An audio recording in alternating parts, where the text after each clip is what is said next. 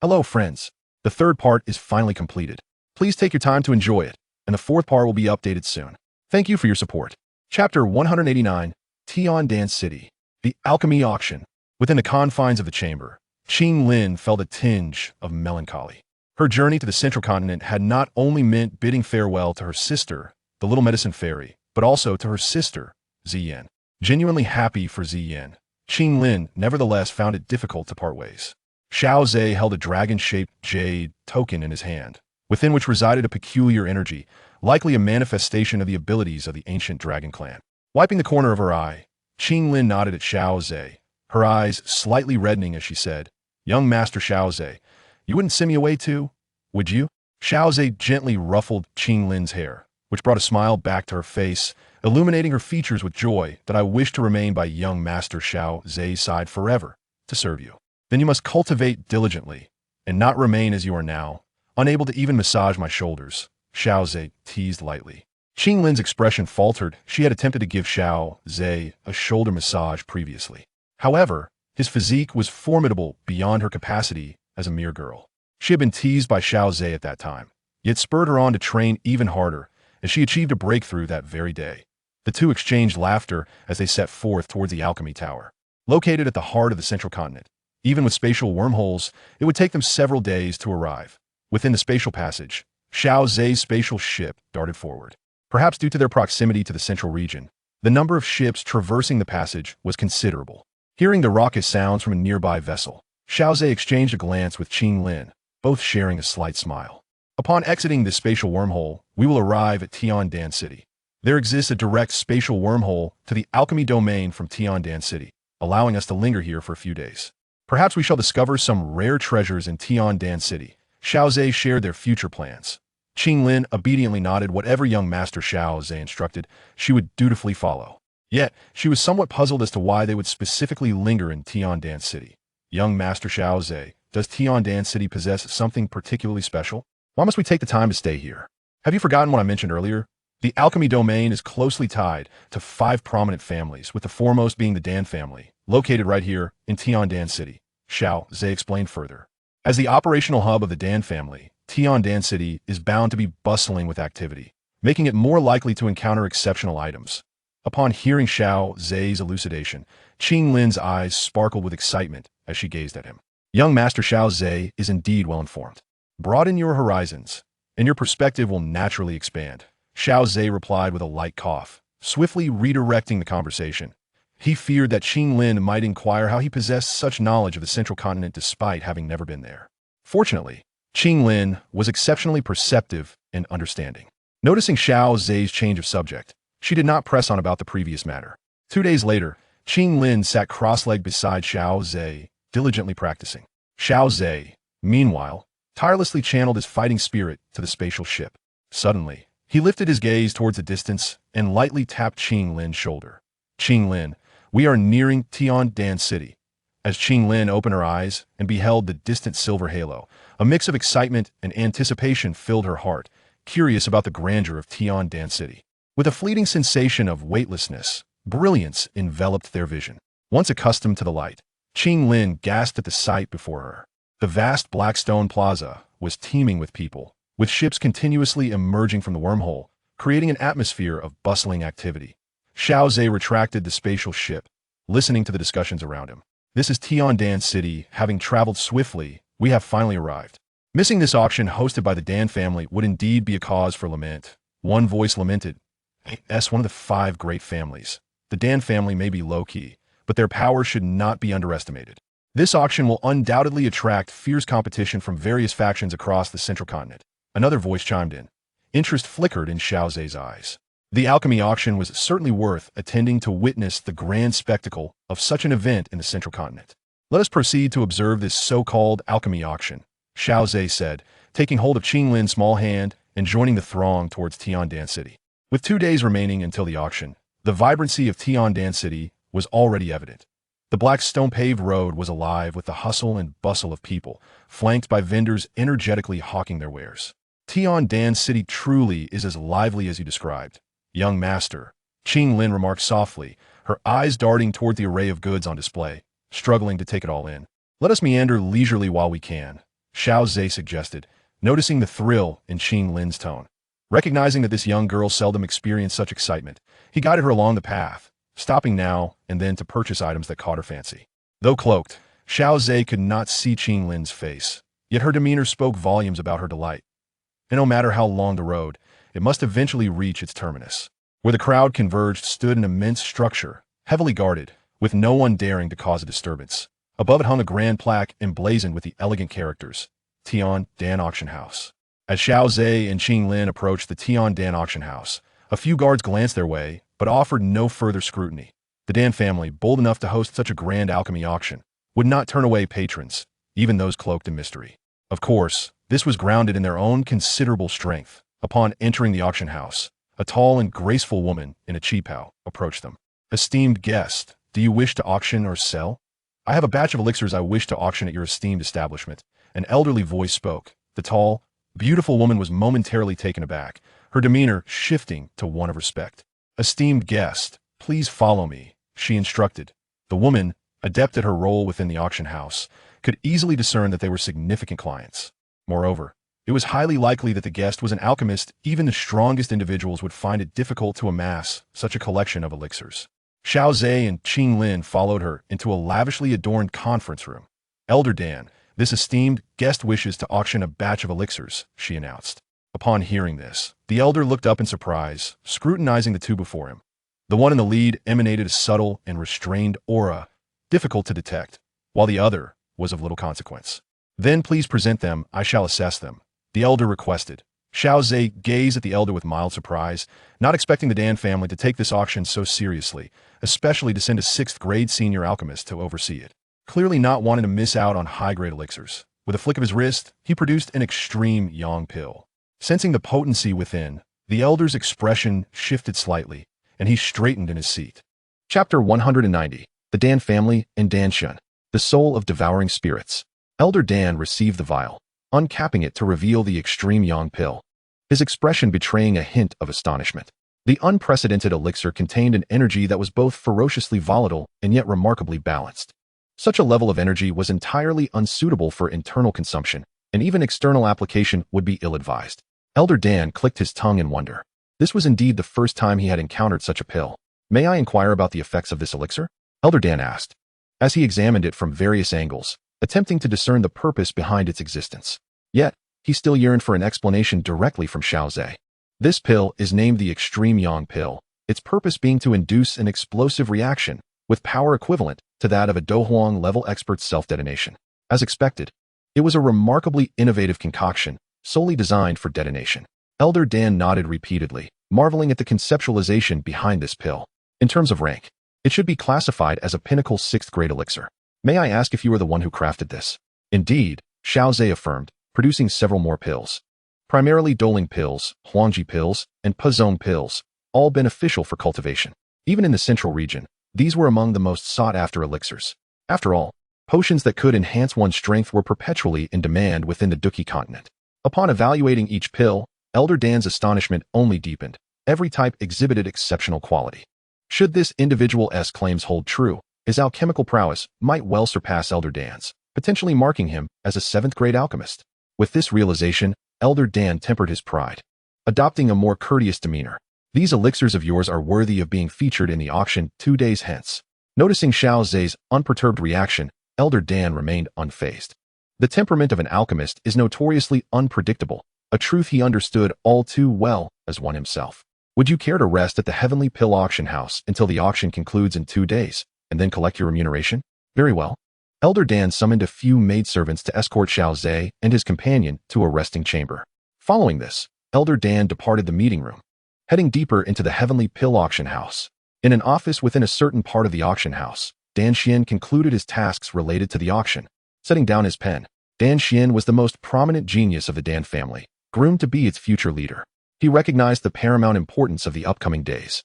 As the Dan family was orchestrating a grand auction for elixirs, should they fail to satisfy the factions attending, their reputation could suffer irreparable damage. Despite the Dan family's low profile, they had to sell their crafted elixirs. Otherwise, they would serve little purpose within the family and would be better off exchanging them for benefits with other factions. This practice was common among the 5 prominent families. who occasionally collaborated to host elixir auctions. Young Master Dan Xian. Here is today's new batch of auction items, Elder Dan announced as he knocked and entered, presenting a list to Dan Xian. Upon reviewing it, Dan Xian's attention was drawn to a particularly noted elixir, the Extreme Yang Pill, designated for self-detonation. With power on par with that of a Douhuang-level expert's explosive force, Dan Xian softly recited the effects of the Extreme Yang Pill, a glimmer of intrigue dancing in his eyes. Indeed, it was a novel approach to its formulation. He detailed the origins of this elixir. Yes, Elder Dan responded with utmost respect. Although he held the title of Elder, Dan Xian was destined to become the future leader of the Dan family, rendering any pride on his part unwarranted. Moreover, Dan Xian's alchemical prowess far surpassed his own. Now I understand, Dan Xian mused, handling the Extreme Yang Pill. However, the crafting of this pill was no simple feat. Merely balancing the volatile energies within was enough to confound a multitude of 6th-grade senior alchemists. The alchemist responsible for its creation likely possessed an extensive mastery, even among the 7th-grade practitioners. Elder Dan was momentarily taken aback, realizing that the alchemist's skills exceeded his expectations.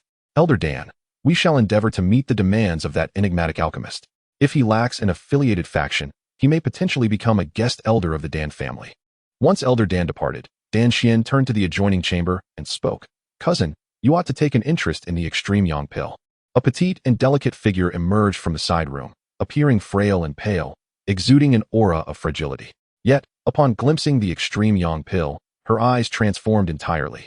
Dan Xian tossed the pill to Dan Xian, knowing that his cousin was not particularly drawn to other matters, but her passion for alchemy was profound. Mentioning elixirs would elicit a markedly different response from her. Due to Dan Xian's extraordinary talent, few could approach her without being affected, fearing that her gift might harm others. She had grown timid in her interactions, cultivating a shy demeanor. Were Xiao Ze present, he would undoubtedly observe a faint golden talent in Dan Xian's status, soul devourer. This unique ability allowed her to automatically consume the surrounding souls, thus amplifying her own spiritual essence. It was precisely for this reason that Dan Xian possessed formidable soul power, granting her an unparalleled advantage on the path of alchemy. Dan Xian's alchemical skills surpassed even those of Dan Xian, attributed both to her remarkable gift and her unwavering focus on the craft. What an intriguing formulation, she remarked. The primary ingredient of the Extreme Yang Pill must be Yang Gold. However, this material is exceedingly volatile. Not only would flames cause it to react, but even a mere trace of fighting spirit could unleash tremendous energy. The individual capable of crafting such a pill must possess exceptional fire control. Dan Xian critically analyzed the unfamiliar pill before her, offering high praise for its creator's expertise. Dan Xian smiled gently, recognizing that whenever his cousin engaged with matters of alchemy, her entire demeanor transformed. If you are interested, would you like me to introduce you to that alchemist? At his suggestion, Dan Xian's expression shifted suddenly, as if doused with cold water, becoming timid and quickly shaking her head. No. Hearing this, Dan Xian could only chuckle in resignation. However, he was quite intrigued by the alchemist capable of concocting the Extreme Yang elixir, contemplating the opportunity to make their acquaintance. Meanwhile, upon arriving in the resting chamber, Xiao Ze requested a list of items to be auctioned from a maid, eager to ascertain if there were any items of interest to him. Esteemed guest, here is the auction list you requested. Xiao Ze accepted the document and perused its contents, harboring no illusions of discovering anything truly precious. Nevertheless, he anticipated finding some medicinal herbs essential for his alchemical endeavors. As he sifted through the list, he was suddenly struck by the sight of the revitalizing fruit. Fortuitously, he had stumbled upon this rare item. Gathering a few more revitalizing fruits would enable him to concoct additional revitalizing pills. Such a treasure is never excessive, as possessing even one more could mean an additional lease on life. Subsequently, Xiao Ze continued his search, while Qinglin practiced diligently beside him.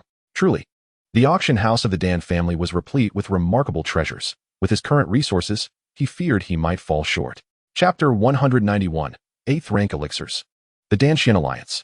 Xiao Ze meticulously recorded the herbs he required on a piece of paper and summoned a maid from the auction house to place in advance order.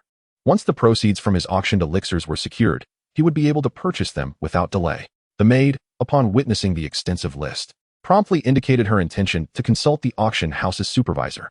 Shortly thereafter, a portly middle-aged man, beaming with a broad smile, entered the room. Respected alchemist, Elder Dan has previously stated that every effort will be made to fulfill your requests. It is estimated that the value of the batch of elixirs you are auctioning will sufficiently cover the cost of your advance order. Would you like us to deliver them to you now? Xiao Ze felt a surge of delight at this news. After all, Placing in advance order did carry the risk of others purchasing the items, and possessing them securely was paramount. Of course, I would appreciate your assistance. Kindly extend my gratitude to Elder Dan on my behalf. Should you require anything else, please do not hesitate to voice your needs. I shall take my leave now. The portly man smiled and retreated. Before long, a more exquisitely beautiful maid entered the room, her figure alluringly curvaceous, and her eyes seemed to speak with an enchanting language. Regrettably, Xiao Ze remained cloaked, never meeting her gaze. Sir, here are the medicinal herbs you ordered. The maid placed a small box upon the table, within which lay a spatial ring. Understood. You may leave now, Xiao Ze said casually after inspecting the ring. A flicker of disappointment crossed the maid's eyes. Yet she dared not linger, for he was a distinguished alchemist. After a respectful bow, she exited the chamber. Xiao Ze ran his fingers over the spatial ring, transferring all the herbs contained within to his own superior spatial ring. Indeed, the Dan family, with its focus on alchemy, boasted an impressive accumulation of materials even within its auction house. The elixirs he was set to auction were likely of comparable value to these herbs, if not inferior. Thus he had managed to gain a slight advantage from the Tion Dan auction house. With my previous accumulation, I should now be able to gather the materials for 3 life-returning pills. Once we arrive at the pill tower, I shall find the opportunity to concoct them. 2 days later, Xiao Ze and Qinglin ascended to the second floor of the auction house, observing the myriad of pills being auctioned. Xiao Ze's understanding expanded considerably. His Extreme Yang pill ranked among the upper tier of this batch, particularly due to its unique effects. The auction of the Extreme Yang pill incited a minor wave of excitement. The pills he presented for enhancing strength were also in high demand. As for a large faction, such pills are never deemed excessive.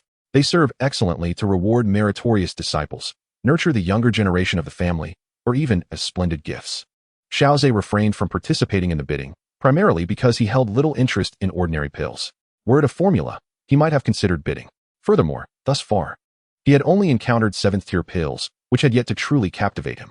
Moreover, given his current resources, he could not compete with the well-prepared large factions. Those formidable forces were likely eyeing the grand finale and the ultimate auction item. True to expectation, the penultimate highlight of the auction was a remarkable 8th-tier pill, the dual-colored pill Thunder. Indeed, only pills of such caliber could attract numerous large factions to bid. As Xiao Ze listened to the incessant rise and fall of the auction prices, he couldn't help but marvel. Young master, are 8th-tier pills exceedingly rare? Qinglin, aware of their rarity, was nonetheless startled by the escalating bids. Of course, from the 8th tier onward, a significant divide emerges. Pills beneath this tier seldom possess spiritual essence, while 8th tier pills begin to exhibit nascent spiritual attributes, capable of transforming into various forms. So wondrous. Qinglin gazed at the 8th tier pill displayed on the platform below. Regrettably, the pill was securely sealed, and her keen eyes could not discern its authenticity. Ultimately, this 8th tier pill was auctioned off at a price that left Qinglin feeling dizzy and overwhelmed. Xiao Ze glanced at the faction that secured the final bid, the Flame Valley. It appeared that the Flame Valley did not intend to participate in the auction for the ultimate item, for acquiring an 8th tier pill likely strained their financial resources considerably. As the last 3-colored pill Thunder of the 8th tier was fervently contested by various factions, Qinglin expressed a tinge of envy, saying, "The profession of alchemist is truly lucrative. Alas, I'm not an alchemist, or else I could alleviate young Master Xiao Ze's resource burdens. Why do you ponder so much? Little girl, when strength is attained, resources will naturally follow. Without strength, no amount of resources serves but to adorn others." As the auctioneer's voice fell, the final 8th tier pill was surprisingly claimed by the enigmatic Sound Valley. Xiao Ze cast a surprised glance at the room where the Sound Valley resided. This faction was mentioned sparingly in the original narrative, often only in passing alongside references to the Flame Valley. From the perspective of this auction, it is evident that Yinggu possesses a heritage that rivals that of Fengyan Valley. After the conclusion of the auction, a portly middle-aged man approached the room where Xiao Ze resided. "Esteemed alchemist, please wait a moment. Young Master Dan Xian wishes to meet you. He is the actual overseer of this medicinal pill auction. What say you?" "Dan Xian? Very well." Xiao Ze was momentarily taken aback. Was not Dan Xian the future leader of the Dan family? "I shall trouble you to wait here. Young Master Dan Xian will arrive shortly." The rotund man clapped his hands, and several beautiful maidens entered, bearing an array of fruits and delicacies. "Please enjoy. We shall take our leave now." Xiao Ze gazed at the sumptuous spread before him, approached, and sat down, partaking without reservation. "Qinglin, what do you suppose is the reason Dan Xian seeks me? Perhaps he is interested in your alchemical skills?" Qinglin replied, frowning. "Close enough. He likely inferred my level of alchemy from the Extreme Yang pill." After indulging in the feast, a knock echoed at the door. "Greetings, esteemed alchemist. I am Dan Xian. Honored to meet you, Dan Xian of the Dan family. I am Xiao Ze, he replied courteously, bowing slightly. May I inquire if you are affiliated with any faction? I am not from Zhongzhou. A flicker of surprise crossed Dan Xian's eyes, yet Xiao Ze promptly added, I have come to Zhongzhou solely for further studies at the Dan Tower. I fear I cannot fulfill your expectations. Dan Xian, undeterred by Xiao Ze's revelation of his intentions, chuckled heartily. In truth, there is no need for such a swift refusal. Pursuing studies at the Dan Tower does not conflict with becoming a guest elder of the Dan family. Seeing Xiao Ze remain unmoved, Dan Xian pondered briefly before stating, Since you are unwilling, I shall not press the matter. However, as it is your first visit to Zhongzhou, and being unfamiliar with the surroundings, I have matters to attend to at the Dan Tower. Perhaps we could journey together? Xiao Ze felt a flicker of intrigue at the prospect of having a familiar guide. Very well, I appreciate your assistance, Dan Xian. Chapter 192, Arrival at the Dan Tower. Rank Assessment. Upon Xiao Ze's agreement, Dan Xian breathed a sigh of relief. Even if he could not secure a guest elder for his family, cultivating a cordial relationship was still a commendable choice. Dan Xian's philosophy was to foster goodwill whenever possible. Should enmity arise, he believed in decisively eliminating it to prevent future troubles. Pray tell, does Xiao Ze still harbor doubts about me? Why do you persist in concealing your true identity? Dan Xian inquired, curious, for he knew that since their arrival at the Tion Dan auction house, Xiao Ze had consistently cloaked himself in a mantle. Haha, one must exercise caution while traveling, Xiao Ze replied, gradually shifting his voice from an elderly tone to his true sound. As Dan Xian looked on in mild astonishment, Xiao Ze removed his cloak. Dan Xian stared at Xiao Ze's visage, momentarily at a loss for words. He appeared astonishingly youthful. This brought forth a wave of relief and joy within him. Grateful that he had not acted foolishly and offended Xiao Ze, he found delight in the fact that their acquaintance was relatively amicable, at least not hostile. Xiao Ze, you are far younger than I had imagined. Haha, it is indeed my fault for always communicating with a voice that bears the weight of age. The two engaged in conversation for quite some time, enjoying each other's company. Ahem, it is getting late, Xiao Ze. Please take a good rest today. For tomorrow we shall journey together to the Dan Tower, Dan Xian remarked with a slight cough. Naturally, I eagerly anticipate my journey of advancement at the Dan Tower. Xiao Ze replied with a warm smile. At the break of dawn the following day, Dan Xian arrived at Xiao Ze's resting place. Xiao Ze, are you prepared? I have already instructed my family to arrange the spatial wormhole. Thank you for your efforts, Xiao Ze said amiably. The trio made their way to the spatial wormhole in Tion Dan City, with Dan Xian, the future helmsman of the Dan family, leading the way. They encountered no difficulties and soon entered the wormhole. Subsequently, Dan Xian produced a rather luxurious spatial vessel. This is a more advanced spatial ship, capable of reaching the Dan region swiftly. The journey from Tion Dan City to Shung Dan City through the spatial wormhole will take only a few days. Throughout the journey, Xiao Ze and Dan Xian delved into the intricacies of alchemy, both feeling enriched by their discussions. Amidst this fervent exchange, time seemed to fly by. When Xiao Ze finally regained his senses, the silver halo representing Shung Dan City had already come into view. Among the many spatial vessels navigating alongside them, figures clad in various alchemist uniforms emerged, their eyes fervently fixed on the silver halo. Many of them were alchemists who had traveled from various corners of the continent, making the arduous journey to reach the sacred land of Shung Dan City, the revered sanctuary in every alchemist's heart. Countless spatial ships rushed to pass through the enormous silver halo. Accompanied by a violent jolt, Xiao Ze adapted to the brilliance before him and looked around, revealing a vast plaza constructed from crimson rocks. The plaza was teeming with people, the clamor resonating in his ears, as a multitude of spatial vessels flew out from the silver halo and landed upon the square. This was the outer space point of Shung Dan City, of which there were as many as 8 in the outer regions.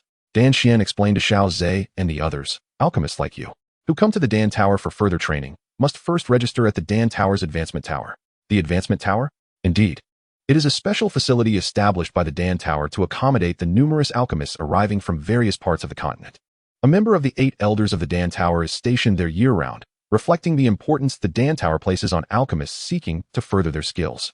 As Dan Xian elaborated, he led Xiao Ze to a certain stronghold of the Dan family, where they boarded a flying magical beast to the Advancement Tower. Gazing upon the seemingly endless expanse of Shung Dan City, Xiao Ze marveled at its grandeur, truly befitting the continent's most prestigious alchemist organization. According to the original narrative by Xiao Yan, the sheer size of Shung Dan City could rival that of the entire Black Corner region. One can only imagine the flourishing state of the Dan Tower. In this vibrant Shung Dan City, various towers were the most common sight. As the flying magical beast descended, Xiao Ze beheld a towering edifice of blue stone. This is the advancement tower.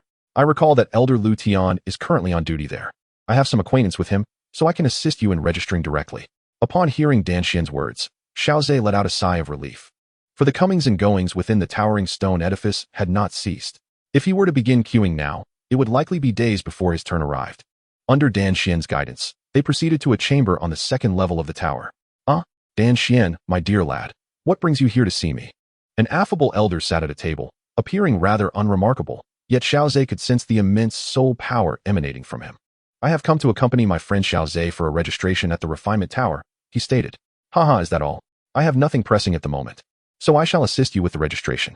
The elder turned his gaze towards Xiao Ze, who was astonished to find that his own soul power was subtly concealed, rendering him indistinguishable from an ordinary person.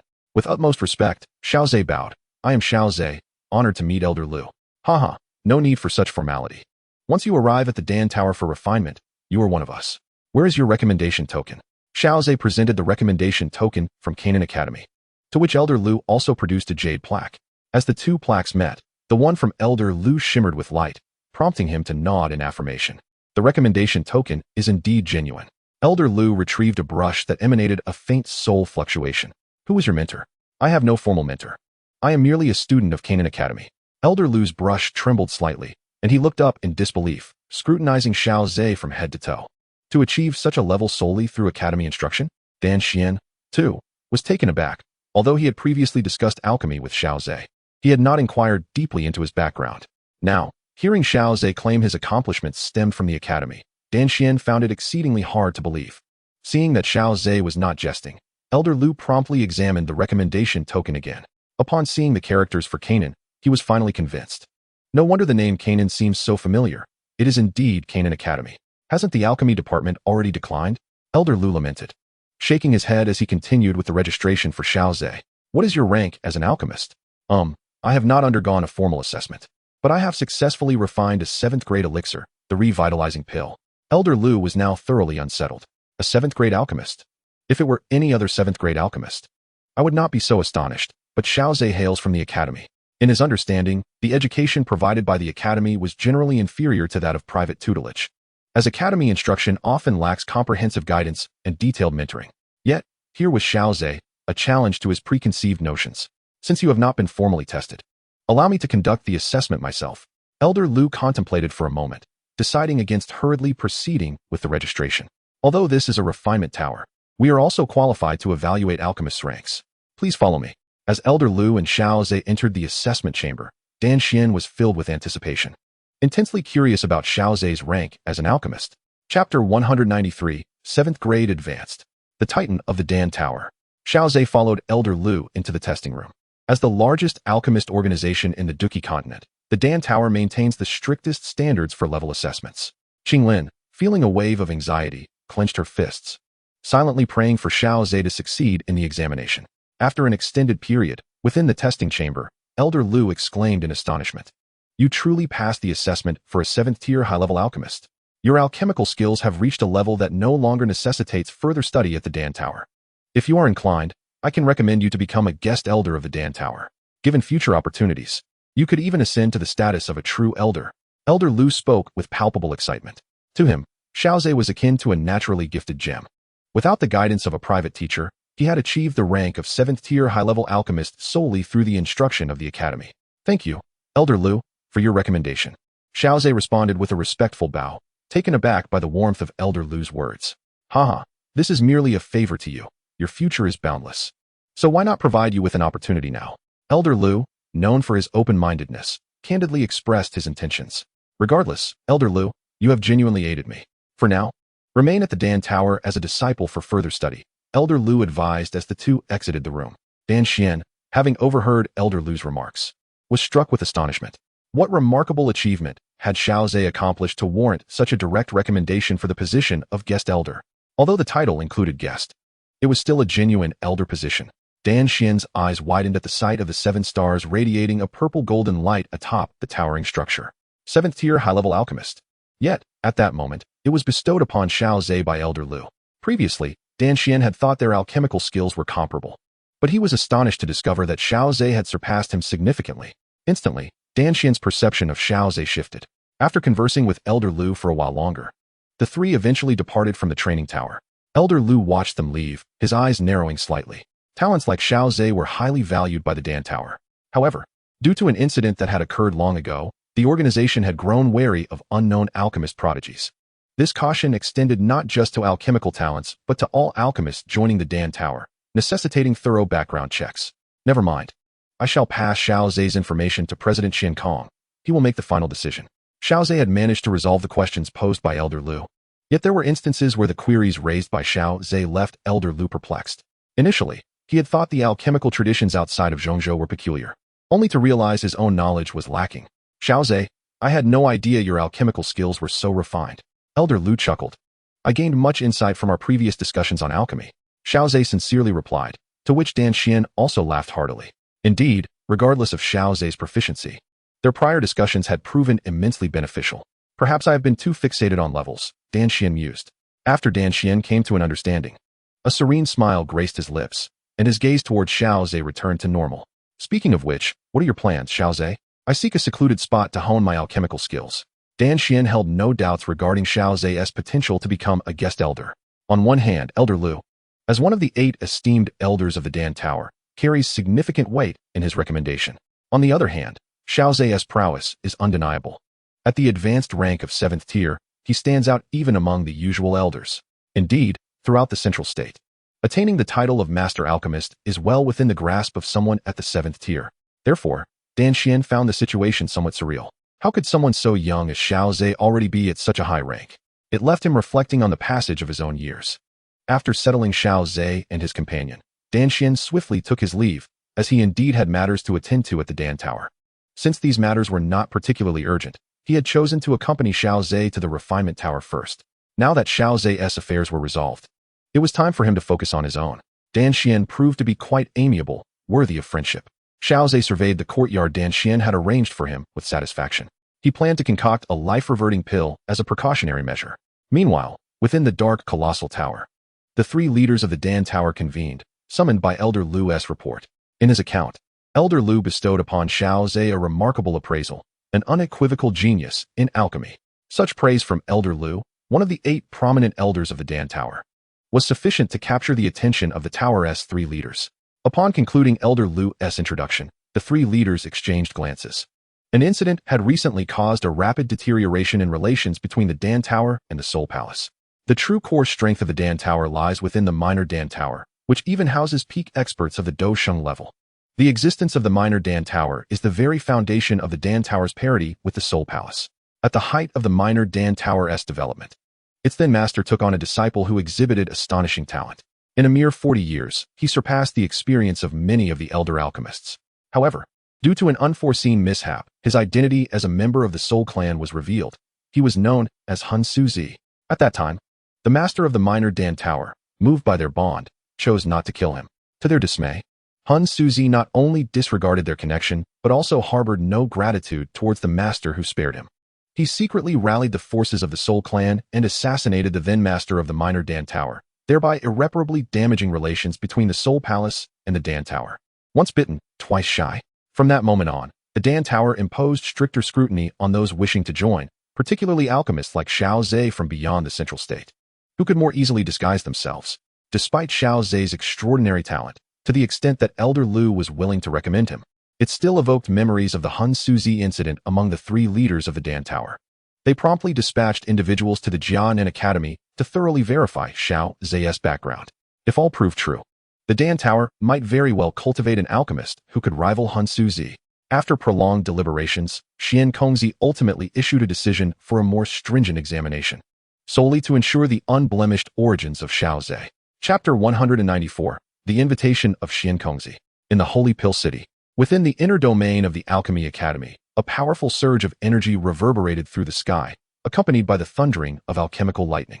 The residents of the Dan family within the academy had grown accustomed to this phenomenon, as it had become a commonplace occurrence over the past few months. Young Master Dan Xian had somehow befriended a master alchemist, whose fervor for alchemy had ignited like a blazing fire since taking up residence in the academy. They speculated whether this master alchemist ever paused, tirelessly concocting high-grade elixirs. The once rare sight of alchemical lightning now appeared with alarming frequency. Such a spectacle would undoubtedly be a rarity even within the Dan family itself. Upon witnessing the alchemical lightning for the first time, I had harbored concerns for the master alchemist's endurance. I shared that sentiment. However, it soon became evident that we had underestimated the prowess of the alchemist. The Dan family members were abuzz with chatter, watching as bolts of lightning cascaded from the heavens, only to vanish into the courtyard, leaving them eager with anticipation. In the main residence of the academy, Dan Xian was hosting Elder Lu Tian, and upon hearing the rumbling thunder, he lifted his gaze, his expression tinged with bitterness. He now comprehended how Xiao Ze had ascended to the rank of master alchemist. This relentless obsession with alchemy was a fervor he could never emulate. A few months prior, Dan Xian had intended to take Xiao Ze for a stroll around the Holy Pill City after concluding his affairs. However, he was informed by Xiao Ze's maid that Xiao Ze had already entered a state of alchemical focus. As an alchemist himself, Dan Xian deemed it inappropriate to disturb Xiao Ze. When Xiao Ze summoned the alchemical lightning for the first time, Dan Xian had been anxious for him. Yet, Xiao Ze swiftly proved through his actions that there was no need for concern. Just as Dan Xian assumed Xiao Ze would take a respite, Xiao Ze unexpectedly presented him with a 7th-grade elixir, the revitalization pill, requesting him to gather the necessary herbs. The abundance of medicinal materials in the Holy Pill City was well known, and with Dan Xian's capabilities, collecting the ingredients for the revitalization pill posed no challenge. With a stable source of materials secured, Xiao Ze plunged back into the fervor of alchemy. Such prowess. 7th-grade alchemy. I believe Xiao Ze's future achievements will far exceed this. Elder Lu Tian had also learned of Xiao Ze's situation from Dan Xian and remarked with some nostalgia. Indeed, after months of continuous high-grade alchemical production, I worry his spiritual energy may become depleted. Dan Xian shook his head, recognizing that he could not compare with the extraordinary Xiao Ze. By the way, what brings Elder Lu Tian to visit today? It is due to President Xiankongzi's desire to meet Xiao Ze. I initially intended to inquire through you, only to discover he resided in the academy. Elder Lu Tian elucidated. I see. If Elder Lu Tian has pressing matters, I can convey them. That won't be necessary. Given the intensity of the alchemical lightning, it should conclude soon. Let us proceed, for I suspect if no one seeks him out, he will likely immerse himself in alchemy once more. Dan Xian suggested. Elder Lu nodded, acknowledging that according to Dan Xian, Xiao Ze had maintained this state for several months, making it quite plausible for him to continue his alchemical pursuits. Within Xiao Ze's chamber, which befitted the grandeur of Tung Dan City, there existed a specially designed sanctuary to thwart prying eyes and interference, ideally suited for an alchemist. After enduring the tempest of alchemical lightning, Xiao Ze's eyes flickered with electric brilliance. The power of thunder absorbed by the tree of origin reverberated through his body. With his current physique, there was no need for deliberate refinement. He could absorb it directly. Months of alchemical practice had not only enhanced his skills, but also significantly augmented the thunderous energy within him, yielding remarkable results in his body tempering. While for other alchemists, the lightning summoned by their craft might pose a challenge, for him, it served as an exceptional means of enhancement.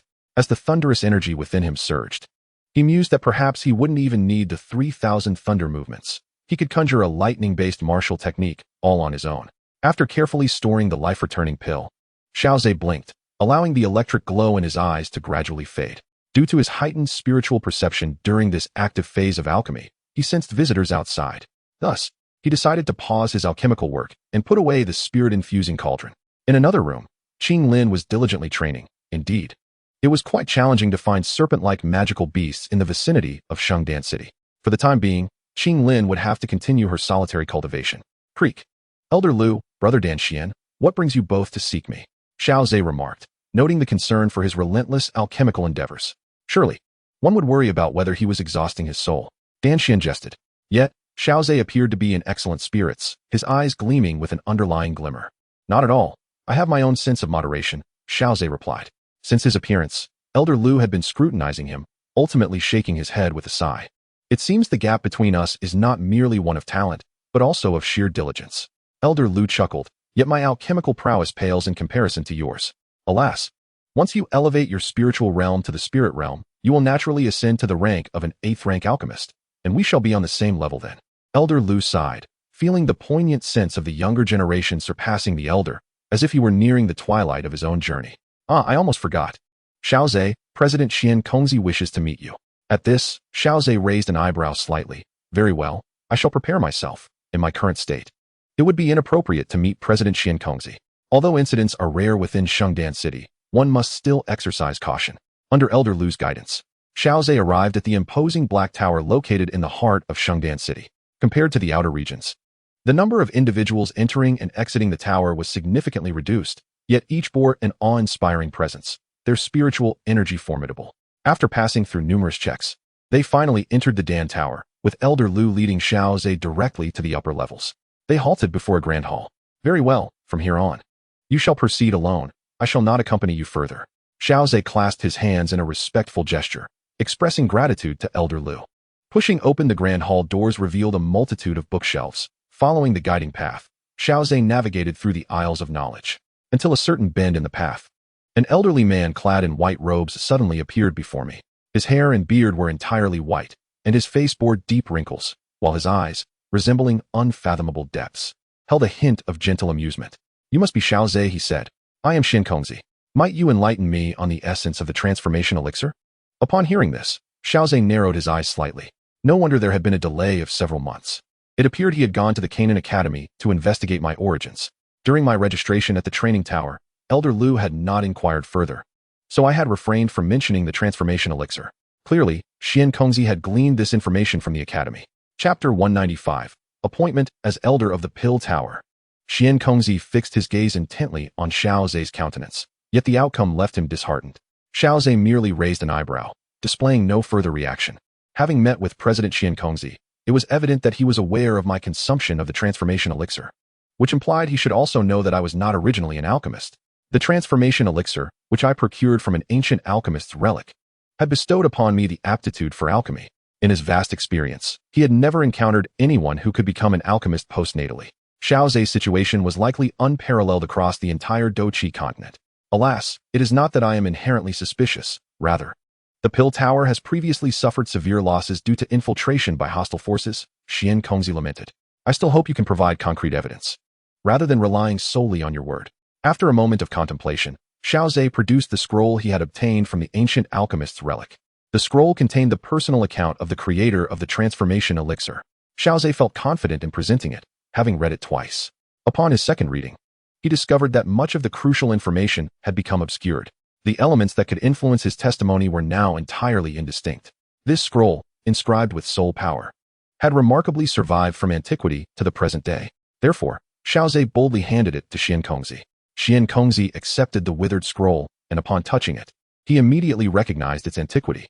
After reading through it, the furrow in his brow relaxed somewhat.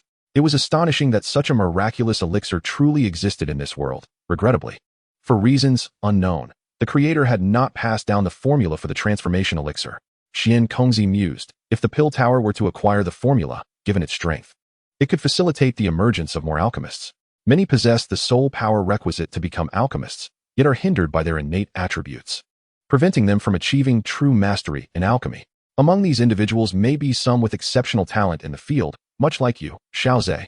The existence of the transformation elixir was indeed authentic, which meant that Xiao Ze had only recently embarked on his journey as an alchemist. In just a few short years, Xiao Ze has ascended to the esteemed rank of a 7th-tier advanced alchemist. Even Qingling could not help but express his astonishment at Xiao Ze's prodigious talent. Xiao Ze, my earlier actions were indeed for the sake of the Alchemist Guild, so please do not take them to heart. Of course, I shall personally provide you with appropriate compensation. Here is the formula for the 7th-tier advanced Xianyang spirit pill. Qingling, devoid of any pretense, directly conveyed his apologies for his earlier doubts toward Xiao Ze. He then presented a copy of the 7th-tier advanced pill formula. Xiao Ze was momentarily taken aback. The guild's skepticism towards him was of little consequence. Having had no adverse effects on him whatsoever, it merely involved an investigation into his background at the Jian Academy. For the past few months, he had quietly remained within the Alchemist Academy, diligently refining pills. It was only today that they sought him out to inquire about the effects of the transmutation pill. If such a level of skepticism could yield a 7th-tier advanced pill, Xiao Ze would welcome the guild's daily doubts with open arms. I shall not decline this generous offer. Upon receiving the formula for the Xianyang spirit pill, Qingling continued, the soul power inscribed on this scroll is nearly depleted, and it may no longer be legible. That is of no concern. I am already well versed in the knowledge recorded by this ancient alchemist, Xiao Ze replied, shaking his head dismissively. Given your clear background and your prowess as a 7th-tier advanced alchemist, the guild cannot continue to regard you as merely a disciple. After a moment of contemplation, Qingling declared, Once the Elder Council convenes in a few days, I shall nominate you to become an Elder of the Alchemist Guild. Thank you, President Xiancongzi. Xiao Ze exclaimed, quickly bowing in gratitude. Although it was their first meeting, Xiancongzi had treated him remarkably well, presenting him with a 7th-tier advanced pill formula. Haha. Well then, since matters have been resolved, you may take your leave. Once you become an Elder of the Guild, numerous advantages shall await you, and you will come to understand them in due time. As they approached parting, Xiancongzi even painted a grand vision for Xiao Ze's future. However, contemplating the 7th-tier advanced pills within his spatial ring, Xiao Ze was content to indulge in this vision, eagerly anticipating the arrival of even greater opportunities. Watching Xiao Ze depart, Xiancongzi shook his head. Initially, upon realizing Xiao Ze's clear background, he had entertained the thought of taking him as a disciple. Yet, upon further reflection, he pondered whether his own alchemical skills would be sufficient to teach Xiao Ze effectively. After all, considering Xiao Ze's growth trajectory, it seemed that he had navigated his way to the 7th-tier advanced level through sheer exploration and effort. Taking him as a disciple might inadvertently hinder his progress. A few days later, a sensational announcement reverberated through the Alchemist Guild. They had gained a new elder. The implications of becoming an elder of the guild stirred the hearts of many. Various factions within the guild began to inquire about the identity of this newly appointed elder. Those with significant influence soon uncovered Xiao Ze's background, a 7th-tier advanced alchemist hailing from beyond the central continent. His alchemical prowess was exceptional, and it was highly likely that he was the alchemist who had repeatedly summoned Pill Thunder within the academy over the past few months. In discussions about Xiao Ze, the Dan family inevitably found themselves mentioned as well. Originally, the strength of the Dan family ranked among the top of the 5 great clans, and now they have established a connection with an elder from the Dan Tower, eliciting envy from other factions. Upon his second visit to the Black Giant Tower, Xiao Ze acquired an Elder-S tower exclusive to him within the inner domain of Tion Dan City. With the status of an elder, traversing through Zhongzhou, other forces must contemplate carefully before attempting to undermine him. Upon becoming an elder, he also received corresponding tasks, granting him merits that could be exchanged for a variety of medicinal herbs and formulas. Departing from the Black Giant Tower, Xiao Ze turned towards the Herb Tower. Within the inner domain of Tion Dan City, numerous towering structures serve distinct purposes, with the Herb Tower being the most frequented. The abundant reserves of medicinal herbs within the Herb Tower astonished Xiao Ze, who had never seen such wealth before, exclaiming the opulence of the Dan Tower. It seemed that he could procure all the necessary materials for the Xianyang Spirit Pill here without troubling Dan Xian. The Xianyang Spirit Pill could refine one's physique and enhance meridians, and more importantly, it possessed a unique effect akin to the Fallen Heart Flame in condensing fighting spirit. Xiao Ze intended to concoct one to test its efficacy. Chapter 196. Xiaoying, a natural soul body. After becoming an elder of the Dan Tower, Xiao Ze accumulated a substantial merit. He possessed an ancient-looking black stone tower, constructed from incredibly sturdy materials. Furthermore, the space within was fortified by powerful formations set by the Dan Tower's elites, capable of withstanding the assaults of Dou Zong experts. This underscores the significance the Dan Tower places on its elders. Retrieving the Elder-S token and placing it at the entrance-S sensing point, the grand door opened automatically. The interior was modestly arranged, though it could be attended to by personnel if necessary. Xiao Ze did not place much importance on these details. Having a shelter was sufficient for him. Qinglin swiftly emerged, her eyes flickering with relief. Xiao Ze scrutinized Qinglin. Have you broken through again? Yes, Qinglin cannot assist you much, young Master Xiao Ze, but I will strive to cultivate diligently, she replied, her cheeks slightly flushed. Xiao Ze affectionately patted Qinglin's small head, finding her understanding beyond her years, evoking a sense of tenderness within him. Come, I will take you to hunt some serpent-like magical beasts. Now that I hold the title of Dan Tower Elder, I feel a sense of security, Xiao Ze remarked playfully, to which Qinglin nodded vigorously. She knew that with her, by Shi San Hua Tong, the only way to grow rapidly was to forcibly contract serpent magical beasts. Otherwise, she would likely never be able to keep pace with young Master Xiao Ze. By the way, young Master Xiao Ze, the Dan Tower personnel previously inquired if you needed more maidservants to manage the Elder Tower. What are your thoughts? You are now my exclusive maidservant. Do you believe I need more? Xiao Ze asked with a smile. Furrowing her brow, Qinglin pondered carefully. I believe it is unnecessary. Although the Elder Tower is vast, I can manage it alone, and besides, as you concoct pills, you require tranquility. Then let it be as you say. Xiao Ze accompanied Qinglin to a certain mountain range within the Dan domain, where the energies of heaven and earth converged, nurturing the myriad of life forms within. He could sense the presence of numerous formidable auras surrounding him. Surely, there are no members of the Beastmaster clan near the Dan Tower? Xiao Ze murmured softly, reluctant to provoke the Beastmaster clan at this moment, choosing to wait until his strength was sufficient to confront them. He scoured the entire mountain range, procuring 5 serpentine magical beasts of the Dou Huang level for Qinglin. Additionally, there were dozens of lower-tier serpentine magical beasts. Observing Qinglin as she tamed a peak Dou Huang serpentine beast, Xiao Ze could not help but marvel at the immense power of the central continent. This was merely the realm of ordinary magical beasts. The truly enticing ones belonged to the powerful bloodlines of the Beastmaster clans. Xiao Ze's spiritual perception extended outward, necessitating caution while venturing into the world. Suddenly, he sensed several auras rapidly approaching. Casting a glance at Qinglin, who was still engaged in subduing a magical beast, he leaped into the air. The previously concealed aura emanating from him became more pronounced, startling the incoming entities. Earlier, he had donned a cloak to obscure his presence and avoid trouble, but now, with the Dan Tower at his back, there was no need for such subterfuge. Clad in his current attire, others would be eager to present him with favors. As he beheld the approaching figures, the foremost among them was an elderly man with a shock of white hair, his eyes glinting with a hint of menace. Yet, what truly captured Xiao Ze's attention was the woman behind him, whose status was marked by a gleaming golden light, an innate soul body. The delicate golden font signified her noble abilities. She possessed a tall, slender figure, adorned in a flowing black gown that exuded an air of haughty elegance. Her skin was as pale as snow, her face slightly gaunt, yet exquisitely refined. A subtle smile played at the corners of her lips, accentuating her alluringly delicate features. Revealing a hint of seduction, she was none other than the enchanting Xiao Ying of the Qiao family. The elder, somewhat unfamiliar, inquired, "May I ask for your esteemed name?" With a respectful gesture, he replied, "We are members of the Qiao family, here to seek magical cores. I am Xiao Ze, the newly appointed elder. It is only natural that you are unfamiliar with me." The elder's eyes flickered with hesitation upon hearing Xiao Ze's words, prompting him to glance at the woman behind him. "Inger, what do you think?" "Heh, Elder Ming, we shall follow Elder Xiao Ze's guidance.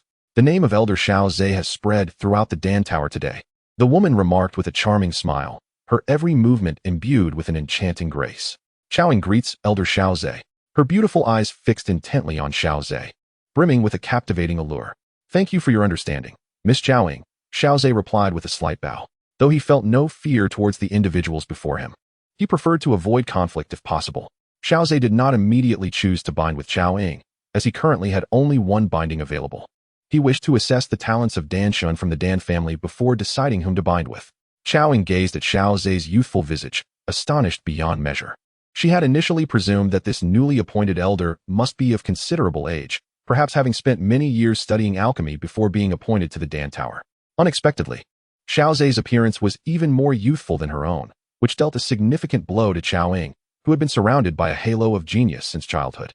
Shortly thereafter, the aura of Qinglin flashed past, and Xiao Ze cupped his hands in gratitude to them, expressing his appreciation for their understanding, with the hope of meeting again in the future. Swiftly, Xiao Ze approached Qinglin, having previously shielded their probing with his soul power. Now that Qinglin had subdued the magical beast, the process was no longer as troublesome. He gently patted Qinglin's small head, cradled her in his arms, and stepped into the air, heading towards the inner region of Tion Dan City. "Inga," the elderly man, whose eyes glinted with ferocity, called out to Xiaoying, noticing her distraction. "I apologize, Ming Lao. I was a bit lost in thought," Xiaoying replied with a smile, as he was an elder of her family accompanying her in search of magical cores. However, as she observed Xiao Ze's nonchalant departure, a spark of interest flickered in her eyes. Perhaps she could inquire with her teacher about Xiao Ze's background. This thought flitted through Xiao Ying's mind as she then entered the mountain range. Having grown up as a prodigy, the sudden emergence of someone like Xiao Ze, who appeared to surpass her genius, naturally stirred a sense of rivalry within her. She wished to ascertain whether Xiao Ze was genuinely as young as he seemed, or if he had mastered the art of maintaining his youthful appearance. After all, both of them had exhibited comparable performances in the original narrative during the Alchemy Association, each crafting an 8th grade elixir of dual-colored danlei. However, Dan Shun was slightly younger than Xiaoying. Perhaps by the time Dan Shun reached Xiaoying's age, she might even surpass her. Upon returning to the Elder Tower, the two busied themselves with their respective tasks. Qinglin focused intently on her cultivation, while Xiao Ze hurriedly ascended to the tower's summit, preparing to refine the Xianyang Spirit Pill. Chapter 197. Xun'er emerges from seclusion. Origin: Emperor Flame. In the ancient realm, atop the heritage altar, golden flames ascended, emanating a majestic aura that captured the attention of many ancient beings within the realm. In the very next moment after the aura radiated, Gu Yuan's figure appeared at the heritage altar. Upon seeing her father's presence, Xun'er's face blossomed with a gentle smile. Before accepting the inheritance of the Golden Emperor's burning heaven flame, her father had stood before the altar with an expectant gaze fixed upon her. Just as he did now. Having finally completed the inheritance, she felt she had not disappointed his expectations. Rising, Xun'er approached Gu Yuan, and with each step, golden fire lotuses appeared beneath her feet. Upon reaching her father, she softly spoke. "Father, I have succeeded." "Haha, splendid. Today happens to be the competition among the younger generation of our clan. Shall we partake?" "Certainly," Xun'er replied after a moment's consideration, nodding gently. With a wave of his hand, Gu Yuan swiftly transported them to a grand plaza.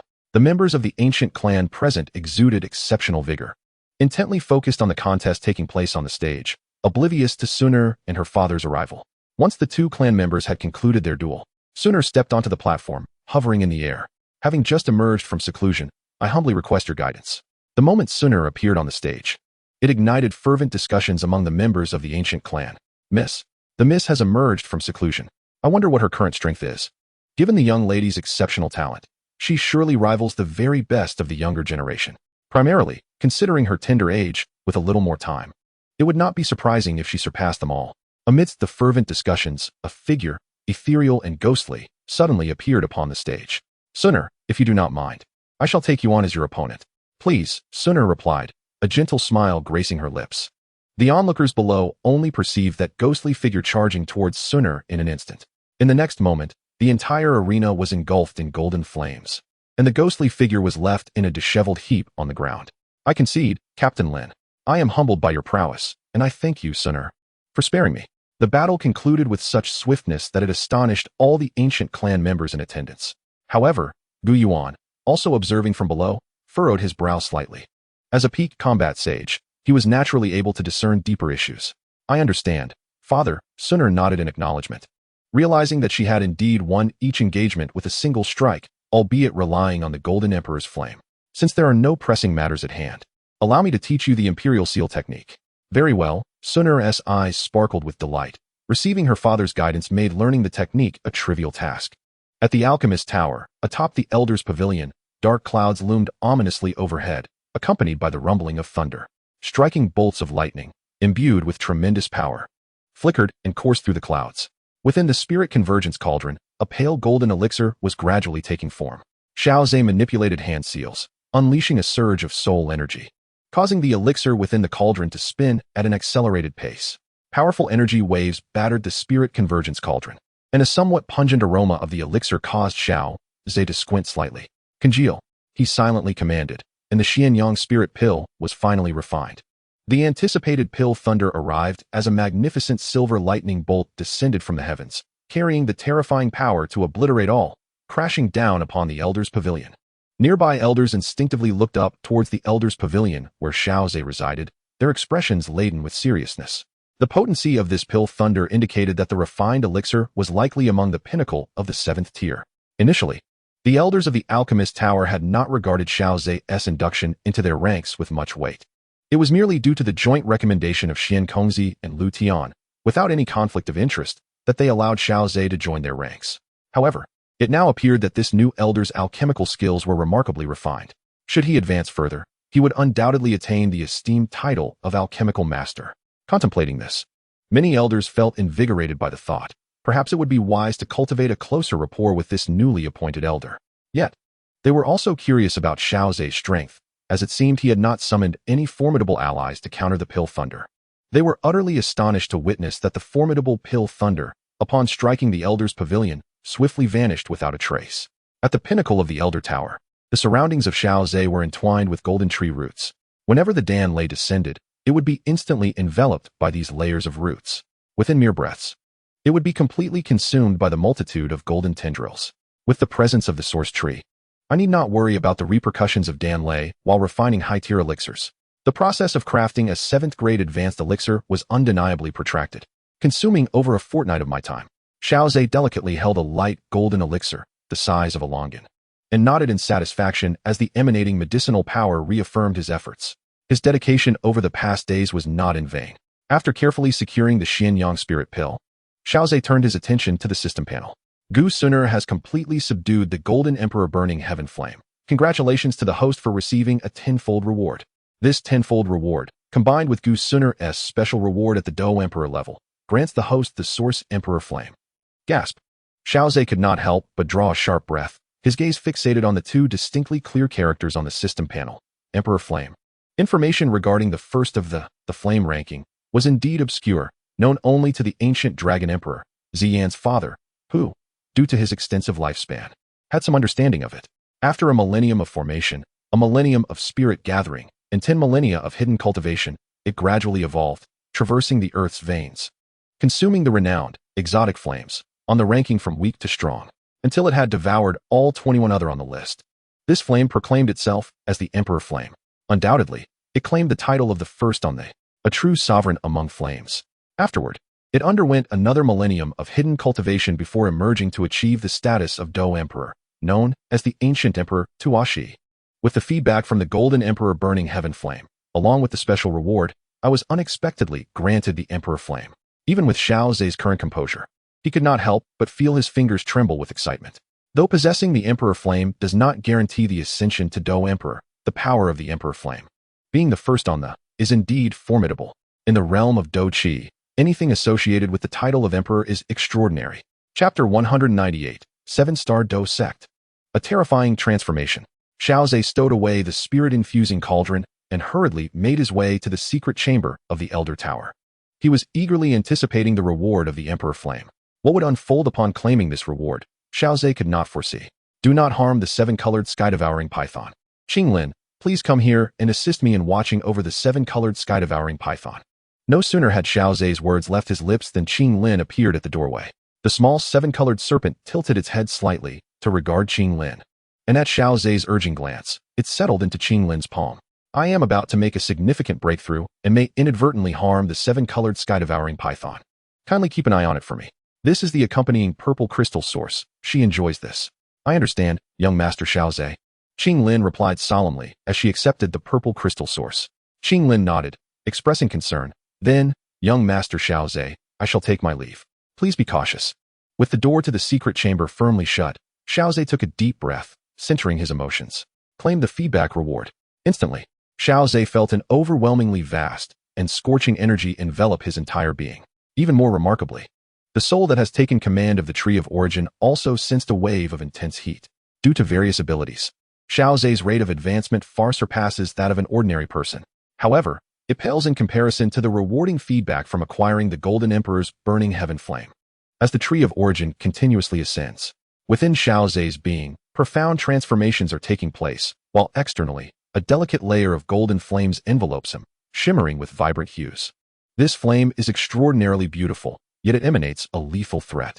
The surrounding space seems unable to withstand the searing heat, warping under its influence. As time passes, Qinglin has nurtured the colorful sky-devouring python several times.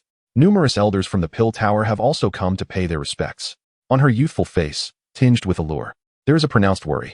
Although she has unwavering faith in Xiao Ze, the faint yet ominous sense of danger emanating from the secret chamber makes Qinglin uneasy.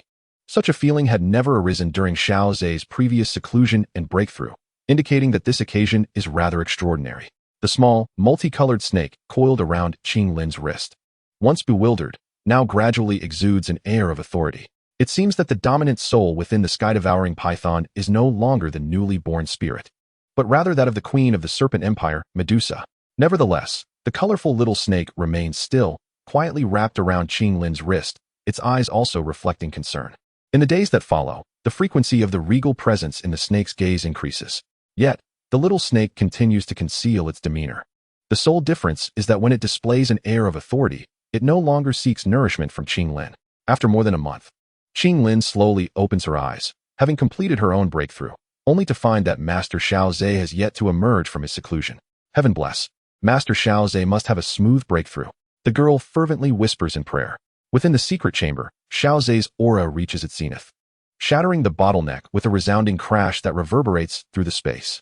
Accompanied by a thunderous sound, his momentum surges dramatically. Upon introspection of the void within Xiao Ze, one can see the Tree of Origin standing tall at the core of this emptiness, its height surpassing 7,000 meters. This signifies that Xiao Ze's fighting spirit has ascended to the level of a 7-star Dozong, and he is not far from breaking through to the next realm. If other Dozong experts were to learn of Xiao Ze's progress, they would surely question whether their years of cultivation have been in vain. After a considerable time, Xiao Ze finally opens his eyes, and the golden flames that enveloped him retreat into his being. Concerned that an accelerated rise in rank might render his fighting spirit unstable, he had been relentlessly suppressing the energy within him, yet he still managed to reach the 7-star Dozong level.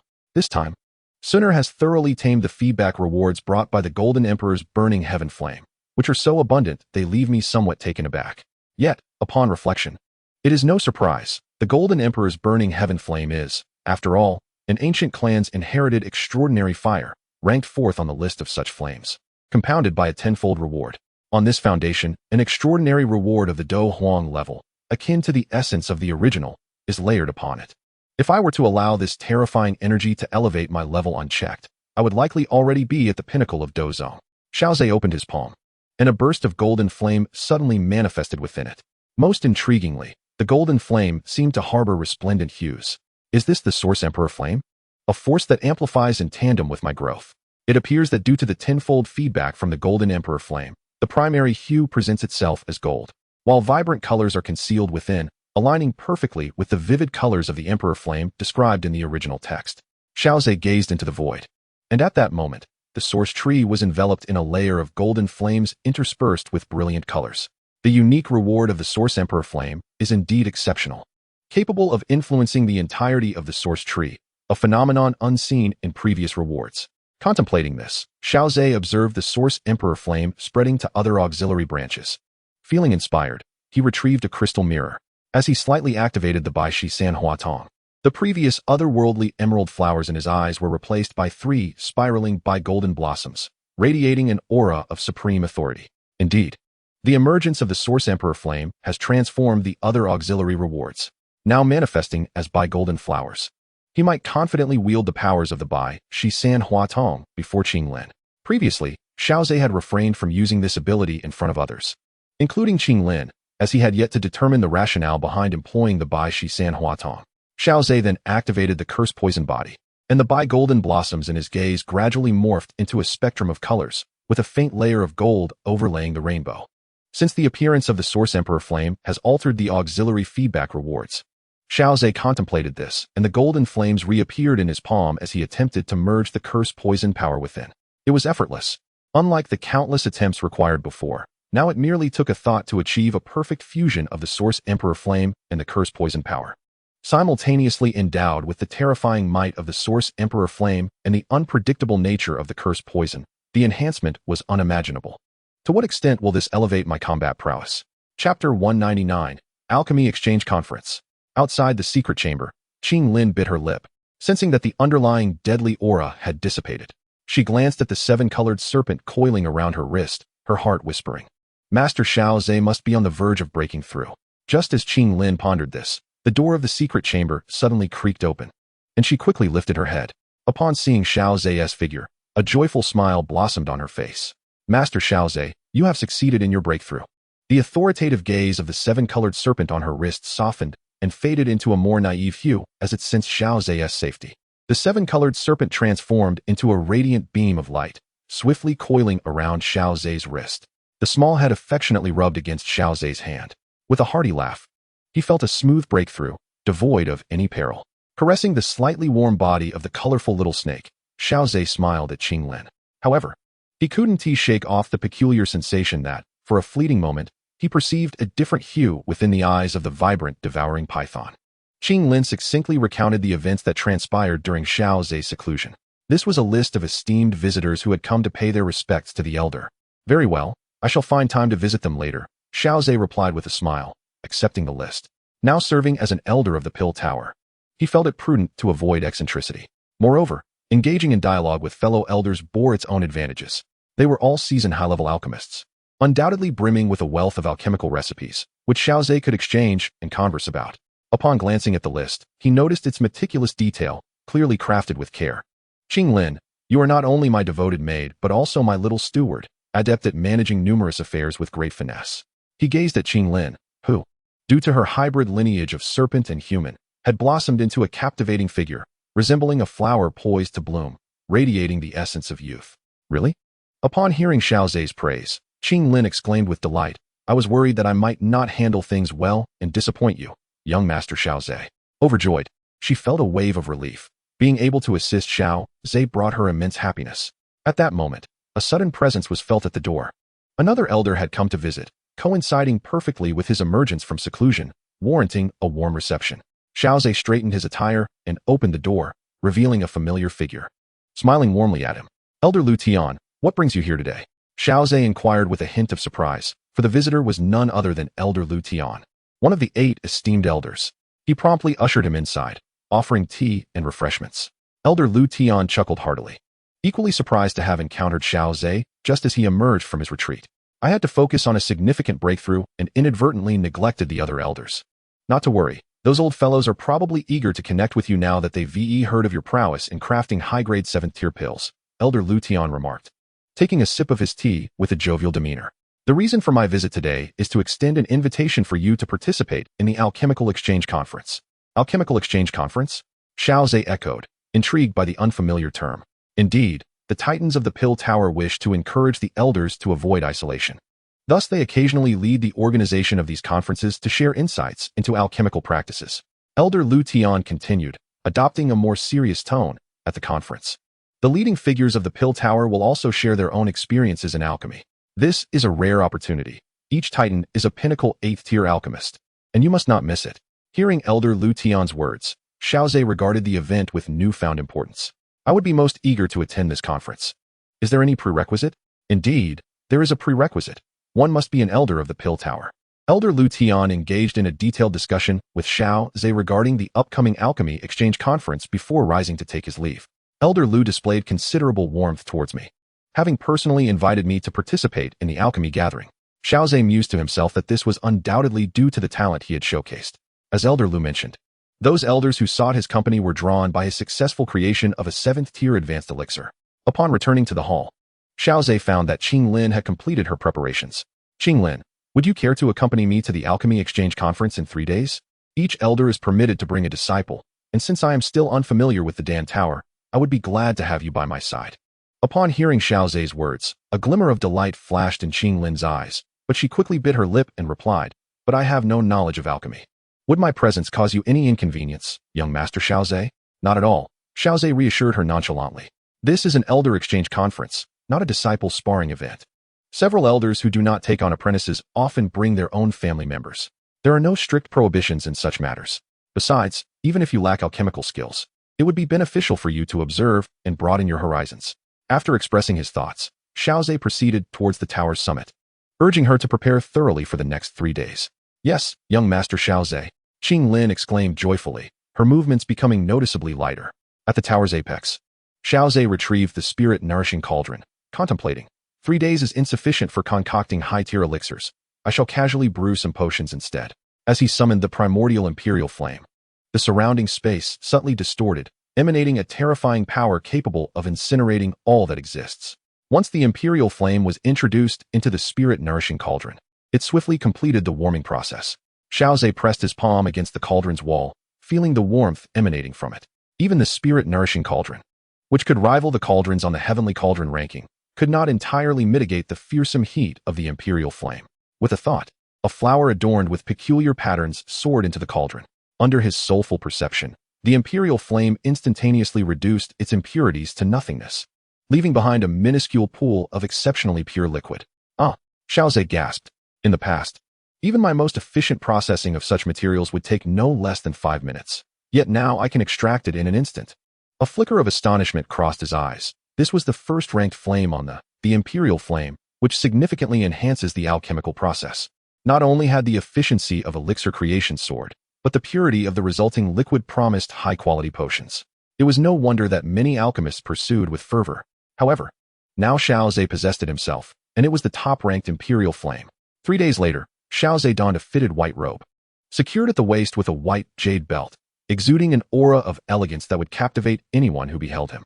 Qinglin, in a pale blue long dress, had her flowing hair bound with a sky-blue ribbon, her unusual pupils radiating a hint of allure.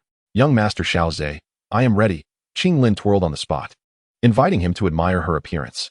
Quite beautiful, he remarked. Xiao Ze gently adjusted the slightly disheveled strands of his azure hair, contemplating that it would be prudent not to arrive late for his inaugural participation in such an exchange conference. The alchemical exchange was convened for all elders. Hosted within the imposing Black Tower. Accompanied by Qinglin, Xiao Ze navigated through multiple layers of scrutiny before finally gaining entry. Guided by a designated attendant, he arrived at a grand hall of considerable magnitude. Presenting his elder's token, Xiao Ze successfully entered the hall, which was already populated by numerous alchemists. Among them, he spotted Elder Lu Tian, who, despite his responsibilities at the Refinement Tower, was not bound to remain there at all times. Furthermore, the Alchemy Tower boasted many formidable individuals who had joined due to its esteemed alchemical practices, ensuring its security under their vigilant protection. Elder Lu Tian, noticing Xiao Ze's arrival, waved him over. Elder Lu, you arrived quite early, Xiao Ze remarked. I had some free time, so I thought it best to come ahead. Elder Lu replied with a warm smile. Since you are here early, allow me to introduce you to the other elders of the Alchemy Tower. Thank you, Elder Lu. Xiao Ze expressed his gratitude and followed Lu Tian, meeting the other elders of the Alchemy Tower. With Lu Tian, one of the 8 esteemed elders, making the introductions. Each elder received him with enthusiasm, and he also paid respects to those he had previously visited. As the start time approached, Xiao Ze had acquainted himself with all the attending elders, at least achieving some familiarity with them.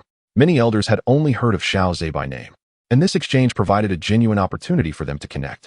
Their astonishment at Xiao Ze's appointment as an elder was palpable, particularly given his remarkably youthful appearance. Observing Xiao Ze engaged in lively conversation with Elder Lu, a collective thought arose among the elders, a prodigy.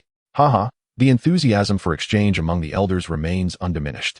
Sharing insights is indeed a method to elevate one's alchemical skills. A figure had appeared at the center of the hall, and upon hearing this voice, the elders' expressions shifted to one of reverence as they bowed in unison. Greetings, President Xian. Xiao Ze promptly reciprocated the gesture. With a gentle smile, Xian glanced at Xiao Ze, a hint of curiosity surfacing in his mind. Had Xiao Ze's prowess surged significantly? There is no need for such formality. In the realm of alchemy, isolation is ultimately unproductive. Only through mutual exchange and collaboration can we refine our skills. He continued, let me set the stage for our discourse. The elders listened intently to President Xian's insights on alchemy. Truly, as one of the 3 giants of the Alchemy Tower, his profound expertise enriched the gathering, and Xiao Ze found himself immensely benefiting from his wisdom. This alchemical exchange unfolded over several days, with each elder sharing their insights. Xiao Ze, of course, was no exception. After he concluded his presentation, the regard of the other elders toward him had transformed significantly. Some elders initially harbored doubts regarding Xiao Ze's alchemical skills. However, after listening to his insights on alchemy, their skepticism vanished entirely. The attendees, all masters of alchemy, were well aware that deception was impossible among them. This exchange event significantly elevated the elders' regard for Xiao Ze, and no one dared to underestimate him due to his youthful appearance. Following this, a period of free exchange commenced. Xiao Ze intended to engage with other elders, but soon noticed Zhuang approaching him with Qiaoying. President Zhuang, Miss Qiaoying, are you two acquainted? I had planned to introduce you, Xiao Ze remarked, somewhat surprised. Master, I encountered Elder Xiao Ze while hunting for magic cores. We had a brief encounter. Qiaoying replied with a smile, her enchanting eyes captivating Xiao Ze momentarily.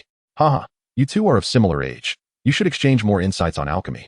Zhuang said with a grin. Xiao Ze, would you be interested in leading the Dan Tower disciples to the Sound Valley for further study? Sound Valley? Further study? Xiao Ze inquired, puzzled. Does the Dan Tower have a vested interest in the Sound Valley? Indeed, many top forces in the Central Continent have dealings with the Dan Tower. The Sound Valley will soon host the magic sound refinement. Experiencing this refinement can greatly benefit one's martial energy cultivation, physique, and even the soul. This year, I have intentionally secured an additional slot, bringing the total to 5 for the Dan Tower. The implication was unmistakable, and Xiao Ze promptly responded. I am willing to lead the Dan Tower disciples to the Sound Valley. Excellent. For this trip to the Dan Tower for further study, you and Elder Lu Tian will coordinate the relevant matters, Zhuang stated as Lu Tian appeared nearby and clasped his hands in greeting. At your command, President Zhuang. Lu Tian replied. Now, for the details regarding the magic sound refinement, I will leave it to Elder Lu Tian to explain to Xiao Ze, Zhuang concluded. Departing with Qiaoying, who cast one last lingering glance at Xiao Ze. Elder Lu Tian, what exactly is this magic sound refinement in the Sound Valley? Elder Lu Tian took a moment to gather his thoughts before responding. The magic sound has the power to bewitch the heart. Only those with strong willpower can listen to it. It offers numerous benefits, as the energy contained within can refine the body, resonate with martial energy, and elevate the soul after undergoing the magic sound refinement. However, due to its bewitching nature, not every disciple can withstand it, even at the Sound Valley. The additional slots, if not utilized, would be wasted, hence the Sound Valley sells them to other top forces in the Central Continent. I see. Xiao Ze finally grasped the intricacies of the magic sound refinement. The original text depicted the Sound Valley as quite mysterious, yet as a prominent force in the Central Continent. There remained a degree of familiarity among them. The prospect of visiting the Sound Valley filled Xiao Ze with anticipation. The magic sound refinement ceremony was scheduled for just over a month from now, and traveling from the Dan Tower to the Sound Valley would require ample time, necessitating an immediate departure in the coming days. However, the enhancement of the soul would not diminish due to the realm of martial energy. Simultaneously, Xiao Ze came to understand the various means through which the elders of the Dan Tower garnered their merits. These encompassed the refining of pills, guarding crucial locations, instructing disciples, and devising unique pill formulas, among others. Much like Xiao Ze, who led the disciples of the Dan Tower to the Sound Valley for the purpose of demonic sound tempering, he too would be able to accrue merits as an elder. Ultimately, the merits of the elders were contingent upon their contributions to the Dan Tower. A well-structured organization must possess a robust system of rewards and punishments. Otherwise, merely sustaining a multitude of elders would deplete the resources of the Dan Tower significantly. Before his departure, Xiao Ze once again visited the Black Giant Tower to seek an audience with Xiao Ze. Xiao Ze, why have you suddenly come to see me instead of preparing for your journey to the Sound Valley? Xiao Ze inquired. Esteemed Xiao Ze, I have come with a request, Xiao Ze replied, cupping his fists in respect. Oh, pray, elaborate, Xiao Ze urged. I have recently felt that my progress in soul cultivation has been sluggish. I have heard that the Dan Tower possesses methods for soul cultivation. May I inquire how many merits are required for their exchange? Upon hearing this, Xiao Ze scrutinized Xiao Ze carefully. His soul power was potent yet restrained, subtly indicating that he was indeed close to a particular realm. Ah, I see. If you seek the methods for soul cultivation, I can grant you access. You may utilize this opportunity in the Sound Valley for the demonic sound tempering to break through to the soul realm. Xiao Ze pondered for a moment before retrieving a scroll imbued with a faint soul energy. This is the Xianqing soul method, an exceptional ancient technique for soul cultivation. Xiao Ze's eyes brightened. Initially, he had only intended to inquire about the merits required, but he was pleasantly surprised by Xiao Ze's generosity in providing it to him directly. Xiao Ze expressed his gratitude, and Xiao Ze nodded in satisfaction. Tossing the scroll to him, the Xianqing soul method was not overly expensive. Merely refining 3 8th-grade pills would suffice.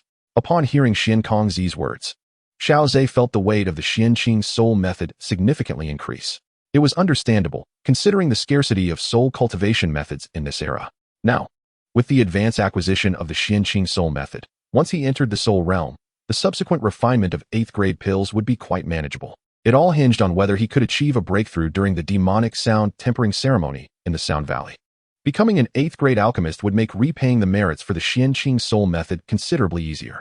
After exchanging a few more words with Xiao Ze, Xiao Ze bade him farewell, encouraging him to prepare thoroughly for his journey to the Sound Valley.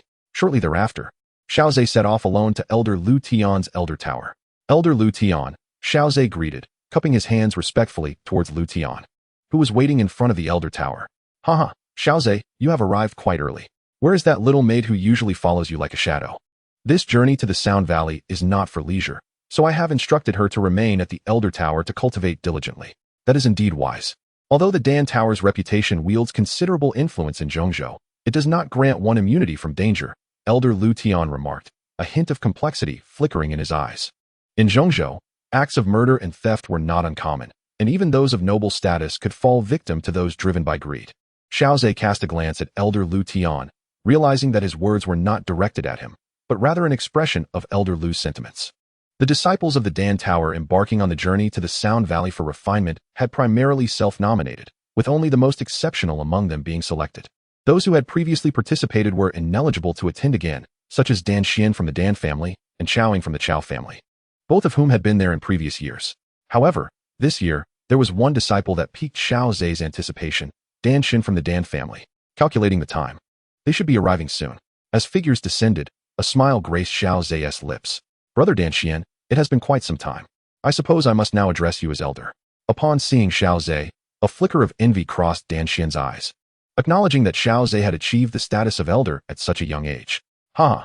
Between us, such formalities are unnecessary. Indeed, since you have said as much. It would be ungracious of me to insist otherwise, Dan Xian replied with a hearty laugh, recognizing Xiao Ze's indifference towards hollow titles. I have come to accompany my cousin, Dan Xian. Dan Xian introduced her to Xiao Ze. Greetings, Elder Xiao Ze, Dan Xian said softly, her voice delicate. Xiao Ze turned to her. Noticing her fair and youthful features, she appeared slightly frail, her petite form giving her a somewhat sickly appearance. Haha, no need for formality. As a friend of your cousin Dan Xian, I shall ensure your safety on this journey to the Sound Valley.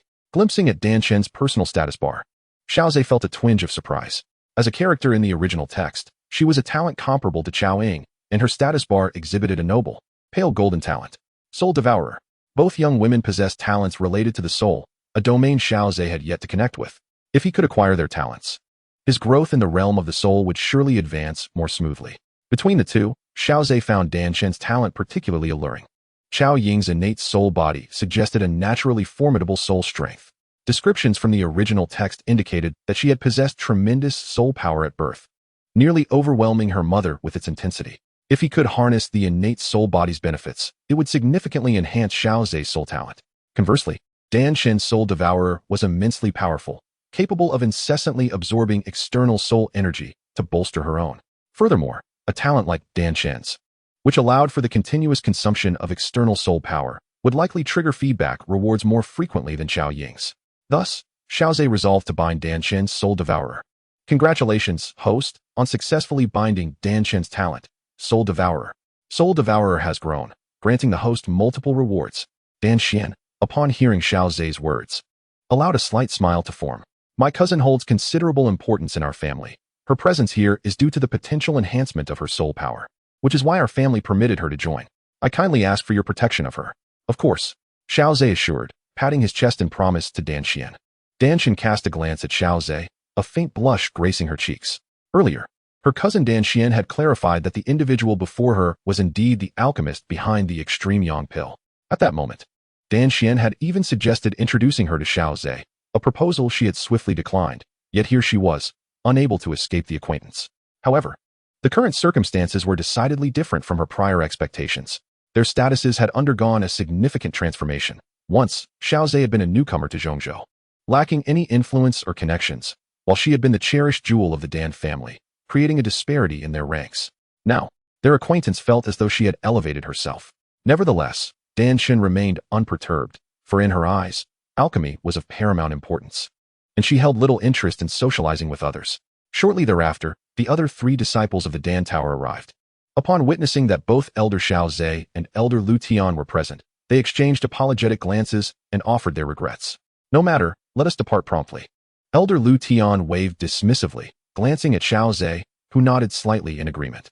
Dan Xian, I shall ensure your sister is well protected, Xiao Ze assured Dan Xian with a respectful gesture. Subsequently, the group boarded the Dan Tower's carriage. Before long, the carriage arrived at the southern spatial wormhole outside the Sacred Pill City. Bystanders gazed at the Dan Tower's carriage, buzzing with speculation about the identities of those fortunate enough to board. Amidst the envious and admiring gazes, the carriage seamlessly entered the spatial wormhole. Once inside, Elder Lu Tian released a small spatial vessel, which expanded rapidly as it caught the wind. Soon, the carriage came to rest upon the vessel, and Elder Lu Tian addressed the Dan Tower disciples. All right, I will handle matters here with Elder Xiao Ze. You may enter and rest inside. It will take about 10 days to traverse from Sacred Pill City to Yin Valley, changing wormholes twice along the way. Take your time. Elder Lu Tian briefed Xiao Ze, aware that he was not originally from Zhongzhou. By the way, Elder Lu Tian, have there been any significant incidents in previous years on the way to Yin Valley? Xiao Ze inquired idly. Indeed, there have been a few unexpected events over the years. The one that left the deepest impression on me was when the Blood Fiend Elder attempted to break through to the Dou Qi level, resulting in the devouring of half a city within Yin Valley's jurisdiction. At that time, the Dan Tower had just dispatched personnel to that city, leading to the loss of one of our disciples. Elder Lu Tian recounted, a complex expression flickering in his eyes, anger etching his features. After all, the disciples of the Dan Tower who ventured to Yin Valley for the demonic sound refinement were of exceptional caliber. Losing one was a profound loss, even for Elder Lu Tian. Following that incident, the Dan Tower heightened its precautions, ensuring that at least one of the elders in charge of leading the team was among the 8 Grand Elders. And what became of the Blood Fiend Elder? Xiao Ze inquired with a hint of curiosity, recognizing the gravity of the situation. Regrettably, after performing his blood sacrifice, he directly broke through to the Dou Zun level. Elder Lu Tian replied. Moreover, with his mastery of the Blood Fiend Demon Codex, he could conjure Blood Fiend avatars to obfuscate perception. Even a formidable Dou Zun from the Sound Valley could not detain him, allowing him to rend the fabric of space and escape. In the Central Plains, a Dou Zun expert in hiding would find it exceedingly challenging to ascertain his whereabouts. Upon hearing this, Xiao Ze nodded, somewhat astonished by the Blood Fiend Sovereign's ability to evade capture. In the Central Plains, the foremost powers are predominantly led by Dou Zun experts, while numerous factions, large and small, abound, occasionally yielding breakthroughs to Dou Zun status. Although they possess Dou Zun experts, they still pale in comparison to the recognized elite powers. After all, these factions harbor concealed peak experts. Take the Pill Tower, for instance, which boasts an ancestral figure wandering the world, a towering 6-star Dou Sheng. Excluding the ancient races that inhabit alternate realms, the Pill Tower's ancestor ranks among the pinnacle of the Dou Qi Continent. Thus, the foundational strength of these prominent factions is far beyond that of those sporadic Dou Zun appearances. In such circumstances, it was indeed surprising to Xiao Ze that the Blood Fiend Sovereign could deliver a resounding slap to the Sound Valley and still escape unscathed. Has the Blood Fiend Sovereign not resurfaced in recent years? Indeed, some speculate that he has fled the Central Plains to other regions of the Dou Qi Continent. Elder Lu Tian shook his head and remarked, to offend both the Sound Valley and the Pill Tower. It is hardly surprising that the Blood Fiend Sovereign has fled the Central Plains. Subsequently, Xiao Ze and Elder Lu engaged in further discourse on alchemy. Suddenly, Xiao Ze noticed Dan Chen's figure and beckoned her over. What is it, Dan Chen? Nothing. I am simply enamored with alchemy. Hearing the two elders discuss, I couldn't help but pause to listen for a while. Dan Chen replied nervously, aware that such matters could carry significant weight. Xiao Ze glanced at Elder Lu and, seeing no sign of discontent on his face, said, if you wish to listen, then do so. A passion for alchemy is something the Pill Tower would be delighted to see in more talents like you. Elder Lu smiled and nodded, recognizing Dan Chen's aptitude. She had been well protected within the Dan family. If you are interested, feel free to listen in and share your insights. With both elders encouraging her, a smile graced Dan Chen's face. Time passed swiftly in discussion, and the other disciples of the Pill Tower, seeing Dan Chen's opportunity to listen, also approached Xiao Ze and Elder Lu with requests. What began as a journey to the Sound Valley transformed into a half-tutoring, half-discussion session, filling the hearts of those disciples with exuberance. Opportunities to receive guidance from the Pill Tower elders are scarce, and even when available, they come at a steep cost.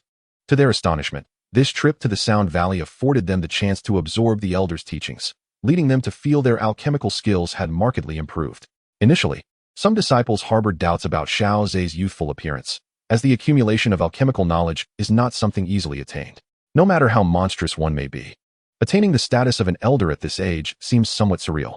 However, after days of discussion, Xiao Ze's alchemical prowess has thoroughly captivated these prodigies. Their gazes towards him infused with fervor and reverence. As they traverse through the luminous portal, they arrive in the city governed by the Sound Valley.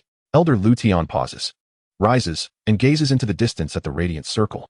The other disciples of the Pill Tower feel somewhat unsatisfied, yet dare not utter further words, having already reaped significant benefits.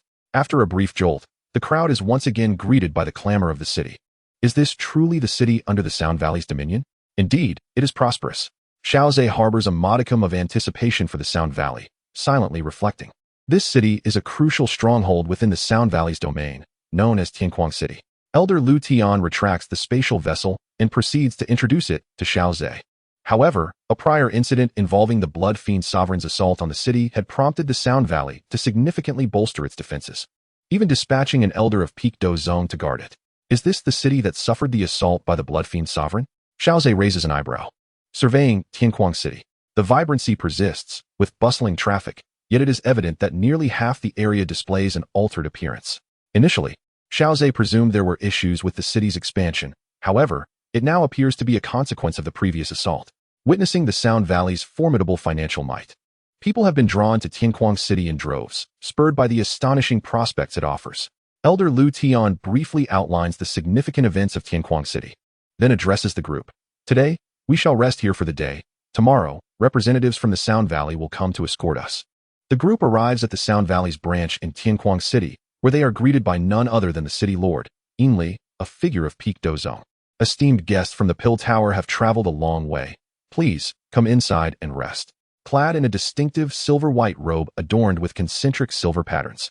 Li's demeanor exudes warmth.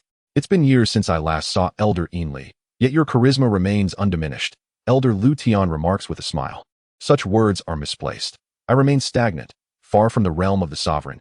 Li responds with a hint of lament, feeling that his potential has been exhausted and that he may never attain the Dozun realm. The ways of the world are unpredictable. Do not belittle yourself. Elder Li. As their conversation unfolds, Li's attention naturally shifts to Xiao Ze. After all, among the leaders accompanying this expedition to the Sound Valley for the magical sound tempering, besides the familiar Elder Lu Tian, it is this rather unfamiliar elder, Xiao Ze. Allow me to introduce you. This is the newly appointed elder of the Pill Tower, Xiao Ze. He possesses extraordinary talent, and his future is boundless, Elder Lu Tian states. Noting Li's gaze upon Xiao Ze acknowledges Elder Li with humility. I am unworthy of such praise. It is truly humbling for one of my age to hold the title of elder within the Pill Tower. Upon entering the Sound Valley's branch, Elder Li has arranged a sumptuous banquet to welcome the trial team from the Pill Tower. After indulging in a sumptuous feast, the esteemed Elder Lu Tian requested a private discussion with Li. Thus, Xiao Ze led the other disciples of the Dan Tower to the lodgings prepared by Li. Each disciple chose a courtyard for their stay, and Xiao Ze, glancing at the courtyard where Dan Shin resided, thoughtfully selected the one adjacent to it. Your cousin has entrusted me to look after you, and residing next door will allow me to attend to you should any unforeseen circumstances arise. Xiao Ze remarked with a smile. Dan Shin, upon hearing this, responded with a slight smile of his own, expressing his gratitude, despite being aware that it was due to his cousin's influence. However, his curiosity about Ting Kuang City piqued, and he expressed a desire to explore the area. As night fell, Ting Kuang City remained vibrant and bustling, teeming with people and an extraordinary cacophony. The unique minerals found here indeed enhanced the weapons crafted for practitioners of soundwave combat. There was an opportunity to procure raw ore and refine it on the spot. However, Xiao Ze felt a tinge of disappointment upon discovering that the sale of raw ore was strictly prohibited within the city. He speculated casually about the machinations of Yinggu, feeling indifferent toward their actions. Observing the surroundings, Xiao Ze noted a significant reduction in foot traffic in a particular area, where people instinctively avoided the space guarded by individuals clad in Yinggu uniforms. He sheathed his dagger and turned to leave, yet some things never unfold as expected. Just as he took a few steps, a voice suddenly resonated. Ha. What a formidable physique, such abundant vitality. The unexpected utterance caused Xiao Ze to raise an eyebrow. A glance at the others revealed no unusual reactions, indicating the voice was directed solely at him. Was this not the very cultivation method spoken of by Elder Lu Tian, belonging to the Blood Fiend sovereign? As the space around him shimmered, and sensing no imminent threat, Xiao Ze, eager to test his newfound strength against a formidable opponent, relinquished any resistance and allowed himself to vanish into the spatial fluctuations. No resistance at all. It seems you possess great confidence in your abilities. Mere 7-star Dozong, rasped a voice that sounded as if it had not spoken in ages. Xiao Ze surveyed the dim, cramped space, where wisps of blood energy floated, sustaining the confined area. The source of this energy was a gaunt old man, his eyes a vivid crimson and his visage devoid of color, presenting a rather pitiable sight. Nevertheless, the fluctuations emanating from him unmistakably indicated that this elder was indeed a Dozong powerhouse. Upon witnessing the current state of the Blood Fiend sovereign, Xiao Ze surmised that the elder had likely endured a difficult existence over the years. It seemed the Blood Fiend sovereign had been trapped in this confined space, sustained by blood energy, possibly even entering a state of false death through some peculiar means. After all, having offended the two paramount forces of Yinggu and the Dan Tower, it was impossible for the Blood Fiend sovereign to roam freely in the central continent. Currently hiding within the city of Tianmin, a place he once attacked, there is indeed a sense of irony in the shadows. However, the Blood Fiend's tome is undeniably extraordinary. Even as he conceals his presence, he can still perceive his own formidable physique. The Blood Fiend elder's ability to discern that Xiao Ze is a 7-star Dozong stems from the latter's subtle sensing of spatial fluctuations moments ago. Although Xiao Ze felt no imminent threat, this inadvertently revealed his strength to the Blood Fiend elder. A thought flickered through Xiao Ze's mind as he regarded the Blood Fiend elder, who lived like a rat in the dark, truly a pitiful existence. Xiao Ze remarked casually, yet his words pierced the Blood Fiend elder deeply, momentarily igniting a flash of anger upon his face. However, upon noticing the elder's robe adorning Xiao Ze, he felt a renewed sense of confidence. Alchemists, even when reaching the 7-star Dozong level, possess somewhat diminished combat prowess compared to ordinary 7-star Dozongs. Not to mention that he himself is a revered elder. Dealing with a mere 7-star dozong should be a trivial matter. He chuckled, surprised that the elder from the Alchemist Guild recognized him, albeit finding the remark rather sharp.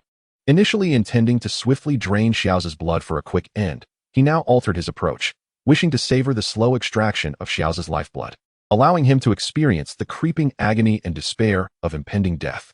The Blood Fiend elder licked his parched lips, greedily appraising Xiao Ze's physique. Although it appeared unremarkable, the latent power of blood within was more terrifying than that of the magical beasts he had consumed. It was akin to a top-tier magical beast draped in human skin. Nonetheless, given the Blood Fiend elder's history of devouring countless human and beast blood, it was evident that Xiao Ze was indeed a genuine human cultivator, albeit with an extraordinarily abundant life force. Who cannot boast? I could easily claim that I will crush you with a single punch in vengeance for the disciples of the Alchemist Guild you have slain. Xiao Ze remained unfazed by the Blood Fiend elder's taunts, a faint smile gracing his face as he spoke. Yet, within the void of his inner space, the branch of the origin tree, symbolizing his affliction poison body, quivered slightly, and the surrounding life force seemed to acquire an unusual quality. Such a subtle and undetectable application of affliction poison could only be executed by one with a perfect affliction poison body like Xiao Ze's. Arrogant and ignorant little wretch. Allow me to demonstrate the true power of a revered elder. The Blood Fiend elder scoffed, dismissing Xiao Ze's words. As a revered elder, he was fully aware of the terrifying nature of his power, which created an insurmountable chasm between him and any dozo. Even though he had suffered losses in the previous battle and was somewhat diminished in strength due to his prolonged feigned death while relying on the Blood Fiend tome, suppressing a 7-star dozone would still be an effortless task. As the Blood Fiend elder spoke, his withered hand rose, and the surrounding life force, akin to a boundless ocean, coalesced around his fingers, forming a claw imbued with deep crimson energy, the Blood Fiend claw. Witnessing the Blood Fiend elder voluntarily drawing the surrounding life force back to himself, Xiao Ze nearly succumbed to laughter. The Blood Fiend sovereign appears particularly eager to meet his demise. As the sinister Blood Fiend claws surged forth, Xiao Ze ignited a flicker of golden flame at his fingertips, a flame imbued with resplendent hues. In this realm of darkness tinged with crimson, it was as if sunlight had penetrated, refracted through a prism, creating a myriad of colors. The Blood Fiend sovereign had never encountered such exquisite flames, and a flicker of caution arose within him. Flames of such peculiar color could either be beast fire or exotic fire, both possessing extraordinary power that warranted careful consideration. Sensing the latent might within, the Blood Fiend sovereign gathered his blood energy once more, augmenting the potency of his claws. This was nearly his most formidable strike. Having depleted his blood reserves for many years, he was unwilling to prolong the confrontation, eager to swiftly slay Xiao Ze and consume his blood essence. The earlier notion of gradually siphoning blood energy was merely a ruse to instill fear. The practitioner of the Blood Fiend Codex, who valued life as expendable, prioritized his own strength. Absorbing Xiao Ze's blood would rapidly restore his power. He had no intention of taking it bit by bit. The thought of regaining his strength post-slaughter filled the Blood Fiend sovereign's eyes with insatiable greed and ecstasy. Bloodlight reflected in his gaze, and the golden flames mirrored in his pupils clashed with his Blood Fiend claws. There were no energy fluctuations, only the devastation of annihilation. Yet, contrary to his expectations, the minuscule flame, though seemingly insignificant, harbored terrifying power. Upon contact with his Blood Fiend claws, it instantly incinerated the blood energy within to nothingness. The joy and greed in the Blood Fiend sovereign's eyes swiftly morphed into terror. What manner of flame is this? He watched in horror as the golden fire clung to his fingers, causing them to vanish in an instant. Without a moment's hesitation, he severed his right hand. In a panic, he attempted to flee. However, a slight smirk graced Xiao Ze's lips as he murmured, "Explode." The Blood Fiend sovereign had barely turned when he felt a surge of excruciating pain within, unable to suppress a mouthful of blood, as if his entire being was lamenting. "You meddled with my blood energy?"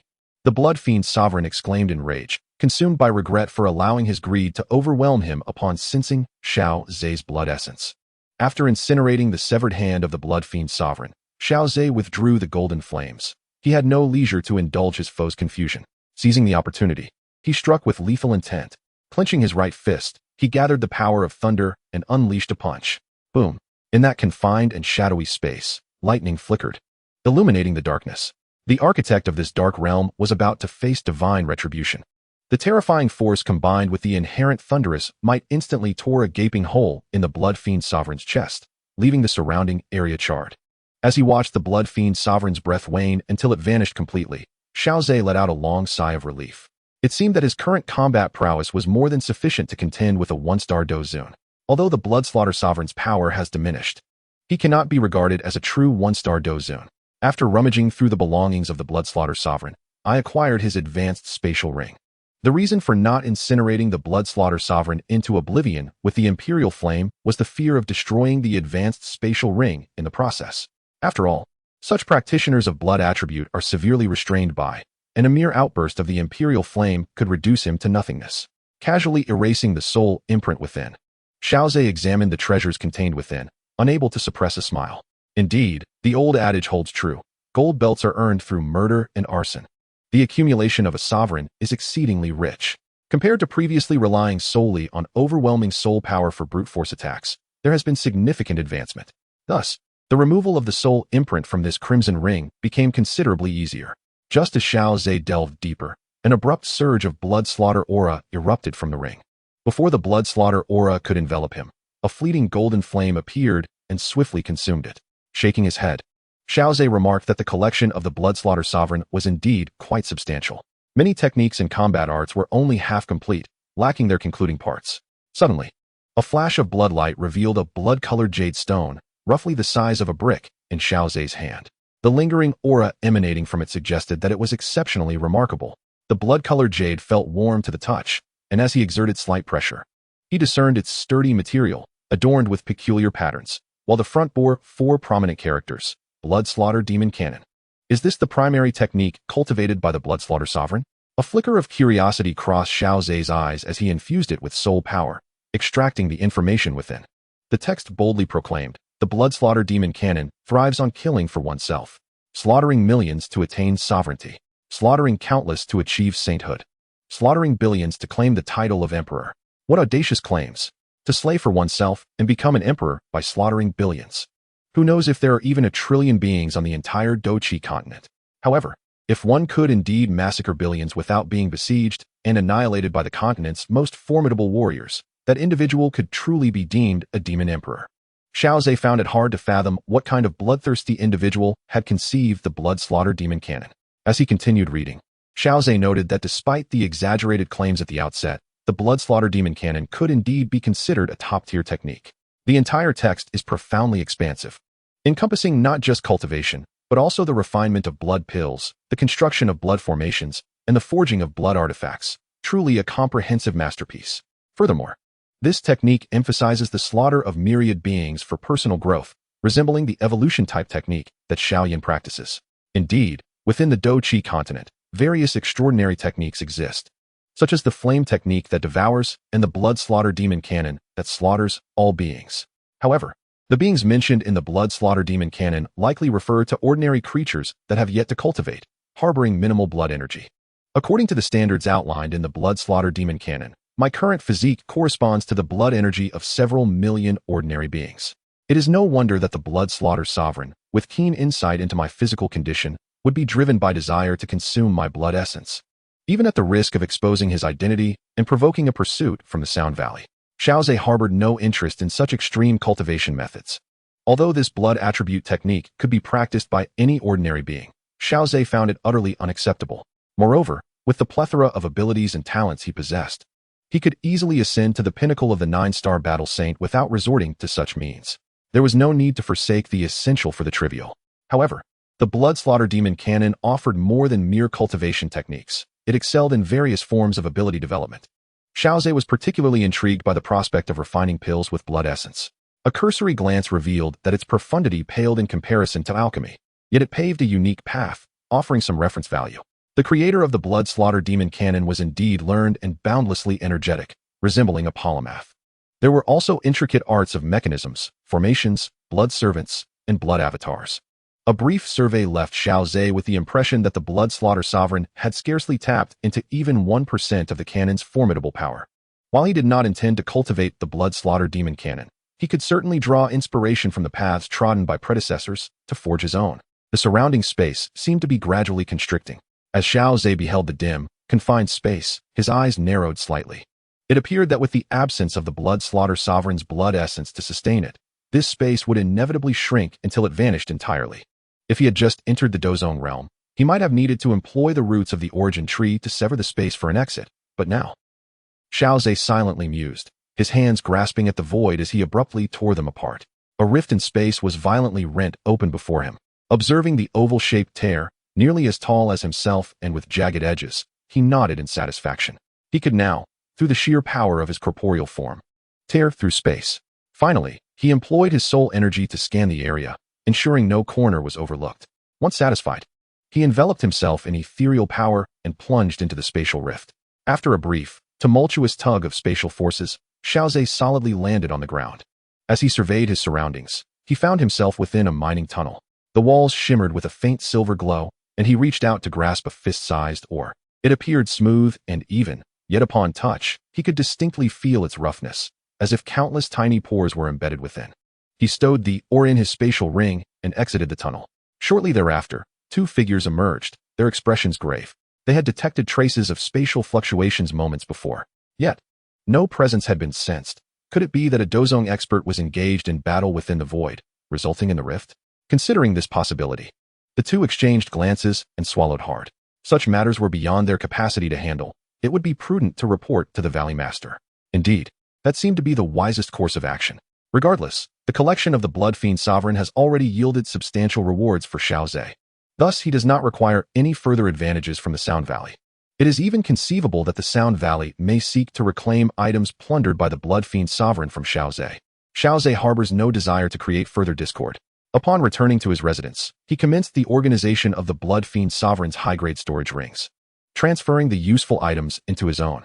Indeed, he discovered several valuable alchemical formulas among the treasures, while other combat techniques merely served as references, which Xiao Ze did not intend to cultivate. After all, the combat techniques he received from Xun'er as a tenfold feedback were evidently more potent and refined.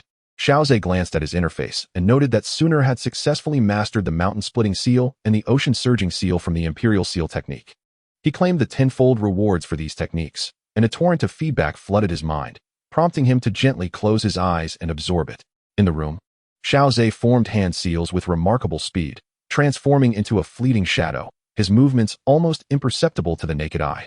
After forming the seals at an astonishing pace, he gently pushed them forward.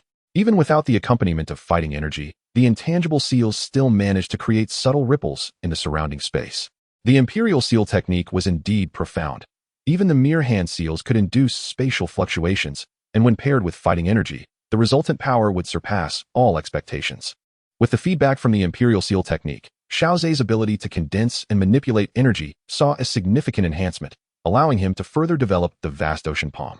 After dedicating half an hour to mastering the mountain-splitting seal and ocean-surging seal, he turned his focus to the further advancement of the vast ocean palm. Early the next morning, a knock echoed at his door. "Elder Xiao Ze, Elder Lu Tian has sent me to inform you that we may depart," came the gentle voice of Dan Shun from outside. Xiao Ze exhaled a deep breath. After a night of cultivation, the vast ocean palm had reached its current pinnacle of perfection, its power vastly superior to what it once was. With a creak, he opened the door to find Dan Shin clad in a flowing white robe, her small hands nervously clasped together. Seeing her in such a state brought a faint smile to Xiao Ze's lips.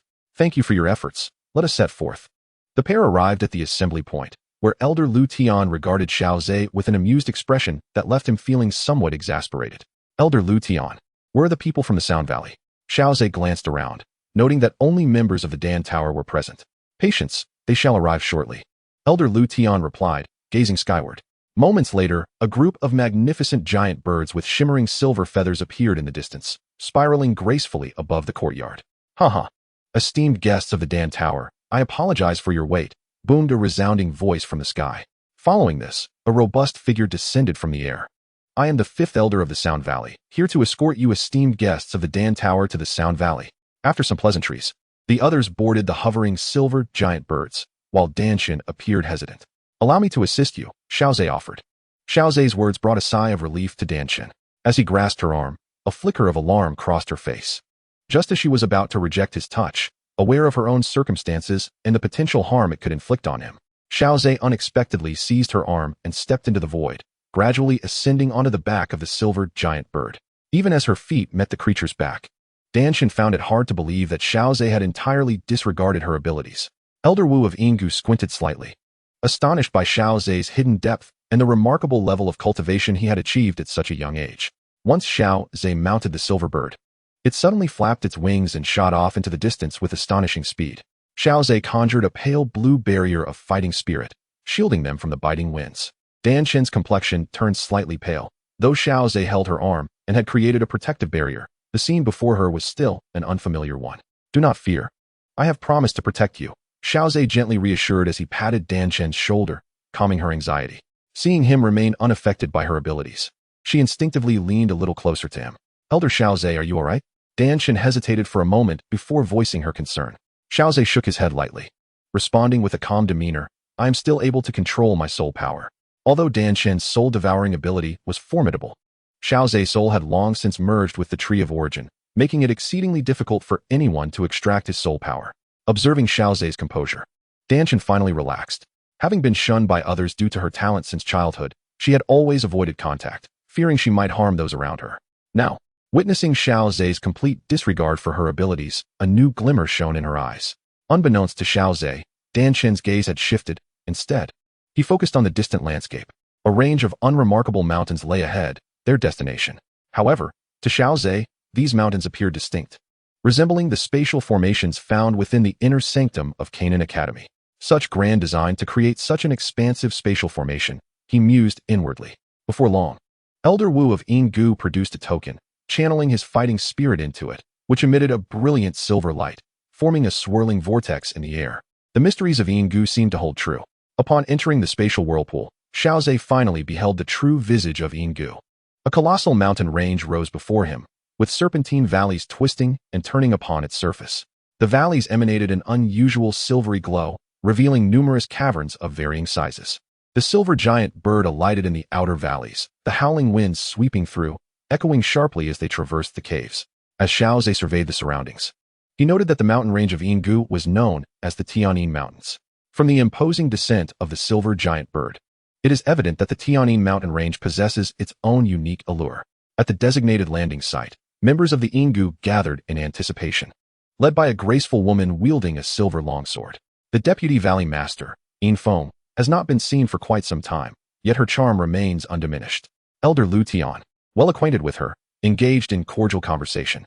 Elder Lu, you are too kind. Please follow me, the elegant woman replied with a subtle smile, nodding towards Elder Lu, Xiao Ze, and the disciples of the Dan Tower. With a few days remaining until the commencement of the Moin refinement, the Valley Master is currently in seclusion, unable to personally welcome the esteemed guests. Infiltration explained to the assembly, requesting their understanding. Around them, various disciples of the Yinggu moved about, some adorned with weapons, while others were solitary. Elder Lu had previously informed Xiao Ze that the cultivation within the Yinggu is broadly divided into two factions, Qinglin and Tiyin. One relies on external weaponry, while the other draws strength from one's own physique. Each has its merits and demerits, yet both exhibit formidable combat prowess. When a leader emerges from one faction, the other faction typically provides the deputy. For instance, the current deputy Valley Master, Infiltration, belongs to the Qin faction. The Valley Master, Hao, is rather enigmatic. According to Elder Lu, his sole notable achievement occurred over a decade ago when, with the prowess of an 8-star Dou Zong and the profound techniques of the Yinggu's Xuanmajuin, he vanquished a peak Dou Zong expert with a single roar. This is indeed an impressive feat, considering the formidable foundation of that peak Dou Zong. Hao's capacity to achieve such a result speaks volumes of his combat strength. Please take a moment to rest. The Valley Master will certainly emerge from seclusion before the Moin refinement to personally oversee the proceedings. Infiltration instructed the Yinggu disciples, ensuring that the esteemed guests from the Dan Tower were well looked after before departing. Within the chamber, Xiao Ze closed his eyes lightly, as the Xianqing soul method coursed through him, allowing the surrounding space to suffuse with wisps of spiritual energy. The Xianqing soul method is indeed remarkable. It effortlessly absorbs ethereal energies that ordinary cultivators struggle to capture. My spiritual energy has now reached a substantial level. I merely await an opportunity to break through to the spirit realm. May the Moin refinement bestow upon me a delightful surprise. Xiao Ze slowly opened his eyes, a fleeting spark illuminating his gaze, a manifestation of his powerful soul. With a blink, he reverted to his usual demeanor. Upon opening the door, he found the atmosphere outside bustling with activity. Today marks the day of the Moin refinement, and since the Yinggu did not broadly invite outsiders, the participants are predominantly disciples of the Yinggu and individuals from allied factions with vested interests. The Mo'in refinement is a significant event within the Yingu, and those granted the opportunity to partake have undergone rigorous selection. It can be said that the Mo'in refinement is of little concern to the majority of Yingu disciples. Yet, the allure of spectacle draws many, and on this day, numerous disciples congregated around the valley where the refinement would take place. Xiao Ze followed Elder Lu Tian to the valley designated for the Mo'in refinement. Apart from the human forces, Xiao Ze also caught sight of members from the Beast Clan. Although Yin Valley had not invited any unrelated individuals, the sheer number of disciples within Yin Valley was considerable. As it stood as one of the foremost powers in the central region, the disciples gathered in the valley, and Xiao Ze's expression subtly shifted as he overheard their discussions. Numerous elite teams were present, marking a rare occasion for Yin Valley to engage in a grand exchange with other factions.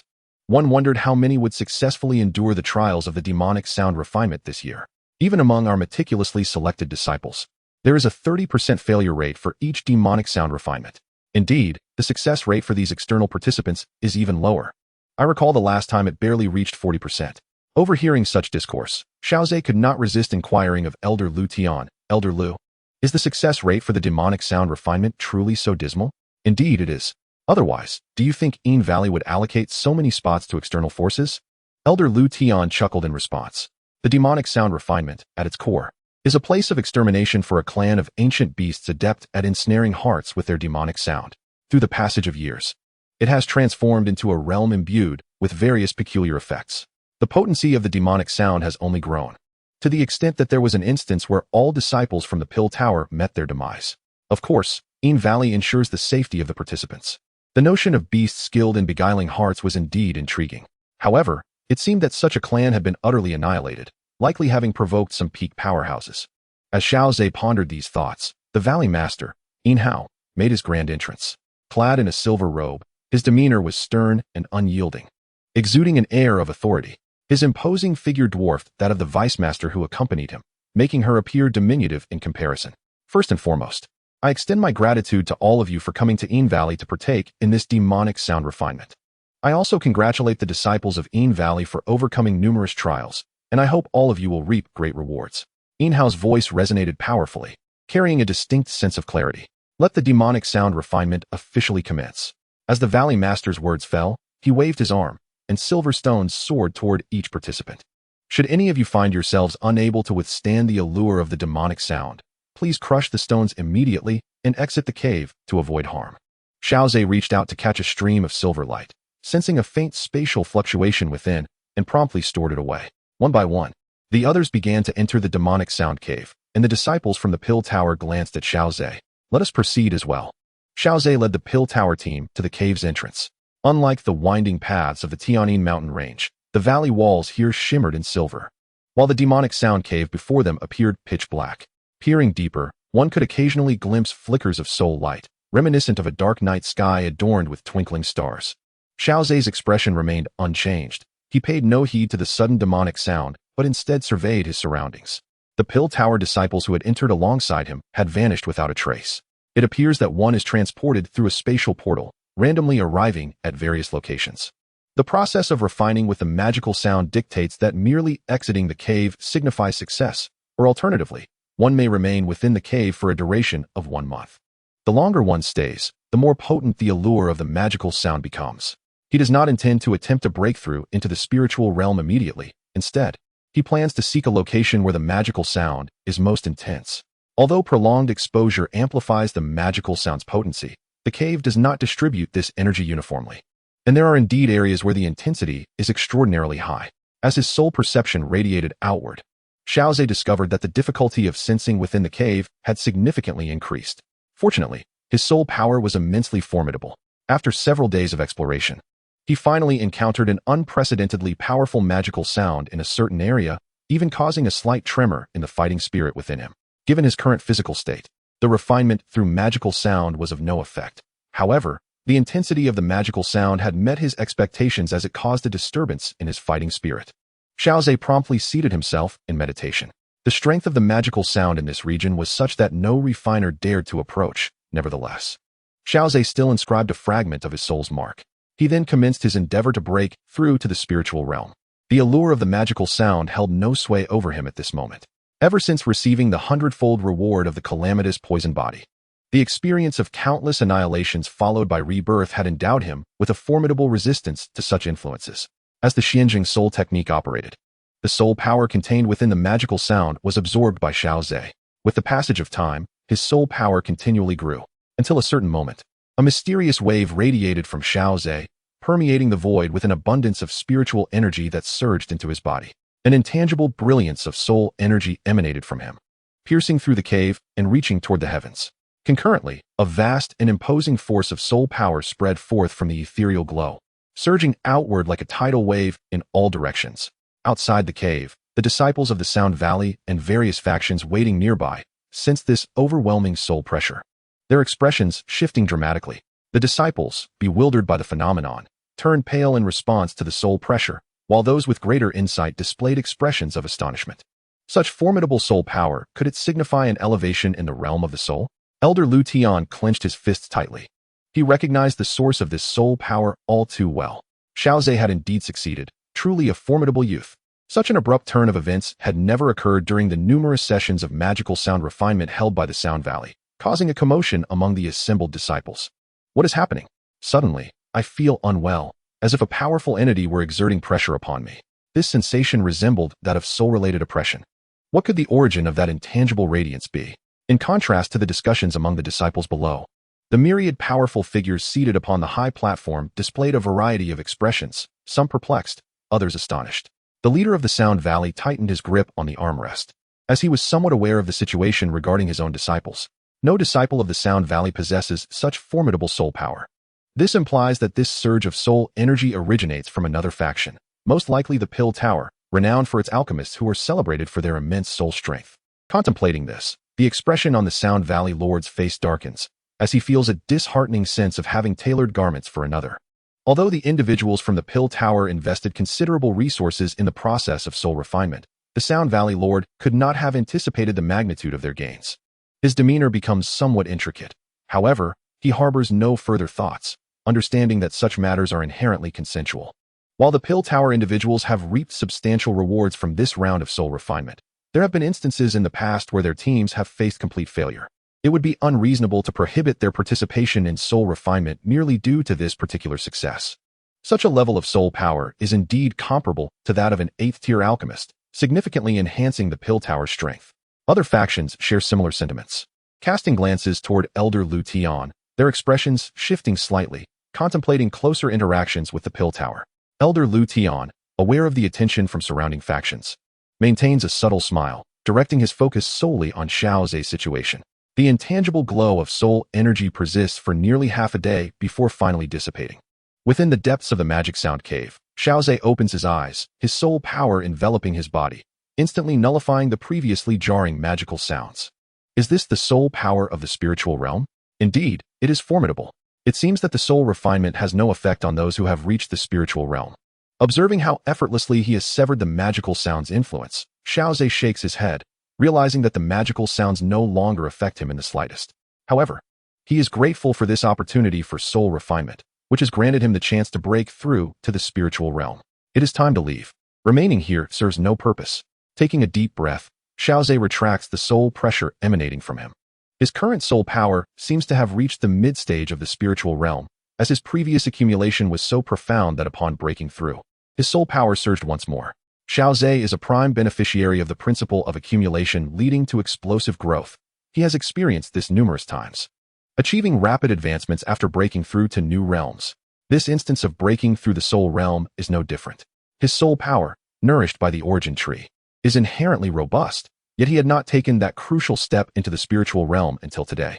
Seizing the opportunity to break through and experiencing a dramatic increase in soul power that propelled him into the mid-stage of the spiritual realm. Once he adapts, Xiao Ze retrieves a silver stone, initially intending to shatter it to escape the magic sound cave. However, after surveying the cave, now free from the magical sound's interference, he contemplates exploring the depths further. He harbors a keen interest in the magical beasts capable of ensnaring hearts with their enchanting sounds. However, to his disappointment, there had been no discoveries for several consecutive days, and even the alchemists were rarely seen. It was understandable, considering the vastness of the Demon Sound Cave, and the number of participants in this alchemical endeavor was barely over 100.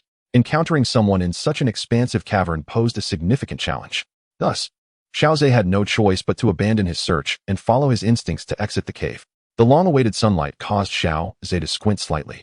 Due to his recent breakthrough, he was not among the first to emerge. Noticing the curious gazes of those around him, Xiao Ze surmised they were likely searching for him, given the tremendous commotion his breakthrough had caused. Xiao Ze, you've broken through to the spirit realm? Indeed. Xiao Ze nodded gently, eliciting a pleased expression from Elder Lu Tian. I truly did not misjudge you. Your talent as an alchemist is among the finest throughout the entire Dou Qi Continent. Elder Lu Tian's praise was excessive, and just as Xiao Ze was about to express modesty, Elder Lu Tian rolled his eyes. Do not be so humble. At your age, I was still laboriously practicing alchemy under my teacher's guidance. While the two conversed, a figure with fiery red hair approached suddenly. Elder Lu Tian, are you not going to introduce me to this newly emerged talent from the Alchemist Guild? The elderly man with crimson hair said with a cheerful smile. His aura restrained and inscrutable. Master Tang? Elder Lu Tian was momentarily taken aback, then turned to Xiao Ze. Haha, I indeed overlooked that. Allow me to introduce. This is our newly appointed elder of the Alchemist Guild, Xiao Ze. Elder Lu Tian then turned to Xiao Ze. Xiao Ze. This esteemed individual is the renowned leader of the Burning Flame Valley, Tang Jun. Xiao Ze, at your service, Master Tang, Xiao Ze said with a respectful bow. Elder Xiao Ze, you jest. With your alchemical prowess, even I must treat you with courtesy, Tang Jun stated directly, revealing his intentions. The reason for my unannounced visit is that I have a pressing matter to discuss. Xiao Ze exchanged glances with Elder Lu Tian, noticing Lu Tian's silence. Xiao Ze spoke up. Master Tang, please proceed. I would like to request Elder Xiao Ze to concoct a pill for me at the Burning Flame Valley. Of course, regardless of the outcome, the Burning Flame Valley will offer generous rewards. Upon hearing this, Xiao Ze raised an eyebrow. Had Tang Jun already developed a need for the Fire Bodhi pill? Xiao Ze understood that Tang Jun had specifically sought him out, likely realizing that the one who broke through in the Demon Sound Cave was himself. He pondered for a moment, not rushing to respond, but instead inquired, May I ask what grade of pill Master Tang requires? It is a 7th-tier advanced pill, though its concoction is quite challenging. It is called the Fire Avoidance Pill. Tang Jun swiftly explained. Having come to seek Xiao Ze for his expertise, he had sensed the soul power within Xiao Ze. A 7th-tier advanced pill, Xiao Ze murmured, glancing at Elder Lu Tian, who shrugged, clearly indicating that Xiao Ze should make his own decision. I do have confidence in my ability to concoct it, but Master Tang should be aware of the costs associated with hiring a high-tier alchemist, correct? Of course, Tang Jun replied with a smile. I wonder if Elder Xiao Ze has any interest in ancient ruins? The words uttered by Tang Jun left Xiao Ze momentarily stunned. Elder Lu Tian displayed an expression of astonishment. The discovery of an ancient relic in the Burning Flame Valley was indeed remarkable. As a person from Zhongzhou, Elder Lu possessed a deeper understanding of what ancient relics signified. Each emergence of such relics heralded a tumultuous storm, with countless individuals vying for possession. Xiao Ze's knowledge of ancient relics was gleaned from the original text, which described each relic as an entity of exceptional caliber. Just as the burning formula possessed by the medicine elder was acquired from an ancient relic, Xiao Ze pondered, could the Valley Master Tang be jesting? Such precious ancient relics would hardly be shared so readily. I harbor doubts, Xiao Ze remarked. Not at all, Tang Jun chuckled as he elucidated. This particular ancient relic is of considerable antiquity. I stumbled upon it purely by chance due to my possession of the 9-Dragon Thunderfire. However, the value of this relic is not as immense as you might envision. Due to its extensive age, it has suffered severe deterioration, based on my investigations. It may be that only 1 in 100 remains intact. Seeing Xiao Ze furrow his brows, Tang Jun decided against prolonging the suspense, lest he irritate this soon-to-be 8th-tier alchemist. The reason he offered it as a reward was that this ancient relic was likely left behind by an ancient alchemist. Upon hearing this, Xiao Ze's expression softened, and he regarded Tang Jun with newfound curiosity. Initially, when Tang Jun mentioned the severe state of disrepair, he had lost hope. However, if it were indeed the remnants of an ancient alchemist, the implications shifted dramatically. The potential acquisition of high-tier alchemical formulas would undoubtedly be a lucrative endeavor. Tang Jun observed the change in Xiao Ze's demeanor and felt a sense of relief. Indeed, the allure of ancient alchemist relics was immense for contemporary alchemists. Thus, negotiations could be pursued. Meanwhile, while Xiao Ze and Tang Jun engaged in their discourse, the other factions on the high platform were not as privy to the happenings at Burning Flame Valley, where even the Valley Master had attended the Demon Sound refinement. Consequently, they remained unaware that Xiao Ze was the individual who had transcended the soul realm within the Demon Sound Cave. However, witnessing the Valley Master's demeanor, the perceptive among them quickly deduced the situation. Although they were not alchemists themselves, The level of soul power exhibited was beyond that which even a 7th-tier alchemist could possess. The strength of one's soul power significantly indicated an alchemist's prowess. Xiao Ze was likely to be an 8th-tier alchemist, surpassing the capabilities of his peers. Yet, despite this realization, they had no intention of broadcasting the information. Xiao Ze clearly preferred to maintain a low profile. Any unbidden attention could provoke his ire. After all, alchemists often possessed erratic temperaments, and they could easily hold a grudge. Furthermore, recognizing this intelligence, the best strategy was to ingratiate themselves with Xiao Ze rather than drawing attention to his status. The individuals began to strategize, planning to approach and cultivate relationships with gifts once Tang Xun concluded his discussions. Establishing familiarity would prove advantageous when requests for alchemical concoctions arose, as such connections would be far more beneficial than approaching unfamiliar faces. After a thorough exchange, Xiao Ze gained an understanding of the fire avoidance pill, which, akin to the earth spirit pill, facilitates the better refinement of flames. It seems this was meticulously prepared by Tang Xun for his daughter, Tang Hua. However, according to the development of the original narrative, even with this fire avoidance pill, it appears that Tang Hua ultimately failed. Otherwise, Tang Xun would not have concocted the fire Bodhi pill. Thus, it is settled. Once the demonic sound refining ceremony concludes, Elder Xiao Ze is cordially invited to accompany me to the Burning Flame Valley. The interaction between Tang Xun and Xiao Ze went remarkably smoothly, with smiles adorning their faces. He secretly rejoiced in his decision, realizing that young alchemists are indeed more agreeable than their elder counterparts. The elderly alchemists are not only eccentric in temperament, but also rather obstinate. To persuade them to concoct a single pill often demands exorbitant costs and, at times, hinges upon their whims. After Tang Xun departed, other factions seemed to come to an unspoken accord, visiting the location of the Alchemist Tower one after another. Though ostensibly to befriend Elder Lu Tian, the gifts presented to Xiao Ze were by no means inferior to those given to Elder Lu. Once the hubbub subsided, Elder Lu Tian cast a cheerful glance at Xiao Ze. Xiao Ze, I must say, I have benefited from your fortune in receiving so many gifts.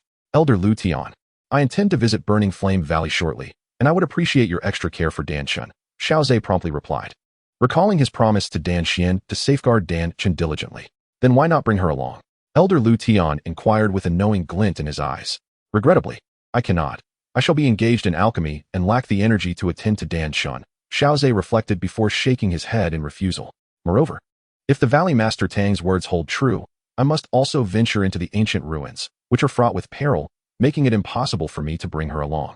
Upon hearing Xiao Ze's words, Elder Lu Tian's expression turned serious. Since you have made up your mind, leave it to me. After all, I am one of the 8 esteemed elders of the Alchemist Tower, more than capable of protecting a group of disciples.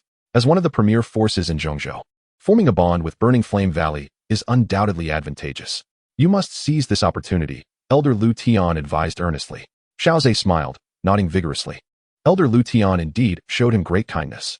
After all, had Elder Lu Tian desired this opportunity for himself, he could have easily claimed it. Yet, Elder Lu Tian nearly concealed his presence during Xiao Ze's exchange with the Valley Master. Xiao Ze felt a deep sense of gratitude for this. Subsequently, Xiao Ze summoned Dan Chen privately and clarified the situation regarding Burning Flame Valley. Dan Chen smiled slightly and reassured him, Brother Xiao Ze, you need not worry about me. Few dare entertain thoughts against the Alchemist Tower in Zhongzhou. Your own affairs are far more pressing.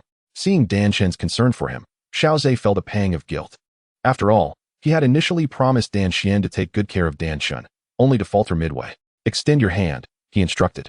Dan Chun was momentarily taken aback by Xiao Ze's words, but obediently extended her delicate right hand. Through their time together, she had come to realize that Xiao Ze was not a libertine. I am about to leave a mark on your hand. Although Elder Lu guarantees your safety, one must always be cautious of unforeseen circumstances, Xiao Ze casually explained. Seeing Dan Chen nod in agreement, he hesitated no longer. He grasped her fair right hand, turning it over, palm facing upwards, ready to imprint her skin with a mark of the Source Emperor flame.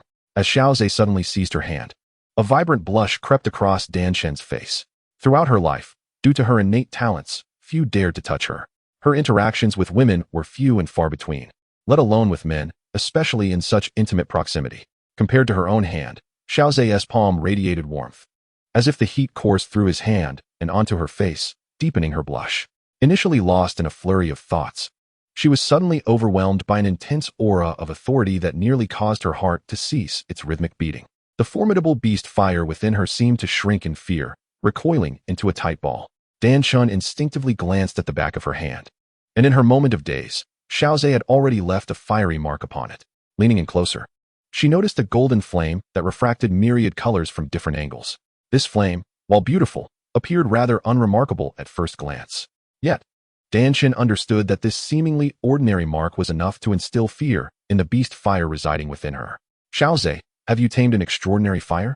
Danshin exclaimed in astonishment. The only entity that could instill such dread in her beast fire, aside from the renowned King of Flames, was indeed a unique fire. In times of crisis, it can be awakened to unleash considerable power, and I can also remain aware of the situation, Xiao Ze replied, refraining from elaborating on the extraordinary flame. After all, should word spread that he possessed the Emperor Flame, the foremost on the extraordinary fire list, it would likely incite a frenzy among the alchemists across the Dou Qi Continent. Danshin nodded, her formidable spiritual power allowing her to discern the potent energy contained within this fiery mark. A smile graced her lips, accompanied by an indescribable sense of security. This mark left by Xiao Ze would certainly suffice against high-level Dou zones, albeit with only a single strike's capability. If misfortune were to truly befall her, even Elder Lu might not be able to withstand the crisis, rendering the mark's efficacy rather limited. However, its greater purpose was to ensure that Xiao Ze would be instantly aware of the situation. Elder Lu glanced at the crimson jade stone in Xiao Ze's hand. Although it seemed quite extraordinary, his curiosity was tempered as he patiently awaited the conclusion of the demonic sound tempering ritual. On the opposite side of the platform, in the location of the burning flame valley, the naturally beautiful Tenfold, adorned in red, had already completed her own demonic sound tempering. Standing gracefully, her fleeting gaze betrayed her inner turmoil.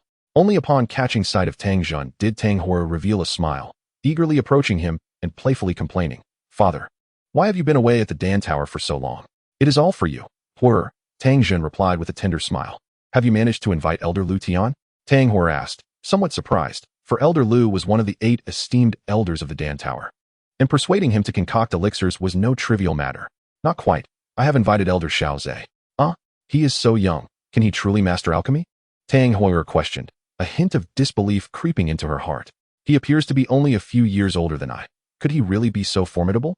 The elder who recently broke through the soul realm was indeed Elder Xiao Ze, and with his advancement into the spiritual realm, he now possesses the potential to refine 8th grade elixirs. "You must treat him well and not be negligent," Tenfold earnestly advised, concerned that Tenfold might leave a poor impression on Elder Xiao Ze. At this moment, Tenfold stood with her mouth agape, utterly astonished. Upon seeing the seriousness etched on Tenfold's face, she could scarcely believe her ears. An 8th grade alchemist at such a young age? Do not underestimate him. Xiao Ze's talent ranks among the very best in the entire Dou Qi Continent. Tenfold gently patted her head. "You ought to be more understanding. There are always those who surpass us, and realms beyond our own." Though Tenfold remained silent, her heart brimmed with astonishment. Observing her reaction, Tenfold's face broke into a slight smile as he remarked, "Speaking of which, Horror, you have reached the age for marriage. Should you seize the opportunity to pursue Xiao Ze?" Tenfold was momentarily dazed by Tenfold's words. "Father, what are you saying? Me pursue Xiao Ze?" Noticing her reluctance, Tenfold shook his head and said, "Never mind.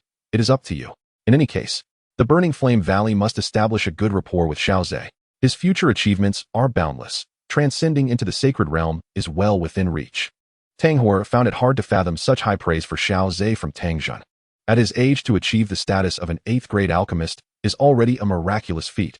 How could he also possess remarkable accomplishments in Dou Qi cultivation? Tenfold, taken aback by her rebuttal, responded, "Although I too find it hard to believe, from my close observations, his Dou Qi cultivation has already attained the Dou zone level, and he has traveled quite a distance along that path." Gulp. Tenfold could not help but swallow hard. Growing up under the halo of talent, she was now face to face with a peer who utterly eclipsed her. Tenfold, disregarding her complex emotions, felt envious of the Dan Tower for possessing such an extraordinarily gifted elder. Yet, he remained puzzled as to how the Dan Tower could afford to let such a prodigy venture out. If the Burning Flame Valley had a talent of that caliber, Tenfold would certainly beseech the ancestors for personal guidance to cultivate him properly. Though he found it perplexing, he understood that Xiao Ze must hold immense significance for the Dan Tower. Moving forward to the Burning Flame Valley, he could not allow any mishaps to befall Xiao Ze. Xiao Ze was oblivious to the multitude of thoughts swirling in Tenfold's mind. He was filled with anticipation for the journey to the Burning Flame Valley and the ancient alchemist ruins. He hoped they would not be too severely damaged, so that he might uncover an ancient recipe. The month-long ritual of the demonic sound tempering ceremony finally concluded with the announcement of the Valley Master, Inhao. Travel carefully. Xiao Ze called out to Elder Lu Tian and the many disciples of the Pill Tower who were about to set off. Rest assured, I will explain everything to President Xiankong, Elder Lu replied with a smile, waving his hand before departing with his companions. Take care, Brother Xiao, Danshin said, placing her left hand over the back of her right hand, the golden flame mark emanating a gentle warmth. It was worth noting that due to this demonic sound tempering, her soul-devouring talent had also been enhanced, granting her another 100-fold feedback ability. Xiao Ze gazed at the system panel, where the soul-devouring talent glimmered with a faint golden light, and promptly chose to receive it. After all, a 100-fold reward would be claimed in the blink of an eye. With a crack, the void before Xiao Ze seemed to rupture, revealing an endless expanse into which countless strands of spiritual energy surged toward him, entwined with the radiance of souls. In an instant, it felt as though his soul had detached from his body, ascending infinitely, with the entire Dou Qi Continent stretched out beneath him. Suspended in the highest void, he gazed down upon the entire Dou Qi Continent, experiencing a sensation he had never encountered before. From the perspective of his soul, the continent shimmered with countless soul lights, some as resplendent as a grand full moon, while others were diminutive like fireflies. Yet, whether powerful or meek, each soul light appeared to Xiao Ze, suspended in that exalted void, as if they were all prey to be devoured. This feeling of perceiving all living beings as potential sustenance induced an illusion of dominance within Xiao Ze. In the next moment, the scene shattered before him, and he blinked, as if everything he had witnessed lingered vividly in his mind. I never anticipated that I would behold the Dou Qi Continent from such a vantage point, he mused. Licking his lips, the notion of viewing all souls as food igniting a fervent desire to hunt and consume. However, he quickly shook his head, taking a deep breath to quell the surging desires within him. Thankfully, the experience of being reborn countless times during his initial acceptance of the 100-fold calamity poison body had bestowed upon him a formidable ability to suppress such cravings. Xiao Ze had also come to realize that many auxiliary abilities amplified his own desires. For instance, when he embraced the 100-fold azure scale's 3 flower eyes, he experienced an overwhelming sense of supreme authority over countless serpents. Had he lacked strong willpower, he might have succumbed to the allure of that exalted power. This current desire was one of soul consumption, manifesting in an even more terrifying and vivid manner. It seemed that the unique reward from the 100-fold calamity poison body was not a mere coincidence. If other 100-fold rewards were to be received, would they too evoke the sensation of countless deaths and rebirths?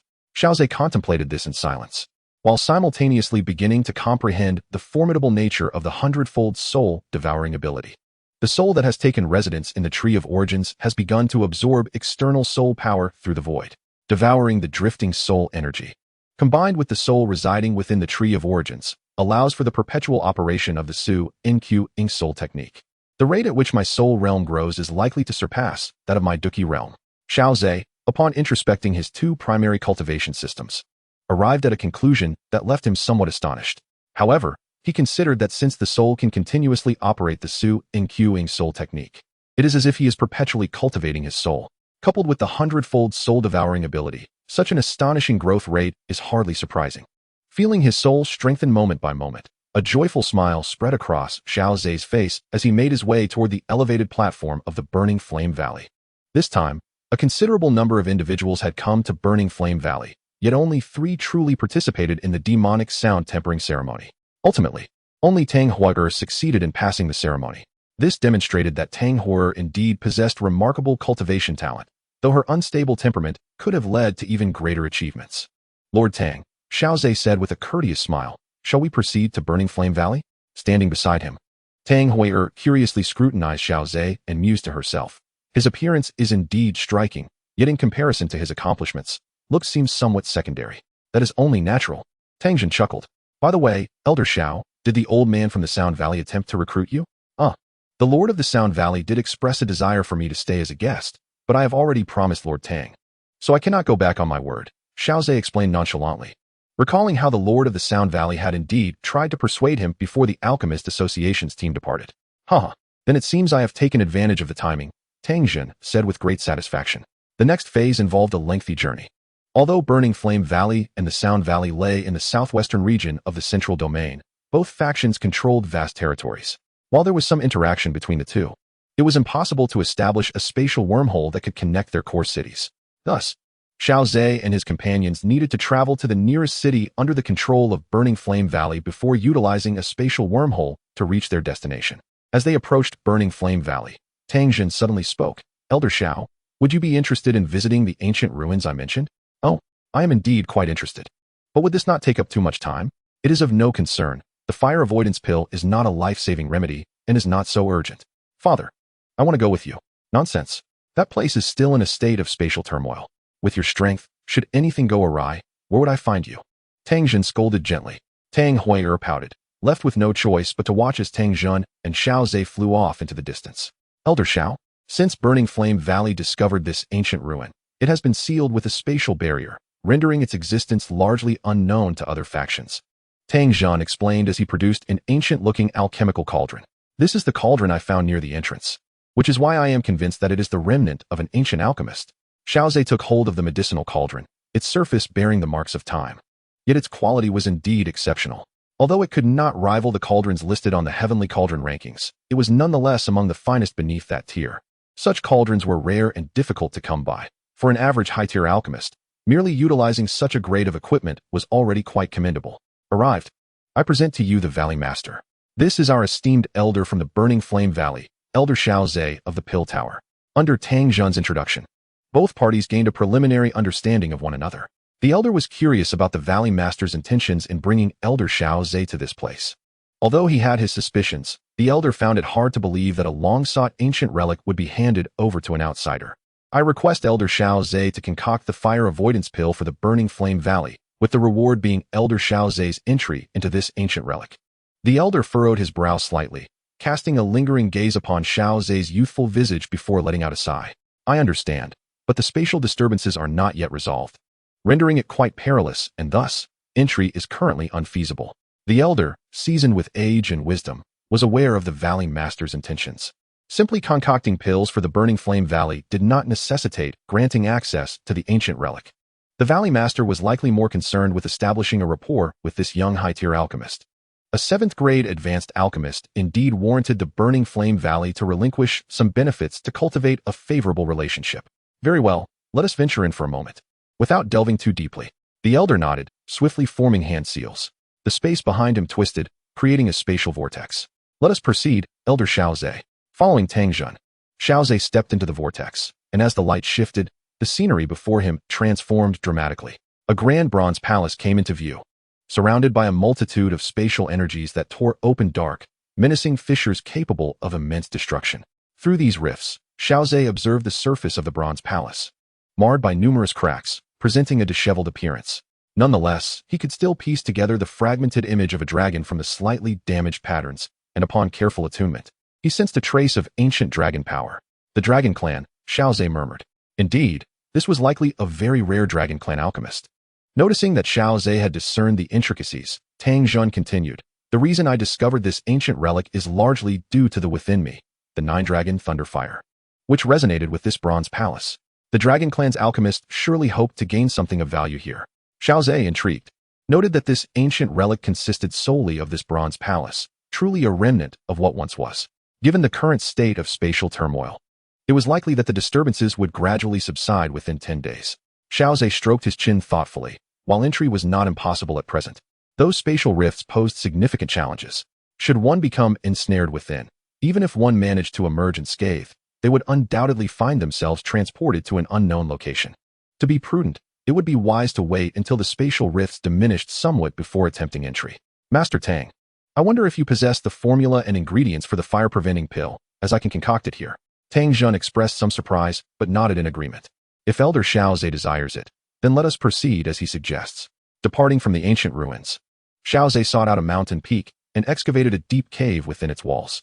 Elder Xiao Ze, within this lies the formula and materials for the fire-preventing pill.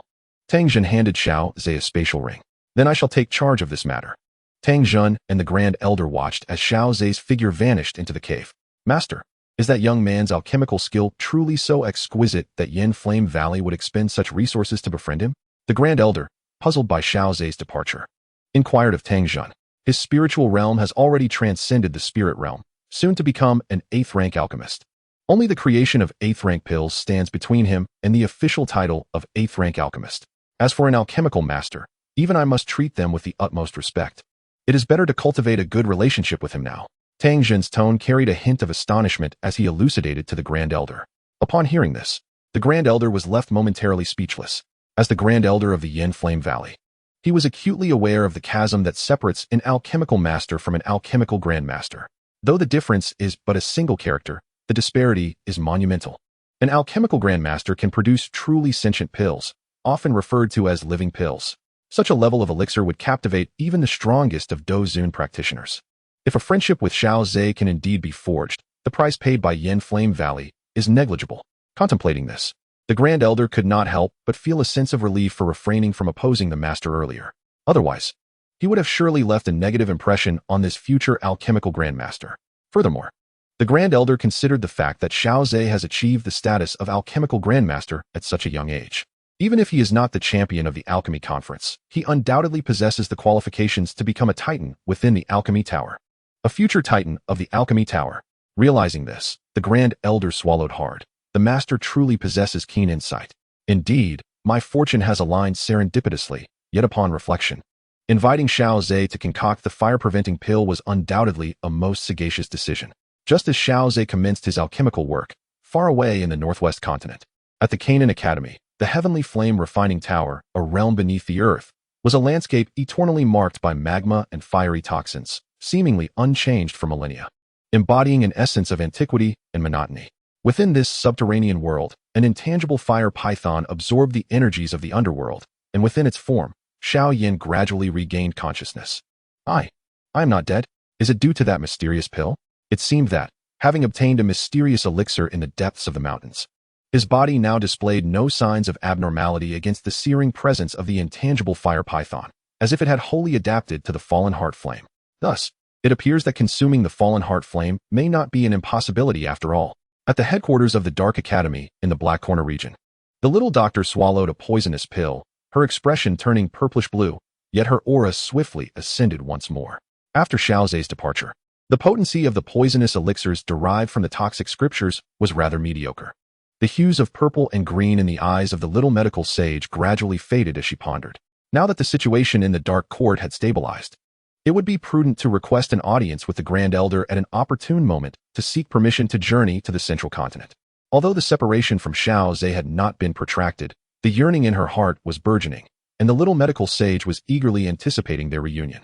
Above, the heavens rumbled with alchemical thunder, and a flicker of surprise crossed Tang Zhen's eyes.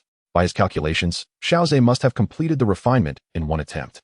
However, considering Xiao Ze's current level of alchemical skill and soul realm, achieving success on the first try was not entirely unexpected. Just as Tang Zhen was about to intervene and shield Xiao Ze from the alchemical thunder, he heard Xiao Ze's voice resonating from within the cave. Please refrain from intervening. Master Tang, this alchemical thunder serves a purpose for me. Upon hearing Xiao Ze's voice, Tang Zhen hesitated momentarily before responding. Since Elder Xiao has made a request, I shall refrain from acting. However, I implore you to assess your own capabilities. Should the situation prove insurmountable, do not push yourself. That is understood. The brewing alchemical thunder followed the currents of elixir energy, striking directly into the cave. Instantly, rocks began to tumble within, causing Tang Zhen to fret for Xiao Ze's safety. Concerned he might be buried alive.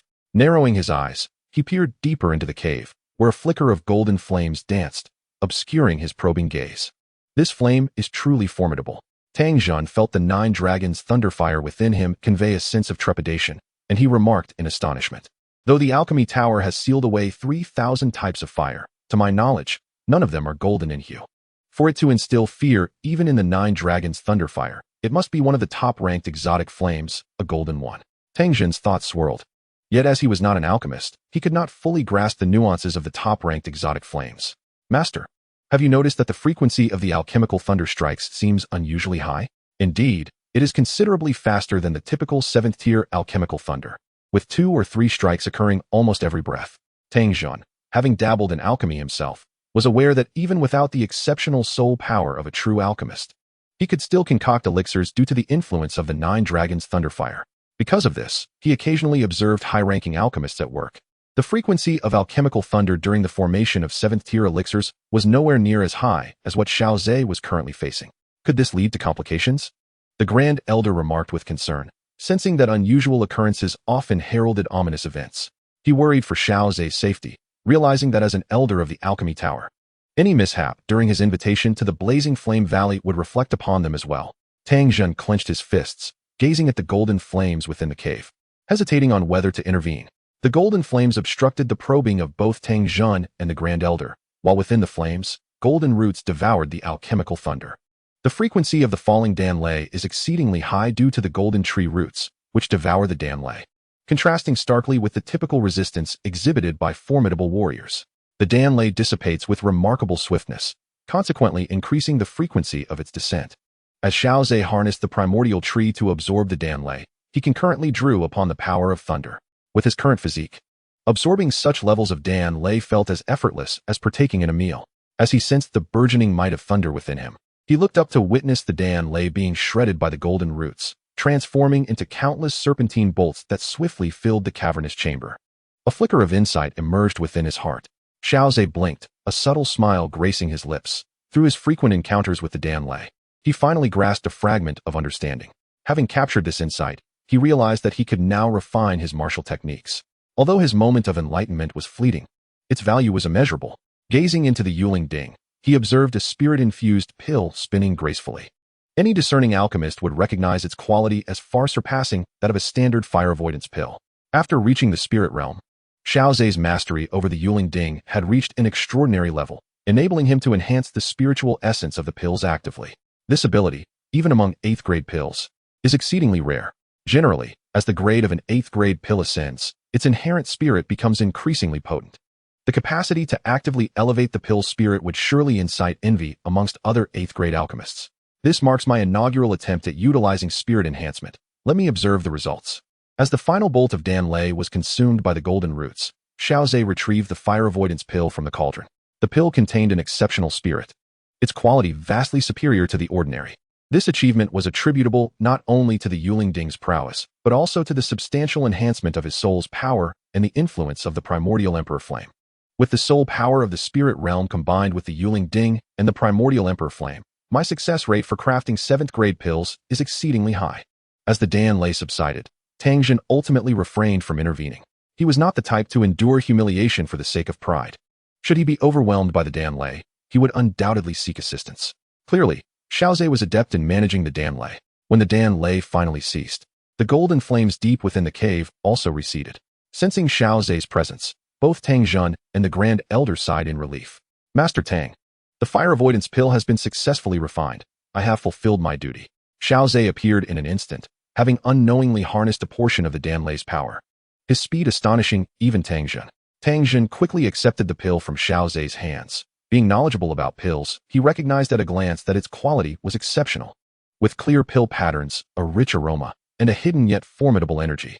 Upon hearing Tang Jun's words, Xiao Ze's eyes brightened. Oh, might you take me to see it? Of course, Grand Elder, came the respectful reply, as the Grand Elder, now devoid of any objections to Xiao Ze's entry into the ancient ruins, bowed his hands in acknowledgement. A being on the verge of becoming an 8th grade alchemy master is sufficient to command the utmost respect from the Flame Valley, even compelling its Grand Elder to treat him with deference. Shortly thereafter, the Grand Elder opened the spatial passage leading to the ancient ruins. Let us proceed, Elder Xiao Ze. Tang Jun beckoned, his figure swiftly vanishing into the spatial portal, while Xiao Ze, enveloped in a flash of lightning, followed suit with remarkable speed. Remarkable indeed. Not only is his alchemical prowess extraordinary, but his mastery of combat energy is equally impressive, the Grand Elder mused, observing Xiao Ze's astonishing velocity. Upon traversing the spatial conduit, Xiao Ze once again beheld the ancient ruins, noting a significant reduction in the fissures since his last visit days prior. The Bronze Palace appeared more distinct now. We may enter at this moment, provided we exercise caution. However, it would be prudent to wait an additional 2 or 3 days just to be safe. Tang Jun assessed the situation before offering his counsel. That seems reasonable, Xiao Ze replied after a moment of contemplation, deciding to heed Tang Jun's advice.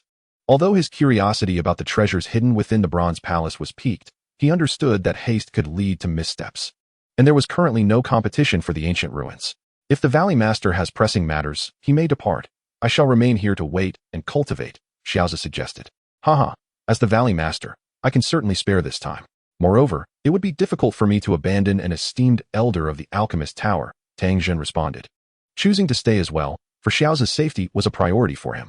Tang Jun was unaware of Xiao Ze's true combat capabilities, merely inferring from his displayed strength.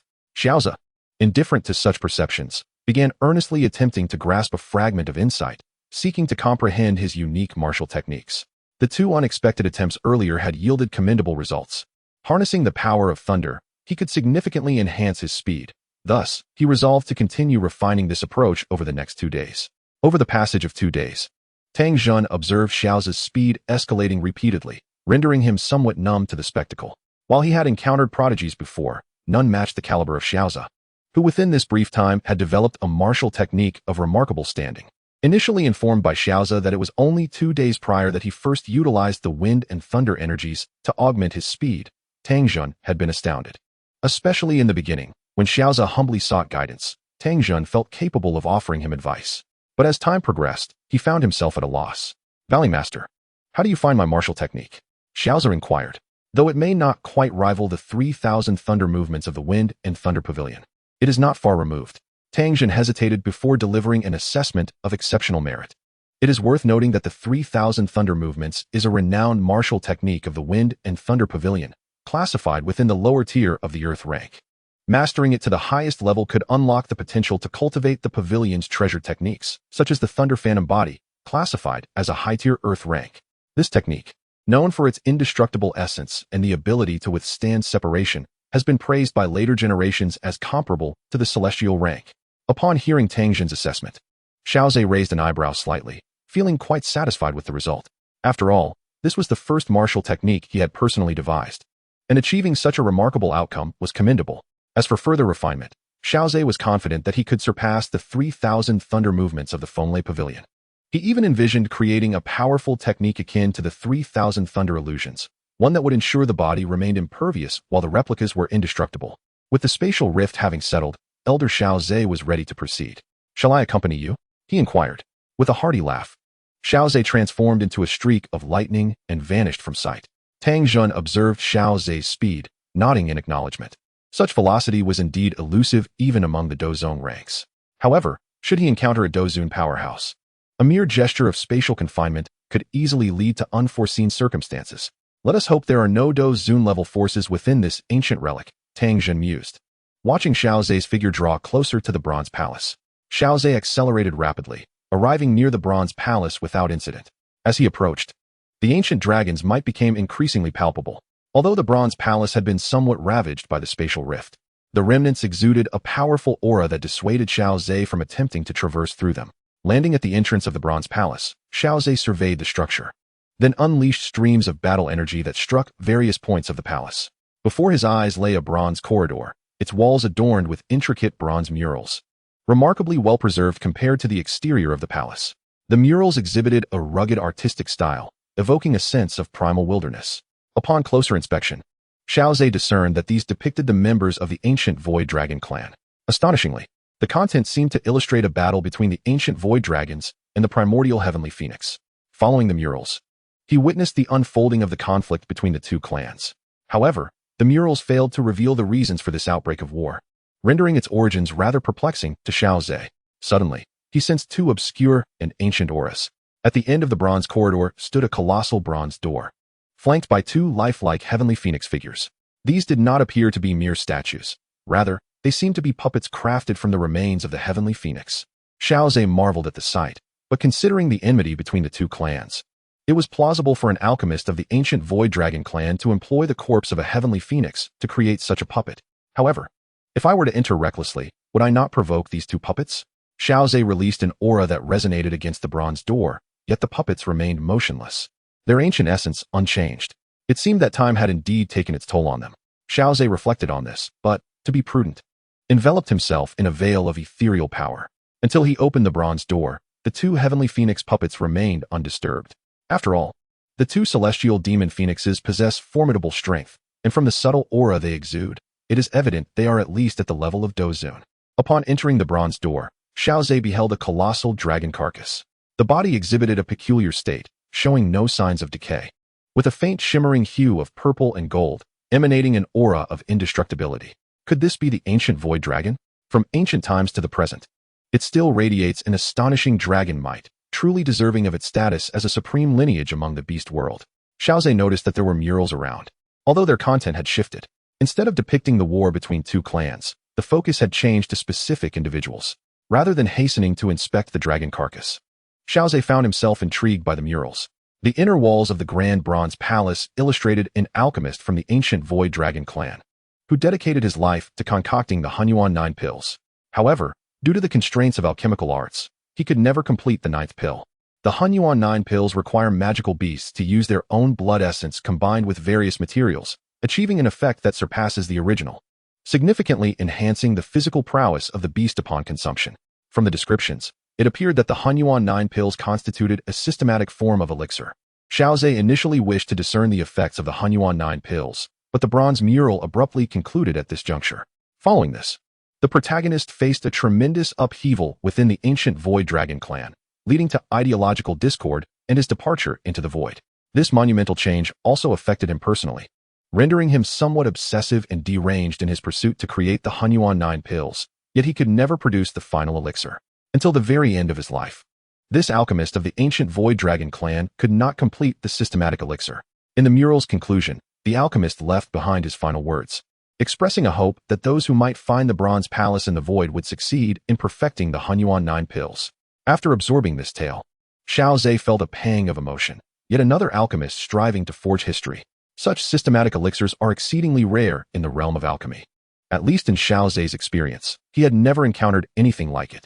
This Bronze Palace, it seems, had either fallen from the void or was fortuitously drawn to the 9-dragon thunderfire possessed by the master of the Burning Flame Valley, Tang Jun, resulting in its descent near the valley.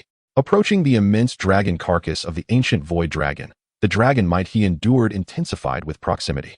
However, being a long-deceased entity, the ancient Void Dragon posed little threat to Xiao Ze due to his strength. Although the ancient dragon lay lifeless, its might lingered on. Xiao Ze sighed, then stepped into the void, traversing the spiraled body of the ancient Void Dragon. He soon discovered a bronze altar concealed beneath the dragon's form. Upon reaching the altar, a cauldron radiating with a purple-gold glow captured Xiao Ze's attention. Hastening to the purple-gold cauldron, he noted that its exterior was adorned with 9 vividly lifelike ancient void dragons. Moreover, to Xiao Ze's astonishment, the dragon might emanating from this purple-gold cauldron was even more terrifying than that of the dragon carcass itself. Xiao Ze slightly opened the medicinal cauldron, and an overwhelming scent of blood assailed his senses.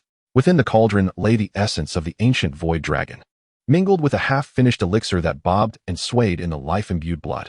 Nurturing the elixir with one's own essence was a renowned technique in alchemy known as blood nurturing. Yet, it was impossible for ordinary human alchemists to possess such a vast reservoir of essence. Only those alchemists who were also magical beasts could afford such extravagance. It was precisely this potent life force that allowed the elixir to endure through the ages, preserving its integrity until now. Xiao Ze's gaze fell upon the elixir, which shimmered with hues of purple and gold, surrounded by a delicate phantom of the Void Dragon that danced around it. Though merely an apparition, it was exquisitely detailed, as vivid as if it were a living dragon. The overwhelming dragon aura that Xiao Ze had sensed earlier emanated from this incomplete elixir. With his knowledge of alchemy, he discerned that while the elixir was unfinished, it was at least an 8th-grade potion, having begun to develop a semblance of sentience, albeit incomplete and unable to fully coalesce. The phantom of the Void Dragon surrounding it represented this nascent intelligence. After a moment of hesitation, Xiao Ze gently closed the cauldron, choosing not to extract the elixir. After all, it was maintaining its balance and could continue to cultivate within the essence of the Void Dragon. If he were to remove it from the ancient blood, the elixir would be ruined. He needed to examine the detailed recipe for the mixed Yuan 9 elixir. Otherwise, he would remain unable to concoct this entirely unfamiliar potion. Xiao Ze approached the center of the altar, where only a scant few items were displayed: a high-grade spatial ring of purple gold, a jade tablet radiating with a purple golden glow, and a piece of purple gold dragon scale stained with blood. He first reached for the high-grade spatial ring, whose soul imprint had faded to near non-existence. With a mere flicker of his soul power, he shattered it.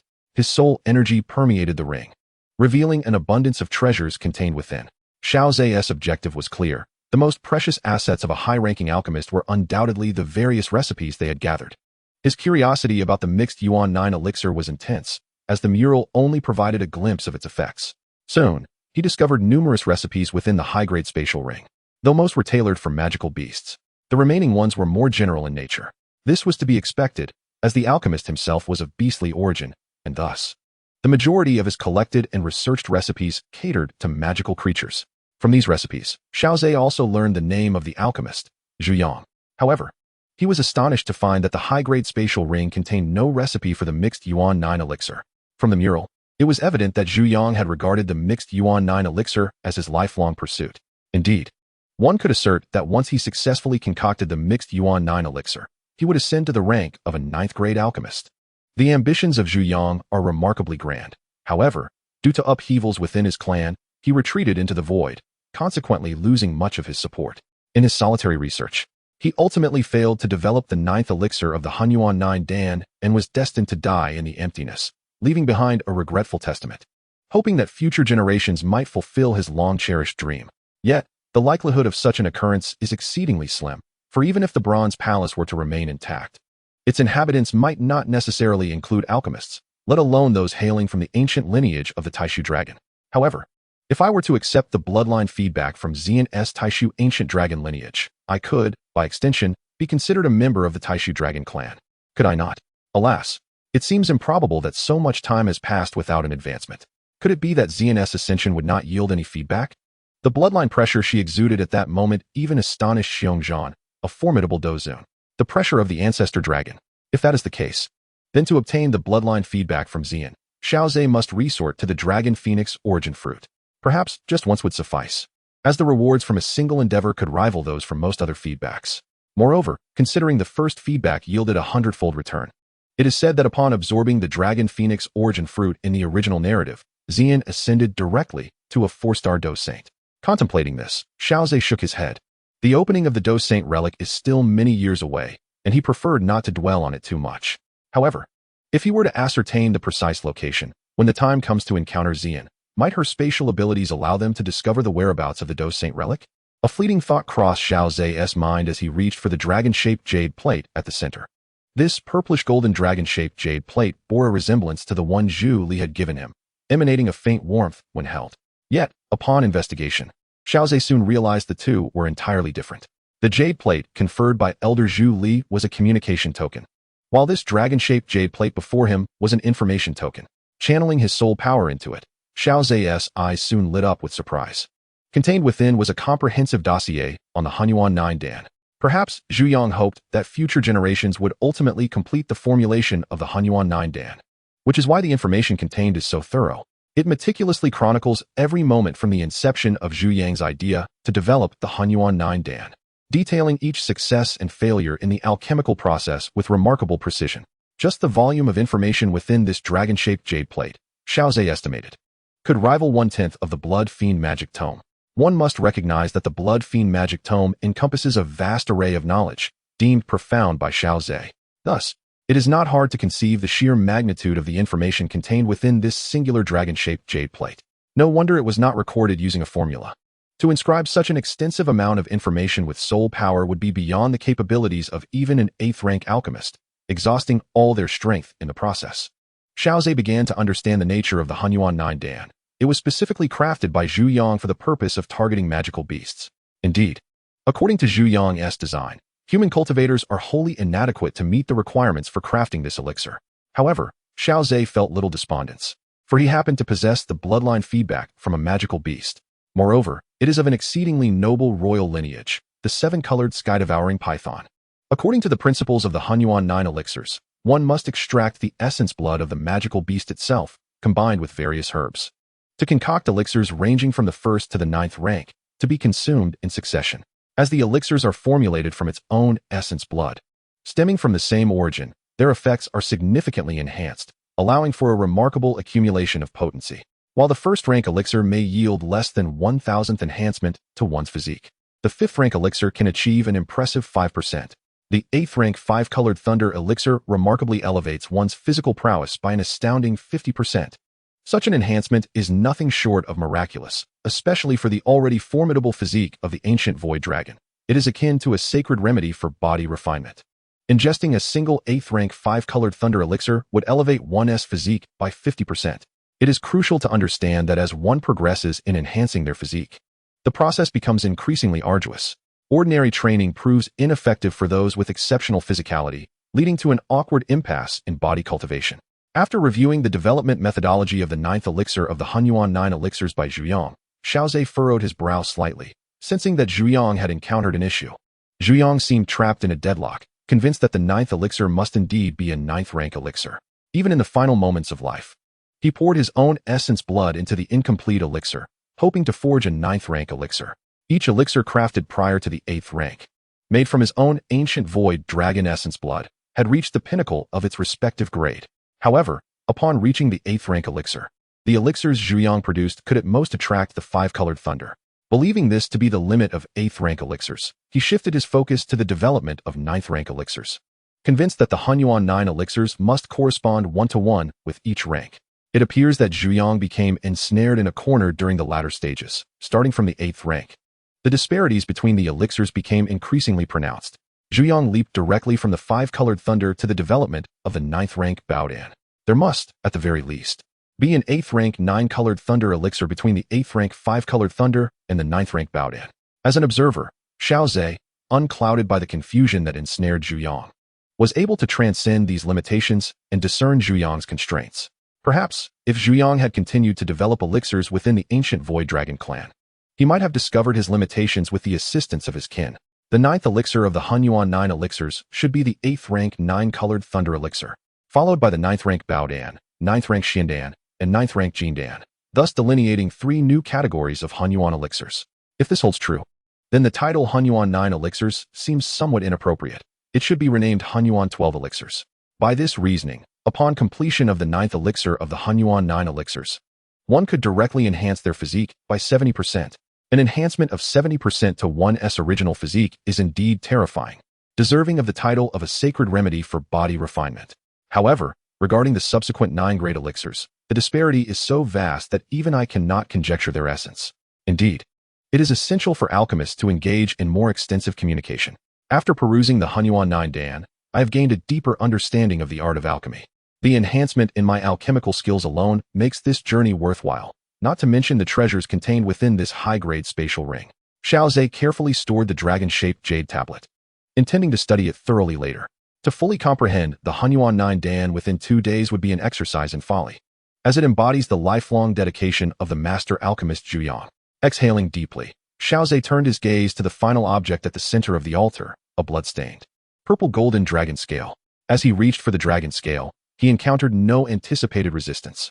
In his grasp, the scale radiated an intense warmth, and the blood appeared to be seamlessly integrated with it, not a single drop falling. Though this dragon scale is profoundly enigmatic, its mysteries do not reveal themselves to Xiao Ze. It seems to be a hereditary scale from the Taishu ancient dragon lineage, which cannot be utilized without possessing their bloodline. Nonetheless, the gains from this expedition are already considerable, and he does not wish to demand more. When he encounters Xian later, he shall present this item to her. Xiao Ze stored the bloody dragon scale and contemplated the massive dragon corpse encircling the altar. He retrieved an empty high-grade spatial ring and placed it within. Of course, his interest does not lie in the essence of the Taishu ancient dragon. After all, it belongs to Xian's kin, and he cannot extract their essence. He merely intends to hand over this relic of the Taishu ancient dragon to Xian, allowing her to properly bury Zhu Yang on the ancient dragon island. A fitting return to one's roots. Zhu Yang's legacy is of great assistance to Xiao Ze, and he wishes to contribute his part in honoring him. Should the opportunity arise, he would also seek to perfect the Hunyuan 9 Dan. Once Xiao Ze secured Zhu Yang's body, the altar was left with only a medicinal cauldron inscribed with the patterns of the Taishu ancient dragon. This cauldron likely originates from the Taishu ancient dragon lineage. Given their extensive history, it is improbable that they would not have left behind a legacy of alchemists over the ages. Xiao Ze discerned numerous soul imprints on the cauldron, likely left by generations of alchemists from the Taishu ancient dragon lineage. The accumulation of these soul imprints means that this cauldron can ultimately only be wielded by one possessing the bloodline of the Taishu ancient dragon. Xiao Ze harbors little interest in this cauldron, as his own spirit-infusing cauldron suffices for his needs. At higher levels, the cauldron forged from his own flame possesses formidable power, not inferior to those listed on the heavenly cauldron rankings. After all, the pinnacle of alchemical mastery allows for the creation of imperial-grade elixirs. Such alchemical skills, capable of melding the very heavens and earth, would exceed the tolerances of any cauldron on the heavenly cauldron rankings. Standing before the medicinal cauldron, Xiao Ze finds himself unable to concoct the elixir within. Or rather, according to the principles of the Hunyuan 9 Dan, even if he were to succeed in crafting that elixir, none would be capable of consuming it. not even those of Zhu Yang's own kin. As this elixir is forged from the very essence of Zhu Yang's blood, it is only beneficial for him to consume it. This can be seen as a limitation of the Hunyuan 9 pill, characterized by its extreme specificity. According to Zhu Yang's accounts, this elixir was crafted from the materials of the 9-rank precious pill, yet success remained elusive. It may be prudent to consider downgrading it, opting for a more attainable goal. As per my previous deductions, to refine it into the 9-colored lightning 8-rank pill. Xiao Ze mused to himself. However, having yet to successfully concoct an 8-rank pill, he deemed it unwise to attempt the challenge of the 9-colored lightning 8-rank pill at this juncture. As Xiao Ze pondered, the 7-colored devouring python on his wrist slowly awakened. Drawn by the faint scent of blood wafting from the cauldron, the vibrant little serpent nudged against Xiao Ze's hand, its eyes reflecting curiosity. Previously entrusted to Qinglin's care, the 7-colored devouring python had consumed quite a bit of the accompanying purple crystal essence. No, little one. Neither the essence of the ancient void dragon clan nor the elixir within is something you can digest, Xiao Ze cautioned, producing the last vial of accompanying purple crystal essence to feed the little serpent. He was reluctant to let the 7-colored devouring python consume the blood essence in the cauldron, both for its inability to endure it and to avoid wasting the precious elixir. Goodness, have you an insatiable appetite, little one? Xiao Ze remarked with a wry smile. Observing the evident desire in the serpent's eyes, he retrieved another jade vial from his spatial ring. The vial radiated a potent energy, instantly capturing the 7-colored devouring python's attention. Its tail swayed in excitement, and its tongue flicked against Xiao Ze's hand, a gesture of eagerness. This is the primordial essence of a high-level magical beast, little one. To use it sparingly. Upon opening the jade vial, Xiao Ze dipped his finger into the primordial essence and presented it before the 7-colored devouring python. The serpent eagerly enveloped his finger, sucking on the essence with fervor. After a while, noticing the serpent's unwillingness to release his finger, Xiao Ze could not help but shake it slightly. Just as he assumed the 7-colored devouring python was merely playing, a radiant spectrum of colors erupted from it. The sensation on his fingertip altered, becoming silky and tender. As the colorful glow dissipated, the enchanting visage of Medusa materialized before Xiao Ze. Her delicate lips held his finger, and as the tip brushed against her soft, supple tongue, a faint blush adorned Medusa's flawless face, her eyes betraying a hint of shyness. Medusa? Xiao Ze exclaimed in astonishment, perplexed by her sudden appearance. Medusa parted her lips ever so slightly, a silvery thread connecting his finger to her mouth, her gaze imbued with complexity. What? Do you not wish to see me? Or do you simply intend to keep me as a pet? Her words dripped with a subtle discontent, leaving Xiao Ze momentarily stunned. While Medusa herself was taken aback, the relationship between Medusa and Xiao Ze is not as antagonistic as depicted in the original narrative, where Xiao Yan sought to eliminate her upon their initial encounter. On the contrary, prior to her evolution, Medusa maintained a rather amicable rapport with Xiao Ze, to the extent that they could engage in meaningful conversation. It is worth noting that Medusa, as the queen of the serpent people, found common ground with Xiao Ze, a human cultivator, indicating her favorable impression of him. The primary factor contributing to this dynamic is that during their first meeting, Xiao Ze managed to defeat her, thus leveling the playing field between them, even placing Xiao Ze in a position of superiority. This circumstance rendered Medusa's regal pride ineffective in Xiao Ze's presence and left a lasting impression upon her. During their subsequent encounter, Xiao Ze further solidified his standing in her eyes by presenting her with the precious 7th-grade elixir, the revitalization pill, to save her life. This act of salvation profoundly deepened Medusa's perception of Xiao Ze, complicating her feelings towards him. Traditionally, Medusa would have viewed human cultivators as intruders to be eliminated. Yet Xiao Ze stood as a unique exception. Not only did he emerge unscathed, but she also found herself harboring a favorable disposition towards him. Medusa's appearance today was prompted by her curiosity regarding Xiao Ze's attitude towards the 7-colored devouring python. She wished to gauge his reaction upon her arrival. I think you should put on some clothes first. Xiao Ze broke the silence, producing a cloak. Medusa's cheeks flushed slightly, yet she did not resist donning the garment. Speaking of which, now that you've successfully evolved, how are things progressing? Xiao Ze inquired, observing Medusa in the cloak, which, while covering her, still allowed a hint of her form to remain visible, creating a tantalizing aura. To diffuse the lingering awkwardness, he redirected the conversation towards her current status. My fusion with the soul of the 7-colored devouring python has gone quite smoothly. I am gradually gaining control of the situation. Medusa hesitated momentarily before responding honestly. Xiao Ze raised an eyebrow, noting the divergence from the original storyline. He quickly deduced the implications. In the original, Medusa's intent was to kill Xiao Yan, while the devouring python sought to protect him, resulting in a conflict. However, the current amicable relationship between Medusa and himself, coupled with his role as her savior, made any murderous intent towards him implausible. Thus, their fusion proceeded without conflict. Given that the soul of the seven-colored devouring python was newly born, it would naturally be subordinate to Queen Medusa during their integration. Although circumstances had shifted, the present situation remained favorable for Xiao Ze.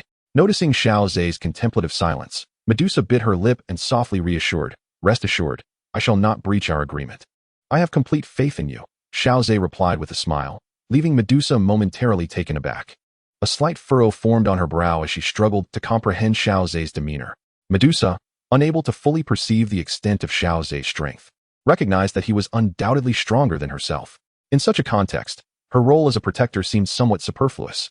Yet, Xiao Ze was resolute in honoring the pact, while she, following closely behind him, recognized that the benefits she would reap far outweighed her contributions.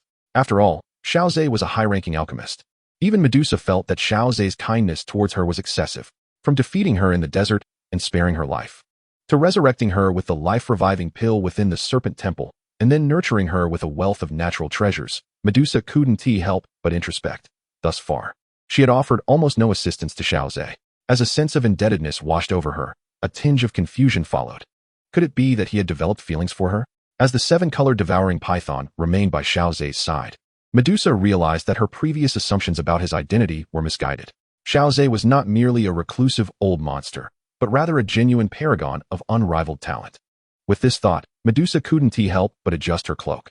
Unbeknownst to Xiao Ze, who was oblivious to the turmoil within Medusa's heart, even if he were aware, he would never voice it aloud. It would be rather inappropriate for him to confess that he was coveting the bloodline of the seven-colored devouring python after her evolution. Wouldn't he? Well, since you have graced us with your presence, it is time to fulfill your role as my protector, he remarked after stowing away the alchemical cauldron. Medusa nodded gently, obediently trailing behind Xiao Ze. He conducted a thorough search of the entire bronze palace, yielding some discoveries. Though they paled in comparison to the treasures obtained from the altar, that should suffice, he told Medusa. This hall is quite substantial.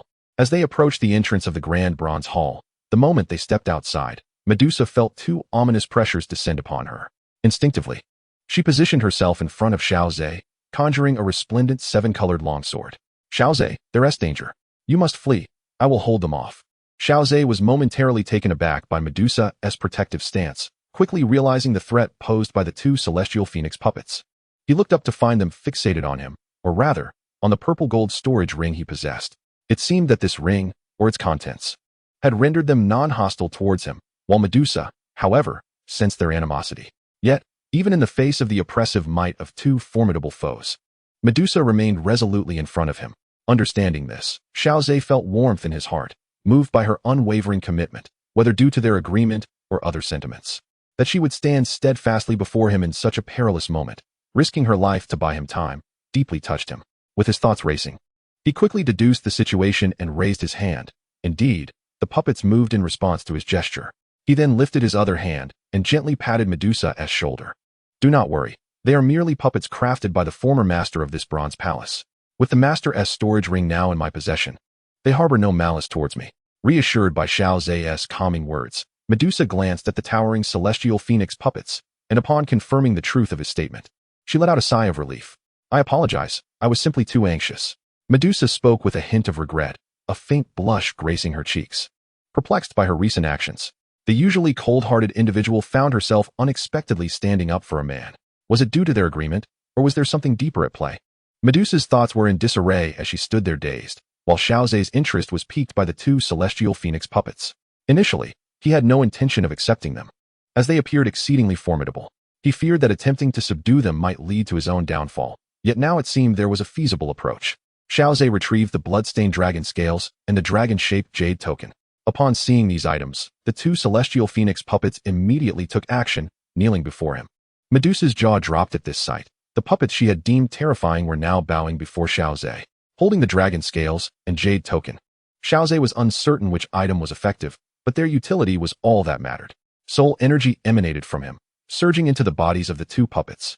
And after a thorough search, he located the soul mark left by Zhu Yang within them. Over the long passage of time, this soul mark had become exceedingly faint.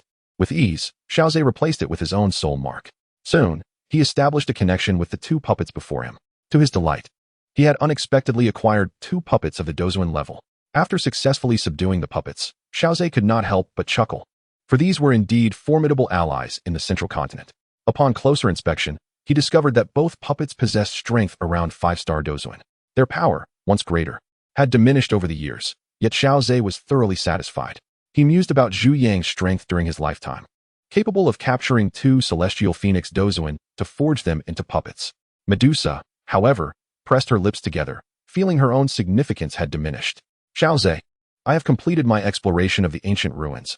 I must now return to my slumber. Medusa silently resolved to emerge even stronger upon her next awakening. Xiao Ze grasped the slowly descending cloak and stowed it away, not overthinking it.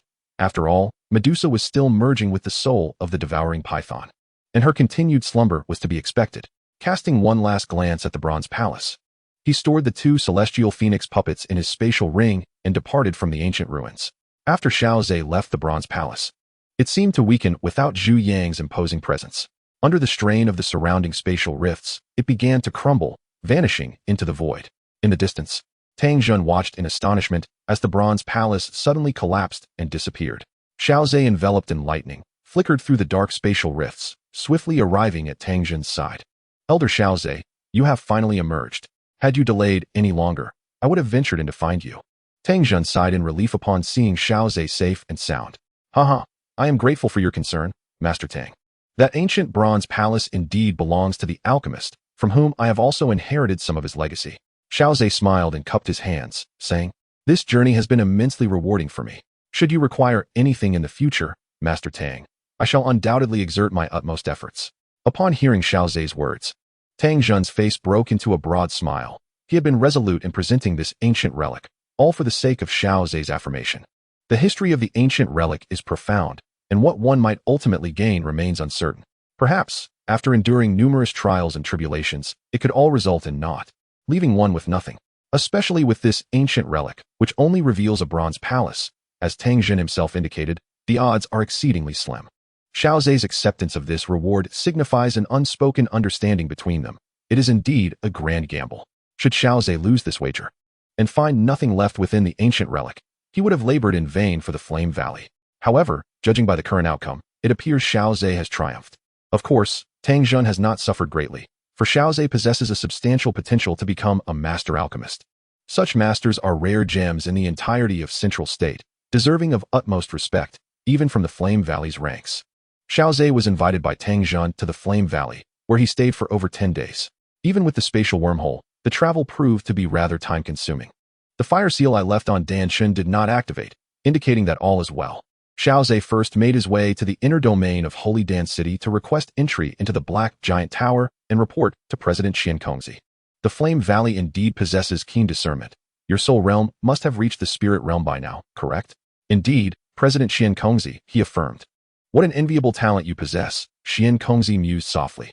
After conversing with President Qingling for a while longer, Xiao Ze took his leave.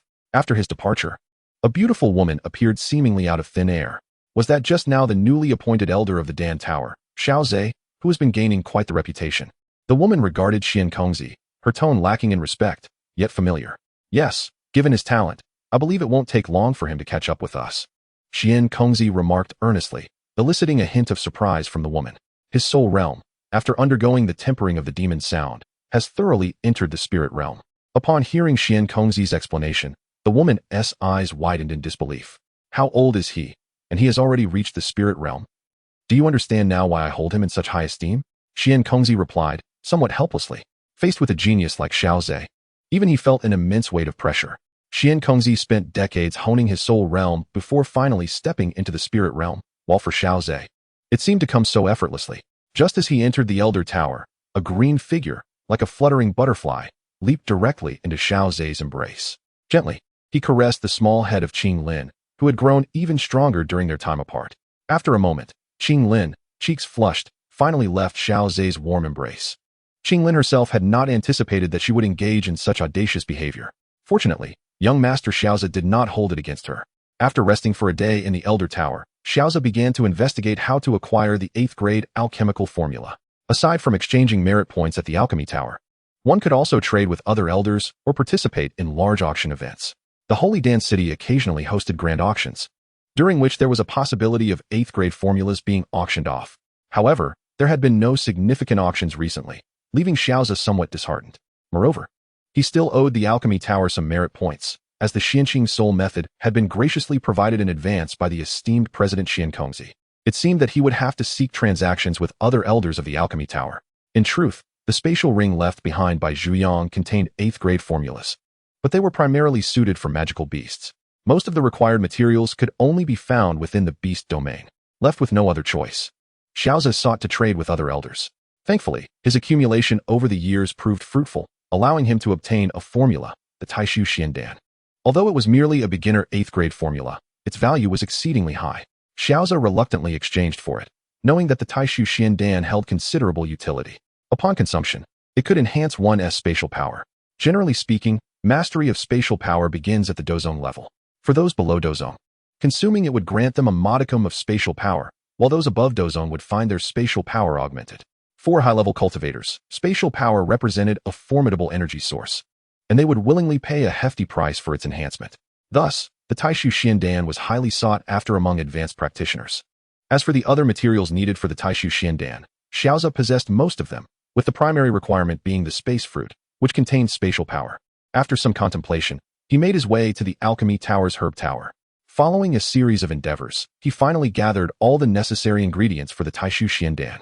With Xiao Ze's current alchemical skills and the terrifying flames of Emperor Yan, the initial refining process of the Taishu Xiandan proceeded remarkably smoothly. A few days later, only a silvery liquid remained in the Yuling Ding, emanating powerful energy fluctuations and gradually shrinking under the scorching golden flames. The refinement of the Taishu Xiandan had progressed quite favorably. Once successfully crafted, he would indeed be recognized as a genuine 8th grade alchemist.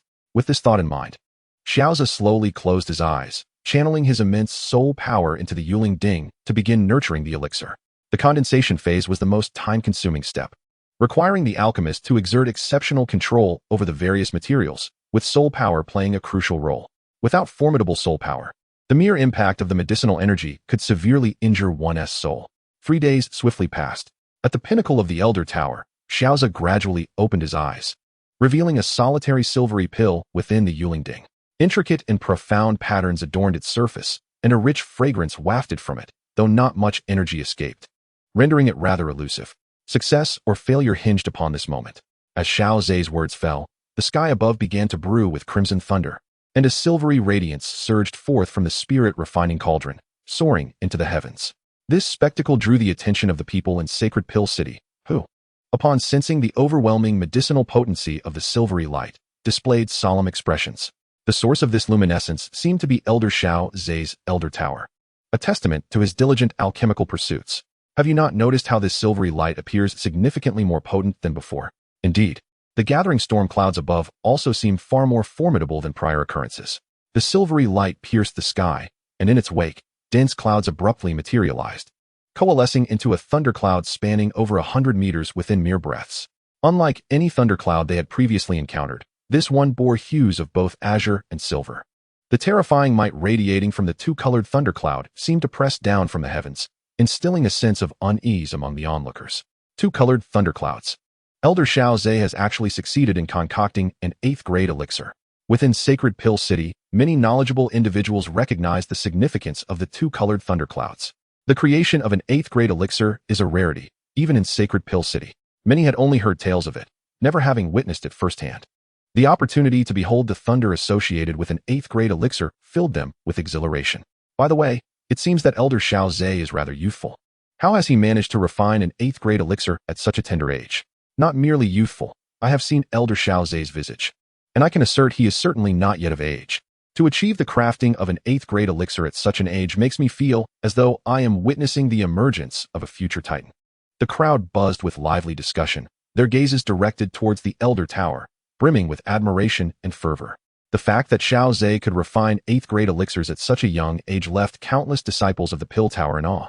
As they had proclaimed, they firmly believed that Xiao Ze would undoubtedly emerge as one of the giants of the Pill Tower in the future. Meanwhile, at the central location of Sacred Pill City, atop the towering black edifice, Xiankongzi stood alongside the previously mentioned beautiful woman and an exceptionally stern-faced elder. Their imposing auras were akin, revealing them to be the three great titans of the Pill Tower. Xiao stroked his beard and gazed intently at the newly formed two-colored thundercloud, a hint of gravity flickering in his eyes. Can Xiao Ze truly contend with the thunder of the elixir? Xian voiced his concerns. The stern-faced elder turned his gaze towards Xiao, his eyes reflecting a measure of apprehension. Xiao Ze is prudent in his endeavors. He must certainly understand that the thunder of an 8th-grade elixir equates to the assault of a Dou Qi-level powerhouse, and he would not recklessly attempt to refine such an elixir without adequate preparation. Xiao hesitated for a moment, recalling his interactions with Xiao Ze, and slowly spoke. Yet, to be on the safe side, it is prudent to prepare to intervene. During their discussion, Xiao Ze looked skyward, where the azure and silver thunder converged, emanating a force far surpassing that of the previous 7th-grade elixir's thunder. Is this the thunder of the two-colored elixir? With a flick of his hand, two celestial phoenix puppets appeared atop the Elder Tower. Although the golden tree roots could withstand the dual-colored thunder, Xiao Ze was curious to see if the two celestial demon phoenix puppets could absorb the power of the lightning. Moreover, these two celestial demon phoenix puppets seemed to possess an understanding of cooperative attack techniques. Shortly thereafter, a vast bolt of lightning descended from the heavens, carrying immense thunderous might and formidable power. A resplendent flash of dual-colored lightning illuminated the vicinity of the sacred Pill City, capturing the attention of numerous disciples from the Pill Tower. However, even as the dual-colored thunder struck the pinnacle of the Elder Tower, no formidable figures emerged to counter the lightning. The tension rose not only among the Pill Tower disciples, but also among the elders, who wore grave expressions. Did Xiao Ze truly intend to concoct an 8th-grade elixir without any preparation? Xiao clenched his fists momentarily before relaxing them. His soul power could sense that the fluctuations of the 8th-grade elixir were still present. It appeared that Xiao Ze had indeed made some preparations, though they seemed insufficient. Relying on the defenses of the Elder Tower to mitigate the thunder?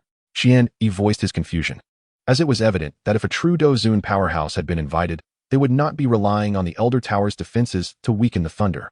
Let us observe. If he cannot withstand the dual-colored thunder, we shall intervene, Xiao said slowly.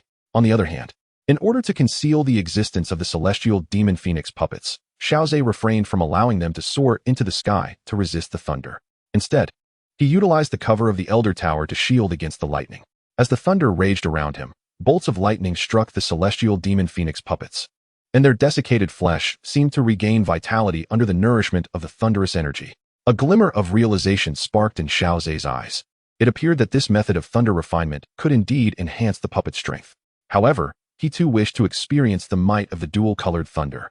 Xiao Ze retrieved the celestial demon phoenix puppets, and in the next moment, golden tree roots spread throughout the surrounding void. As the dual-colored thunder fell, the golden tree roots eagerly consumed the lightning. Within the ethereal space, a towering primordial tree flickered with the dual-colored thunder. Yet, under the suppression of the primordial emperor flame, the dual-colored thunder appeared unusually tame. Once the thunder subsided, a silvery radiance suddenly erupted from the Yunsul cauldron, and lightning manifested upon Xiao Ze's form. Instantly, golden flames materialized in his palm, and under his exquisite control of the flames, they swiftly transformed into a cage, enveloping the silvery glow. Observing the elixir within the silvery light, a smile crept across Xiao Ze's face. The 8th-grade elixir was indeed known as a living elixir, eager to escape just after its refinement. Nevertheless, it would do well to remain obedient. Xiao Ze retrieved a jade vial, placed the elixir within, sealed it, and stored it carefully. Now, I can truly claim the title of an 8th-grade alchemist. Countless disciples of the Pill Tower gazed at the Elder Tower with admiration for Xiao Ze, aware that from this day forth, the Pill Tower had gained another master alchemist. The news of the emergence of another master alchemist within the Pill Tower spread rapidly throughout the central continent, as many factions took the opportunity to place their personnel in the sacred Pill City due to the Pill Tower's unique nature and autonomy. Firstly, it is essential to comprehend the daily activities of the formidable Dan Tower. Secondly, it is naturally driven by personal interests, to cultivate relationships with the alchemists of Dan Tower and seek elixirs. The Dan Tower, being a free organization composed of alchemists, inherently lacks the control akin to that of sects or clans. Consequently, many pieces of information cannot be tightly safeguarded. For instance, the news of Xiao Ze officially becoming an 8th-tier alchemist swiftly found its way to the leaders of various factions across the central continent. At the Burning Flame Valley, Tang Zhan gazed at the newly submitted intelligence, a smile involuntarily gracing his face. Fortunately, the old man possessed foresight. Xiao Ze, at such a tender age, had already ascended to the status of a master alchemist. heralding a future of limitless potential. Perhaps, when Xiao Ze matures, he could address the latent threats surrounding the ancestor. Tang Zhen mused, aware that Xiao Ze must have gained significant benefits from the ancient ruins.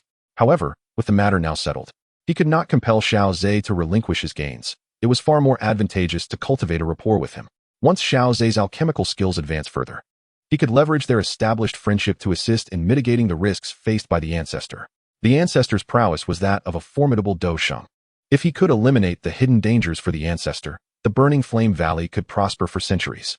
After all, the presence of a Dou Qi is a fundamental factor determining whether a faction can endure on the central continent. In the Sound Valley, within a grand hall, Yinhao scrutinized the intelligence before him, his brow furrowed with regret. A master alchemist was so close at hand, yet he had failed to seize the opportunity to forge a bond, allowing that old fellow from the Burning Flame Valley to reap the benefits instead. Even a colossal entity like the Sound Valley had aspirations concerning a master alchemist. If he had capitalized on the opportunity during the Demon Sound refining ceremony to establish a rapport with Xiao Ze, who had not yet attained the status of a master alchemist, it would have been considerably easier to solicit his assistance in concocting elixirs in the future.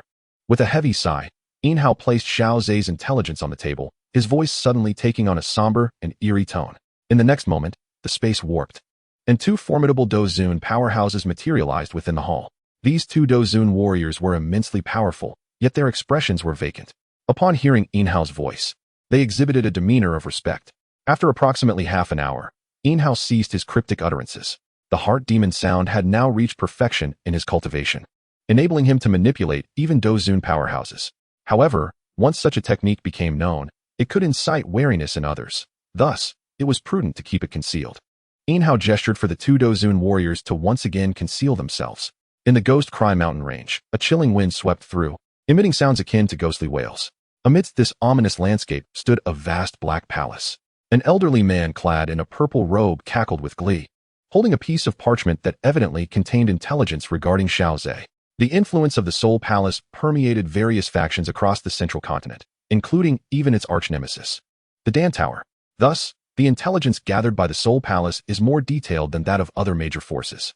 They have even documented the exact moment when Xiao Ze joined the Alchemy Tower. To say the least, he possesses a soul of spiritual realm caliber. Capturing him and extracting the essence of his soul would equate to decades of effort for this branch. Come forth. The elder pondered for a moment before summoning several guardians of the Soul Palace. Convey this order. Keep a close watch on Xiao Ze from the Alchemy Tower. The moment he departs from the Holy Pill City, report to me immediately. As he watched the guardians depart, a fierce glint flickered in the elder's eyes. The essence of a master alchemist's soul would enable me to ascend further within the branch. Perhaps this achievement could secure my position as the branch leader of the Earth Fiend Hall. The elder held Xiao Ze in high regard, for this represented his own path to advancement. Moreover, his branch is the closest to the Alchemy Tower, alleviating concerns of accolades being claimed by other branches. Other forces have also taken note of this young master alchemist, contemplating opportunities to forge alliances with him. Aside from the major powers, Holy Pill City, as the core region of Central State, experiences the most vigorous flow of information. The news of Xiao Ze's ascension to master alchemist spread like wildfire throughout Central State. Even ordinary folk have, to some extent, heard of him. Thus, Xiao Ze's name has echoed throughout Central State, rising to prominence. This renown brings not only benefits, but also envy and covetousness. At this moment, Xiao Ze remains unaware that he has caught the eye of a venerable elder from the Soul Palace. He is currently refining the two-colored pill thunder within, which, after being devoured by the golden tree roots, swirls around the primordial tree. However, the primordial tree is enveloped in the primordial emperor flame, an immensely powerful fire in this world, which easily suppresses the two-colored pill thunder without any turbulence. Consequently, Xiao Ze's refinement proceeds smoothly, feeling the thunderous power within him strengthen. A joyful smile spreads across his face. Thanks to the void space and the primordial tree, even while engaged in alchemical pursuits, my cultivation steadily advances. After refining the two-colored pill thunder, I have successfully elevated my level once again. Balancing alchemical practice and cultivation is feasible. Yet I must hasten to produce more 8th-grade elixirs to make up for my outstanding achievements. If possible, I aim to exchange for all the 8th-grade formulas available at the Alchemy Tower within the next year. Xiao Ze's plans unfold with clarity. Yet he soon finds himself visited by numerous elders from the Alchemy Tower. Having attained the status of Master Alchemist, he now stands apart from ordinary elders. It can be said that if he wishes, his identity as a master alchemist qualifies him to compete for one of the 8 elder positions of the Alchemy Tower. Xiao Ze is not averse to the visits from the Alchemy Tower elders. Engaging in discussions about alchemical techniques is an excellent choice. However, to his surprise, on this day, he received an invitation from President Seongqing. Xiao Ze navigated with familiarity to the grand hall within the black giant tower. As the doors of the hall opened, he beheld 3 figures. Seongqing had previously encountered Xian Yi, yet there was an elder present whom Xiao Ze had never seen before. Haha, this is President Tion Lei, one of the 3 major leaders. He is the most reclusive among them, so it is entirely normal that you do not recognize him. Seongqing explained with a cheerful demeanor. I am Xiao Ze. It is an honor to meet President Tion Lei, Xiao Ze said, bowing respectfully to the stern-faced elder. The elder merely nodded in acknowledgement. Seongqing shook his head with a smile, saying, Xiao Ze, do not take it to heart. His nature is simply like this and is not directed at you. Xiao Ze stood quietly, a hint of confusion swirling within him. He could not fathom why the 3 major leaders had assembled today, seemingly for his sake. Today, we have several matters to discuss with you, Seongqing stated. Thank you, President Seongqing. Xiao Ze replied. Haha, there is no need for such formality. You are now an 8th-tier alchemist, on the same level as us. Perhaps in the future, should any of us old fellows retire, the position of president may rightfully fall to you. Thank you for your kind words, President Seongqing, but my experience is still quite limited. There is no need for modesty. After all, in the realm of alchemy, merit is what truly counts. Age does not dictate status, Seongqing remarked with a smile. Look at the usual elders, they are much older than you. Do they dare to flaunt their age before you? Xiao Ze lowered his gaze in silence. Although the sentiment was appreciated, to accept such praise might come across as excessively arrogant. Now regarding the alchemist exchange meeting, what are your thoughts? Seongqing inquired. Xiao Ze lifted his head, a flicker of uncertainty crossing his mind. He had previously attended one such gathering, but had been under the impression that it was always led by the 3 major leaders of the Alchemist Guild. The alchemist exchange meeting I attended was greatly beneficial. And your insights on alchemy, President Seongqing, have greatly aided me, Xiao Ze began, but was interrupted by Xian Yi's cheerful interjection. Xiao Ze, what we mean is, would you be interested in leading one? Me take the lead. But I had heard Elder Lu mention that these meetings have traditionally been organized by the 3 major leaders. That is true. But if a newly appointed alchemist master were to take the reins, it would provide an opportunity to share their insights and experiences in alchemy, Seongqing explained. Otherwise, it would not be entrusted to you to lead, given that it has always been under the purview of the 3 major leaders. I understand. I will prepare thoroughly for this upcoming alchemist exchange meeting. Upon hearing Xiao Ze's agreement, Seongqing and the others smiled in approval.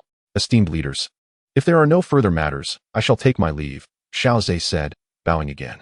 At that moment, the previously silent President Tion Lei suddenly called out to him.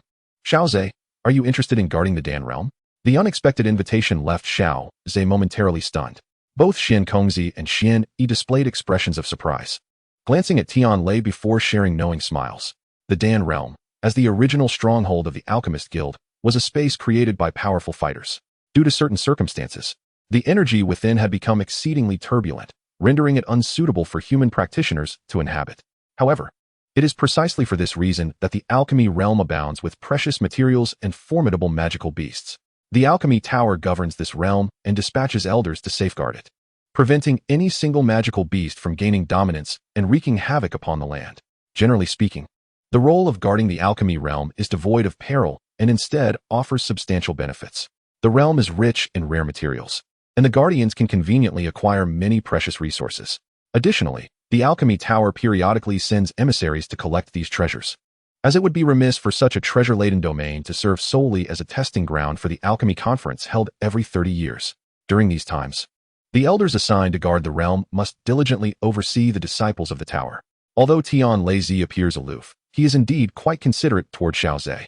Xiao Ze, you should acquiesce. Safeguarding the alchemy realm is beneficial for you, Seongqing interjected, noting Tion Lei's reluctance to elaborate. Yes, but I worry whether it might affect the Alchemist Exchange Conference. No need for concern. The personnel guarding the alchemy realm will soon be rotated. You can complete the Alchemist Exchange Conference before then. If I recall correctly, it should be Elder Lu Tion's turn this time. The position of guarding the alchemy realm is highly sought after by many elders, so do not let this opportunity slip by.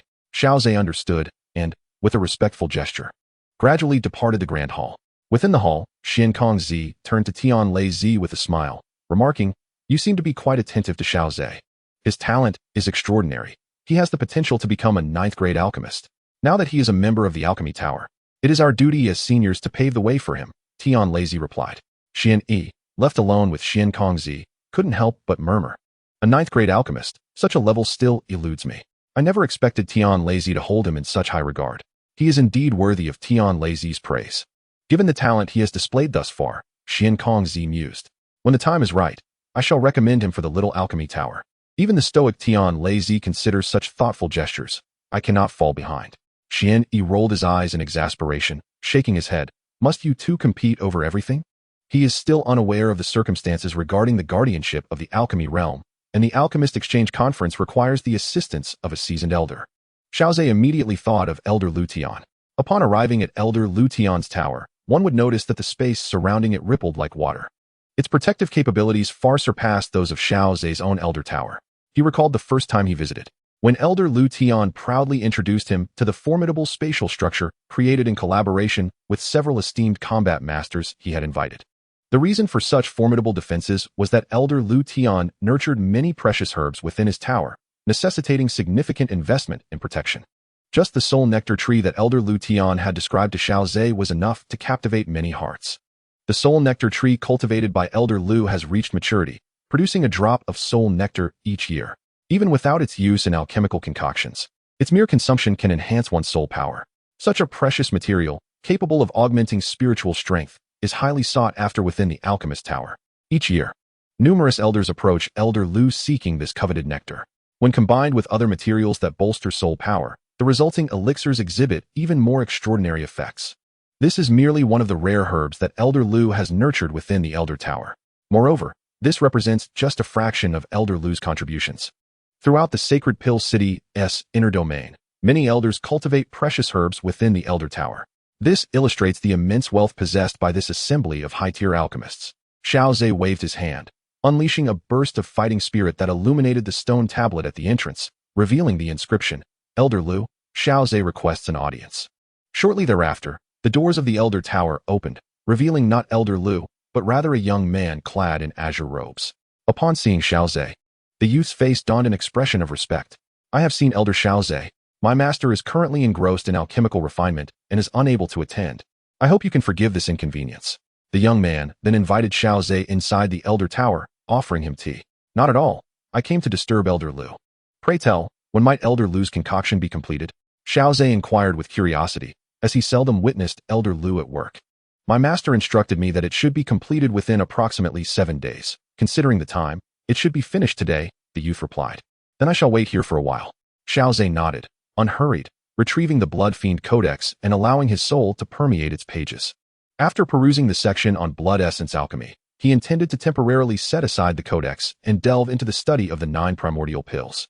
The young man stood quietly beside him, his demeanor calm and silent. Yet, an occasional glance toward Xiao Ze revealed a glimmer of admiration and reverence.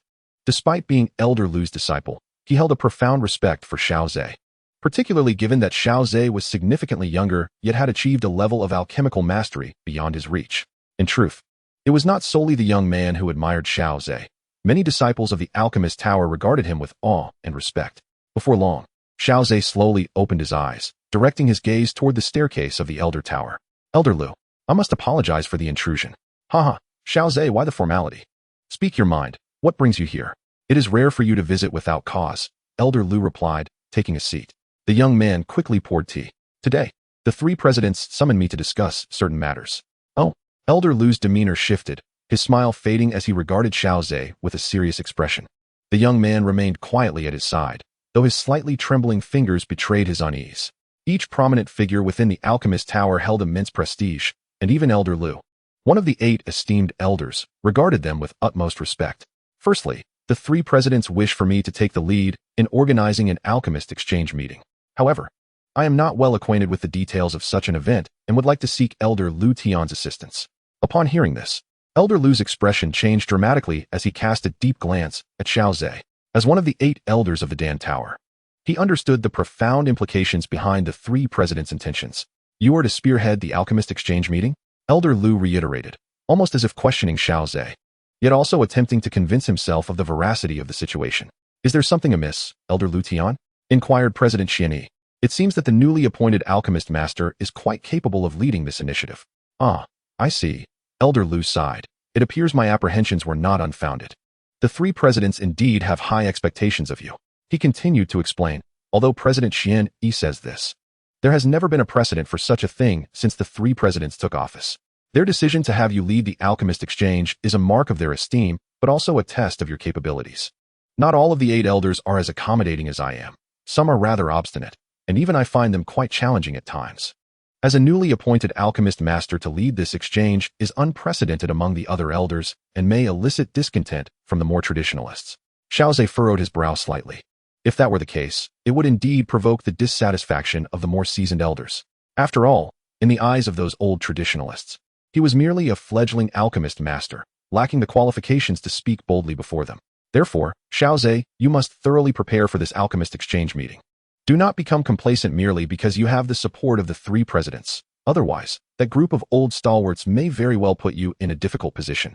Elder Lu said earnestly, the esteem the three presidents have for you is a guarantee, but you must possess sufficient strength to earn their respect.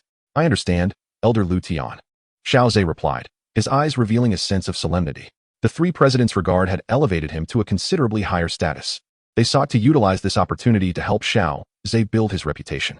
Yet, if he lacked the requisite strength to face the challenges posed by the old traditionalists, he might find himself in a precarious situation, ultimately leading to a reputation built on mere pretense, a genuine risk.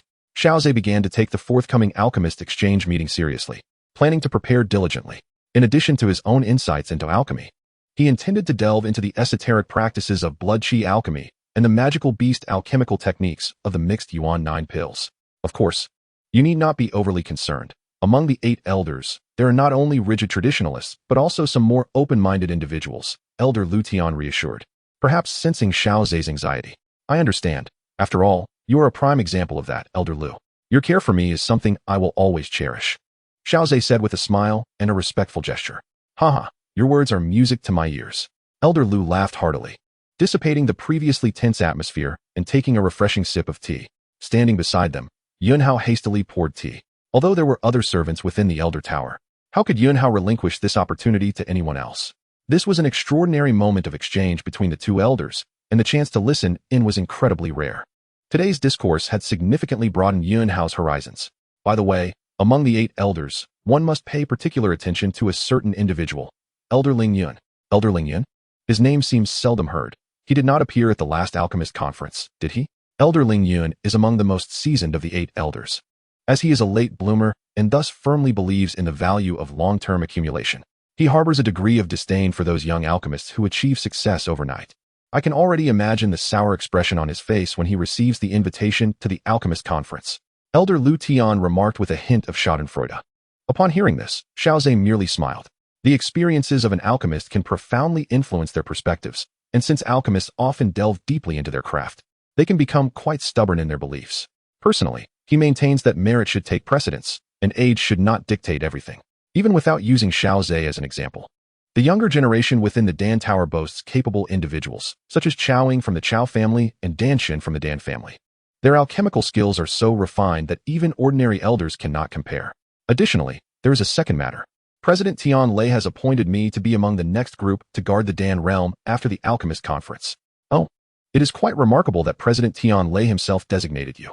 Xiao Ze, the esteem the 3 presidents hold for you surpasses my expectations. Elder Lu Tian expressed his surprise, as the news Xiao Ze brought him today was truly astonishing.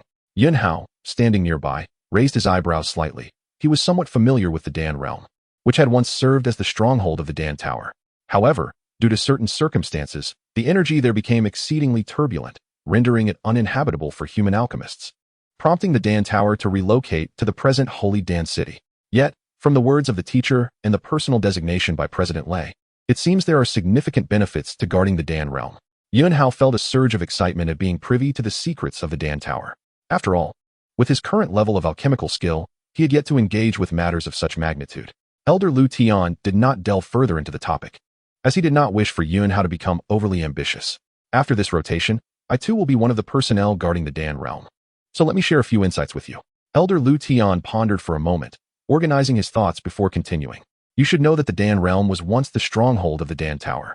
Although the Dan Tower has relocated, remnants still linger.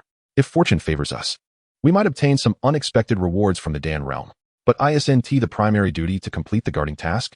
Can we actually search for treasures within the Dan realm? Xiao Ze inquired with curiosity. Haha, guarding the Dan realm primarily entails 3 responsibilities. The first is to prevent the dominance of magical beasts leading to mutual slaughter, resulting in devastation within the Dan realm. Secondly, it is essential to guard against external incursions and the onslaught of magical beasts that have emerged within the Dan realm, which could further lead to its devastation. The aforementioned 2 matters are indeed rare occurrences, perhaps only manifesting once in a decade or so. The third concern is the protection of the Dan Tower disciples who enter the Dan realm to gather medicinal herbs. However, the Dan Tower has not recently planned to send its disciples into the Dan realm. Thus, during our watch, it can be said that we have a considerable amount of leisure time. At this juncture, as the elder in charge of guarding, one may even venture into the Dan realm to seek out precious herbs. If fortune favors, one might stumble upon some exceedingly valuable medicinal plants, much like the soul saliva tree I previously showed you, which was indeed discovered within the Dan realm. Upon hearing this, Xiao Ze raised an eyebrow, surprised to learn that the soul saliva tree actually originated from the Dan realm. It seems that guarding the Dan realm is indeed a desirable task. No wonder the president mentioned that it is sought after by many elders.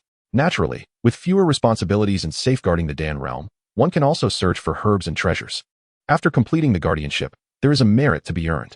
With so many advantages, even I find myself tempted, Elder Lu remarked with a sigh. Now you understand why I felt the president held you in such high regard, right?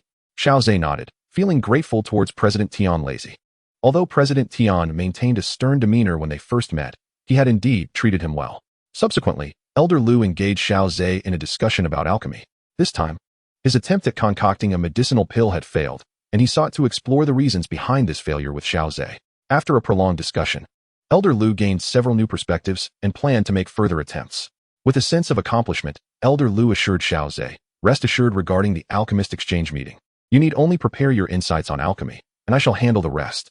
Producing an Elder's Jade token, the surrounding space rippled, allowing Xiao Ze to step inside. After greeting Qinglin and requesting her assistance in caring for the colorful devouring python, Xiao Ze plunged into the secret chamber to delve into the art of alchemy. However, in terms of alchemical skills, I still find myself a bit distant from them. To gain their trust, I must explore alternative paths. Among them, the Huanun 9 pills not only represent the art of beast alchemy, but also embody a systematic approach to medicinal concoction. Additionally, the Blood Qi alchemy from the Blood Fiend classic is also a commendable choice. Although it may be somewhat unorthodox compared to traditional alchemy, it possesses its merits. Lastly, there are my own insights into alchemy. Throughout my journey, I have concocted a considerable number of medicinal pills, supplemented by feedback from Xiao Yan's alchemical expertise. My alchemical approach can indeed be regarded as an amalgamation of various strengths. Bang! In a dimly lit room, a strikingly handsome young man suddenly swept all the bottles and jars off the table in a fit of rage. Damn it! Why does Xiao mention you every single day? Jealousy and fury filled the young man's eyes. After all, he was the one who had always been by her side. Should any disciples of the Dan Tower be present, they would undoubtedly recognize this individual as Seongqing, the disciple of the Grand Elder of the Dan Tower. Seongqing gazed at the portrait of Xiao Ze before him, unable to restrain his fury as he struck the paper with his fist, reducing it to shreds. As if to vent the wrath boiling within him. That despicable fellow, why could he not remain in some remote corner, but instead had to come to the Dan Tower? If it were not for you, I would still hold the title of the youngest elder of the Dan Tower. If it were not for you, the name frequently mentioned by Xiao Ying would have been mine. Among the younger generation of the Dan Tower, Seongqing undoubtedly harbored the strongest resentment towards Xiao Ze. As a disciple of the Grand Elder of the Dan Tower, endowed with commendable talent, he swiftly ascended to the ranks of elder, earning the distinction of being the youngest elder. This accolade garnered him significant attention and praise. Moreover, he took advantage of this opportunity to engage with Xiao Ying, the cherished disciple of President Seongqing, often discussing the art of alchemy with her. His esteemed status afforded him the chance to interact with such a remarkable woman, which had once filled Seongqing with immense pride. However, this was all before the arrival of Xiao Ze. The title of the youngest elder had now shifted to him. Even Xiao Ying occasionally mentioned Xiao Ze's name, an occurrence that deepened Seongqing's animosity towards him. During a recent discussion with Xiao Ying about the craft of alchemy, they touched upon Xiao Ze's ascension to the rank of Master Alchemist. With his anger finding no outlet, Seongqing could only unleash his frustration upon the table before him, shattering it with a resounding blow. Suddenly, the jade pendant at his waist flickered, prompting Seongqing to quickly compose himself and grasp the pendant, which now emanated a radiant aura, revealing a message. Grand Elder, Lu Tian has come to pay a visit. Seongqing was taken aback. Elder Lu Tian was one of the 8 esteemed elders of the Dan Tower. Why would he suddenly seek an audience with the Grand Elder? With this thought, Seongqing hastily adjusted his attire and made his way to the entrance of the Elder Tower. Ah, it is you, Seongqing. This is an invitation to the Alchemist Exchange Conference. Please deliver it to the Grand Elder. Lu Tian presented the invitation to Seongqing before departing swiftly. Master, here is the invitation to the Alchemist Exchange Conference, sent by Elder Lu Tian. The Grand Elder accepted the invitation, infusing it with his spiritual power, quickly discerning its contents. What? The host of this event is actually Xiao Ze? The Grand Elder exclaimed, bewildered. Xiao Ze, Master, could you be mistaken?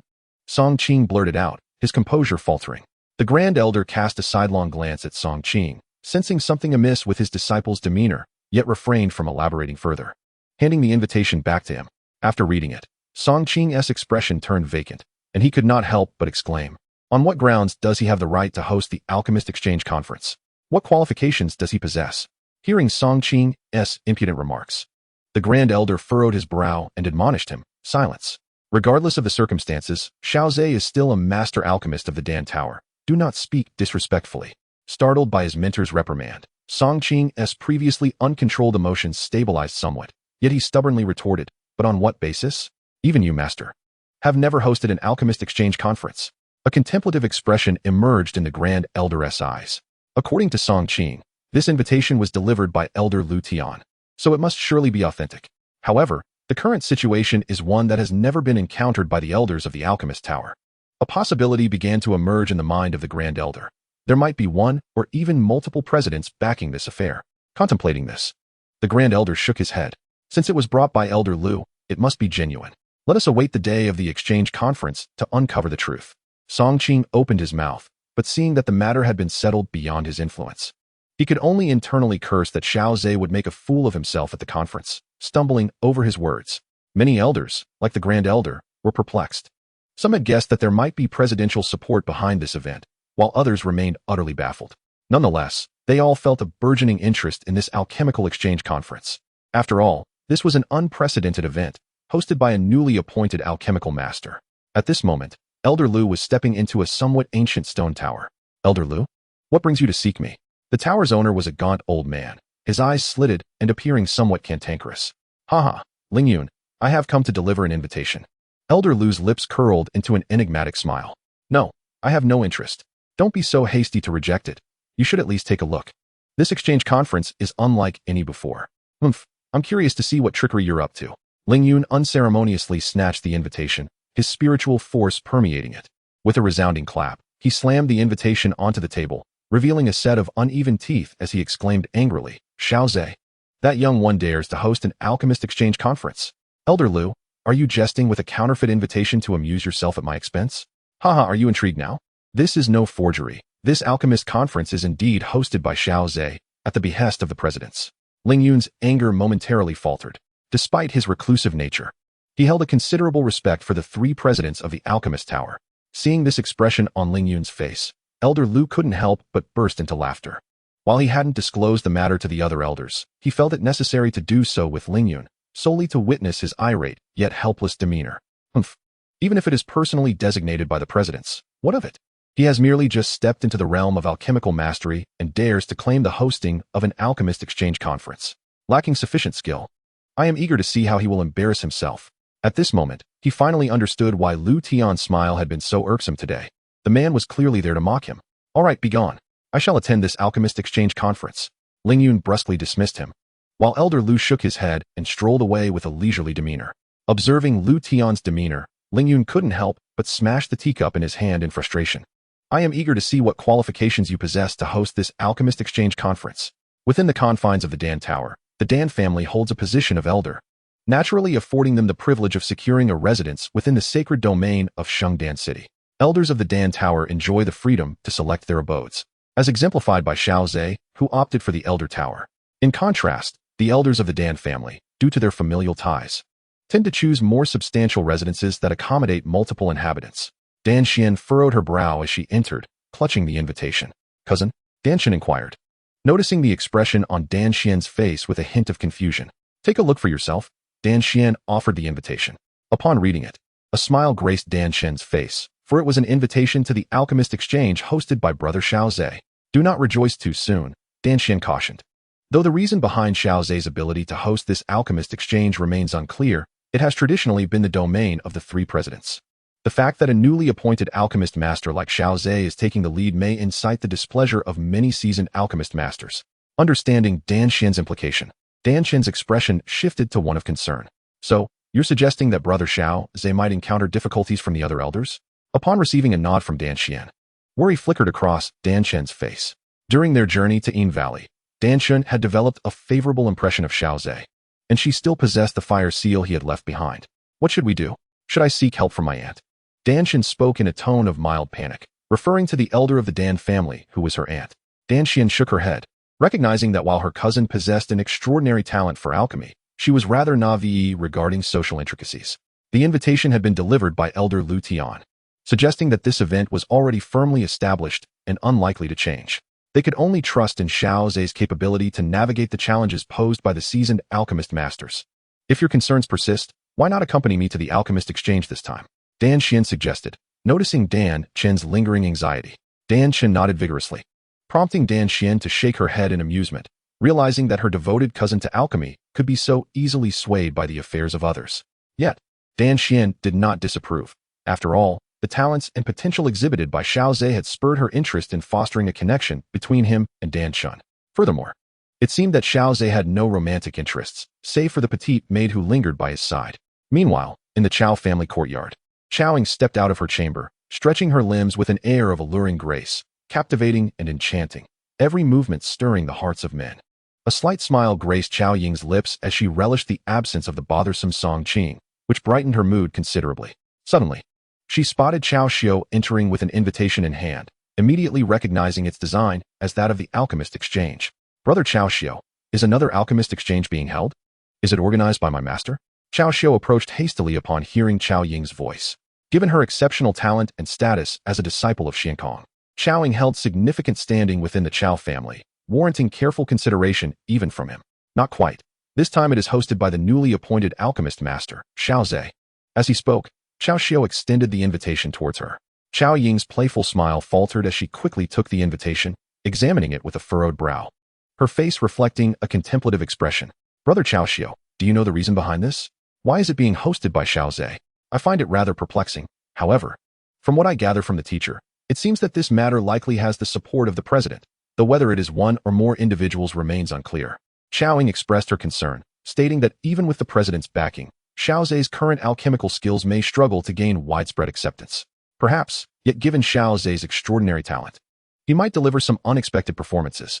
Xiao Ying pursed her lips slightly, recalling her previous interactions with Xiao Ze. He does not strike her as a reckless individual and must have some confidence to have accepted the endeavor. I wonder if this is the teacher's intention? After bidding farewell to Xiao Xiu, Xiao Ying paced around her room, contemplating whether she should inquire with the teacher about the situation. The teacher seems to hold Xiao Ze in high regard. Surely he would not lead him astray? Suddenly, Xiao Ying paused in her tracks, unwittingly exclaiming, "How strange. Why am I so concerned about him? Indeed, it appears I am overly invested in his affairs. More often than not." Xiao Ying had only heard of Xiao Ze's excellence from others or observed from a distance as he achieved the status of a master alchemist, watching him shine ever brighter. Yet, it is undeniable that Xiao Ze has left a profound impression on her heart. From the moment she learned that he became the youngest elder of the Dan Tower, feelings of resentment stirred within her. Having grown up under the halo of genius and prodigy, it is only natural for Xiao Ying to feel a sense of unfairness at the sudden emergence of a talent that surpasses her. She yearned to compete with him, to see who truly possessed greater prowess. Until recently, when Xiao Ze attained the title of Master Alchemist, the chasm of disparity in their achievements erased her lingering discontent, giving way to a subtle admiration. Sigh, enough of this. I shall directly consult the teacher. Xiao Ying stepped out, making her way toward the towering black structure, the Elder Tower. Xiao Ze's face lit up with surprise, perhaps due to the pressure of the Alchemist Exchange Conference. He had prepared 3 main strategies for this event. The first was an unconventional alchemical technique, exemplified by the Blood Qi alchemy. The second was the Beast alchemy, represented by the mixed element 9 pills. The third comprised the refined results of Xiao Ze's own alchemical practices. Initially, Xiao Ze's alchemical skills were rooted in the feedback from Xiao Yan's hundredfold alchemy technique. Further honed by his diligent practice, lacking guidance from a mentor, he explored various alchemical methods, including the aforementioned unconventional and beast alchemy techniques. Coupled with the comprehensive and extensive feedback from the system, Xiao Ze's alchemical prowess gradually evolved into a synthesis of diverse strengths, transcending the limitations of any singular school of thought. After this thorough refinement, it seems I am now qualified for unification. The words Xiao Ze uttered, if overheard by other alchemists, would undoubtedly provoke exclamations of arrogance. The realm of alchemy is vast and profound. No alchemist would dare to boast that they have mastered all techniques and can achieve unification. Though lacking in 8th and 9th tier skills, he has still achieved considerable success. As this signifies that from now on, alchemists on the continent can undergo systematic training, no longer confined to the traditional one-on-one teacher-student dynamic. I can already envision the immense controversies that will arise following this topic. In Xiao Ze's eyes, a spark of eagerness glimmers. Now that he has attained the status of an alchemical master, possessing the capability to establish his own sect, why not boldly create a dominant faction across the realm? Chapter 221, The Many Whispers of Intentions. Within the secret chamber, Xiao Ze absorbed the surrounding energies of heaven and earth, exuding an aura both vast and profound. Anyone else facing this formidable presence would surely feel as though they were confronting an expansive ocean rather than a mere human practitioner. After refining my alchemical techniques, I felt a surge of exhilaration, as if a breakthrough had naturally unfolded. Having traversed the path of Dou Qi, I now stand at the precipice of preparing to transcend to the realm of respect, achieving the esteemed title of Venerable. Sensing the boundless energy within me, a satisfied expression graced Xiao Ze's face. Knock, knock. The door of the chamber was rapped upon, and a delicate voice emerged from outside. Young Master Xiao Ze, today is the Alchemist Exchange meeting, as you instructed me to remind you. Qinglin stood outside the door, somewhat anxious, uncertain if she might disturb young Master Xiao Ze. However, before Qinglin could finish her sentence, the door swung open. Just after completing his cultivation, Xiao Ze's eyes still shimmered with a faint seven-colored hue, leaving Qinglin momentarily entranced. Thank you, Qinglin. Xiao Ze reached out to gently touzle Qinglin's little head, smiling. You truly are my considerate little maid. I might struggle to adapt without you. A blush swiftly spread across Qinglin's delicate face.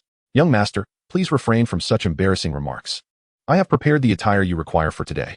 Under Qinglin's attentive service, Xiao Ze donned a flowing white robe adorned with clouds and edged in golden embroidery. As Qinglin beheld him in the garments she had prepared, his tall and elegant figure, coupled with the enchanting shimmer in his eyes, lent him an air of mystery. Unbeknownst to her, Qinglin became somewhat entranced, and when Xiao Ze finished adjusting his attire and turned to her, he noticed the young girl was lost in thought. A faint smile graced his lips as he gently pinched her cheeks. Little one, what captures your thoughts so completely? The blush on Qinglin's cheeks deepened. Even her earlobes flushed bright red, resembling a gem of blood-red hue. Inside the grand hall of the Black Tower, where the Alchemist Exchange meeting was held, numerous alchemists either sat alone or gathered in lively conversation, creating a rare atmosphere of vibrancy. Elder Lu Tian cast a sweeping glance from the high platform, a smile blooming on his face. Those who typically abstained from attending such gatherings had all converged here today. It seems that Xiao Ze's hosting of the Alchemist Exchange meeting has piqued their interest. However, it remains uncertain whether they have come to offer congratulations or to create obstacles. Every elder qualified to attend the Alchemist Exchange conference, to varying degrees, brought along 1 or 2 disciples or younger family members, compounded by the presence of those who had previously abstained. This rendered the gathering far more vibrant than those orchestrated by the prior 3 presidents. Elder Lu Tian was acutely aware that, amidst this throng, only a handful genuinely sought to exchange insights on alchemical techniques. Seated in his place, he glanced towards his disciple, Seongqing, who was engaged in conversation with Xiaoying. Xiaoying scanned the hall, yet she failed to catch sight of Xiao Ze. Seongqing, too, noticed Xiaoying's demeanor, which ignited a quiet jealousy within him. Though Xiaoying may not have been contemplating Xiao Ze, Seongqing had already firmly convinced himself of that notion. Dan Xian gently traced the fiery mark on the back of his hand, staying close to his cousin, Dan Xian. However, his gaze frequently drifted to the hall, searching for that familiar silhouette, and he bit his lip in disappointment upon not finding it. Suddenly, Dan Xian noticed an unfamiliar elder entering. Although his visage was strange, the subtle aura of spiritual power emanating from him revealed that he was undoubtedly a master alchemist. The elder's arrival captured the attention of the other alchemists in the hall. Wasn't he that the reclusive elder Lingyan? It was rather unusual for him to attend an alchemist exchange conference. Perhaps the uniqueness of this event had drawn him out. Indeed, given Elder Ling Yun's demeanor. He might be here to challenge Xiao Ze. Whispers circulated among the alchemists, speculating on the elder's intentions, ignoring the multitude of gazes upon him. Elder Ling Yun leaned on his cane and slowly settled into a seat designated for the 8 elders. His narrow eyes swept the room, and he forcefully struck the ground with his staff, exclaiming, "Where is Xiao Ze? Has he just attained the title of Master Alchemist and now acts so arrogantly, making us, his seniors, wait for him?" Though his voice was not loud, it reverberated throughout the hall, drawing the collective attention of all present. If the other alchemists had been uncertain of Elder Ling Yun's purpose prior, his words made it abundantly clear. He was indeed here to challenge Xiao Ze. As Xiao Ze had yet to make an appearance, the atmosphere was already charged with tension. A few elders, who maintained a cordial relationship with Xiao Ze, hesitated, contemplating whether to speak in his defense. Lu Tian, standing on the platform, chuckled softly, "Elder Ling Yun, it seems age has dulled your memory. The event has not yet commenced." Elder Ling Yun, momentarily taken aback by Lu Tian's retort, wore a disgruntled expression as he continued, "Humph, as the host. He ought to arrive promptly so we may become acquainted with this newly appointed Master Alchemist. Haha, I believe you should convey that sentiment to the presidents." Lu Tian replied unabashedly, for historically, the 3 presidents always made their entrance last at the alchemist exchange conferences. Upon hearing this, Elder Ling Yun's expression faltered, his grip on the cane tightening and trembling slightly, frustration bubbling within him. "Haha, we are all elders of the Dan Tower. There is no need for such hostility." A venerable voice suddenly resonated, momentarily startling the many elders present, who quickly adorned their faces with expressions of reverence. A look of delight also graced Xiao Ying's countenance as she exclaimed, "Master." As the words fell, the figure of Xuanqangzi materialized upon the stage. The assembly rose in unison to pay their respects, initially believing that the 3 presidents would not attend the alchemist exchange meeting hosted by Xiao Ze. Having encountered President Xuanqangzi before, he chuckled, "Oh, there is no need for such haste, and Xiao Ze will be arriving shortly." Accompanying this melodious voice, Xuani and Tianlaizi appeared on the stage together. This revelation elicited astonishment even among the 8 esteemed elders of the Dan Tower. As both of the other 2 presidents had also arrived, it seemed that the 3 presidents were backing Xiao Ze's alchemist exchange meeting from behind the scenes, now personally gracing the grand hall to support him.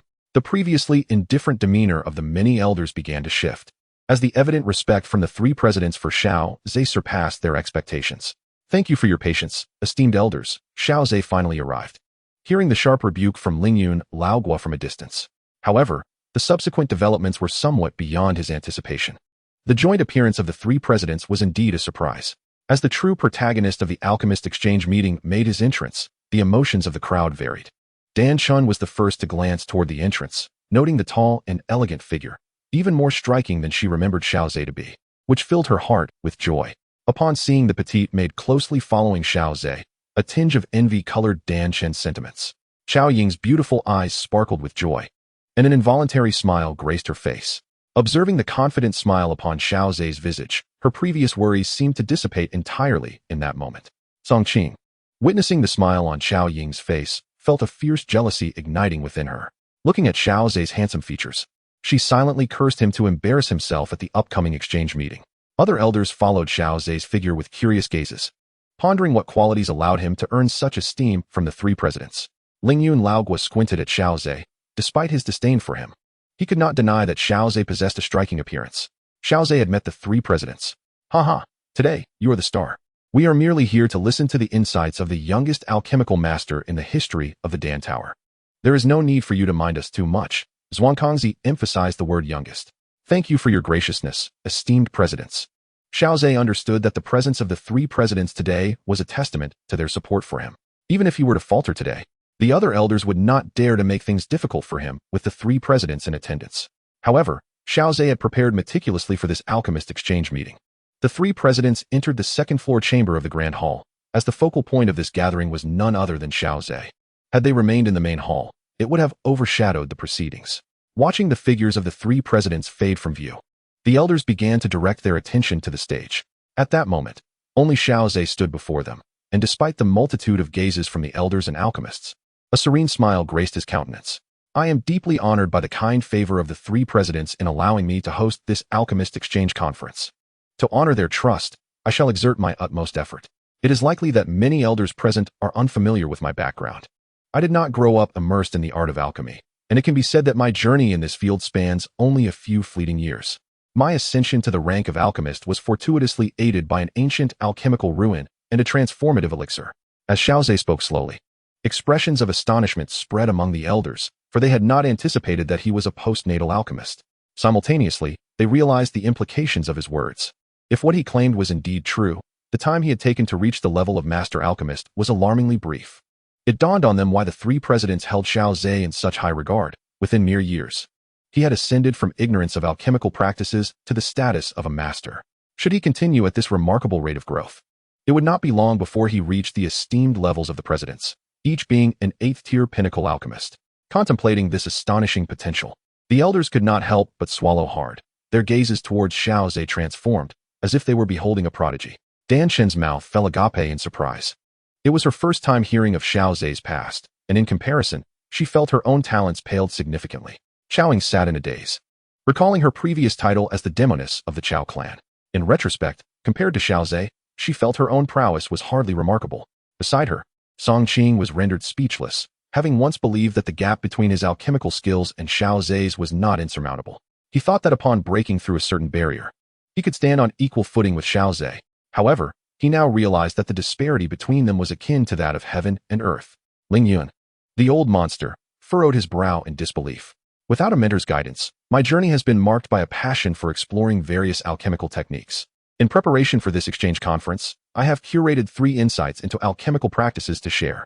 The first of these is the blood qi alchemy, which diverges from conventional alchemical methods and can be classified as an unconventional approach. However, it possesses its merits, lacking the soul's perception akin to that of a true alchemist. This alternative technique strives for the utmost precision in the combination of materials. Otherwise, the resultant elixirs would be nothing short of abominable, with blood qi alchemy standing as a paragon in this regard. Regardless of whether they are high-tier or low-tier alchemists, practitioners frequently encounter the processing of beast blood, where blood qi alchemy proves to be advantageous. Xiao Ze spoke eloquently, captivating most of the elders and disciples, who began to gain a deeper understanding of how to handle the essence of magical beasts. The 3 presidents exchanged glances, a subtle smile gracing their lips. This young prodigy, lacking formal instruction, has nonetheless delved profoundly into various alchemical techniques, drawing from a wealth of sources, remarked Xian Kongzi with a gentle smile. The blood qi alchemy indeed possesses unique merits in its treatment of magical beast essence. I find myself eagerly anticipating the insights he will share on the subsequent 2 alchemical methods. Xian Yi concurred. As a peak-grade alchemist, she could certainly discern the distinct advantages of blood qi alchemy. Although it may be considered unconventional, it is not without its merits. An unexpectedly impressive young man, remarked Tion Dan City, who rarely displayed a smile. Surely, what follows will be his own insights into alchemy. The 3 presidents looked forward to Xiao Ze's upcoming performance. Yet an incongruous voice suddenly broke the atmosphere. If your words hold any truth, I concede that you possess remarkable talent. However, at this assembly of esteemed elders from the Dan Tower, why do you flaunt such unconventional alchemical practices? The voice of the old monster Ling Yun resonated. Xiao Ze's expression remained unchanged. He had anticipated this confrontation given Ling Yun's earlier hostility. Esteemed elder, regardless of whether it is an unconventional alchemical technique, if it offers valuable insights that can enhance one's own alchemy, why should it not be embraced? Xiao Ze's words garnered nods of agreement from many elders and disciples present, who had also reaped benefits from his discourse. Moreover, this is a sharing of alchemical insights. I am merely a newly appointed alchemical master amidst numerous venerable predecessors. I do not dare claim my alchemical skills to be exceptional, but as long as someone gains from this exchange, it does not contradict the purpose of this gathering. Xiao Ze responded with poise. Ling Yun, noticing the agreement of the other elders, huffed. I hope your forthcoming insights do not continue to showcase this unconventional alchemy. Xiao Ze offered a faint smile, choosing not to retort, for he was uncertain whether others regarded magical beast alchemy as indeed unconventional. He then proceeded to share insights on the second alchemical method, which stemmed from his previous explorations of ancient ruins. It was the work of an alchemist from a magical beast lineage, who devoted his life to developing a systematic elixir. The Huanun 9 elixirs, ranging from 1st grade to 9th grade, each grade harmoniously complemented the previous ones, enhancing their efficacy. Systematic elixirs. This revelation struck like a thunderbolt, igniting a spark of curiosity in the eyes of the gathered elders. It is well known that elixirs capable of enhancing strength yield diminishing returns upon subsequent consumption, such as the Dou Ling elixir and the Huangji elixir. The effects of these strength-enhancing elixirs diminish progressively until they become entirely ineffective. However, the systematic elixir Hunyuan 9 elixirs that I am about to share does not suffer from this flaw. Impossible, Lingyun interjected vehemently. Many alchemists on the Dou Qi Continent have attempted to resolve this issue, yet all have failed without exception. Now, you claim that the so-called Hunyuan 9 elixirs unearthed from ancient ruins can resolve this conundrum? The elder Lingyun's tone was rife with skepticism, while the other elders, though filled with curiosity, exhibited a degree of doubt upon hearing Xiao Ze's further elucidation. After all, such a systematic approach to pill formulation challenged their established notions. Why could this elder not wait until I had finished speaking before casting doubt? Surely, the elders had ample time to spare. Xiao Ze paid little heed to the skepticism of the numerous elders, recognizing that persuading others to accept concepts divergent from their own understanding was no trivial endeavor. You best not be speaking nonsense. Otherwise, do not blame me for lacking courtesy and departing without a word, Lingyun admonished rather bluntly. The other elders, however, refrained from echoing Lingyun's abruptness, as such behavior would essentially dismiss Xiao Ze entirely, incurring his ire. The creator of the Hunyuan 9 pills was undeniably audacious. Hailing from a beast clan, he placed considerable emphasis on physical prowess, aspiring to develop a systematic pill that would continually enhance one's physique. His audacity lay in the fact that he utilized his own blood essence as the primary ingredient. Upon hearing Xiao Ze's assertion, the other elders collectively inhaled sharply, their doubts morphing into astonishment. As elders of the Pill Tower, at the very least, they were masters of alchemy.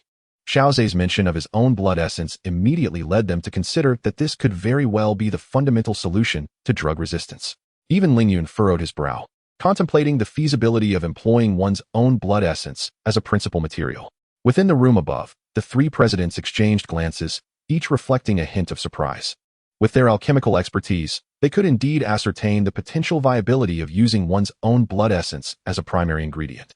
This is truly a remarkably audacious alchemical technique, Xian Kongzi remarked, shaking his head in awe. Yet it is undoubtedly valuable. The Dou Qi Continent is vast and boundless, and one can never predict which alchemist might carve out a new path, Xian Yi softly commented, harboring a sense of affirmation for the beast alchemist. However, there seemed to be a downside, as Tion Lazy subtly suggested, to which the other two presidents nodded in agreement, likely contemplating the inherent drawbacks. The issue was that it lacked universality, unable to be consumed by all, unlike the Doling pill or the Huanji pill. Observing the shifting expressions of the elders, Xiao Ze paused momentarily before continuing. It appears that the esteemed elders have grasped the crux of the matter. Utilizing one's own blood essence as the primary ingredient can significantly minimize, or even entirely eliminate, drug resistance. The reason I term it a systematic pill is that it can achieve a symbiotic effect as the grades increase. The efficacy of subsequent pills will reach an extraordinary level. The 8th grade pill crafted by that alchemist enhances one's physique by an astounding 50%. The alchemist himself belongs to a top-tier lineage within the Beast clan, and such an enhancement represents a qualitative transformation in his strength.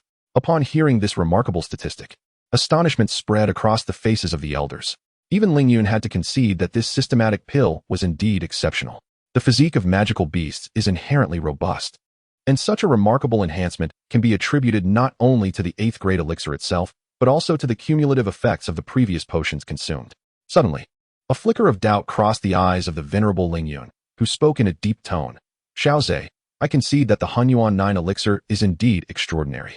Yet, it remains a concoction forged by the alchemists of magical beasts, and it is unlikely to be applicable to our human alchemists. The primary material you mentioned, the essence of blood, is something we find exceedingly difficult to procure. Xiao Ze smiled knowingly. I am well aware of that. If there were no further developments, I would not have presented it at this exchange meeting. Otherwise, I would truly appear as a mere show-off. Magical beasts boast their own formidable physiques and vast essences of blood, yet we alchemists possess our own strengths.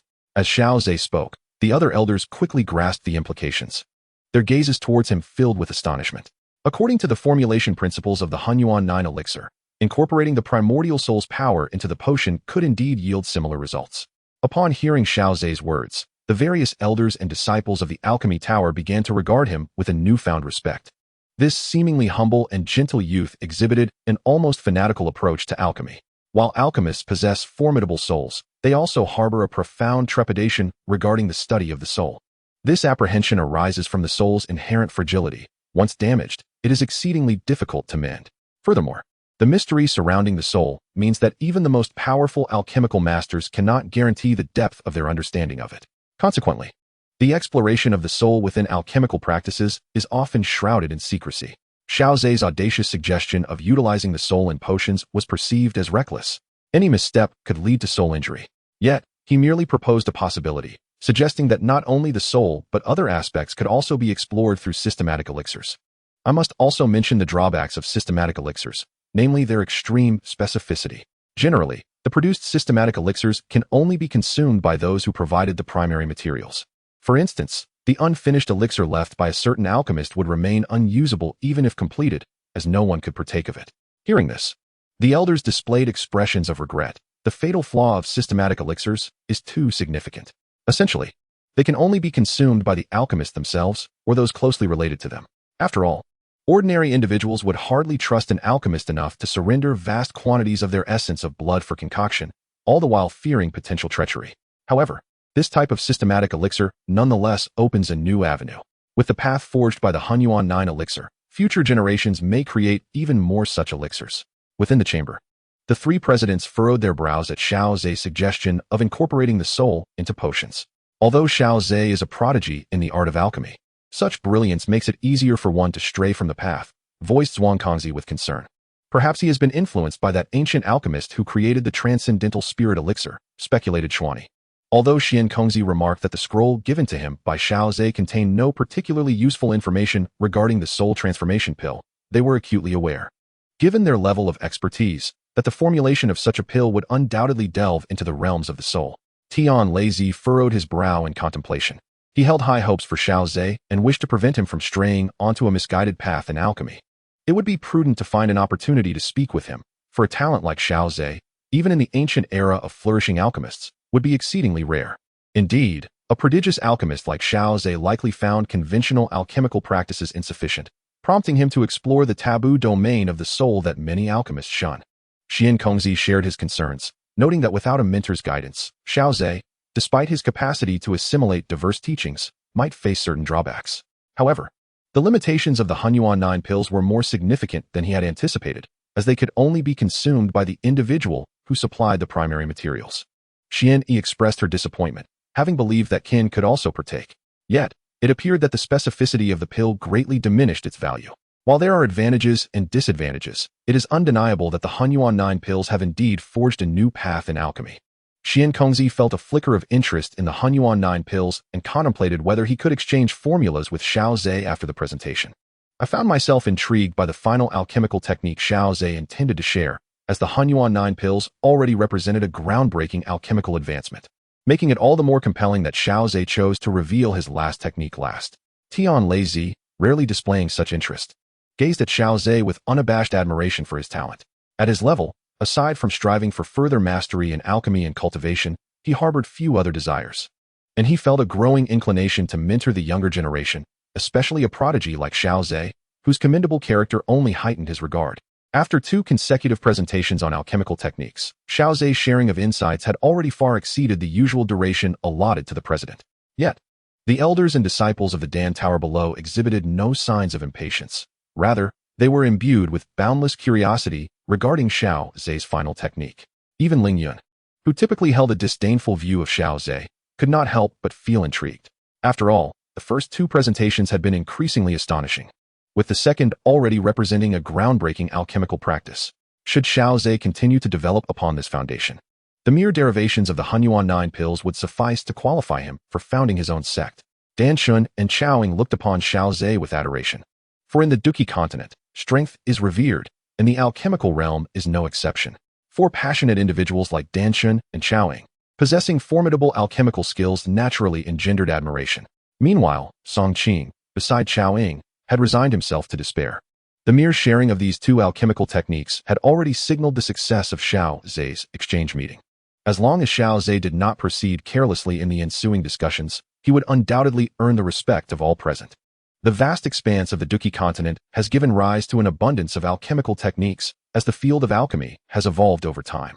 As you may know, I have no mentor guiding me, which is why I have endeavored to explore various alchemical methods since my introduction to this art. Xiao Ze did not initially propose a unified alchemical technique. Rather, he eloquently articulated his philosophy in an accessible manner. The other elders listened attentively, their brows furrowing, and their expressions gradually turning somber. Even the disciples of the Dan Tower displayed looks of astonishment. Within the confines of the room, Xuanzongzi suddenly rose, gazing at the articulate Xiao Ze, his eyes reflecting profound astonishment. This young man is not only audacious, but possesses immense ambition. Does he intend to unify alchemical practices? Xuani expressed his surprise, acknowledging that even as a peak 8th grade alchemist, one would hesitate to claim the ability to unify alchemical techniques. Xiao Ze's presentation of this third alchemical method indeed delivered a remarkable surprise. The president of Tianlizi was taken aback, as Xiao Ze's discourse on alchemy filled him with joy. Such talent is truly rare in this world. As for Xiao Ze's aspirations for a unified alchemical practice, he did not harbor any particular misgivings, dismissing it as youthful arrogance. After all, what is youth without a touch of impetuosity? Xiao Ze had consistently displayed humility and courtesy, but now Tianlizi perceived a hint of youthful bravado within him. The other elders in attendance could not help but form their own evaluations of Xiao Ze's final proposed alchemical method. Arrogant. Utterly arrogant. However, due to the merit of the previous two methods, their tolerance for Xiao Ze grew, and they refrained from interrupting his exposition. Many elders, like President Tianlizi, regarded Xiao Ze as merely a headstrong youth, not to be taken too seriously.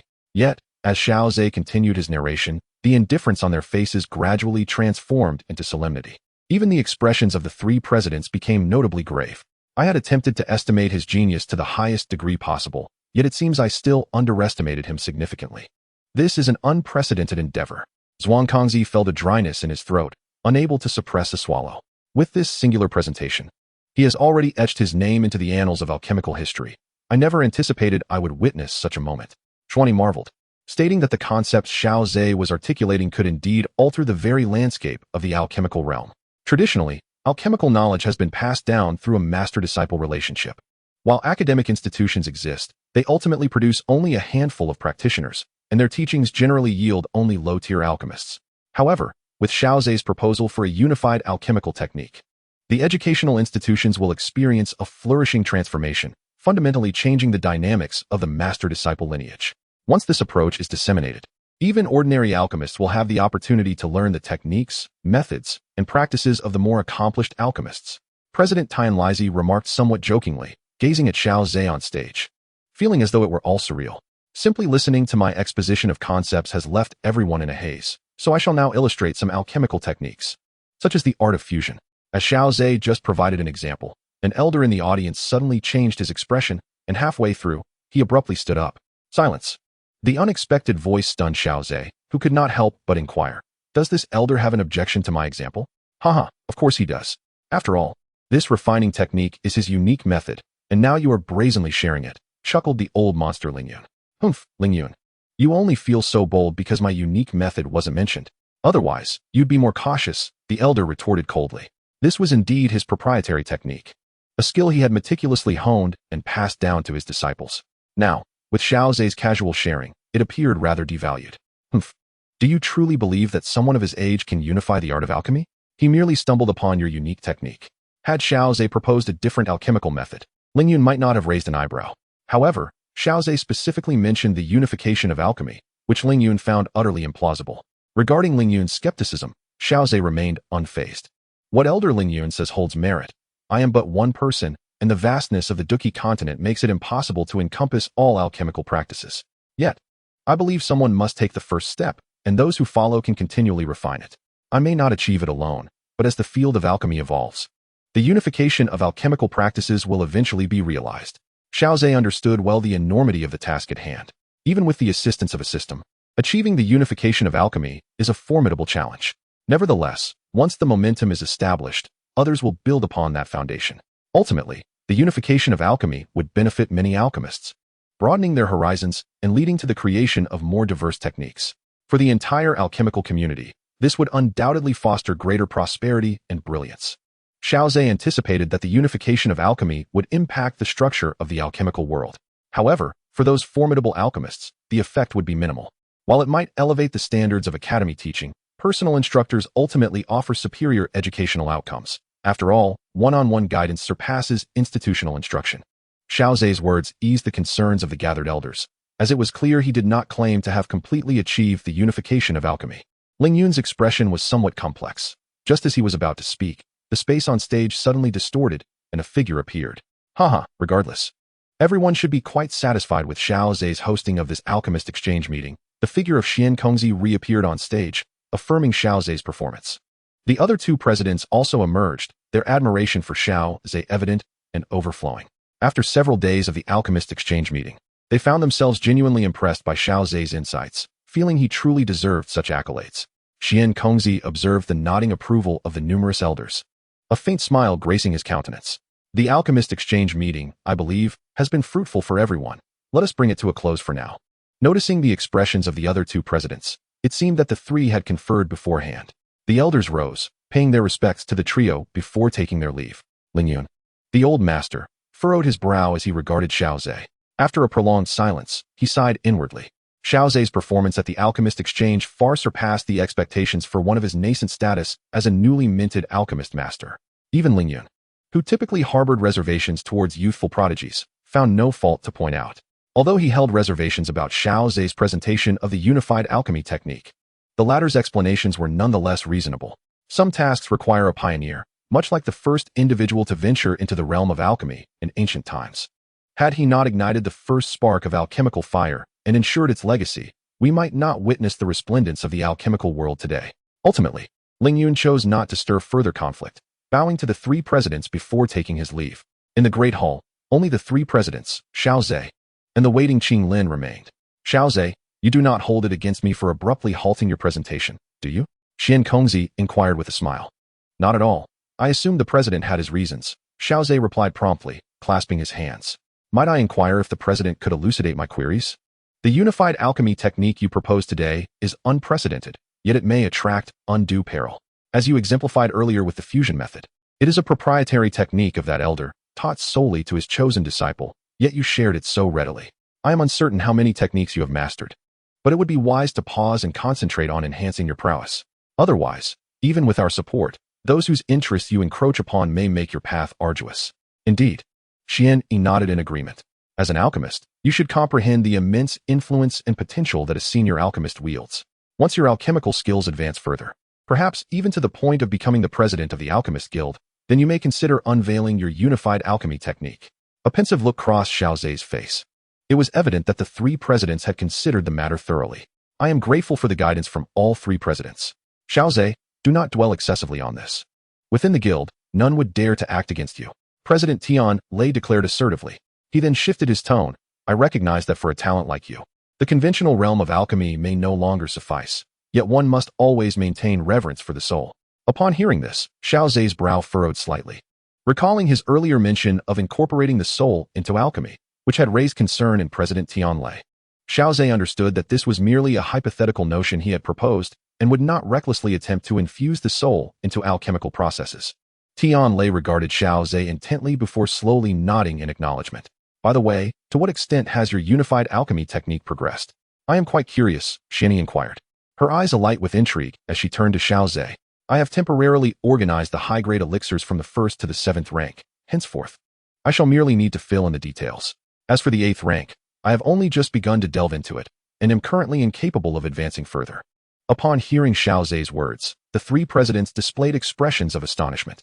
Xiao Ze, with a bittersweet smile, remarked, Xiao Ze, do you truly comprehend the extraordinary magnitude of your achievements? Noticing a hint of confusion on Xiao Ze's face, Xiao Ze elaborated further. From the 1st to the 7th rank, you have indeed accomplished the unification of alchemical mastery. The 8th rank alchemists are referred to as masters because each has the capability to establish their own sect and forge a unique path in alchemy. If your unification of alchemical mastery were to gain true traction, the Academy's teachings would consequently flourish. Once students have completed their studies from the 1st to the 7th rank, they should then strive to carve their own path and attain the status of alchemical master. As Xiao Ze reached this point, Xiao Ze began to understand. His deep influence from the original text had led him to aspire for the unification of alchemy from 1st to 9th rank. However, attaining mastery by the 7th rank is already sufficient. Above the 8th rank, personal imprints become markedly distinct, rendering true unification nearly impossible. Xiao Ze, you are now quite capable of establishing your own sect, yet the magnitude of what you would create is profoundly daunting. potentially appending the entire alchemical realm. I still maintain my previous suggestion. Wait until your alchemical prowess has further ascended. It may be that even the president of the Alchemy Tower would not be adequately prepared. Only upon achieving the 9th rank and disseminating your knowledge as a grandmaster can you wholly avert calamity. Listening to these heartfelt words, Xiao Ze promptly clasped his hands in gratitude, saying, "Thank you for the counsel, esteemed presidents. I understand." On the way back, Qinglin joyfully leaped beside Xiao Ze. Though she did not grasp the intricacies of alchemy, she could comprehend the significance of the president's remarks. The endeavors of young Master Xiao Ze were unprecedented, poised to alter the landscape of the alchemical world. Qinglin felt genuine joy for Xiao Ze's accomplishments. Observing her exuberant demeanor, Xiao Ze could not help but smile. "Little girl, are you truly that happy?" "Of course. Young Master Xiao Ze is so remarkable. Even the president of the Alchemy Tower is astonished by your achievements." Qinglin halted, her small hands tightly gripping Xiao Ze's right hand. "Thank you, young Master Xiao Ze, for allowing me to become your exclusive maid. It has transformed my life." With a blush gracing her cheeks, Qinglin's inherent charm, a gift of her serpentine lineage, was undeniably captivating. Xiao Ze raised his left hand and gently patted her head. "Do not underestimate yourself. You possess considerable talent. Have faith that you can ascend to the pinnacle of the continent step by step." Qinglin looked up, meeting Xiao Ze's gaze, striving to comprehend the meaning within his eyes. "My goal is also to reach the pinnacle of the continent. You must work hard to stand by my side, for you are indeed my exclusive maid." A delighted smile spread across Qinglin's face as she vigorously nodded. The colorful little serpent coiled around Xiao Ze's wrist flicked its tongue, its gaze a blend of innocence and clarity. Upon returning to the Elder Tower, Xiao Ze immersed himself once again in the pursuits of cultivation and alchemy. Shortly after the alchemist exchange, he received a message from Elder Lu Tian, signaling that he could finally enter the alchemical realm. "I have awaited this moment for quite some time. The alchemical realm is notorious for its tumultuous energies and formidable beasts." The duo arrived at Elder Lu's tower, and after convening with him, they proceeded to the entrance of the alchemical realm. They reached a rather secluded black stone tower, where Elder Lu produced a black token and infused it with his fighting spirit to activate its power. The luminous energy illuminated the tower's grand entrance, which then began to open slowly. This is the conventional method to access the alchemical realm. During events like the Alchemical Conference, a spatial rift is deliberately created for entry, resulting in random arrivals within the realm. Elder Lu explained to Xiao Ze that the alchemical realm's volatile energies render it uninhabitable for humans. Thus, the Alchemist Tower established a sanctuary within. Xiao Ze expressed his gratitude for Elder Lu's clarification. With a surge of spatial fluctuations, they opened their eyes to find themselves in a structure dominated by shades of black, though not within the stone tower itself. They had arrived at the sanctuary established by the Alchemist Tower. The elder who once guarded this place had departed, and Elder Lu remarked. "Those two old fellows certainly made their escape swiftly." Approaching a table, Elder Lu briefly reviewed the records left by the previous elders. "Indeed, there is little of concern here," he stated, turning his gaze to Xiao Ze. "The alchemical realm is home to powerful ancient beasts. Tread cautiously within." He then handed Xiao Ze a detailed map of the alchemical realm. "If you are inclined, you may visit the site where the Alchemist Tower once stood. There lies a medicinal pool." "A medicinal pool?" Xiao Ze inquired, intrigued yet puzzled. "Indeed," Elder Lu affirmed with a smile. "This is where alchemists of the past disposed of failed concoctions. Over the years, the accumulation has resulted in a complex array of medicinal properties and formidable potency, harboring immense energy. It offers a rare glimpse into the diverse attributes of herbs, making it a notable spectacle within the alchemical realm." A glimmer of excitement shone in Xiao Ze's eyes at the mention of such vast energy. "Hearing you speak of it, I find myself quite interested in this medicinal pool. However, if I inadvertently disturb or damage it, would there be any consequences?" Upon hearing Xiao Ze's words, Elder Lu was momentarily taken aback, then chuckled heartily. "Xiao Ze, you may not fully grasp the nature of the medicinal pool. The immense energy I refer to is not an exaggeration, but a fact. Do not harbor covetous thoughts, for they may lead to your own harm. Yet, if you truly wish to explore the pool, even its complete destruction would matter little, as it merely represents a fragment of the past legacy of the Alchemist Tower." "Ah, I see," Xiao Ze replied, and shortly thereafter, he departed the sanctuary accompanied by Qinglin. Elder Lu observed Qinglin, noticing her unaffected demeanor, and narrowed his eyes slightly. The maid by Xiao Ze's side is quite extraordinary. She appears to possess some unique talent. Within the realm of elixirs, Xiao Ze, accompanied by Qinglin, swiftly advanced under the guidance of a map, soon arriving at a beastly lair teeming with serpentine creatures. With a mere thought, a deep azure energy enveloped the entire den. Ethereal and illusory, yet exuding an overwhelming pressure. All the beasts within the lair were subdued by this terrifying force. With my current prowess, merely harnessing the power of the vast sea enables me to effortlessly dominate these creatures. Qinglin, assess which can be tamed and act judiciously. Understood, young master. Qinglin's eyes glimmered with an eerie green light, and the serpentine beasts, unable to mount any resistance, were easily subdued by her. Qinglin's mastery over the 3 flower eyes of the green serpent had reached an extraordinary level. Observing Qinglin's performance, Xiao Ze nodded in satisfaction. Thus, they journeyed onward, taming beasts along the way as they headed towards the ruins of the Alchemy Tower. After approximately half a day, Xiao Ze halted before a desolate sight. His soul perception expanded like a tide across the ruins. Soon, he opened his eyes and beheld a dilapidated grand hall not far away, the very site of the Alchemy Tower's medicinal pool. Upon arriving at this location, Xiao Ze sensed the spatial seal and retrieved the key given to him by Elder Lu Tian. As the spatial vortex began to form, a potent and pungent aroma of medicinal herbs rushed forth, compelling Xiao Ze to cover his nose, while Qinglin's expression soured. She greatly appreciated the scent of herbs emanating from Xiao Ze, yet the intensity of this aroma was somewhat overwhelming. Beyond the sharp fragrance, however, lay an immense reservoir of energy. Perhaps the formidable power contained within the medicinal pool could further expand the diameter of the origin tree. Possessing golden roots, Xiao Ze held a keen interest in entities brimming with such tremendous energy. While others feared being overwhelmed, he worried that it might not be sufficiently potent. Qinglin, can you withstand the environment within?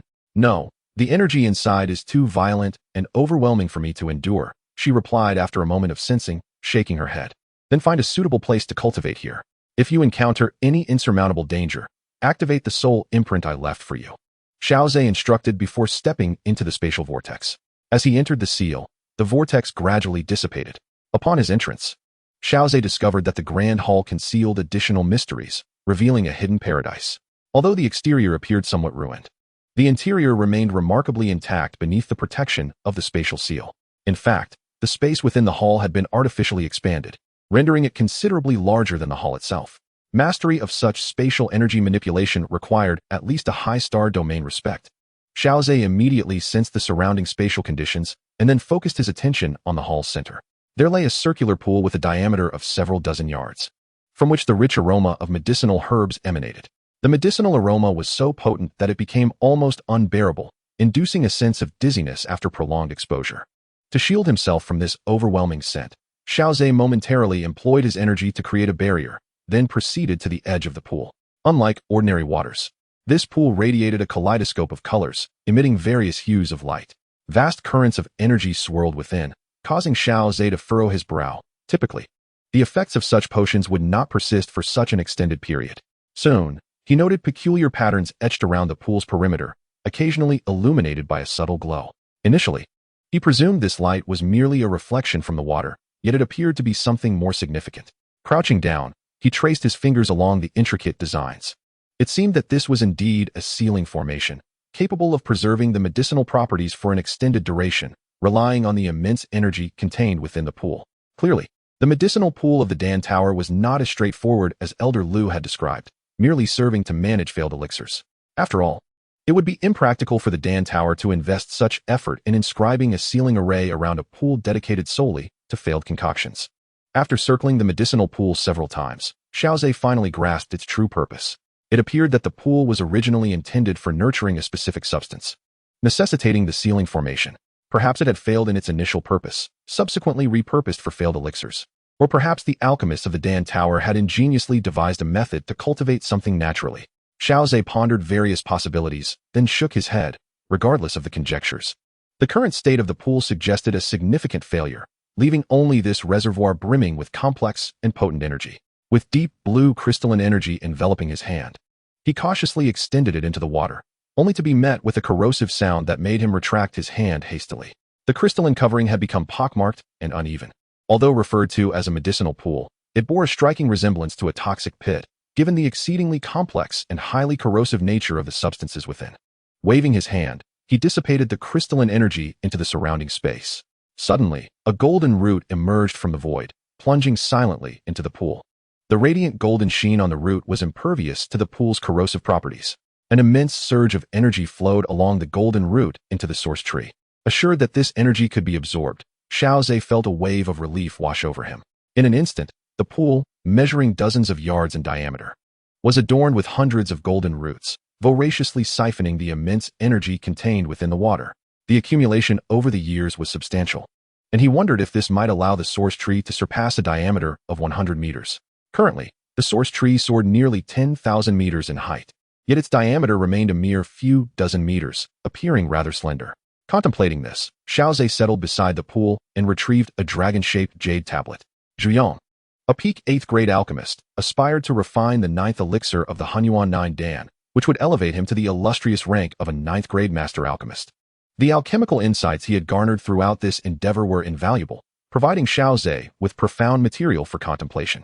The process of refining the immense energy contained within this pool of liquid would demand considerable time and effort, even with hundreds of golden roots simultaneously absorbing the essence. The sheer magnitude of energy was unfathomable. Meanwhile, Qinglin awaited the complete disappearance of the spatial vortex before finding a vantage point atop the grand hall to observe. With a delicate gesture of her fair hand, she rendered the area immaculate. "I wonder how long it will take for the young master to emerge," she murmured, her eyes glinting with a verdant light as the surrounding space warped. The previously subdued 7th-tier, serpent-like magical beast she had tamed soon appeared by her side. "Maintain vigilance. No one is permitted to approach this area," she commanded, then settled into a meditative posture, fingers forming seals as she commenced her cultivation. Not long after Qinglin entered her meditative state, a robust figure approached, a towering man with a little girl clad in purple perched upon his shoulder, her features delicate and doll-like. "Big guy, come this way. I can smell an abundant fragrance of rare treasures," she exclaimed. "Very well," he replied, his head bobbing in a somewhat obsequious manner. If the magical beasts of the Wanyao mountain range were to witness their leader in such a state, disbelief would surely mar their faces. This burly man was none other than Seongqing, the chief of the Wanyao mountain range, a being of ancient lineage known as the ancient dragon bear, possessing a trace of dragon blood and formidable strength. "My dear young lady, that area appears to be the former site of the Dan Tower. What treasures could possibly remain there?" Seongqing speculated, a note of surprise in his voice. The girl rolled her eyes. "How would I know?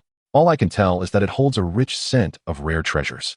Faced with her words, Seongqing could only grimace as they continued onward, harboring a deep-seated respect for the girl, who possessed remarkable capabilities in treasure-seeking, extending even beyond the confines of the Wanyao mountain range. "Wait, aren't those magical beasts typically found in their nests? Why are they here all of a sudden?"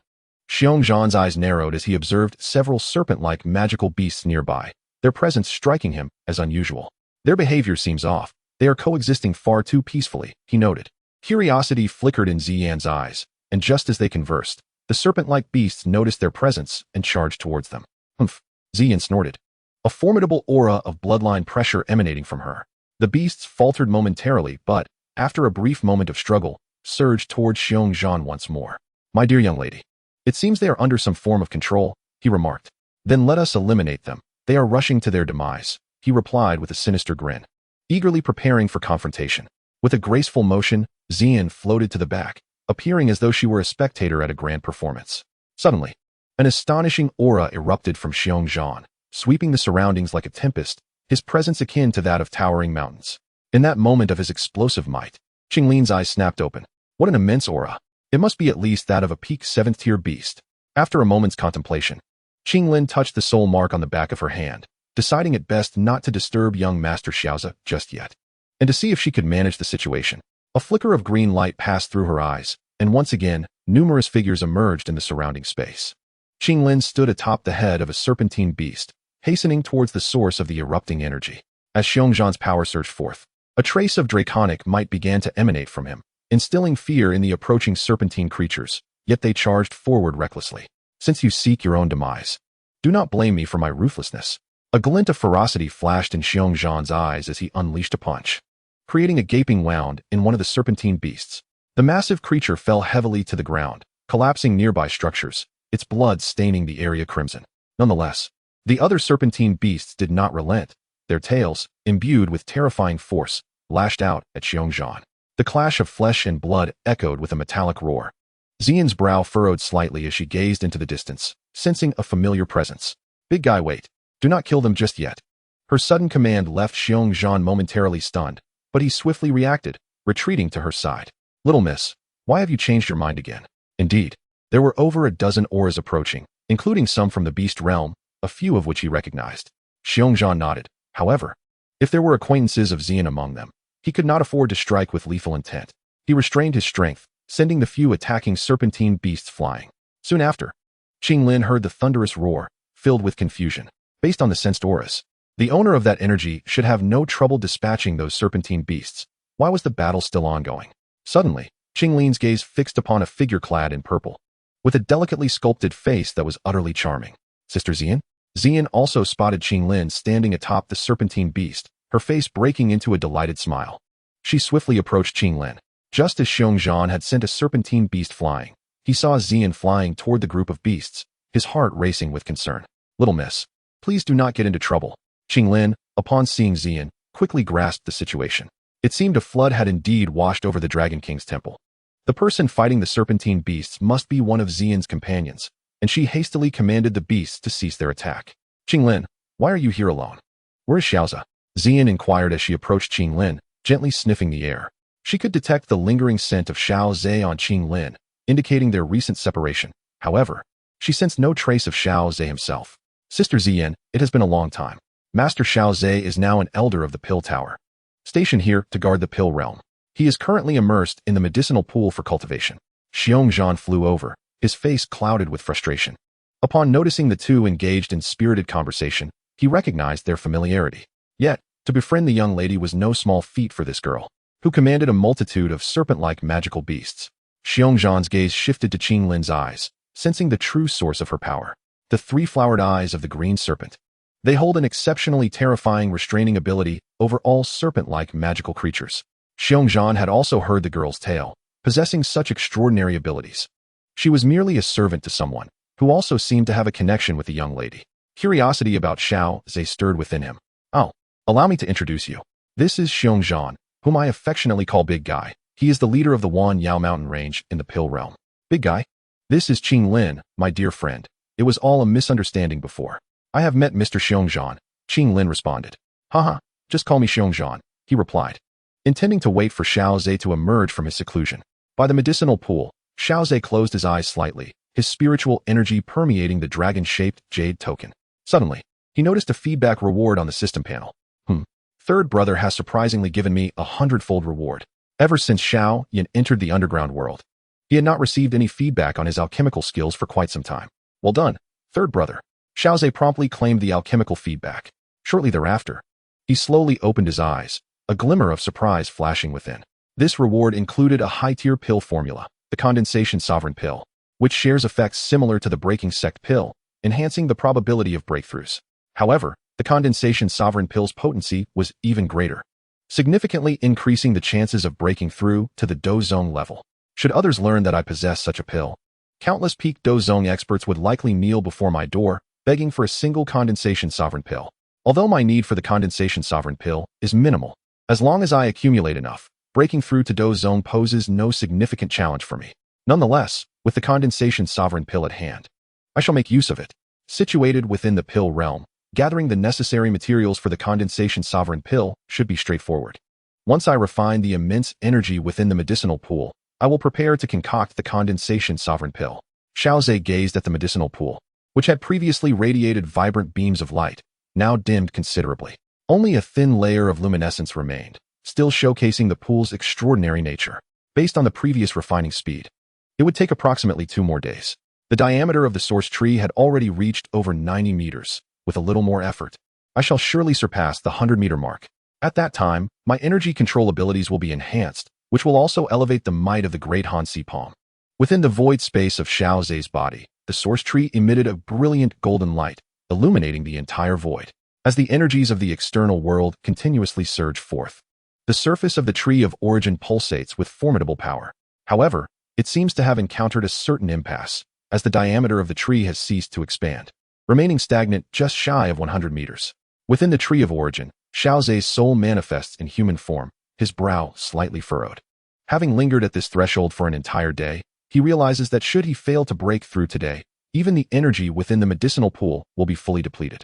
Xiao Ze senses that this 100-meter diameter represents a bottleneck. Should he manage to transcend it, his various abilities would experience a significant enhancement. Nonetheless, He reassures himself that there is no need for haste. Even if the medicinal pool cannot provide the energy required for a breakthrough, the realm of elixirs is abundant with earthly energies and rare herbs. With a tranquil mind, he acknowledges that a breakthrough is inevitable in due time. Just as Xiao Ze relinquishes his fixation on the breakthrough, the tree of origin stirs. The soul that has taken residence within it perceives an almost imperceptible widening of the tree's diameter. Yet, it is this minute expansion that has arrested Xiao Ze for an entire day. At last, the 100-meter threshold has been surpassed. Slowly, Xiao Ze opens his eyes, and in the next moment, the grand hall is suffused with a soft blue energy.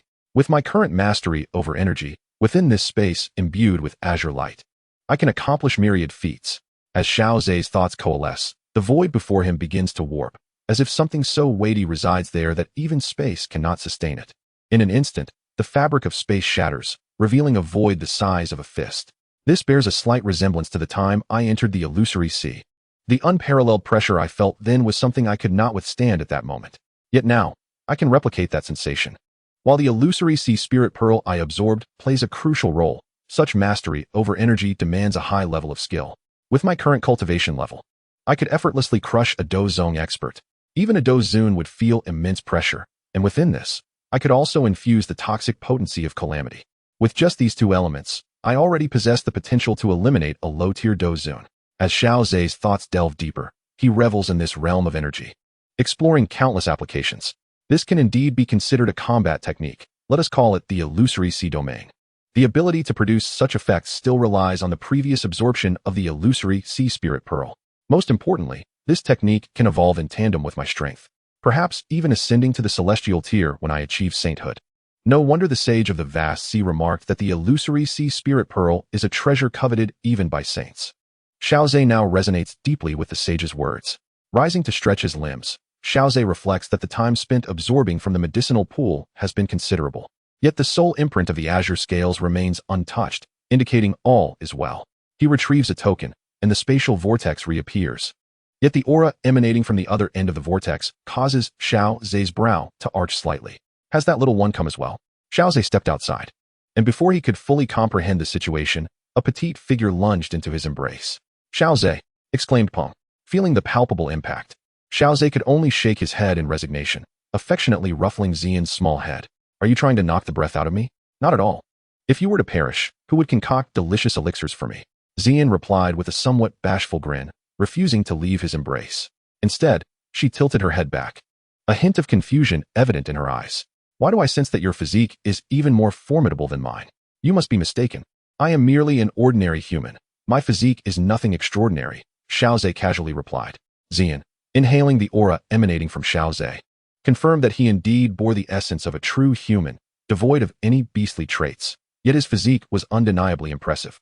Observing Xian's lingering perplexity, Xiao Ze playfully pinched her cheek. It's rather unfortunate. Those old geezers force me to consume their tasteless concoctions.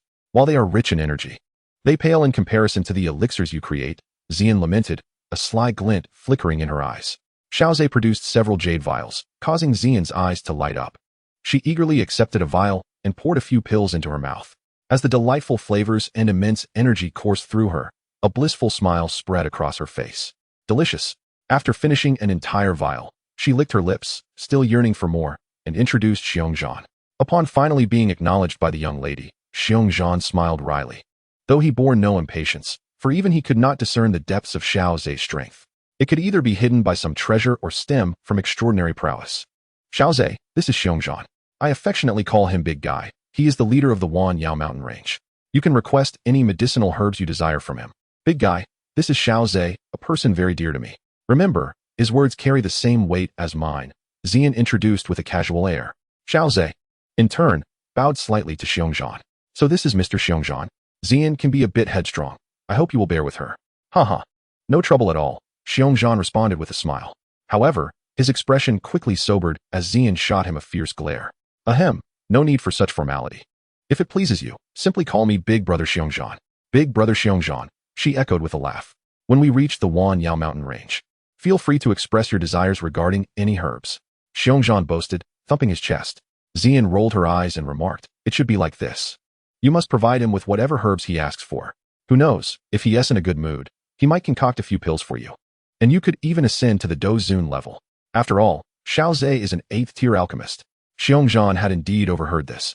Yet he harbored a flicker of skepticism about Xiao Ze's youth and his remarkable status as an 8th-tier alchemist. After all, Qinglin, Xiao Ze's attendant, might have exaggerated her praises. However, upon meeting Xiao Ze in person, Seongqing began to reconsider, for even he found it impossible to see through his strength. By the way, Xian, how did you find your way into the Pill Realm? Shouldn't you have gone to the Holy Pill City instead of sneaking out to look for me? Xiao Ze inquired, puzzled. Xian chuckled and replied, actually, I intended to go to the Holy Pill City to find you. However, as I approached, I unexpectedly discovered the existence of the Pill Realm. Being endowed with a talent for treasure hunting, I sensed the presence of numerous precious herbs and materials within the Pill Realm and couldn't resist entering. Gathering more rare medicinal ingredients would allow you to refine a greater quantity of pills. Xiao Ze rolled his eyes. You truly intend to exhaust me. To uncover the most precious items among them, Xian's treasure hunting abilities would prove invaluable. By the way, since you're here, could you assist me in scouring the Pill Realm for those rare materials? Of course, but you must promise to concoct some pills for me to consume. Xian tossed a pill into her mouth casually. No problem. Observing how swiftly they reached an agreement, Seongqing couldn't help but twitch his mouth. If memories served him right. According to Qinglin, wasn't Xiao Ze supposed to be guarding the Pill Realm? How did he end up looting it instead? Nevertheless, seeing their high spirits, Seongqing dared not interrupt. One was a little lady, and the other an 8th-grade alchemist.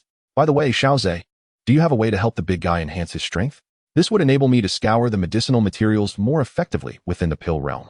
Hearing Xian's words, Seongqing felt a tear welling up. At last, after all this time, the little lady remembered him. Seongqing's aura fluctuated, seemingly on the verge of a breakthrough. Xiao Ze glanced at Seongqing and soon uttered words that astonished him. Seongqing believed he could not see through Xiao Ze's strength, yet Xiao Ze could discern his state at a glance, indicating a significant gap between them. Indeed, I have been stuck at the peak of the 7th tier for quite some time, unable to break through to the 8th tier. Seongqing admitted candidly. I happen to possess a pill that can enhance the probability of breaking through to the Dou Qi level, the Ningzun pill, which could assist you in your breakthrough. Big brother Seongqing. This, however, left Seongqing somewhat hesitant. Xian frowned and said, Big guy, what are you hesitating for? Upon reaching Dou Qi, you will be able to gather medicinal materials more effectively, thus assisting Xiao Ze. Haha, true enough. I didn't expect my old self to be so bashful. Seongqing patted his chest. Brother Xiao Ze, as long as you can refine that so-called Ningzun pill to help me break through to Dou Qi, you may take whatever medicinal materials I have in the Huanyao mountain range. However, they still lack some ingredients required for the Ningzun pill. Why don't we go to my cave? I have collected a plethora of medicinal materials there. After some deliberation, they decided to head to the Huanyao mountain range. Meanwhile, Elder Lu Tian, noticing Xiao Ze's prolonged absence, felt somewhat helpless. Has Xiao Ze been gone for far too long this time? Oh well, I suppose I should conduct a patrol myself. Given Elder Lu Tian's strength, surveying the entire Pill Realm would require a considerable amount of time. But since he had accepted this task, he felt compelled to accomplish something. From a distance, Xiao Ze beheld the majestic mountain range, the Huanyao mountain range. Truly worthy of its name, appearing exceptionally extraordinary. The mountains twisted and coiled like a giant dragon, shrouded in a thin veil of mist, which was not a mere natural humidity, but rather a manifestation of potent, concentrated energy. The swirling mist around the mountains, coupled with the occasional ferocious roar of beasts, accentuated the perilous nature of this range. However, under the leadership of the mighty elder of this domain, the group encountered no troubles along their journey, with countless beasts yielding in submission at their passage. Before long, they arrived at the heart of the Huanyao mountain range, where a formidable peak loomed ominously. The mountains appeared to pierce the heavens, enveloped in dense energy mist, imparting an air of mystery. Atop the peak lay the abode of the Elder Bear. Accompanying Seongqing, they ascended to the mist-laden summit, where 2 7th-tier magical beasts guarded the entrance. Upon sighting Seongqing, they bowed their heads in deference, acknowledging his authority. It seemed that despite Seongqing not yet having attained the rank of Dou Qi, his prowess as a peak 7th-tier beast far surpassed that of his peers. After all, Seongqing was an ancient dragon bear, possessing the bloodline of the Dragon Clan, which held immense significance among magical beasts. Upon entering the stone hall and traversing several corridors, they arrived at a spacious plaza, where an overwhelming fragrance of medicinal herbs wafted through the air, rivaling even that of a medicinal pool. Before Xiao Ze's eyes lay a vast expanse brimming with precious celestial materials and earthly treasures. Qinglin was equally astonished by the sight, having accompanied Xiao Ze. She had encountered numerous herbs, yet none compared to the spectacle before her. The plaza was meticulously arranged with an array of rare medicinal materials, which, in the outside world, would be valued at exorbitant prices, yet here they were casually displayed as if they were mere cabbages. "Brother Xiao Ze, take whatever materials you need for alchemy," Seongqing proclaimed with great generosity. Noticing the astonishment on Xiao Ze's face, a trace of pride crept into his smile. After all, Xiao Ze was an 8th-tier alchemy master, and to astonish him was no small feat. "Then I shall not be courteous, Brother Seongqing." As Xiao Ze strolled across the herb-laden plaza, he noted that all the precious materials within the Huanun mountain range congregated here, making it effortless to gather the ingredients required for the condensation zune pill. Soon, Xiao Ze collected all the necessary materials, even preparing an additional set. After all, the condensation zune pill was an 8th-tier mid-grade pill, and as it was his first attempt at concocting it, having an extra set was a prudent precaution. Arriving at the entrance of the stone chamber prepared by Seongqing, Xiao Ze addressed the 3 companions. "It is my first endeavor at crafting an 8th-tier mid-grade pill, so I kindly ask that you refrain from disturbing me. As for the Danlei, I can manage it myself. Rest assured, anyone seeking to intrude here must first obtain the consent of my magical beasts, and of course me, the old bear." Xiao Ze smiled upon hearing this and cast a reassuring glance at Qinglin and Ziyin before beginning his alchemical process for the condensation zune pill. Ziyin, feeling rather bored, tossed pills into her mouth, pondering how long this endeavor would take. Had she known, she would have asked Xiao Ze for a few more pills. Regarding Ziyin's words, Seongqing felt a deep sense of agreement. Refining the elixir into a pill was certainly preferable to having it squandered by this little lady. Beside him, Qinglin smiled faintly, realizing that only Sister Ziyin could effortlessly absorb the energy contained within the pill. Subsequently, Qinglin found a stone platform to sit upon, entering a state of cultivation. With her innate Baishi San Hua Tong and her diligent practice, it was no wonder her strength was increasing at such a rapid pace. Ziyin glanced at Qinglin before continuing to consume the pills, believing that indulging in the treasures of heaven and earth was indeed the most suitable method for her cultivation.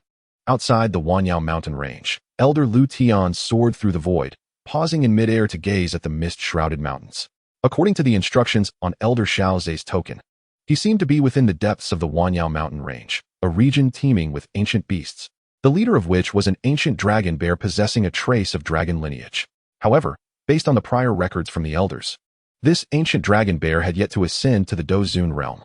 After swiftly analyzing the situation before him, Elder Lu felt a sense of relief.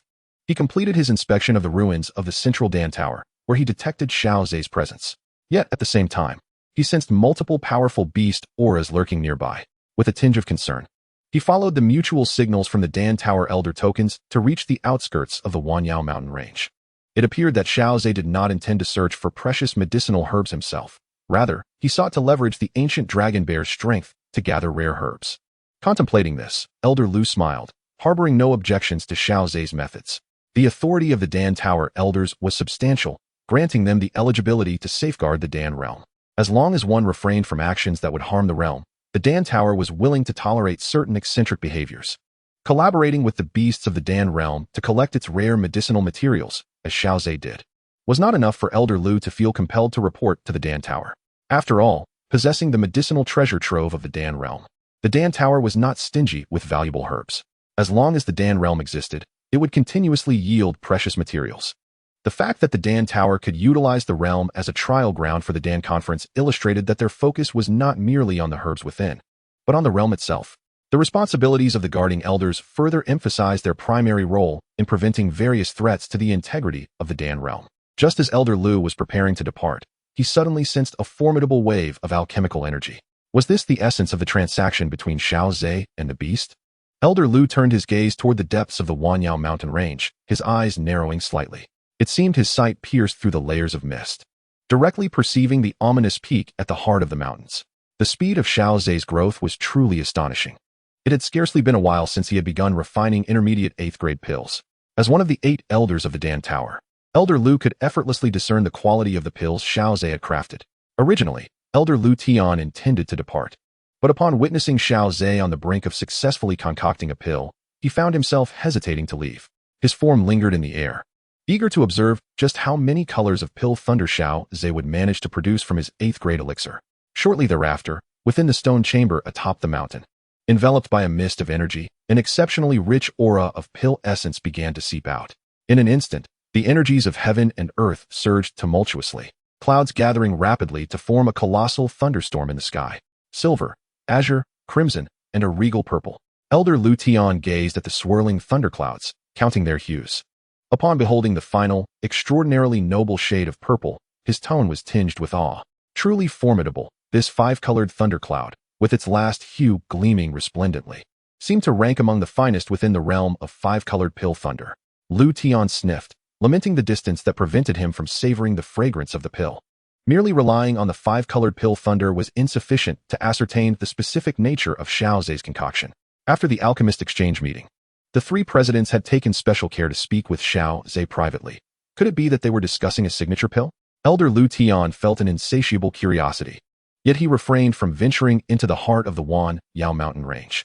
After all, collaborating with magical beasts was a matter best kept discreet. It would be rather awkward if others found out. Never mind, he would inquire with Xiao Ze later. Within the stone chamber, Xiao Ze formed a soul imprint, his spiritual energy surging forth into the spirit convergence cauldron. The cauldron imbued the pill with enhanced spirituality. The efficacy of the spirit convergence cauldron was indeed unparalleled. If compared to the cauldrons listed on the Heavenly Cauldron rankings, it would surely rank within the top 5. The ability to augment a pill's spirituality was of paramount importance among 8th grade and above elixirs. It could be said that the defining factor of an 8th grade pill's quality is the spirituality it harbors. In the original narrative, Xiao Yin employed the spirit elevation technique at the pill conference to forcibly enhance the quality of his elixirs. The spirit convergence cauldron could achieve a similar effect, though it required more time than the spirit elevation method. Xiao Ze slightly raised his head, his spiritual energy sensing the thunderous storms outside the stone chamber. The might of the five-colored pill thunder brewing. With a flick of his hand, 2 heavenly phoenix puppets materialized within the chamber. In the next moment, a five-colored pill thunder struck, shattering the chamber's ceiling, and the 2 heavenly phoenix puppets promptly took flight, their wings unfurling as they prepared to confront the thunder. Just as he took a step forward to assist, he recalled Xiao Ze's earlier instructions and halted his advance. However, Ziyin and Qinglin displayed little anxiety, their faith in Xiao Ze unwavering. "Is everything truly all right with Brother Xiao Ze?" asked the tall one. "You've already asked 3 times. Xiao Ze is not the reckless sort. If he is confident in managing it, then the five-colored pill thunder poses no challenge to him," replied the other. After all, Xiao Ze was crafting the elixir for himself. Any mishap would weigh heavily on Xiongzhan's heart. Qinglin gently caressed the multicolored serpent coiled around her wrist, her emerald eyes gazing up at the vast sky, filled with awe at the formidable might of the five-colored thunder. Yet, she held firm in her belief that this posed little challenge for Xiao Ze. After a prolonged interval, the Dan Lei gradually subsided, and the withered flesh of the 2 celestial phoenix puppets regained their luster. Xiao Ze retracted the golden roots surrounding him. Although the celestial phoenix puppets could absorb a portion of the thunder, some of the dispersed five-colored Dan Lei remained, which Xiao Ze was unwilling to squander. Was it still insufficient? Even the refinement of the five-colored Dan Lei struggled to fully restore the power of these 2 puppets. After inspecting the condition of the celestial phoenix puppets, Xiao Ze shook his head and stored them away. He then leisurely ascended above the spirit-nurturing cauldron, where a soft azure energy enveloped the surroundings, forming bindings that securely confined the golden elixir at its center. It appeared that the binding effect of the illusory sea domain was quite effective. Extending his hand, he grasped the golden elixir, which emitted a faint aura of spirituality, accompanied by a hint of resistance. As Xiao Ze fixed his gaze upon the elixir, his soul was suddenly stirred. In that instant of spiritual awakening, his attention shifted to the primordial tree within the void space. The soul entering the primordial tree radiated a magnificent spiritual power, enveloping Xiao Ze in a gentle glow of soul energy. The mysterious soul technique surged into action, causing the surrounding void to seep with spiritual qi, which Xiao Ze eagerly consumed. With the sound of a bubble bursting, Xiao Ze's soul power surged once more. It was a natural progression, as his soul power advanced into the later stages of the spiritual realm. According to classifications, he was now qualified to concoct advanced 8th grade elixirs.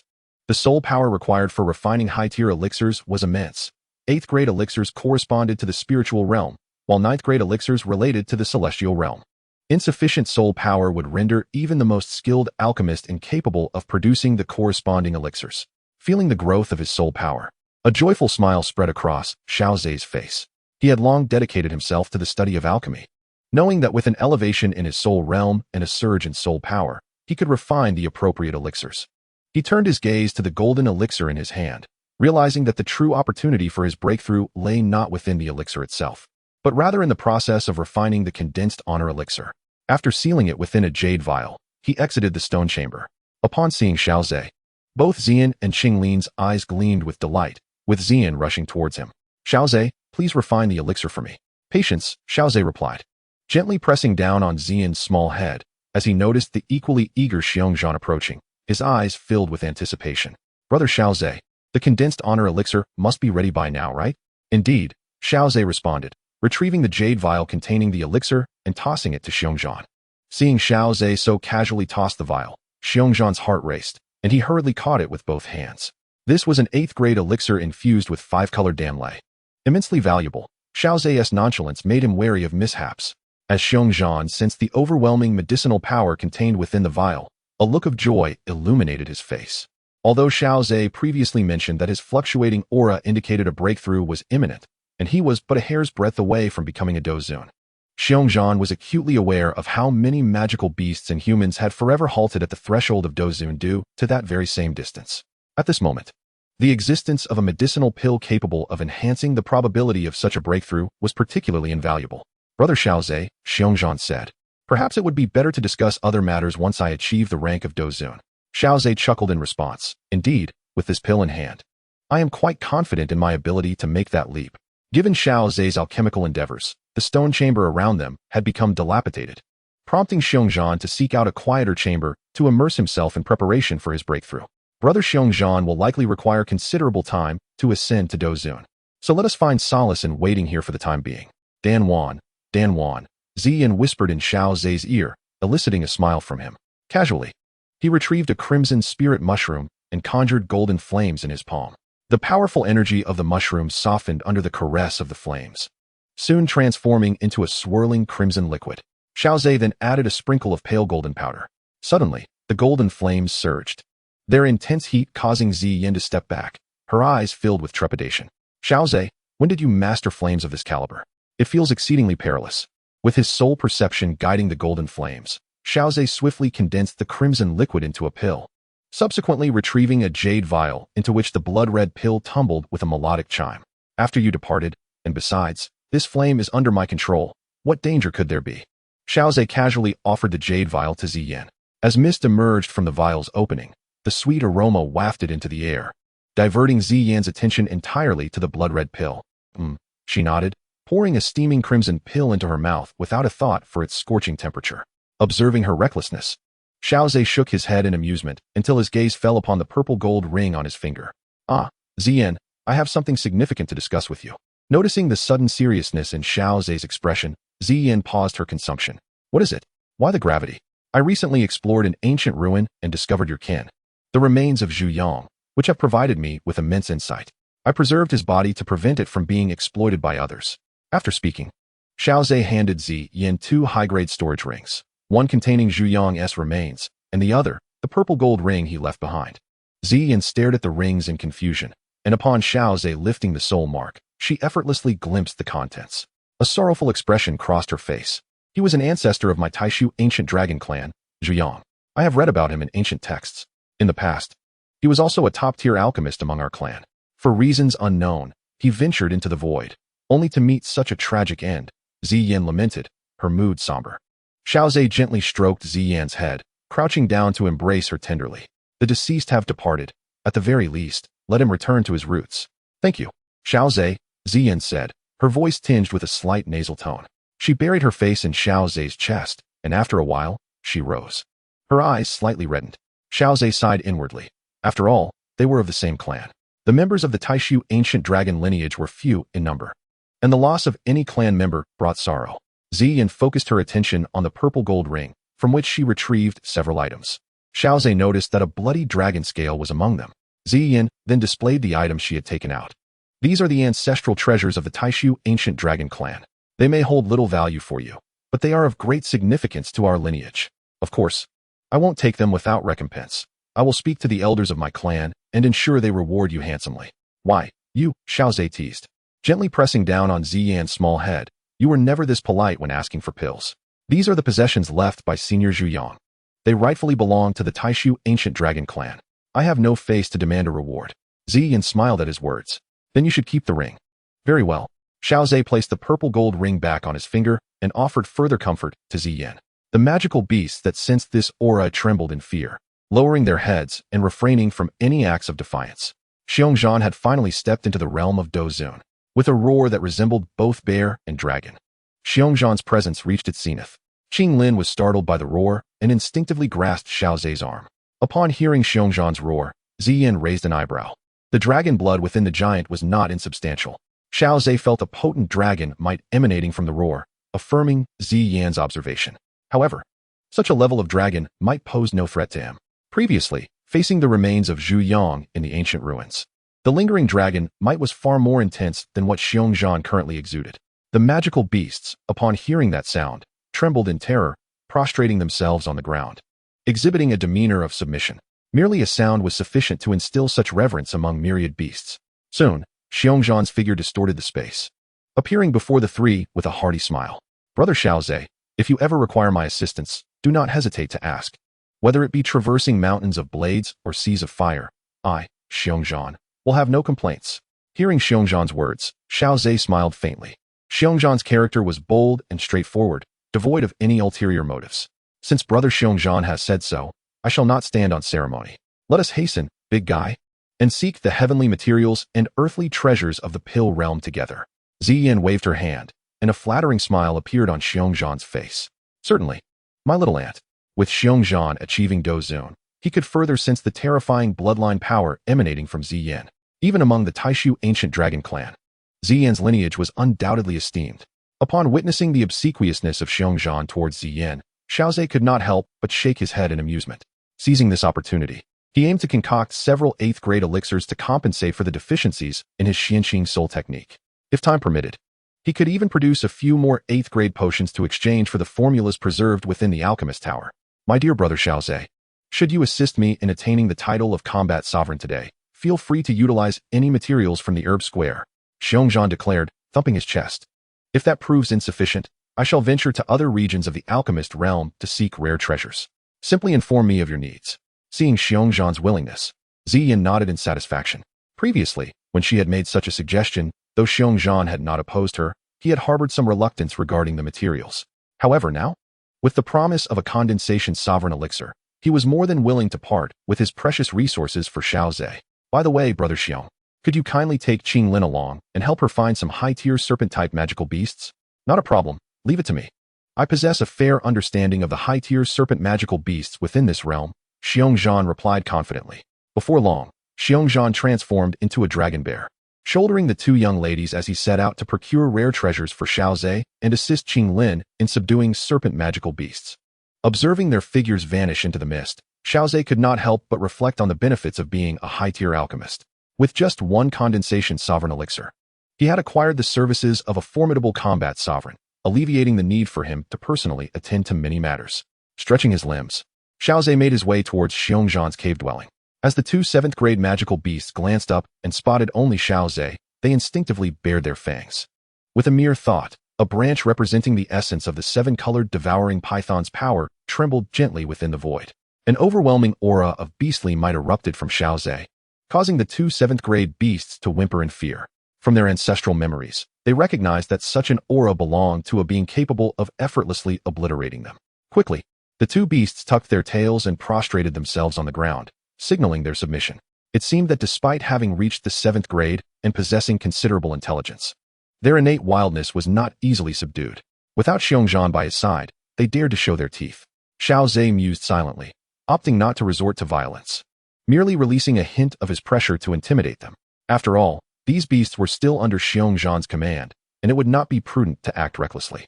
Upon reaching the herb square, Xiao Ze navigated through the materials, stopping intermittently to select those that would be useful to him. The abundance was astonishing. The array of herbs in this square was already immensely rich. The ancient forest within the relic of the combat saint described in the original text was even more bountiful, with rare herbs flourishing everywhere. According to Xiongzhan, it was even more terrifying than the accumulation found within the Wan Yao mountain range. The ancient relics left behind by a combat saint, if enjoyed solely by one, could potentially elevate my wealth manifold. Currently, the number of 8th grade formulas he possessed was limited. Yet fortunately, the alchemist tower did not impose excessive requirements on the variety of 8th grade elixirs. Even the same type of elixir can be regarded as an achievement. For the 8th grade elixir itself signifies inherent worth. In the ensuing time, the central region of the Huanyao mountain range would sporadically witness the emergence of alchemical clouds, accompanied by cascading bolts of multicolored alchemical lightning. The formidable power of these lightning strikes rendered the magical beasts within the heart of the mountain range restless and apprehensive. The incessant manifestation of alchemical lightning also caught the attention of Elder Lu Tian. After all, the prowess of the alchemical lightning summoned by 8th grade elixirs was unparalleled. Its presence could be felt from a considerable distance. Even I cannot continuously concoct such a multitude of 8th grade elixirs. Contemplating this, Elder Lu could not help but smile bitterly. He understood that the day he would be surpassed by Xiao Ze was inevitable, yet he had not anticipated its arrival to be so swift. The prolonged and high-frequency production of elixirs indicated the remarkable strength of Xiao Ze's soul. The potency of one's soul significantly determines the prowess of an alchemist. Xiao Ze's current level of alchemical skill has likely already eclipsed mine. If I were in his position, I would have long exhausted my soul's power after the initial few attempts. Elder Lu sensed a powerful aura approaching the Huanyao mountain range. It seemed to emanate from one of Xiao Ze's maidens, indicating that the source of this aura was the magical beast collaborating with Xiao Ze. After a moment's contemplation, Elder Lu waved his sleeve and vanished from his position. Having decided not to intervene, he would remain steadfast in his resolution. Xiongzhan manifested his dragon bear form, suddenly halting in midair, his nose twitching as he inhaled the lingering scent in the air. Big guy, what's the matter? Ziyin and Qinglin, seated upon the shoulder of the dragon bear, noticed Xiongzhan's abrupt stop and inquired.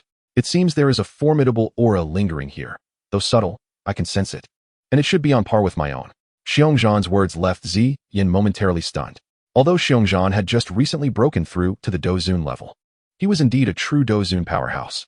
For him to assert that another presence is not inferior to him must indicate a fellow Douzun level expert. Ziyin lightly bit her lip, her expression growing solemn.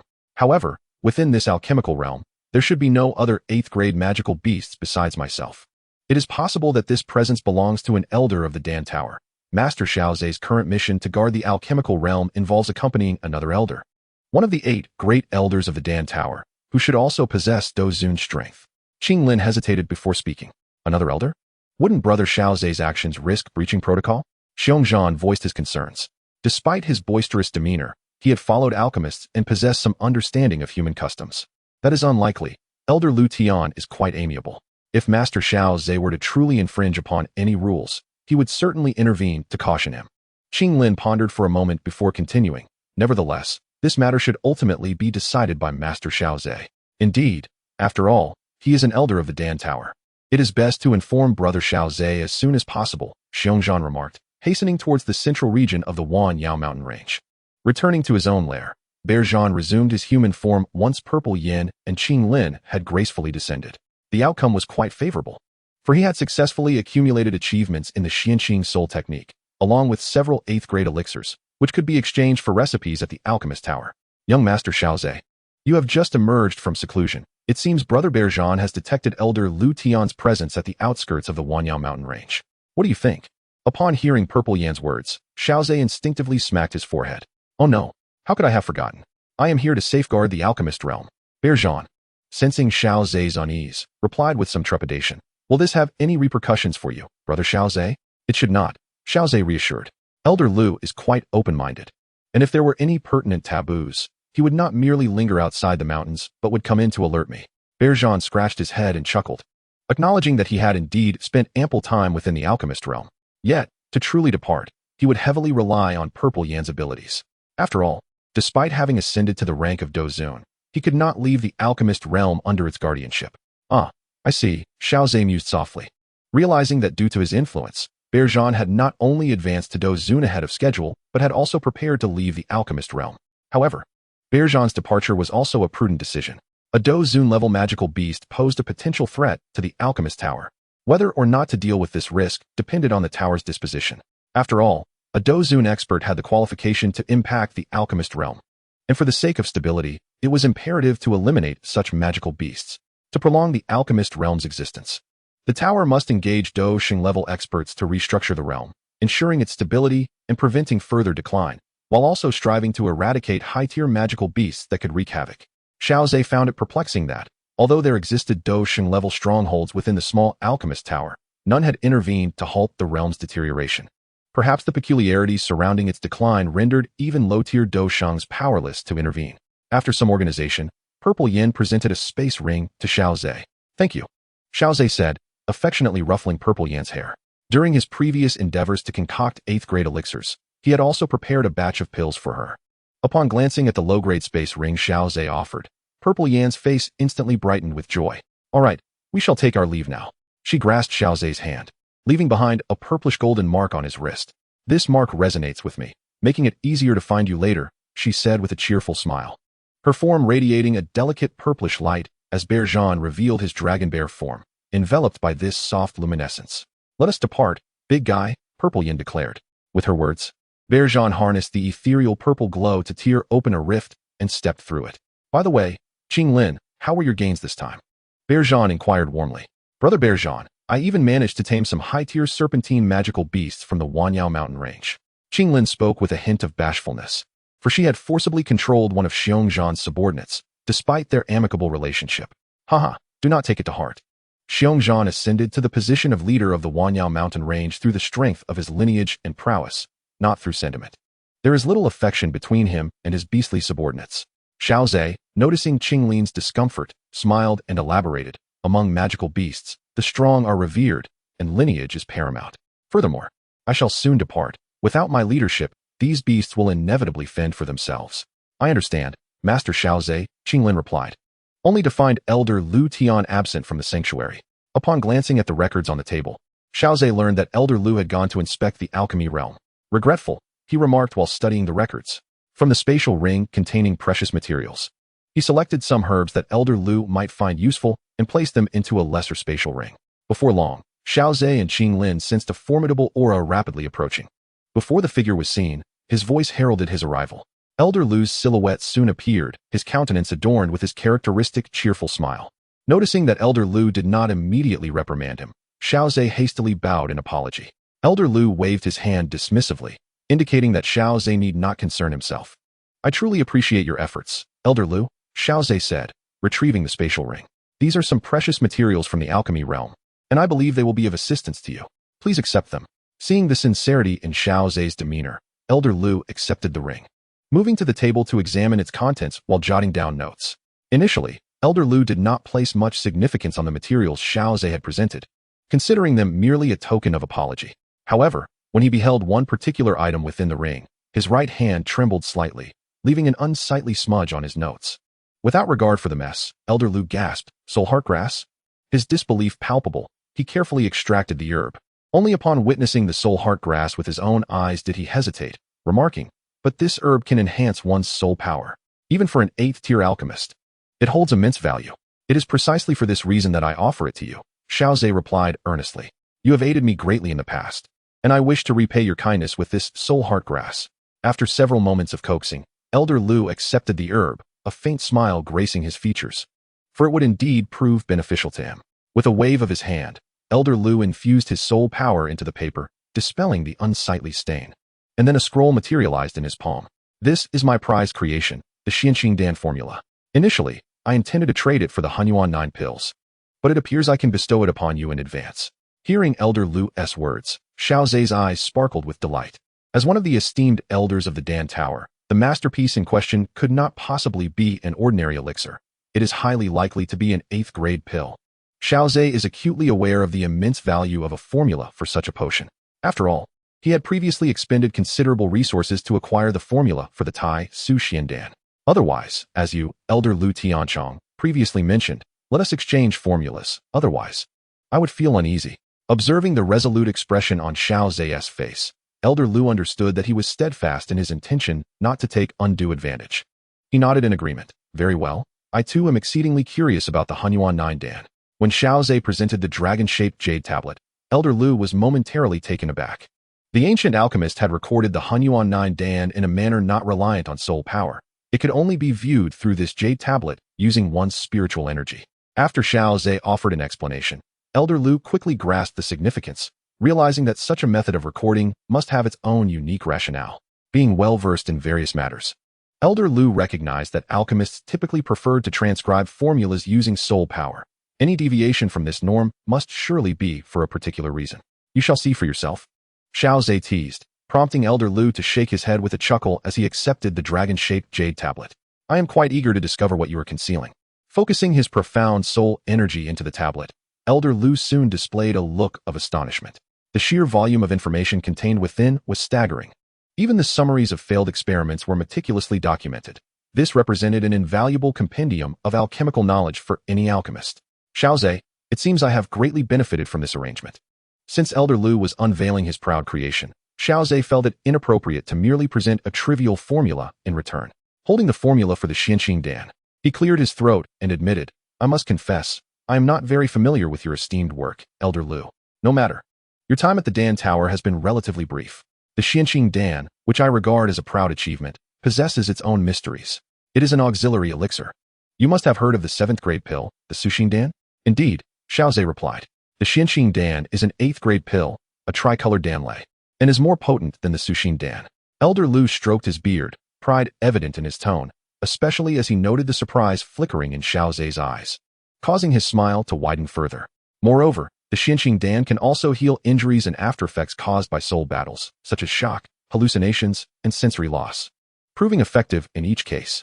Upon hearing Elder Lu's words, Xiao Ze immediately recognized the soaring value of the Xianqing Dan. Even as merely an auxiliary potion, serving as an enhancement to the Suxing Dan, it was already a coveted item among numerous alchemists. Furthermore, its formidable ability to heal soul injuries and their aftereffects was truly remarkable. Truly, Elder Lu's esteemed creation exceeded my expectations in depth and richness. Acknowledging Xiao Ze's admiration, Elder Lu nodded in agreement. Although we, the elder generation, may not possess your innate talent, we have immersed ourselves in the art of alchemy for many years, and thus, we do have some remarkable elixirs to offer. If you ever find the opportunity, you could extract their prized creations from other experienced practitioners, which would greatly benefit your compendium of formulas. I understand, Xiao Ze replied with a respectful gesture. Subsequently, the two sought out quiet chambers to delve into the acquired recipes. Xiao Ze sat cross-legged, closing his eyes, as he infused his soul power into the scroll, a wealth of information flooding his mind. The Xianqing pill was indeed profoundly intricate. It appeared that the elders of the Pill Tower possessed 1 or 2 exceptional creations that could be exchanged if the occasion arose. Upon returning to the sanctuary, Xiao Ze proactively took on the task of patrolling the Pill Realm, partly due to the previous efforts being undertaken by Elder Lu, which left him feeling somewhat embarrassed, and partly in search of rare herbs and treasures, as well as accompanying Qinglin to seek out serpentine magical beasts within the Pill Realm, checking for any that might have evaded capture. Time swiftly passed amidst their endeavors, and soon the period of guardianship came to an end. The two elderly figures were both white-haired. One was Elder Sheng, one of the 8 prominent elders. The other bore a scar across his face, exuding an intimidating presence more reminiscent of a battle-hardened general than an alchemist. Nevertheless, securing the role of guardian over the Pill Realm suggested that this elder was not to be underestimated. Upon encountering Elder Sheng, the stern-faced elder revealed a slight smile, softening his otherwise cold demeanor. I have met Elder Lei, Xiao Ze remarked. Haha, do not take offense, Xiao Ze. Old Lei has seen many battles. This aura is not directed at you, Elder Lu interjected, concerned about Xiao Ze's impression of Elder Lei. Having seen many battles? Indeed. While the Pill Tower is a top-tier force in the central state, it is not without its instabilities. Numerous potential adversaries lurk. My recent expedition was to address the Soul Hall's attacks on disciples of the Pill Tower, Elder Lei explained. However, seeing Xiao Ze as the guardian of the Pill Realm indicated that his status within the Pill Tower was commensurate with that of Elder Lei, rendering such discussions pertinent for him. Has the Soul Hall grown so bold as to openly assault the disciples of the Pill Tower? Xiao Ze inquired, his brow furrowing slightly. The enigmatic members of the Soul Hall are notorious for collecting souls, particularly drawn to the powerful souls of alchemists, which they consider their favorite quarry. Elder Sheng's expression turned cold as he expressed his disdain for the Soul Hall's methods. By the way, Xiao Ze, your name has spread throughout the central state. If you ever need to leave the Pill Tower to deal with matters, ensure you bring along a few formidable Pill Tower experts. Elder Lu, recalling Elder Sheng's mention of the Soul Hall, hastily advised Xiao Ze. Upon hearing Xiao Ze's words, the three felt a sense of trepidation. It seemed that Xiao Ze had a plethora of hidden strengths. After conversing for a while, Elder Lu announced, All right, we must take our leave and entrust this precious land to you. Xiao Ze bid farewell to Elder Sheng and Elder Lei. Xiao Ze clasped his hands in greeting to the two individuals, while the beside Qinglin performed a respectful bow. Elder Sheng and Elder Lei watched the trio depart. And once the spatial fluctuations subsided, Elder Lei turned his gaze towards Elder Sheng. Haha, the level of his genius likely surpasses your imagination. Since you are intrigued, allow me to elaborate. Unbeknownst to Xiao Ze, their mere encounter had piqued Elder Lei's interest. Upon returning to the Pill Tower, Xiao Ze exchanged a few words with Elder Lu Tian before making his way directly to the Elder Pavilion with Qinglin. The Elder Pavilion served as the administrative hub for all matters pertaining to the elders of the Pill Tower, including promotions, merit exchanges, and remuneration. Nestled near the imposing Black Tower, an ancient pavilion stood, adorned with blue tiles and red bricks, bearing the marks of time. Due to the frequent presence of powerful souls, this venerable structure resembled a colossal beast composed of spiritual energy, emanating an overwhelming aura of soul vibrations. Above the pavilion, within the realm of spiritual perception, hung a plaque radiating with a luminous spiritual brilliance, inscribed with 3 grand characters, Elder Pavilion. Xiao Ze cast a glance at the plaque, his eyes narrowing slightly as he felt a potent surge of spiritual impact. If the pavilion was likened to a mighty soul beast, then this plaque would be its piercing eye, exuding subtle yet formidable spiritual power. Only those whose spiritual essence had reached a certain zenith could sense it. The Elder Pavilion is indeed a grand establishment. Such a level of spiritual energy suggests that the calligrapher must possess at least a celestial realm of spiritual mastery. The vicinity of the Elder Pavilion was notably sparse, as it was dedicated to serving the elders. Although the alchemist exchange meeting seemed to attract a multitude of elders, they were, in fact, dispersed throughout the entire Pill Tower, rendering their presence at the Elder Pavilion quite rare. Xiao Ze led Qinglin into the pavilion. A striking young woman, upon seeing Xiao Ze, brightened instantly and promptly rose to greet him. Greetings, Elder Xiao Ze. How may I assist you today? Since Xiao Ze's ascension to the rank of elder in the Pill Tower, his name had spread far and wide, becoming a topic of discussion among the disciples. Following the recent alchemist exchange meeting, his reputation soared to new heights. Even the elders spoke of him with admiration. While the disciples who accompanied them to the exchange were particularly effusive, some even proclaiming, given time, Xiao Ze will undoubtedly become the president of the Pill Tower. The young woman was filled with curiosity and admiration for Xiao Ze. Managing to contain her excitement upon meeting him was quite commendable. I have come to exchange merits. May I inquire where I should go? Please, follow me, she replied respectfully, leading Xiao Ze to a door on the 2nd floor. Thank you, Xiao Ze said with a smile as he entered alongside Qinglin. The young woman opened her mouth to speak, but ultimately refrained from stopping Qinglin from entering. As Xiao Ze, being an elder, surely understood the regulations. However, it was indeed true that Elder Xiao Ze lived up to the rumors. Handsome, humble, and courteous. She envied the maid who had the privilege of being in his company. Xiao Ze was oblivious to the unspoken sentiments of the graceful young woman.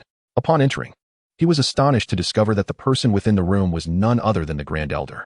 Swiftly, Xiao Ze clasped his hands in greeting, saying, Xiao Ze pays his respects to the Grand Elder. As the Grand Elder of the Alchemist Guild and the foremost among the 8 elders, his prowess in alchemy and combat was unparalleled amongst his peers, and Xiao Ze certainly did not wish to show any disrespect. Ah, it is you, Xiao Ze, the Grand Elder replied, rising with a smile. There is no need for excessive formality. Pray tell, what brings you here today? Xiao Ze promptly articulated his request, which caused the Grand Elder to furrow his brows. Since this matter pertains to the guild leader, I lack the authority to address it. Perhaps you might wait a moment while I contact the appropriate leader.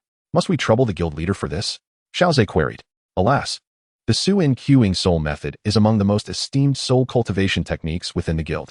It would be prudent for the guild leader to handle the recompense for the merits owed. In that case, I would appreciate your assistance in notifying the Grand Elder. Xiao Ze responded, bowing once more. The Grand Elder nodded with a smile and approached a nearby bookshelf, placing his hand upon a crystal orb.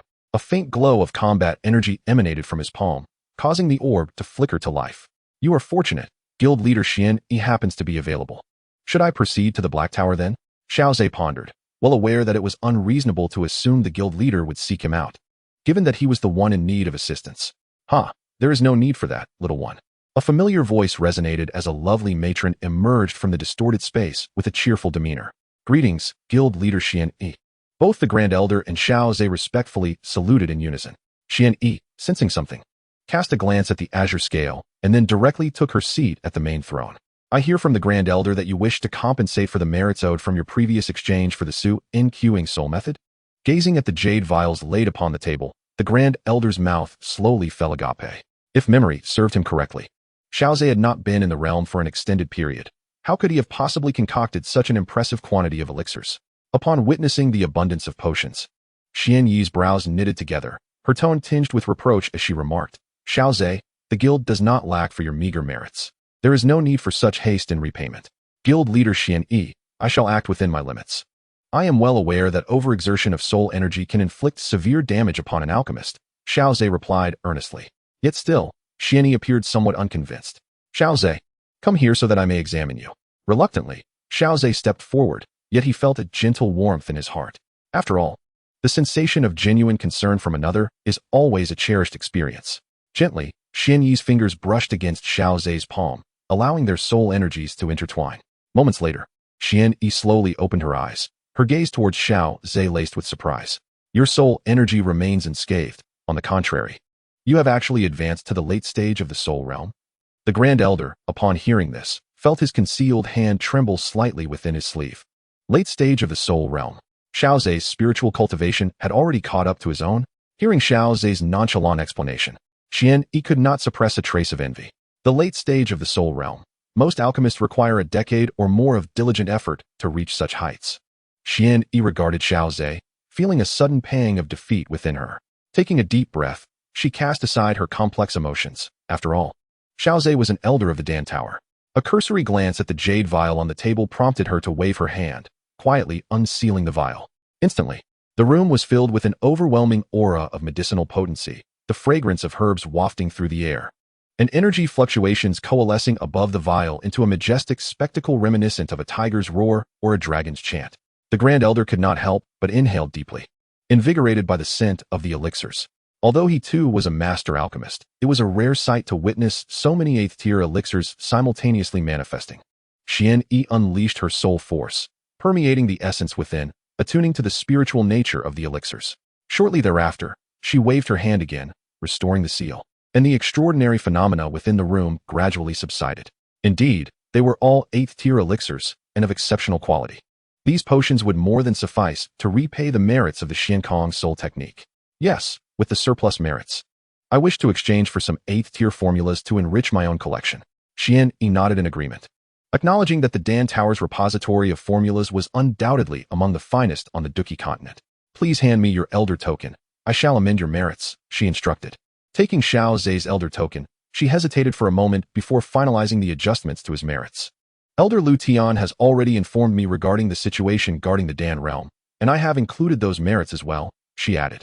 After returning the elder token, she rose and said, Very well, I have pressing matters to attend to. I shall leave the exchange of formulas to you, Grand Elder. Not at all. It is my duty, the Grand Elder replied respectfully. Xian Yi offered Xiao Ze a faint smile before distorting the space and departing, as she had seized this opportunity to attend to some matters on Xiao Ze's behalf. Xiao Ze respectfully bid farewell to the departing president and then turned his attention to the Grand Elder. Here is the information on the 8th-tier formulas of the Dan Tower. Feel free to peruse it. Should anything pique your interest, do let me know, and I shall procure the formulas for you, the Grand Elder said, noticing the anticipation in Xiao Ze's eyes as he produced a purple jade tablet. Xiao Ze accepted the tablet, his soul force seeping into it, revealing the formula information contained within. His heart raced with excitement. It is said that high-tier elixirs are rare, but in truth, high-tier formulas are even more elusive. High-tier elixirs can be continuously refined as long as there is a proficient alchemist and a high-tier formula. However, new high-tier formulas, apart from those passed down from ancient lineages, can only emerge through the dedicated efforts and research of alchemists, often requiring countless experiments to develop a single high-tier formula. Currently, Xiao Ze discovered that the 8th-tier formulas within this jade tablet numbered an impressive 15. Moreover, he noted that the 8th-tier formulas inherited by Xiao Yan from Master Yao could all be found here. While Master Yao was exceptionally skilled in alchemy and actively collected formulas, he remained but an individual alchemist. In terms of accumulation, he could not compete with the vast organization of the Dan Tower. Although the original text mentioned that Master Yao once joined a minor Dan Tower, it appeared that his tenure was brief, leaving one to wonder if he had ever obtained formulas from the Dan Tower. Xiao Ze's thoughts subtly shifted as he began to search among the 15 8th-grade alchemical formulas. There were miraculous healing elixirs capable of reviving the deceased, as well as rare herbs that could replace decades, even centuries, of cultivation time. There existed diverse elixirs for nurturing offspring and enhancing innate qualities, showcasing a plethora of functions and varieties. Xiao Ze longed to exchange for them all, yet his financial resources were insufficient. Initially, he had envisioned redeeming all the high-grade elixirs accumulated by the Alchemy Tower within a year. However, it now appeared that he had underestimated the tower's vast reserves. This was not to mention the esteemed creations held by the elders of the Alchemy Tower. Xiao Ze sensed that the combination of the tower's offerings and the elders' exclusive 8-grade elixirs could encompass the majority of 8-grade formulas in the Dou Qi Continent. Indeed, choosing to develop within the Alchemy Tower was immensely beneficial for my alchemical skills. After a rough estimation, Xiao Ze concluded that, based on his current frequency of refining in the alchemy realm, it would take at least 2 years to fully exchange for all 15 elixirs. The bulk of his efforts would be focused on the final elixir, the Bodhi Pill. Renowned as a 9-colored Thunder 8-grade elixir, it was truly a pinnacle 8-grade potion. Its effects were both straightforward and formidable, significantly increasing the likelihood for a Dou Zun peak practitioner to break through to the realm of Dou Sheng, transcending into the sacred. Only those who attained this status could be regarded as the true apex of power in the Dou Qi Continent. Yet, the chasm between the peak of Dou Zun and the realm of the sacred was vast, a gulf that countless prodigies found impossible to traverse. It is worth noting that those who reached the peak of Dou Zun were typically renowned geniuses. However, when faced with the threshold of transcending into the sacred, they could only sigh in resignation. At this moment, possessing a Bodhi Pill would greatly enhance the chances of entering the sacred realm. With a gentle exhale, Xiao Ze concluded his review of the Alchemy Tower's accumulated formulas and had resolved which elixir he would exchange for. Although the tower's collection was indeed abundant, one must act within their means, selecting only those formulas truly needed. It was imperative to avoid the folly of attempting to redeem them all, especially the final elixir. The Bodhi Pill. Why is that? Xiao Ze pondered, momentarily perplexed. Though it was a 9-colored Thunder 8-grade elixir, its main ingredient, the Bodhi seed, was an exceedingly rare herb found throughout the Dou Qi Continent. The Grand Elder, perceiving Xiao Ze's curiosity, recognized that he had indeed taken an interest in the Bodhi Pill formula, and thus spoke with a grave expression. He wished to prevent Xiao Ze from squandering his efforts, only to exchange for a formula that would ultimately prove useless after accumulating sufficient merit. Therefore, even if he amassed enough merit to redeem it, he would find himself in a predicament where a skilled artisan could do nothing without materials. However, the Bodhi ancient tree bore fruit only once every millennium, and the Bodhi seeds produced were exceedingly scarce. Furthermore, the powerful effect of enhancing the probability of entering the sacred realm would lead to rapid consumption. Thus, the challenge of locating a Bodhi seed amidst the vastness of the Dou Qi Continent was, as one could imagine, akin to finding a needle in a haystack. This was the basis of the Grand Elder's Council, yet Xiao Ze was aware of the future. He knew that in the not-so-distant future, the Bodhi ancient tree would once again make its appearance. When the time comes, do not merely speak of Bodhi seeds. Even the Bodhi heart, if one possesses sufficient strength, can be contended for. The Bodhi heart undoubtedly stands as one of the most precious treasures beneath the realm of the fighting saints. Those who attain the Bodhi heart will find that their ascension to saintliness is but a matter of time. The ancient Bodhi tree is destined to emerge in the future. Thus, exchanging for the recipes of Bodhi elixirs will undoubtedly prove advantageous. However, in response to the elder's admonition, Xiao Ze merely smiled and clasped his hands in gratitude. Xiao Ze understood. I am glad you comprehend. So, which recipe catches your fancy? The elder expressed interest in Xiao Ze's choice of recipe. With my current achievements, numerous recipes are available for selection. However, I am particularly fond of the Thunder Calamity Pill. The Thunder Calamity Pill is indeed an excellent choice. The quality of the elixir ultimately rests upon the thunder used in its refinement. Should your strength be sufficient, you might even concoct a 9th-grade pill using the recipe for the Thunder Calamity Pill. The elder regarded Xiao Ze's selection with approval and utilized his elder's token to unveil a concealed space from which he retrieved a scroll imbued with a faint aura of thunder. After the elder tapped his token against Xiao Ze's, clearing the merits, Xiao Ze successfully acquired the recipe for the Thunder Calamity Pill. As Xiao Ze's spiritual essence permeated the scroll, he swiftly grasped the method for concocting the Thunder Calamity Pill, a satisfied smile gracing his face. Since entering the pill realm, Xiao Ze had obtained 3 recipes for 8th-grade pills, which filled him with immense joy. His current collection of recipes rivals that of several seasoned alchemical masters. Regrettably, the pill tower does not offer any 9th-grade recipes for exchange. After all, the rarity of such recipes is comparable to that of heavenly-tier combat techniques. The original text specifies only 3 9th-grade recipes by name and effect, rendering them even scarcer than heavenly-tier techniques. Xiao Ze did not harbor any illusions about securing one from the pill tower, but he hoped to acquire one from ancient relics in the future. In truth, if he were to perfect the primordial 9 pills, he would possess a 9th-grade recipe, as this would entail the creation of such a recipe. However, Upon glancing at the newly acquired alchemical rewards from Xiao Yan, confidence surged within him once more. Was it not merely a ninth-grade recipe? With a few more instances of hundredfold returns, would he still lament the absence of a ninth-grade recipe? What he should truly worry about was whether he possessed the strength to concoct a ninth-grade pill. After all, the power of the dark magic thunder attracted by the ninth-grade pills is equivalent to a strike from a fighting saint. As Xiao Ze was about to take his leave, he suddenly heard frantic footsteps approaching rapidly. Thud, thud, thud. Elder, something terrible has happened. A voice belonging to the previously mentioned graceful young woman echoed from outside. The elder furrowed his brow and waved his hand, causing the door to swing open immediately. What is the cause of such alarm? Elder Seongqing and the disciples of the Pill Tower have gone missing. The young woman exclaimed urgently from outside the door. The elder stood up abruptly. His brow furrowed deeply. Elder Seongqing had led the Pill Tower disciples to the outskirts of Pill Valley to hunt magical beasts, but not long ago. Elder Seongqing's soul token had inexplicably dimmed. The Grand Elder was acutely aware that once the soul token dimmed, it signified that its owner had suffered grave injuries and was in imminent peril. Taking a deep breath to regain his composure, he inquired, "Do you know the precise location to which Seongqing has departed?" "In the southern region of the Pill Domain, at the convergence of several vast mountain ranges," came the reply. "Very well, let us make haste together." In his urgency, the Grand Elder intended to take the elegant young woman along and turned to Xiao Ze, saying, "I apologize, Xiao Ze. You have heard the circumstances, and I can no longer extend my hospitality.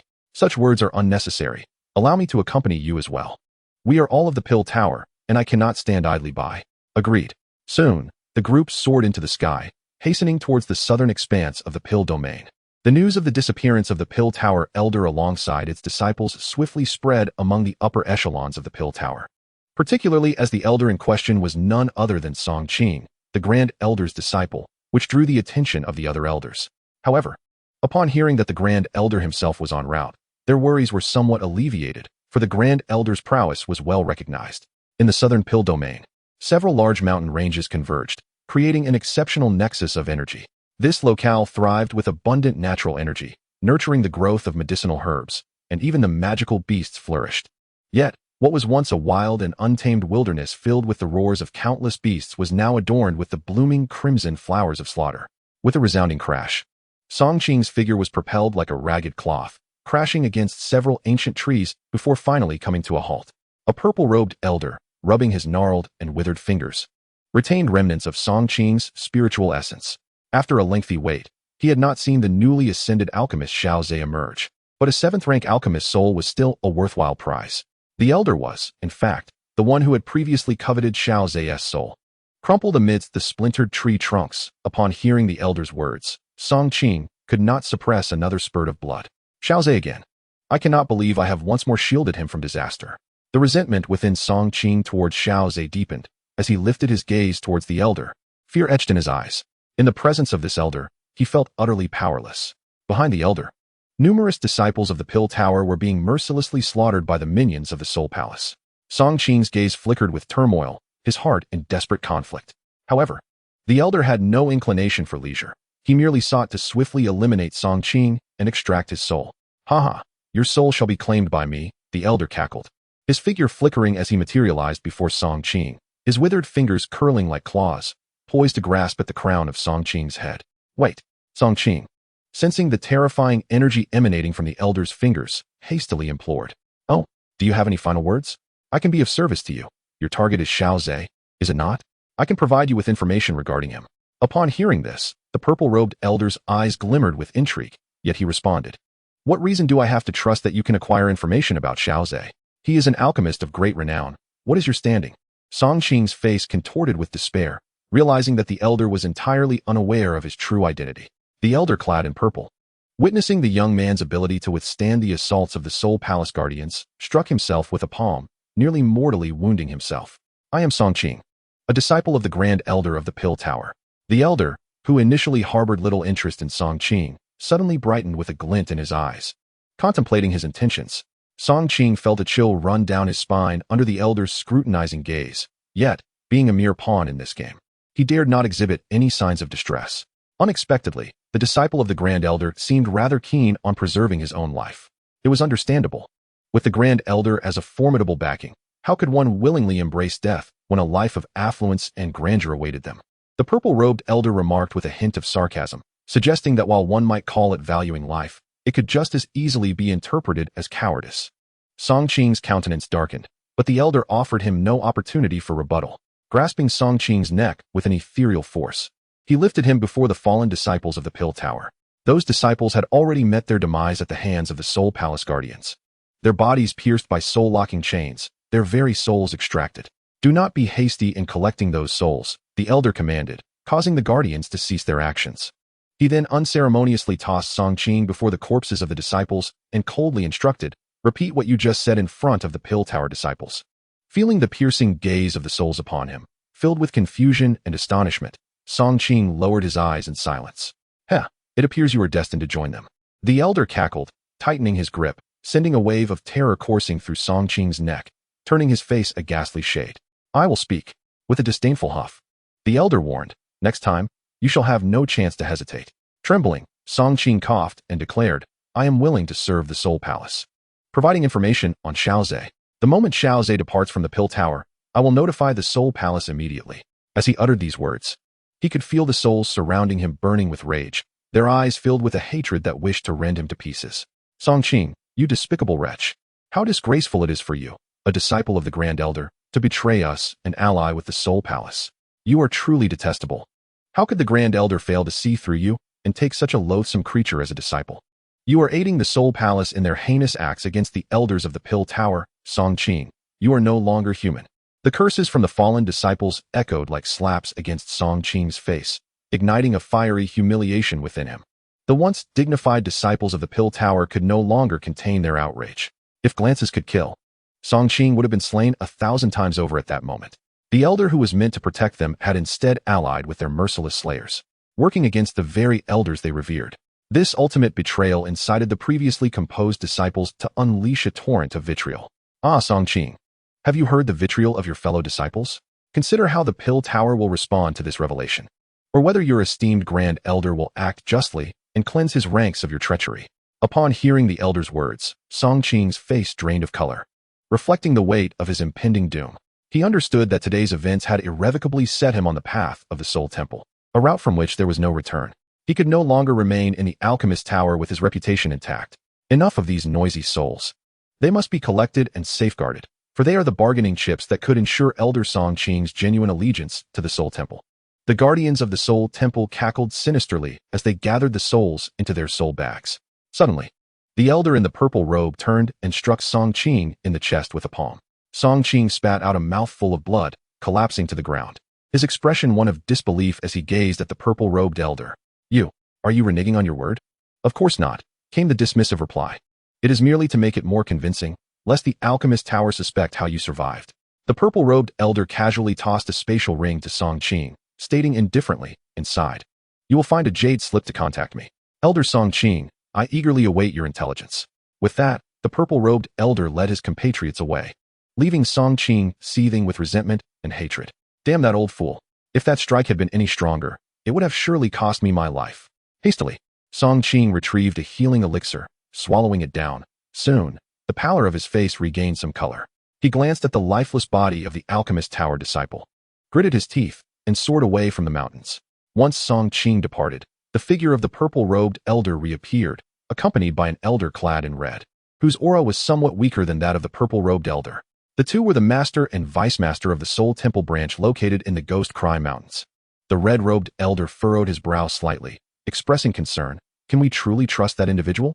With the souls of those Alchemist Tower disciples present, Seongqing poses little threat. The purple-robed elder looked in the direction Seongqing had vanished, a smile gracing his lips. If this pawn is well hidden, our gains may extend beyond merely Xiao Ze. The red-robed elder's expression shifted at this. You mean his teacher, the Grand Elder of the Alchemist Tower? Indeed. While these alchemists excel in their craft, their judgment in selecting disciples leaves much to be desired. The last high-ranking alchemist, who regarded his disciple as kin, was betrayed by Yao Chun, if I recall correctly. A distinct greed flickered in the purple-robed elder's eyes. He had initially thought that capturing the original soul power of a newly minted alchemy master would yield immense benefits. But now this operation promised an even greater catch. However, the strength of the Grand Elder of the Alchemist Tower was unfathomable.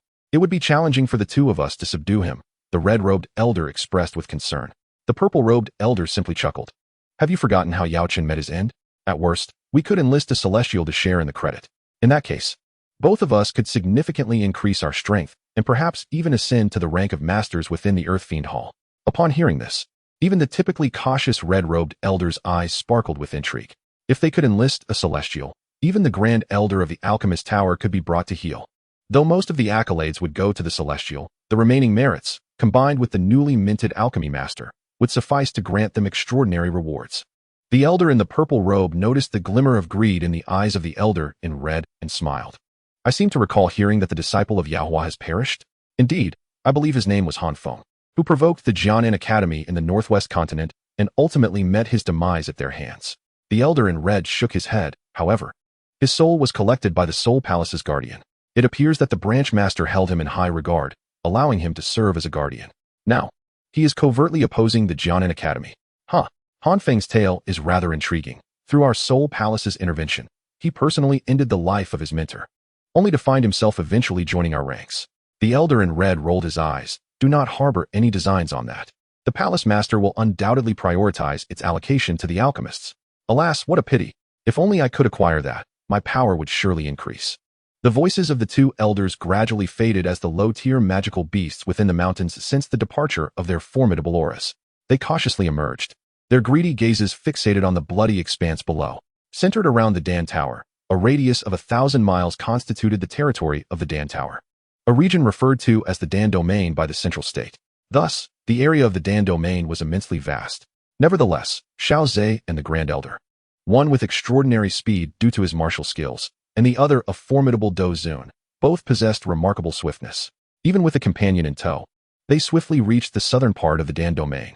Xiao Ze cradled the azure-scaled girl in his arms, stepping through the void, and amidst the flickering lightning, he beheld the distant peaks interwoven into a colossal mountain range. In the far distance, a cluster of mountains faintly connected into a single expanse. Upon arrival, the Grand Elder wasted no time. He unleashed his soul power, causing the demure girl beside him to tremble. Before such an overwhelming force of soul energy, she resembled a docile kitten in the presence of a terrifying beast. Although the beast did not overtly display malice, simply standing beside it instilled a palpable sense of dread akin to facing death itself. Xiao Ze approached the delicate girl, placing a hand on her shoulder to shield her from the indiscriminate pressure of the Grand Elder's soul energy. Feeling the warmth radiating from his shoulder, the girl offered a grateful smile to Xiao Ze. My apologies, the Grand Elder murmured softly, nodding at Xiao Ze. I shall delve deeper. Under the oppressive weight of his formidable soul power, the once cacophonous roars of beasts in the mountains fell abruptly silent. It seemed that the disappearance of Seongqing had profoundly affected the Grand Elder. Xiao Ze shook his head and led the two women in a different direction to search. His soul energy was not as tyrannical as that of the Grand Elder. Rather, it flowed like a gentle spring breeze across the mountains. After a short while, Xiao Ze raised an eyebrow as his soul perception revealed a situation that ignited a flicker of anger within him. With lightning crackling around him, he shot towards a certain valley. A number of low-tier magical beasts were gnawing at the bodies of Dan Tower disciples, lacking any semblance of intelligence, unlike their higher-tier counterparts, who understood the significance of the two powerful auras from the Soul Palace. They dared not approach this vicinity. Xiao Ze's figure emerged within the valley, and in the next instant, a pale blue energy enveloped the entire expanse. All the magical beasts were instantly struck as if by a violent blow, forcefully thrown away from the location of the fallen disciples of the Dan Tower. Soon after, the energy converged, and a terrifying pressure descended upon their bodies, exploding them into clouds of crimson mist. By the time the graceful young woman regained her composure, she was only then aware of the calamity that had just unfolded. Without the luxury of marveling at Xiao Ze's formidable power, she hurried toward the valley, her face betraying a sorrowful expression. They had all perished. Who could have done such a thing? Xiao Ze, however, detected the lingering chill and faint traces of spiritual energy in the air. A glance at the wounds on the bodies of the Dan Tower disciples revealed the unmistakable marks left by the iron chains of the Soul Palace. If the Soul Palace was indeed responsible, it appeared that Seongqing was in grave peril, perhaps teetering on the brink of death. While other factions might have hesitated due to Seongqing's status as a disciple of the Grand Elder, the Soul Palace would show no such restraint. In the original narrative, the Elder Mugu had shown no mercy towards Chao Ying, a disciple of the Dan Tower as president, Qinglin. How much less so for a disciple of the Grand Elder? Moreover, the Soul Palace had previously committed even more egregious acts, covertly assassinating the master of the small Dan Tower, leading to a series of conflicts between the Dan Tower and the Soul Palace in recent years. Should an opportunity arise to eliminate the alchemists of the Dan Tower and seize their soul bodies, the denizens of the Soul Palace would undoubtedly act without hesitation. Nevertheless, Seongqing was still a 7th-tier alchemist, with a strength that could not be easily overcome by ordinary protectors. Xiao Ze mused inwardly, carefully attuning himself to the residual aura present. Upon sensing 2 distinct energies, his brow furrowed in concern. To his astonishment, the Soul Palace had dispatched a venerable elder, indicating that danger was indeed at hand. Uncertain of the elder's rank, he feared it might be one of the Soul Palace's celestial elders, formidable adversaries. Just then, Xiao Ze's elder token vibrated unexpectedly. The Grand Elder was attempting to contact him. Frowning slightly, he collected the bodies of the fallen Dan Tower disciples into his spatial ring, feeling it inappropriate to leave them to rot in the wilderness. Let us go. The Grand Elder has reached out to me, likely with significant findings. Xiao Ze informed the young woman, taking her waist with one arm while grasping her hand with the other, propelling them toward the location of the Grand Elder's token. Shortly thereafter, they convened near a mountain peak, where the Grand Elder gently laid down the unconscious form of Seongqing. When I found Seongqing, he was gravely injured and in a state of unconsciousness, the Grand Elder stated, his voice calm, yet brimming with an inner fury akin to a volcano. I have also located the other disciples of the Dan Tower, but they too have met their demise. Based on the residual energies at the scene and the wounds upon their bodies, it is evident that the Soul Palace was responsible. Xiao Ze replied swiftly, then turned his gaze to Seongqing, who appeared wretchedly battered, numerous injuries marring his form. Yet, it was the devastating blow to his chest that had rendered him unconscious. A crushing impact that had caved in his ribcage. However, it was evident that the Grand Elder had administered healing elixirs to him, as Seongqing's breath had improved, and many of his injuries were gradually mending. Even his previously sunken chest was slowly regaining its form, accompanied by a series of unsettling creaks. Upon hearing Xiao Ze's words, the Grand Elder's expression darkened further. Damn the Soul Palace. These creatures, neither human nor ghost, would have long been condemned in the Central Plains if they weren't so powerful. Xiao Ze nodded in agreement, yet his gaze remained fixed on Seongqing. The elders of the Soul Palace were no soft persimmons. Each one was a formidable existence at the Dozun level. The likelihood of Seongqing surviving an encounter with such a powerful foe was exceedingly low. Although Xiao Ze felt perplexed, without concrete evidence, he could only dismiss it as baseless speculation. Qinglin stood quietly to the side when suddenly, she felt a warmth in her pupils, as if something were drawing her attention. She glanced around but noticed nothing unusual. Biting her lip, she hesitated about whether to speak to young Master Xiao Ze. After much contemplation, Qinglin gently tugged at Xiao Ze's sleeve. What is it, Qinglin? She inquired. Young Master Xiao Ze, I have something to discuss with you. Observing Qinglin's reaction, Xiao Ze nodded and addressed the Grand Elder. Grand Elder, I have some personal matters to attend to. This is the body of a disciple from the Dan Tower.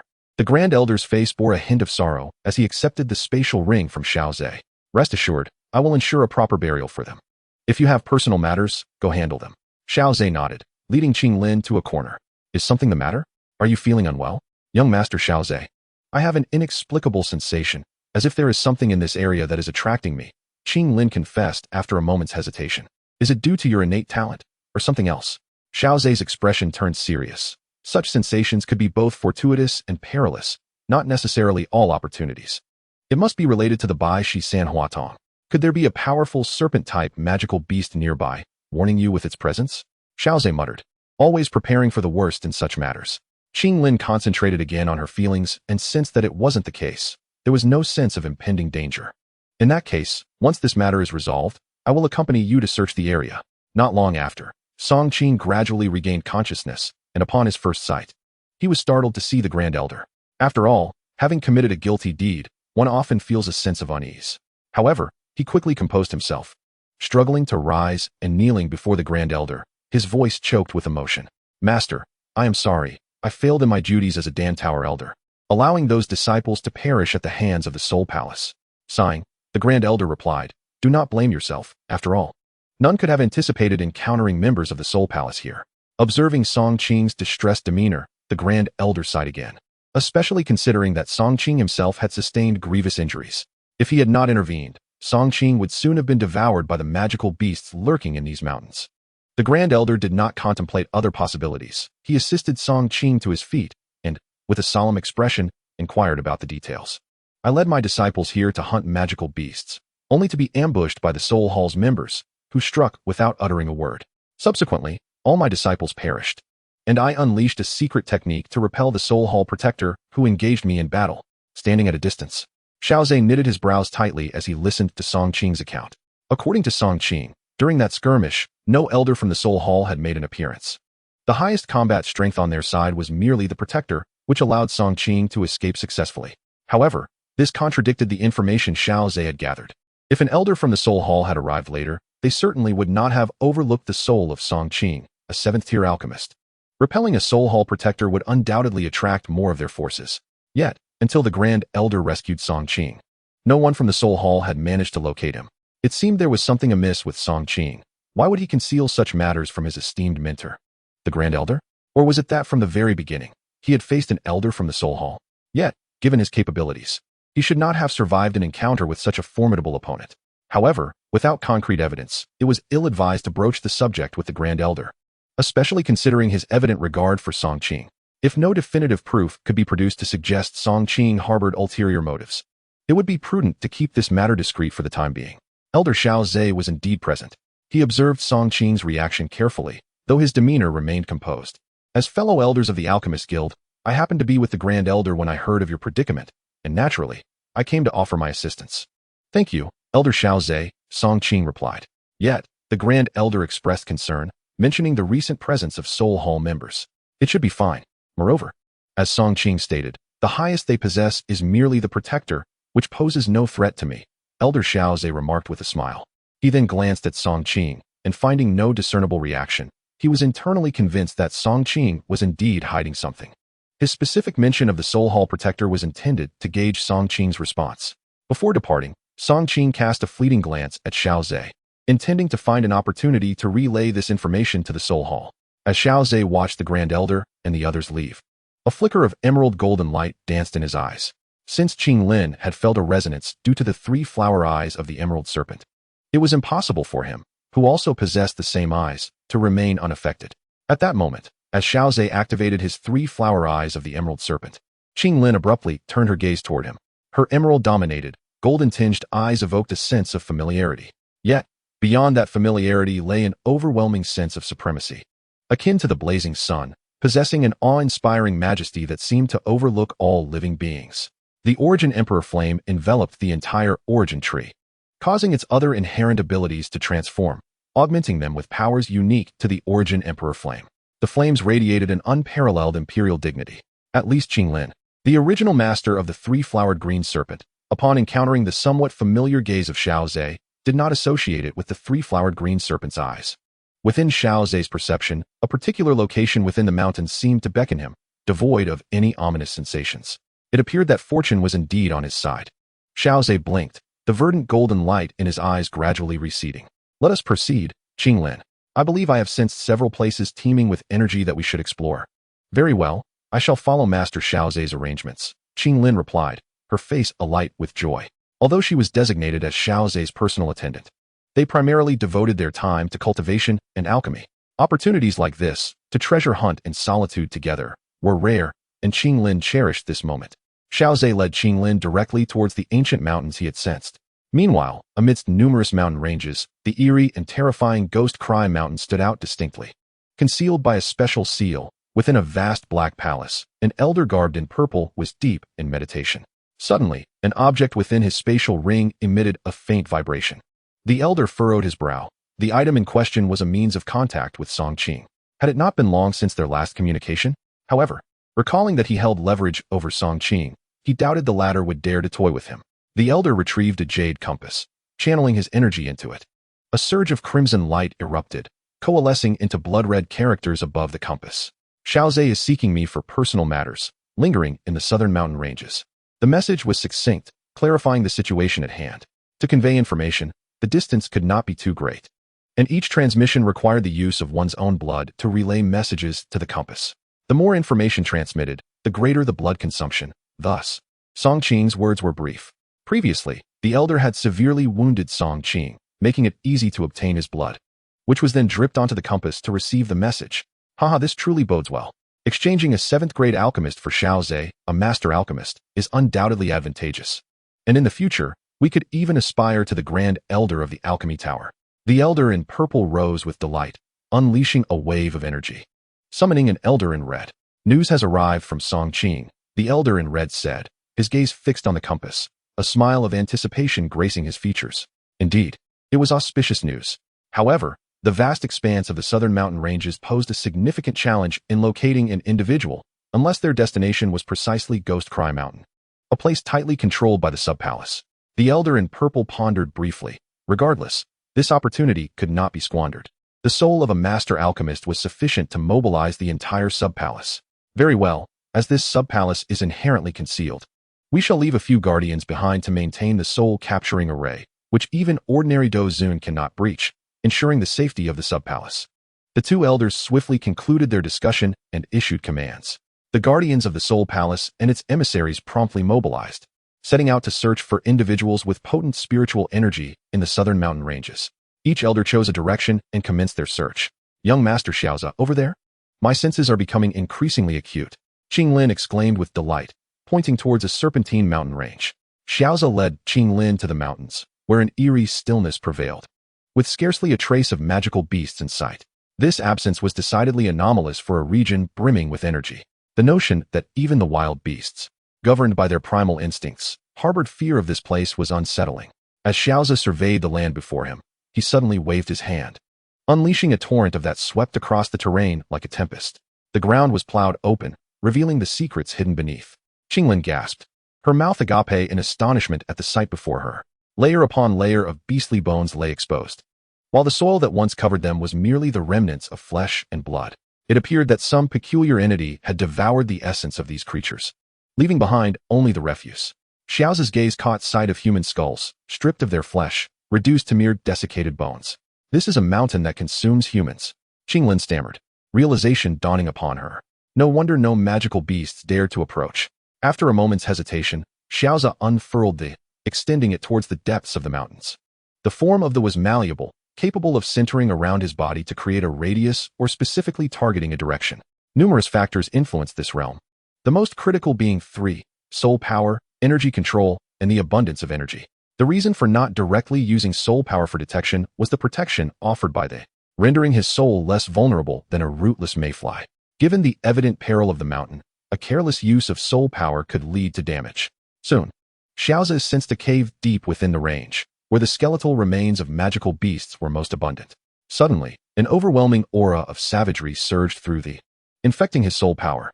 Xiao Ze instinctively withdrew his soul energy, his fingers trembling slightly as he took a half-step back. Noticing his reaction, Qinglin hurried to support him. Concern etched across her face. Yet a smile crept onto Xiao Ze's features.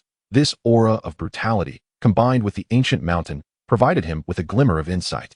In the original narrative, when Qinglin first arrived in Zhongzhou, she stumbled upon the remains of a mutated 9-headed ancient serpent within an ancient mountain. That aberrant serpent played a pivotal role in enhancing Qinglin's strength later on. If this mountain were indeed the burial site of the ancient serpent, it would be an opportunity not to be missed. As for whether he could contend with the serpent's lingering spirit, Xiao Ze felt a sense of confidence. After all, his 100-fold green serpent 3-flower eyes were no trifling matter. Even if the remnant spirit of the ancient serpent was at the level, he possessed an extraordinarily fearsome ability to counter it. Fear not, he reassured Qinglin, patting the back of her hand. If my senses are correct, there lies something of great value within. If you can subdue it, your strength will see a tremendous enhancement. Upon hearing Xiao Ze's words, Qinglin's eyes revealed a hint of curiosity. Treading upon the void, the two of them arrived before the entrance of a cavern. The cave was deep and shrouded in darkness, yet at the far end of this gloom, a faint glimmer of blood-red light could be discerned. Thanks to his willpower, honed through countless experiences with the system's 100-fold feedback, he found it relatively effortless to withstand such malevolent intent. His prior haste in withdrawing his spiritual energy was merely to prevent this ferocity from tainting his soul. As Qinglin confronted the onslaught of this brutal essence, her body swayed slightly, and 3 ethereal green blossoms involuntarily emerged in her eyes. Accompanying the appearance of these verdant flowers was a peculiar energy emanating from Qinglin, dissipating the malevolent aura surrounding them. Xiao Ze observed Qinglin's transformation throughout. Her ability to resist this ferocity relied on her innate will, while Qinglin depended on the extraordinary powers of her green serpent triflower eyes. Should one manage to subdue the entity radiating this ferocity, extraordinary prowess in combat could be attained. Qinglin nodded solemnly, recognizing that this was merely the periphery, and the malevolence emanating from it was already terrifying. It was evident that they were likely in the presence of a particularly vicious serpentine beast.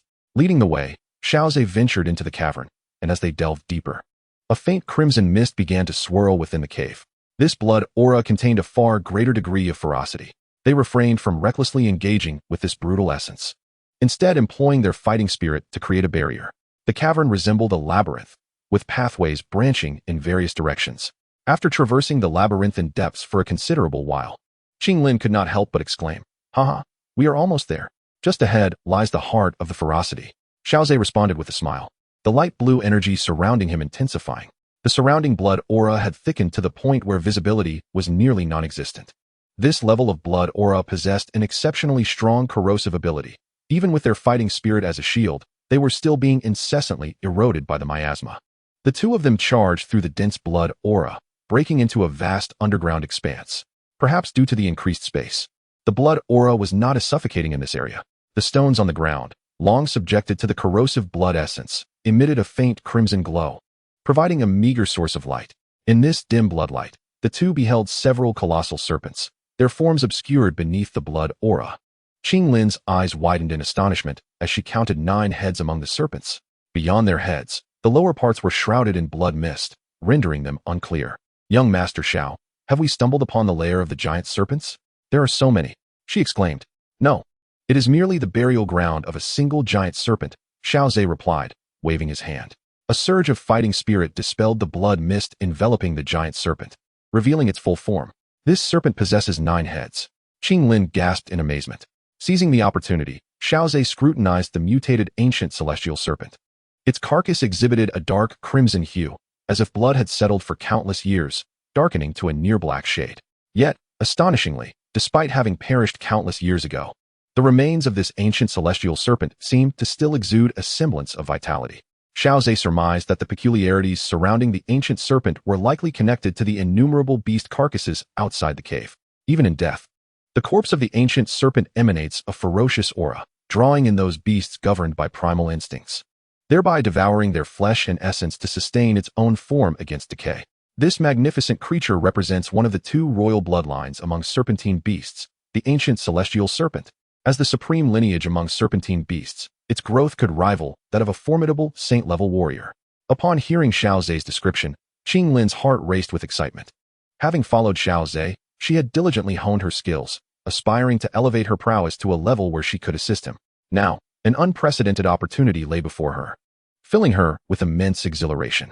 "Master Xiao Ze, do you think I can tame it?" Qinglin inquired, her tone betraying a resolute determination. Regardless of the peril, she was willing to attempt the conquest of the ancient celestial serpent. Whether she could succeed was only a matter of trial.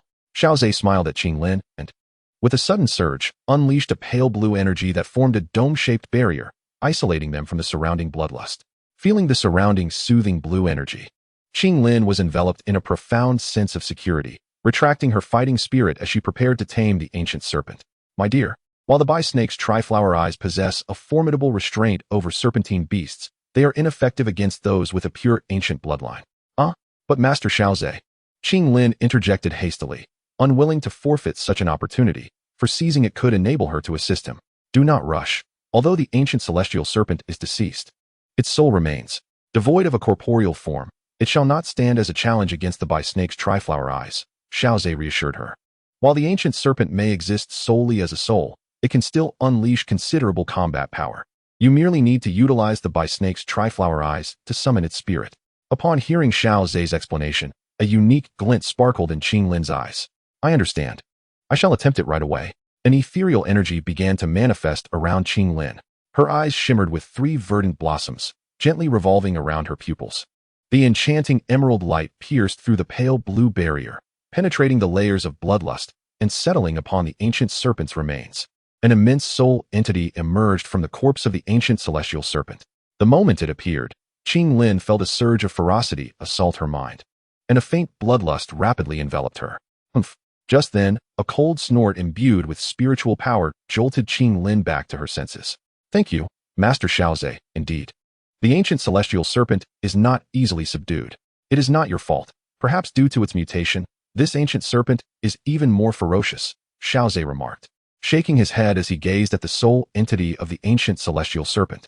Indeed, With Qinglin's current cultivation, she is unable to subdue the ancient celestial serpent. However, one could certainly begin by delivering a severe thrashing to its soul form. Once subdued, it would willingly accept the control of the Bai Shi San Hua Tong. The 9 pairs of eyes belonging to the mutated ancient celestial serpent fixated collectively upon the bowl-shaped energy shield. Through this translucent barrier, they beheld a pair of emerald green eyes, within which 3 delicate blossoms gently rotated.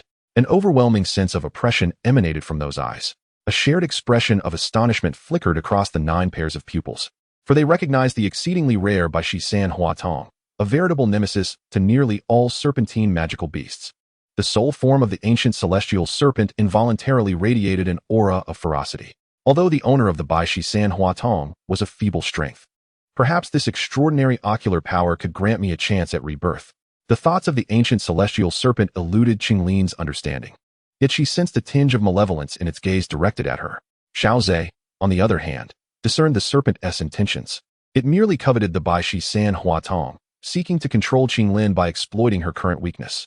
However, with his presence, the ancient serpent's ambitions would undoubtedly be thwarted. Hiss! The soul form of the ancient celestial serpent emitted a hissing sound, soon followed by a resounding echo that reverberated throughout the subterranean space.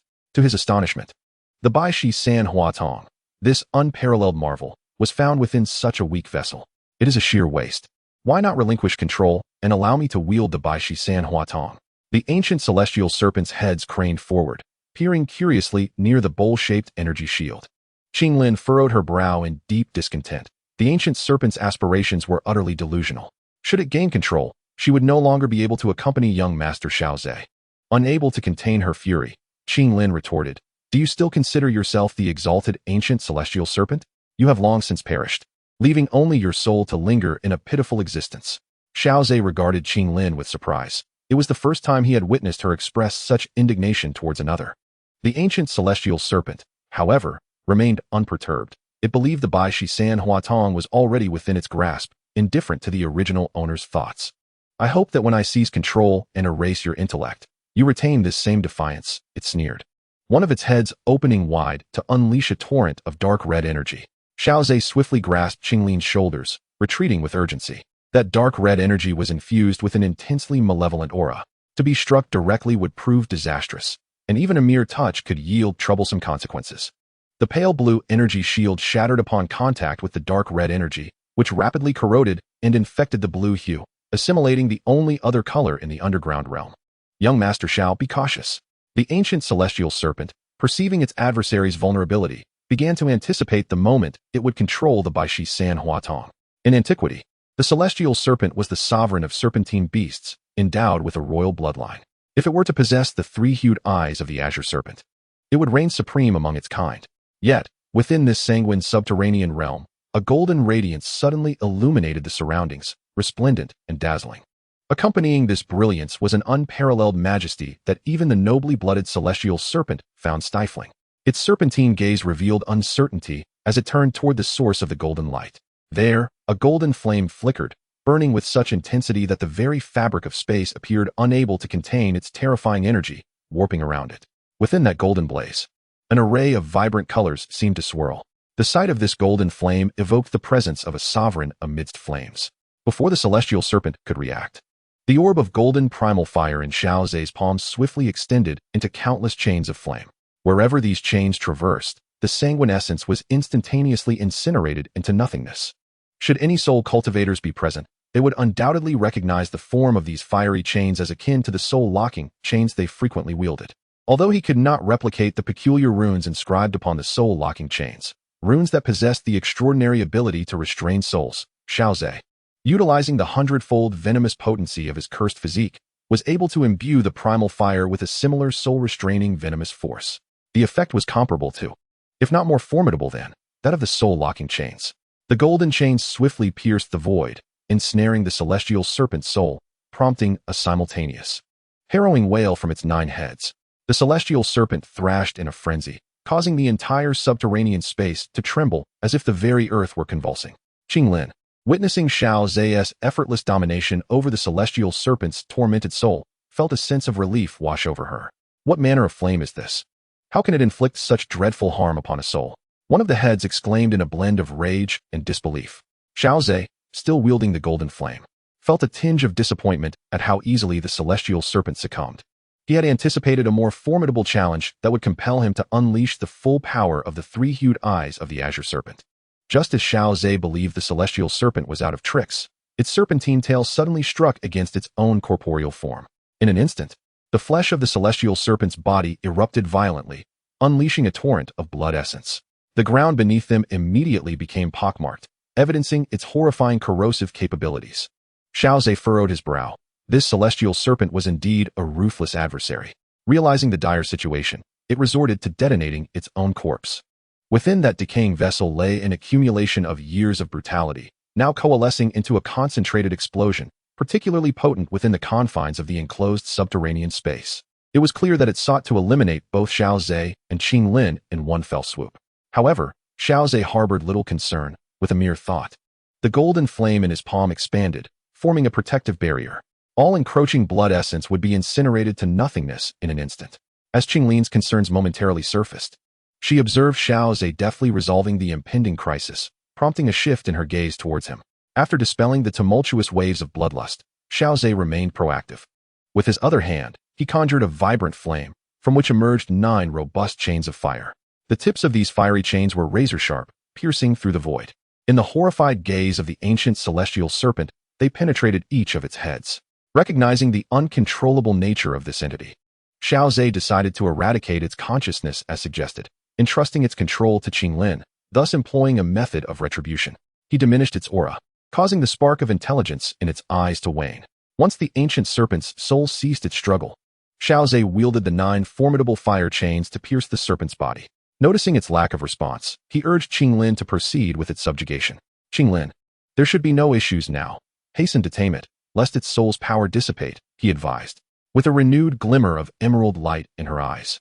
Qinglin directed this luminescence onto the serpent's head, swiftly forming a palm-sized green flower, a symbol of her successful control through the Bai Shi San Huatong. In the subterranean space, Qinglin sat cross-legged in the void, surrounded by a haze of dark red energy. A faint green radiance enveloped her, providing protection against the menacing dark energy, which found itself powerless beneath her gentle glow. Observing Qinglin as she assimilated the ancient serpent's soul power, Xiao Ze noted the situation had stabilized. The current circumstances diverged from the original narrative, where Qinglin had thoroughly refined the 9-headed serpent on the ancient dragon island after considerable tribulations. Having endured the relentless assaults of the primordial emperor flame and the calamity poison, the serpent's intelligence was effectively obliterated, allowing Qinglin to fully harness this power without any lingering concerns.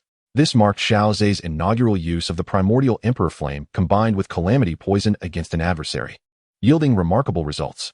The residual soul power of the ancient serpent was formidable, surpassing that of the lower star Dozuan. Yet, it was unfortunate for the serpent that it faced Xiao Ze. The primordial emperor flame, as the sovereign of flames, inherently possessed immense restraint against soul entities. Moreover, Xiao Ze had specifically devised the calamity poison to target souls, inadvertently employing it against the ancient serpent first. Under this dual restraint, Xiao Ze found himself capable of incapacitating the ancient serpent's intelligence without even resorting to the hundredfold by Shi San Huatong. While Qinglin continued to refine the serpent's soul, Xiao Ze approached the remnants of its skeletal form. The ancient serpent's desperate struggles had incinerated all flesh and blood, leaving behind a skeleton that exuded a formidable bloodline pressure. Magical beasts are treasures in their own right, and especially for such an ancient beast, even its bones, possessing the royal bloodline of serpentine creatures, held significant value. Xiao Ze caressed the still menacing skeleton, contemplating how best to utilize this relic. Transforming it into a puppet for Qinglin seemed prudent. Having absorbed the soul of the ancient celestial serpent, Qinglin would undoubtedly be able to command it, and with this skeleton, its power would surely be amplified. Xiao Ze retrieved a storage ring and placed the skeleton within. However, crafting a puppet would require various materials, which he currently lacked. As he pondered this, the fire seal he had left outside was suddenly triggered. This cursed place was seldom visited by ordinary magical beasts, and the activation of the fire seal undoubtedly indicated the presence of something extraordinary.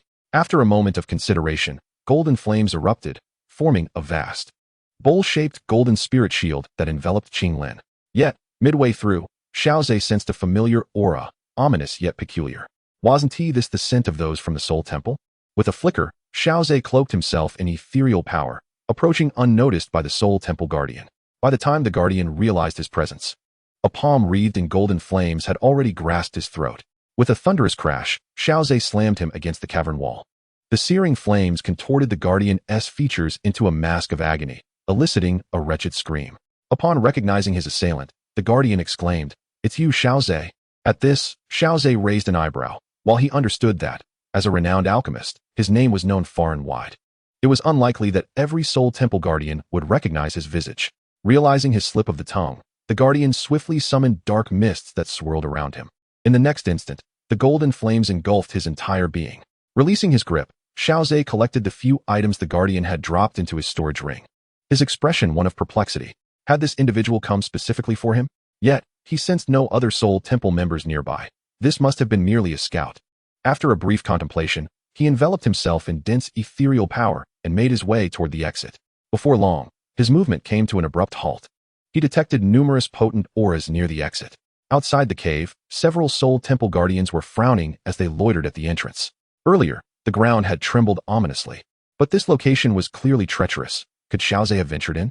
It was uncertain, yet one reckless fool had already entered, perhaps bringing tidings of good fortune. Huh! How audacious to brave such perilous grounds. Even as a soul entity, one might tire of existence, one Guardian scoffed. As they discussed, they suddenly noticed a subtle change in their surroundings. What is that peculiar phenomenon? It seems to be water attribute energy. One Guardian reached out, grasping at the faint blue energy that floated in the air. This treacherous place was predominantly infused with blood energy. How could water attribute energy appear so suddenly? As another Guardian voiced his thoughts, an overwhelming pressure descended upon them from all directions. This is bad. We have enemies. Feeling the terrifying pressure, the Guardians of the Soul Hall exhibited no hesitation, immediately gathering the dark mist enveloping them into a colossal black mist python to counter the unknown attack. However, despair washed over them as, despite combining their strengths to form the black mist serpent, it could not withstand the overwhelming pressure for long before it dissipated with a thunderous crash. No. One Guardian could only emit a reluctant roar before being violently shattered into countless points of soul light. The demise of the first Guardian triggered a chain reaction, as the remaining Guardians could not escape the vast pressure, also transforming into soul light points. Ordinary water element energy proved ineffective against the Guardians, who were souls themselves. Yet, Xiao Ze had already crafted a poison specifically designed to counter the soul entities of the Guardians. This demonstrated his exceptional energy control, allowing him to effortlessly integrate any ability he desired. After eliminating the Guardians at the entrance, Xiao Ze finally made his appearance, collecting the fallen items from the Guardians and stowing them away in his spatial ring. Sensing something, he lifted his gaze into the distance, where a voice emerged. A purple-robed elder materialized slowly, his gaze towards Xiao Ze tinged with surprise. Although the Guardians were soul entities, they were notably troublesome. The fact that Xiao Ze had dispatched them so decisively spoke volumes about his combat prowess. The figure before him was none other than the esteemed elder of the Soul Hall, and the mere mention of his name held profound significance. Xiao Ze realized that the Soul Hall's actions were indeed directed at him. They had come prepared, evidently aware of his presence near the southern mountains.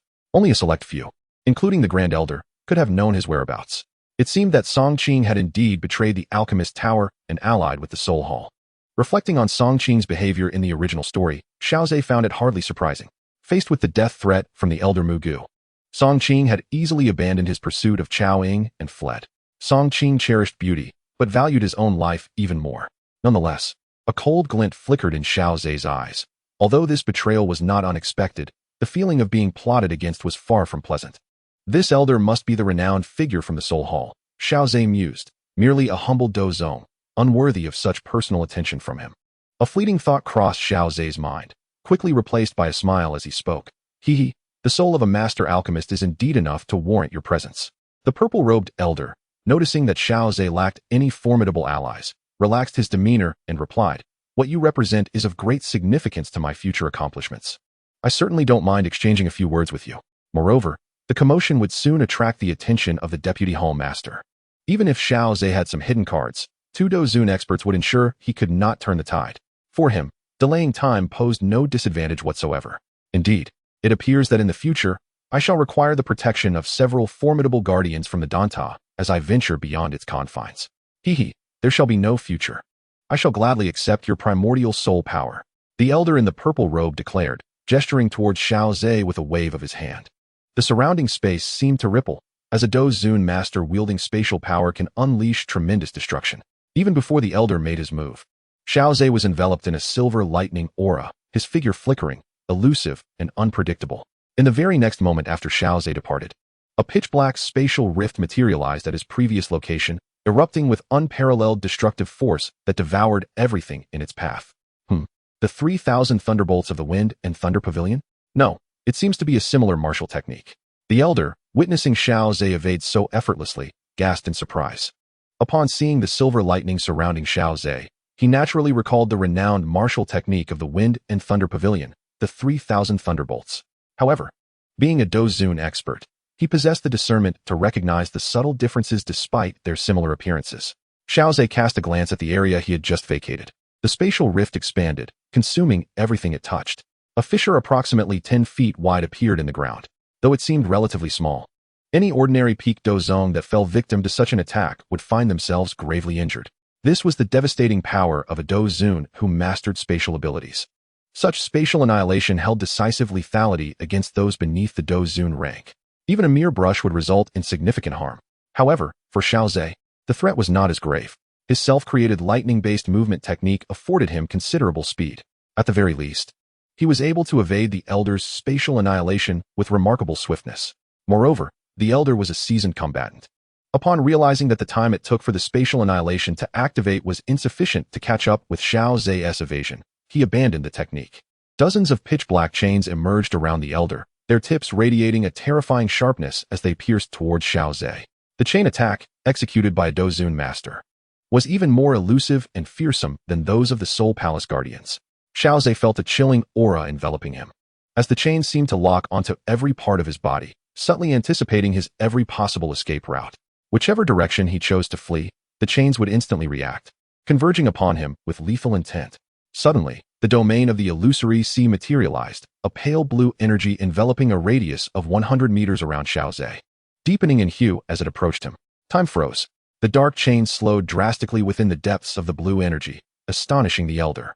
Within this unexpectedly manifested deep blue energy, the speed of his chains diminished as though traversing through the earth itself. Witnessing such an extraordinary effect, the elder let out a soft snort, pouring forth his immense Dou Qi into the dark iron chains, breaking free from the constraints of the illusory sea domain. Yet, Xiao Ze had already seized this opportunity to swiftly evade. Chains pierced into the vast mountain wall behind Xiao Ze, unleashing a terrifying force that shattered the rock into countless fine particles. The elder in the purple robe, feeling a touch of impatience, found it frustrating that, as a Dou Zun powerhouse, he had failed multiple times to subdue Xiao Ze, who was merely a Dou Zong. While manipulating the dark iron chains to strike at Xiao Ze, he swiftly flickered towards him. As a Dou Zun expert, he naturally possessed some martial techniques. Though his mastery was not as profound or intricate as Xiao Ze's, the speed of a Dou Zun was not to be underestimated. Combined with his agility, he soon caught up with Xiao Ze's figure. With claw-like fingers, the elder summoned a deep gray mist. Soul-rending claw, he exclaimed, and the mist solidified. Reaching for Xiao Ze's shoulder, wherever the soul-rending claw passed, tiny spatial fissures emerged. Xiao Ze's expression grew solemn, for he faced a Dou Zun who was a full realm above him. Retreating, he suppressed the energy of the illusory sea domain, momentarily stalling the elder's advance. As his Dou Qi surged, the elder's speed increased once more, though it remained slightly slower than before. Even a Dou Zun could not completely disregard the suppression of the illusory sea domain. Meanwhile, Xiao Ze's long-prepared great ocean palm had reached completion. A brilliant deep blue radiance illuminated the elder's face, revealing a hint of disbelief. Could such power truly be wielded by a Dou Zong? As this thought crossed his mind, the soul-rending claw collided with the great ocean palm. In an instant, dark spatial rifts erupted like rampant lightning, spreading wildly. The overwhelming energy surged forth, momentarily scattering Xiao Ze's illusory sea domain. Riding the wave of energy, Xiao Ze retreated violently, executing a somersault before landing forcefully against the mountain wall. The immense force left a deep indentation stretching hundreds of feet. On the other side, the purple-robed elder fared no better. The colossal energy engulfed him, causing his skin to tremble as he was violently thrown back. After being propelled several dozen feet, he managed to grasp the void, halting his fall, though his expression darkened ominously. I concede, I underestimated you. It seems that relying solely on myself to capture you is quite challenging. But what if another Dou Zun joins? Hearing the elder's words, Xiao Ze glanced into the distance, where a red-robed elder was rapidly approaching. Huh, old fool, Have you trained yourself into foolishness? How is it that you cannot even subdue a peak dozong? The red-robed elder, stepping on the void, quickly reached the side of the purple-robed elder. Laughing as he spoke, he regarded Xiao Ze with disdain, effortlessly discerning his realm. To a dozun, a peak dozong was hardly a challenge. The purple-robed elder snorted. That energy fluctuation you observed was the result of my clash with him. The elderly man in red was momentarily taken aback. He had initially believed that the previous surge of energy was solely the work of the elder in purple. To his surprise, he discovered that Xiao Ze was equally responsible. Observing Xiao Ze's condition, it became evident that the two were evenly matched, prompting the red-clad elder to regard Xiao Ze with newfound respect. It appeared that this individual was not only a genius in alchemy, but also formidable in cultivation and combat. With a sigh of admiration, the red elder revealed a sinister smile, stating, "Yet what I relish most is the opportunity to extinguish those so-called geniuses." Xiao Ze maintained a calm demeanor. The prior clash of techniques had not inflicted significant harm upon him. After all, even without the protection of battle energy, his physical resilience made it difficult for him to sustain injuries. In contrast, the elder in purple, having been violently thrown back, displayed a countenance that oscillated between shades of blue and purple, indicating his discomfort. Despite not revealing all his hidden cards against a dozun expert earlier, Xiao Ze had employed his conventional techniques without reservation. Even without resorting to those hidden abilities, Xiao Ze's standard combat prowess was sufficient to contend with a dozun expert. With his mastery of body techniques, the Great Han Sea Palm and the Illusory Sea Domain, he was capable of engaging in a protracted struggle against a dozun expert. Of course, Xiao Ze understood that while these combat techniques were formidable, the foundation he had built up over time was even more crucial. After all, possessing powerful techniques without the capability to execute them would be of no use. Presently, as he battled against a dozun expert, his battle energy remained abundant. Is it not enough for a single dozun expert to deal with me? Must you resort to two dozun experts to overwhelm me? Noticing the two elders preparing for combat, Xiao Ze could not help but remark, "Do you not possess even a modicum of dignity befitting your status as powerful beings? Ha ha ha. Do you truly believe that the Soul Palace, which hunts souls, embodies the dignity of the strong?" The red elder cackled. "Since you have an endless array of hidden cards, do not blame us for employing our numbers." Xiao Ze shook his head, acknowledging that the red elder possessed a degree of self-awareness. "If this were a war of attrition, I would be more than willing to continue playing with you. For opportunities to battle dozun experts are indeed rare." His words left both elders momentarily dumbfounded. Playing? Did Xiao Ze not take their prior encounter seriously? The two elders found themselves amused by their own thoughts. "Xiao Ze, you would do well to surrender. I assure you that I will be swift in my actions, sparing you excessive pain and preventing you from babbling in terror." The red elder chuckled, clearly dismissing Xiao Ze's earlier comments as mere bravado. "Playing? Given your earlier performance against me, it seems you have already exhausted your hidden cards. Do not harbor any illusions." The elder in purple echoed this sentiment. Believing that Xiao Ze had indeed given his all in response to his earlier assaults, Xiao Ze forcefully extracted his foot from the mountainside, standing upon the void with a smile. "Such a delightful prospect of overwhelming with numbers should not be reserved solely for you. I, too, shall employ my numbers." As the two elders remained perplexed, Xiao Ze waved his hand, and two formidable heavenly phoenix puppets suddenly manifested. The terrifying aura emanating from him caused the expressions of the two esteemed elders of the Soul Palace to change dramatically. Xiao Ze offered them no opportunity to react. Having summoned two celestial phoenix puppets, he could not allow them to escape. After all, the celestial phoenix clan placed great importance on its kin. With the two elders witnessing his possession of puppets crafted from members of the celestial phoenix tribe, it was inevitable that they would report this to their clan, thereby bringing disaster upon Xiao Ze. "Eliminate them." With a commanding shout from Xiao Ze, the two celestial phoenix puppets unfurled their wings and surged towards the elders at an astonishing speed. Simultaneously, a pale blue illusory sea domain rapidly expanded from Xiao Ze's form, enveloping the two elders before the puppets could reach them. "Those are puppets of the celestial phoenix clan," exclaimed the elder in red. The audacity of this individual, daring to forge puppets from members of the celestial phoenix tribe, would surely incite the clan's wrath, prompting them to pursue him to the ends of the earth, unrelenting in their vengeance. The elder in purple was equally astonished. However, upon sensing the overwhelming terror radiating from the puppets, the two elders wasted no time in attempting to escape. Yet, they could not match the speed of the celestial phoenix puppets, nor could they outrun the expansion of Xiao Ze's illusory sea domain. As they were enveloped by the domain, a chilling pressure descended upon them, while a sinister toxic force stealthily eroded their bodies, rendering them increasingly frail. Under the suppression of the illusory sea, the two elders found their movements abruptly halted. The elder in purple, having previously experienced the might of the illusory sea, unleashed his fighting spirit in a desperate bid to break free and darted away. The elder in red, however, fared far worse, overwhelmed by the sudden, terrifying pressure. He failed to react in time and was struck by a powerful punch from the pursuing celestial phoenix puppet. The terrifying physique of a top-tier magical beast, combined with the formidable strength of a 5-star battle sovereign, resulted in a single blow that pierced through the chest of the elder in red. Looking down at the bloodied fist, which seemed to bear fragments of his own heart, he coughed up a mouthful of blood as the vitality in his eyes gradually faded. Regret consumed him as he recalled his earlier bravado, vowing to subdue Xiao Ze with sheer numbers. Had he known the danger, he would never have waded into such treacherous waters. With that final thought, the consciousness of the elder in red dissipated entirely. While the elder in red met such a grim fate, the elder in purple was not much better off. Ultimately, the fleeting moment of limitation allowed the celestial phoenix puppet to close in on him. Sensing the imminent threat of death approaching from behind, the elder in purple's complexion shifted drastically. The adrenaline of impending demise spurred him into action. He spun around, clasping his hands together to conjure a spatial barrier, hoping to block the puppet's fist. Yet, to his utter horror, the massive fist of the celestial phoenix puppet shattered the barrier and struck directly at his heart. The figure of the old man in the purple robe soared into the distance like a kite with a severed string, only coming to a halt after violently crashing into numerous towering trees, extinguishing the vitality in his eyes. The power of that single punch was entirely unleashed upon the elder, with only a fraction of the force dissipating outward. Although the old man was not pierced through the chest, his internal body was in utter disarray.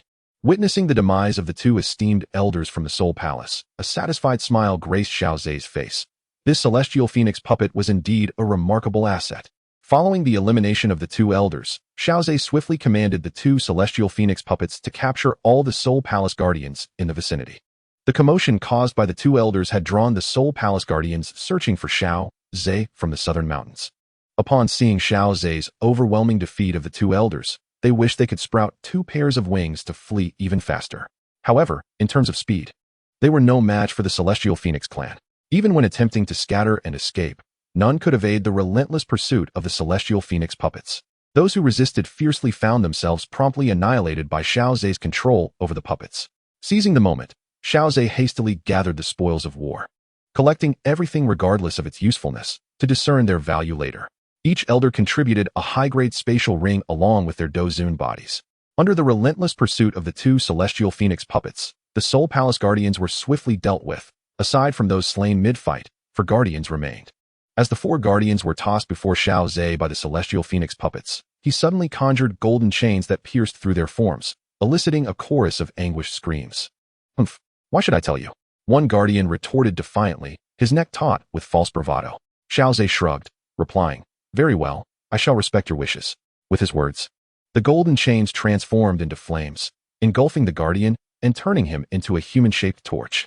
The excruciating cries sent shivers down the spines of the other 3 Soul Palace guardians. I was wrong. I will tell you everything." The guardian, in his despair, extended his right hand, yet in his horrified gaze, that hand slowly disintegrated into nothingness. Too late, there is no chance left. With Xiao Ze's words, the guardian was utterly consumed by flames. "Do you 3 have any objections?" Xiao Ze inquired, his gaze calm as he looked at the remaining guardians, who felt an ominous chill creeping upon them, hastily shaking their heads. Observing their synchronized denial, Xiao Ze smiled, enveloping the other 2 guardians in a golden light. "Did you come here to act against me?" "Yes, esteemed elder. The elders coveted your alchemist's soul," one guardian hastily replied. Given Xiao Ze's earlier actions, it was clear that he was a ruthless individual. Even the slightest hesitation could lead to death. The notion of vowing to withhold any information was utterly ludicrous. Therefore, the guardian chose to be forthcoming, believing that even if death was inevitable, perhaps it would spare him some suffering. "What about the information channels? How did you ascertain my presence in these southern mountains?" "The disciple of the Grand Elder of the Dan Tower, Seongqing, has betrayed the Dan Tower and aligned himself with the Soul Palace. Your information must have been relayed to you by the esteemed elder through Seongqing." Xiao Ze nodded, confirming his suspicions. How could the Soul Palace be so certain of Seongqing's loyalty, believing him to be compliant with your commands? The esteemed elder instructed Seongqing to declare his allegiance to the Soul Palace before the souls of the Dan Tower disciples, and furthermore, ensured that we would properly accommodate that batch of Dan Tower disciples. "I see." Xiao Ze then inquired, "Where are those Dan Tower disciples imprisoned?" the Soul Palace would provide adequate care for them. Such a statement is merely for show. They are currently in the branch of the Soul Palace within the Ghost Cry mountain range. Should you wish to go there, I can guide you, for that branch is devoid of formidable guardians. Noticing the foresight of this protector, Xiao Ze displayed a hint of satisfaction. It appears you are quite cooperative. However, I must verify your claims to ascertain their authenticity. Xiao Ze raised his hand, enveloping the protector in golden light, and sought confirmation from the other two Soul Palace guardians. Receiving consistent responses, that batch of Dan Tower disciples must be rescued, not only because they belong to the same sect, but also to substantiate the charges against Seongqing regarding his betrayal of the Dan Tower through the evidence they can provide. Xiao Ze contemplated, glancing at the Soul Palace guardian under interrogation. Given the current circumstances, how long will it take for reinforcements from other branches of the Soul Palace to arrive?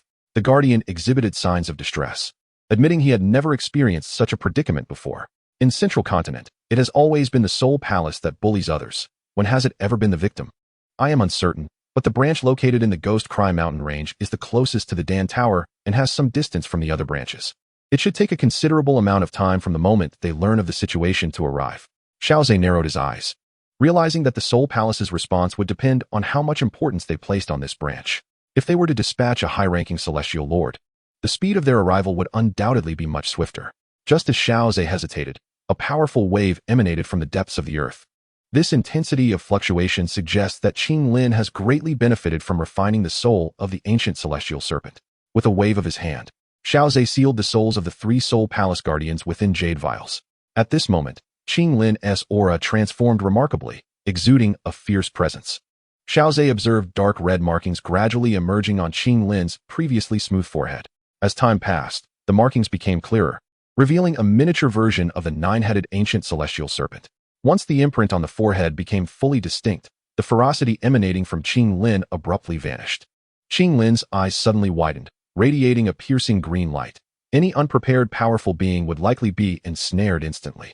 Upon seeing Xiao Ze, a smile of delight graced Qinglin's face. With a graceful step, she traversed the void and approached Xiao Ze, hands clasped behind her back. Gazing at him with a captivating smile. Young Master Xiao Ze, would you care to guess what realm I currently inhabit? As the enchanting Qinglin exhibited her whimsical demeanor, Xiao Ze could not resist reaching out to gently rest his hand upon her petite head. After all, she was not taller than he. I am just a step away from breaking through to the Dou Qi realm. At that time, I shall be worthy of standing before Master Xiao Ze to protect you. Qinglin declared, her words a source of embarrassment for the majority of individuals across the Dou Qi Continent. The young girl, though scarcely in her teens, had already brushed against the threshold of Dou Qi, a feat unattainable by most. Qinglin, you surely haven't completely refined the soul power of the ancient celestial serpent. Have you? Otherwise, with its soul power, you ought to have reached Dou Qi directly, Xiao Ze remarked, observing her. Although his intervention had severely diminished the ancient serpent's intelligence, it should not have overly exhausted its soul power. It was implausible that such a depletion would hinder Qinglin's progression to Dou Qi. Indeed, a portion of that power has transformed into the nine-headed ancient serpent mark upon my forehead, with some of its soul power now residing within, she responded. You are correct. The path of cultivation should never be rushed with greed. Xiao Ze gazed at the mark on Qinglin's forehead, which began to gradually fade over time. It seemed that when not in use, the mark would not manifest itself. By the way, Master Xiao Ze, after refining the ancient celestial serpent's soul, I acquired some information. The reason the serpent chose to perish here was that, just before its demise, it unexpectedly discovered a rare treasure hidden beneath the 10,000-year source blood crystal. 10,000-year source blood crystal. Xiao Ze exclaimed, astonished. This was an exceptionally rare treasure, recorded to purify the bloodline of any magical beast that refined it. Indeed, according to the ancient serpent's revelations, this crystal could elevate its bloodline to that of an ancient serpent king. Qinglin nodded in agreement, adding, such a remarkable treasure should also be of great benefit to you, Master Xiao Ze. Indeed, however, it would be somewhat wasteful for me to utilize it, Xiao Ze replied, glancing at the vibrant small serpent coiled around his wrist. The reason the 10,000-year source blood crystal was deemed so precious was due to its terrifying bloodline enhancement effects for any magical beast, whether of the lowest rank or the exalted royal bloodline, allowing them to advance further. It might be worth considering for the seven-colored sky-devouring python, Xiao Ze mused, gently stroking the small serpent's head, though it remained in slumber, unresponsive to their conversation. It seemed that the integration of its soul with Medusa's was deepening, extending its periods of sleep. Once the two souls fully merged, its strength would significantly increase, and it would no longer remain in a constant slumber. The 10,000-year source blood crystal is located below, Xiao Ze inquired, attempting to sense the unique aura of such rare materials, but found none.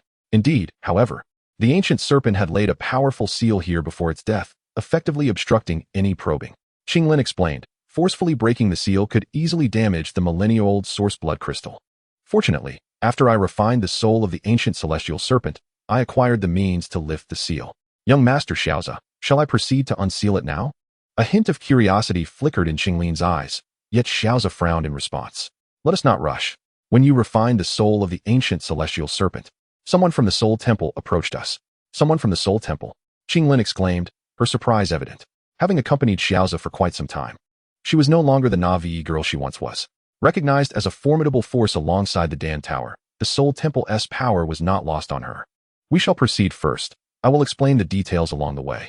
A frost settled on Qinglin's face, her eyes brimming with a fierce intent.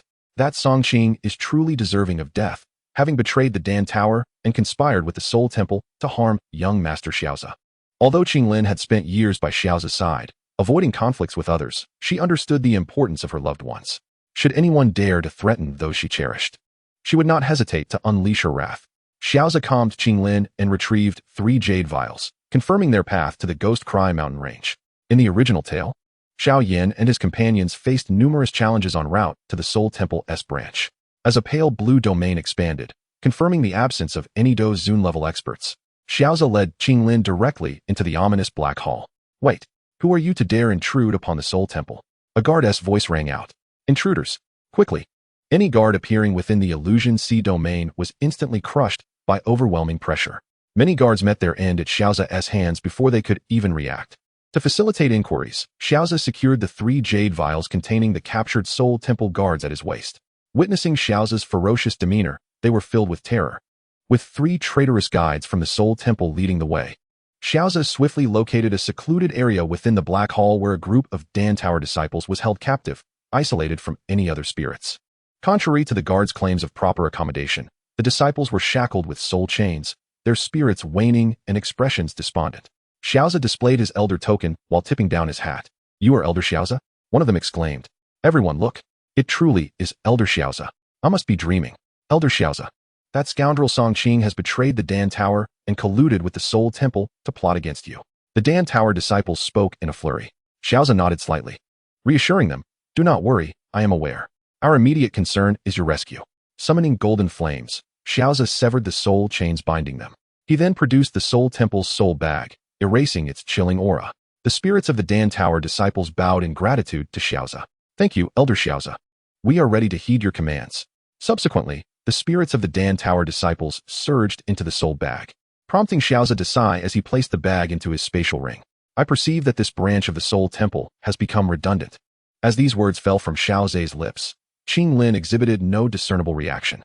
Having traversed the dark, colossal hall and witnessed the tragic plight of the souls within, Qinglin harbored a profound contempt for the actions of the Soul Temple. However, the 3 guardians of the Soul Temple, hanging at Xiao Ze's waist, now displayed expressions of sheer terror. Although they understood the slim odds of survival, the moment they truly comprehended Xiao Ze's intent to obliterate this branch of the Soul Temple, they realized their own demise was imminent, as their purpose had been rendered utterly obsolete. Cloaked and concealing his identity, Xiao Ze had approached this branch of the Soul Temple with the clear intention of remaining undetected. The most reliable keepers of secrets, after all, are the deceased. Ignoring the thoughts of the 3 guardians, Xiao Ze stowed away the soul pouch and began to expand his illusory sea domain. Should he encounter any guardians or envoys of the Soul Temple, the illusory sea would promptly crush them. Yet, the sheer vastness of this branch of the Soul Temple was indeed immense. Even at the limits of his current illusory sea's extension, Xiao Ze could not encompass the entirety of the Grand Hall. Nonetheless, his objective was merely to eradicate as many of the Soul Temple's inhabitants as possible. Harnessing the formidable power of the 100-fold misfortune poison body, Xiao Ze specifically targeted the soul lock chains, unleashing a venomous force capable of swiftly eroding the runes inscribed upon them, thereby rendering the chains ineffective. Even within a branch of the Soul Temple, numerous souls were imprisoned. Relying solely on Xiao Ze and Qinglin to liberate each soul one by one would prove challenging. The primary concern was Xiao Ze's uncertainty regarding the arrival of reinforcements from the Soul Temple, making swift resolution the optimal course of action. As the souls detected the dissolution of the runes on their chains, expressions of delight spread across their faces. Recalling the earlier annihilation of the Soul Temple envoys and guardians by an inexplicable force, they surmised that an adversary of the Soul Temple had invaded. The fact that this enemy was willing to expend effort to rescue these seemingly insignificant souls filled them with astonishment. However, they also understood that tranquility would soon be disrupted, prompting them to hasten towards the exit. Utilizing the detection capabilities of his illusory sea domain, Xiao Ze identified several locations where the Soul Temple stored resources. Initially, he intended to inquire with the three guardians, but regrettably, they possessed no knowledge on the matter. After all, such resource-related affairs were of considerable significance, typically managed directly by the elders or entrusted to trusted confidants, beyond the grasp of these ordinary guardians. The hierarchy within the Soul Temple is exceedingly rigid, and the guardians Xiao Ze had in his possession were merely human-level guardians, the lowest tier among the three classifications of heaven, earth, and man, thus overlooked and disregarded. Bang! Xiao Ze forcefully kicked open the door to the resource storage room, revealing an abundance of herbs, elixirs, an array of weapons, combat techniques, and cultivation methods. After all, the denizens of the Soul Temple are not engaged in noble pursuits. The primary objective is to hunt the soul entities. However, wild soul entities are scarce, and they often engage in heinous acts of murder.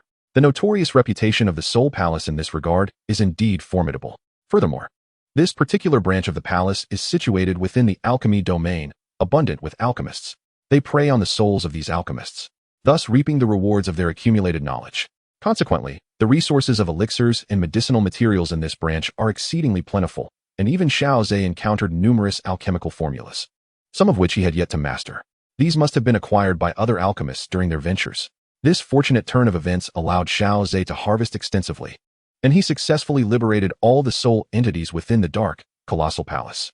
The existence of this soul palace was rendered unnecessary. After pillaging its treasures, Xiao Ze's wealth grew substantially. Although he was already a master alchemist of the 8th rank with considerable resources, the accumulation of the Soul Palace was indeed staggering. Xiao Ze shattered 3 jade vials, summoning forth the soul entities of 3 guardians from the Soul Palace. Upon seeing Xiao Ze's expression, they realized their impending doom. One of the guardians pleaded, "Considering the information we have provided you, grant us a swift death." "As you wish," Xiao Ze replied, and in an instant, golden flames flickered, obliterating the 3 guardians entirely. These guardians had committed numerous atrocities, and Xiao Ze could not possibly let them escape, especially since they recognized him and were aware of his destruction of this branch of the Soul Palace. Subsequently, Xiao Ze, after a considerable time, employed the technique of Azure Sea's turbulence. Although its initial combat prowess did not rival that of the Grand Ocean Palm or the Imperial Seal, its destructive capability, when compounded multiple times, became formidable. Moreover, Xiao Ze valued its extensive area of effect, and with his current cultivation, achieving multiple enhancements was well within his grasp. Before long, the soul entities that had fled the Dark Palace gathered around the valley, eager to glimpse their savior. Yet, they witnessed a vast energy coalescing within the Black Palace, transforming into a cataclysmic wave of power, as if capable of annihilating worlds. This force surged outward, causing the palace to collapse completely. Where is our benefactor? Could something have gone awry? Surely not. This attack was evidently unleashed by our savior, who would not entomb himself alive. Perhaps he wished to conceal his identity, for offending the Soul Palace would not be easily escaped. Realizing Xiao Ze would not reveal himself, the soul entities decided unanimously to flee the area. Xiao Ze, accompanied by the Azure Scales, watched as the soul entities departed. They were innocent victims, unjustly hunted by the Soul Palace. Alas, the Soul Palace is the malignant tumor of the Central Continent and the entire Dou Qi Continent. If one day I possess the power, I shall eradicate it entirely, Xiao Ze remarked disdainfully, sharing in the sentiment of aversion towards the palace's vile actions. However, it would be prudent to depart early. Within the Soul Hall subchamber, I have employed only a fraction of my abilities, which should not draw any attention to me. Xiao Ze mused to himself, questioning why the Soul Hall would concern itself with a fire attribute alchemist such as himself when they are pursuing water attribute intruders. The 10,000-year source blood crystal is an extraordinary treasure that must not be overlooked. Moreover, he recalled from ancient texts that there exists a certain probability for the source blood crystal to give birth to a source blood heart. Xiao Ze, accompanied by Qinglin, descended into the underground space, which remained shrouded in dimness, illuminated only by stones emitting a faint crimson glow. Qinglin, I entrust this task to you. Qinglin nodded. Moving to the center of the subterranean chamber, her hands forming intricate seals. A delicate green radiance emanated from her eyes, while the mark of the nine-headed celestial serpent on her forehead radiated a fierce dark red light. Alongside the ethereal wave of control from the Baishi's three-flower pupils, the ferocious aura of the nine-headed celestial serpent once again materialized. A colossal dark red nine-headed celestial serpent emerged from Qinglin, cloaking her form. Xiao Ze squinted slightly, recognizing it as the spirit of the nine-headed celestial serpent. Under Qinglin's command, each head of the serpent lunged in different directions, one of which charged directly towards Xiao Ze, opening its gaping maw and crashing down onto the ground. A blinding dark red light erupted, revealing a massive sealing formation before Xiao Ze. Beneath the blood-red glow, an overwhelming sealing power radiated forth. With a resounding crack, the seal was broken. A dense wave of blood energy instantly enveloped the underground space. Perhaps due to the prolonged sealing, the moment it was lifted, the 10,000-year source blood crystal began to exude an extraordinarily rich blood energy, even more terrifying than that produced by the self-detonation of the nine-headed celestial serpent. While the blood energy from the serpent's explosion possessed a strong corrosive nature that would dissolve the flesh and bones of any ordinary person, the blood energy emanating from the source blood crystal carried a subtle, fragrant aroma. Inhaling this pervasive blood energy invigorated one's spirit, even stimulating the internal battle energy. Xiao Ze employed the illusory sea domain to suppress the blood energy in this area, preventing any leakage that might attract other beasts. Young Master Xiao Ze, the 10,000-year source blood crystal lies below. It truly is a heavenly material coveted even by ancient celestial serpents. The blood energy it emits makes one feel intensely warm, even from just a single breath. Qinglin's face flushed crimson, clearly affected by the blood energy, and she couldn't help but fan her cheeks with her small hand. Seeing Qinglin in such a state, Xiao Ze couldn't help but chuckle. With his current physique, absorbing this blood energy posed no issue. However, Qinglin's constitution was considerably weaker, which explained her discomfort. Nevertheless, Qinglin understood that absorbing the blood energy from the 10,000-year source blood crystal would be beneficial rather than harmful to her body. Thus, she refrained from using her battle energy to shield herself from it. Before long, the warmth within her body caused Qinglin to break into a sheen of fragrant sweat. Seizing the opportunity, Xiao Ze meticulously began to carve away the layer of rock that enveloped the object. With his exceptional soul perception, he was able to exercise precise control, completely detaching the covering stone without inflicting any damage upon the millennia-old source blood crystal beneath. As the final layer of rock was delicately lifted away by Xiao Ze's soul power, a rich crimson light emanated from the depths below, illuminating the faces of both individuals. They gazed in awe at the millennia-old source blood crystal, which sparkled with a translucent brilliance, resembling nature's most exquisite creation. Is the millennia-old source blood crystal truly so beautiful? Qinglin exclaimed, captivated by its perfection. Indeed, ancient texts documenting the source blood crystal had explicitly noted its extraordinary beauty. The mere existence of such descriptions in ancient literature attests to the unparalleled allure of the crystal. Xiao Ze, too, marveled at its splendor. However, despite its breathtaking appearance, the beauty of the millennia-old source blood crystal came at the cost of the complete exhaustion of the Earth's vitality in this region. Unlike other rare materials, the millennia-old source blood crystal reigns supreme as the absolute sovereign of the Earth's power, claiming dominion over virtually all the energy in the area. In places where the source blood crystal resides, it is rare to encounter other precious materials. It is a commonly accepted notion in the alchemical world that when harvesting valuable resources, one should leave the roots intact, refraining from uprooting the entire plant.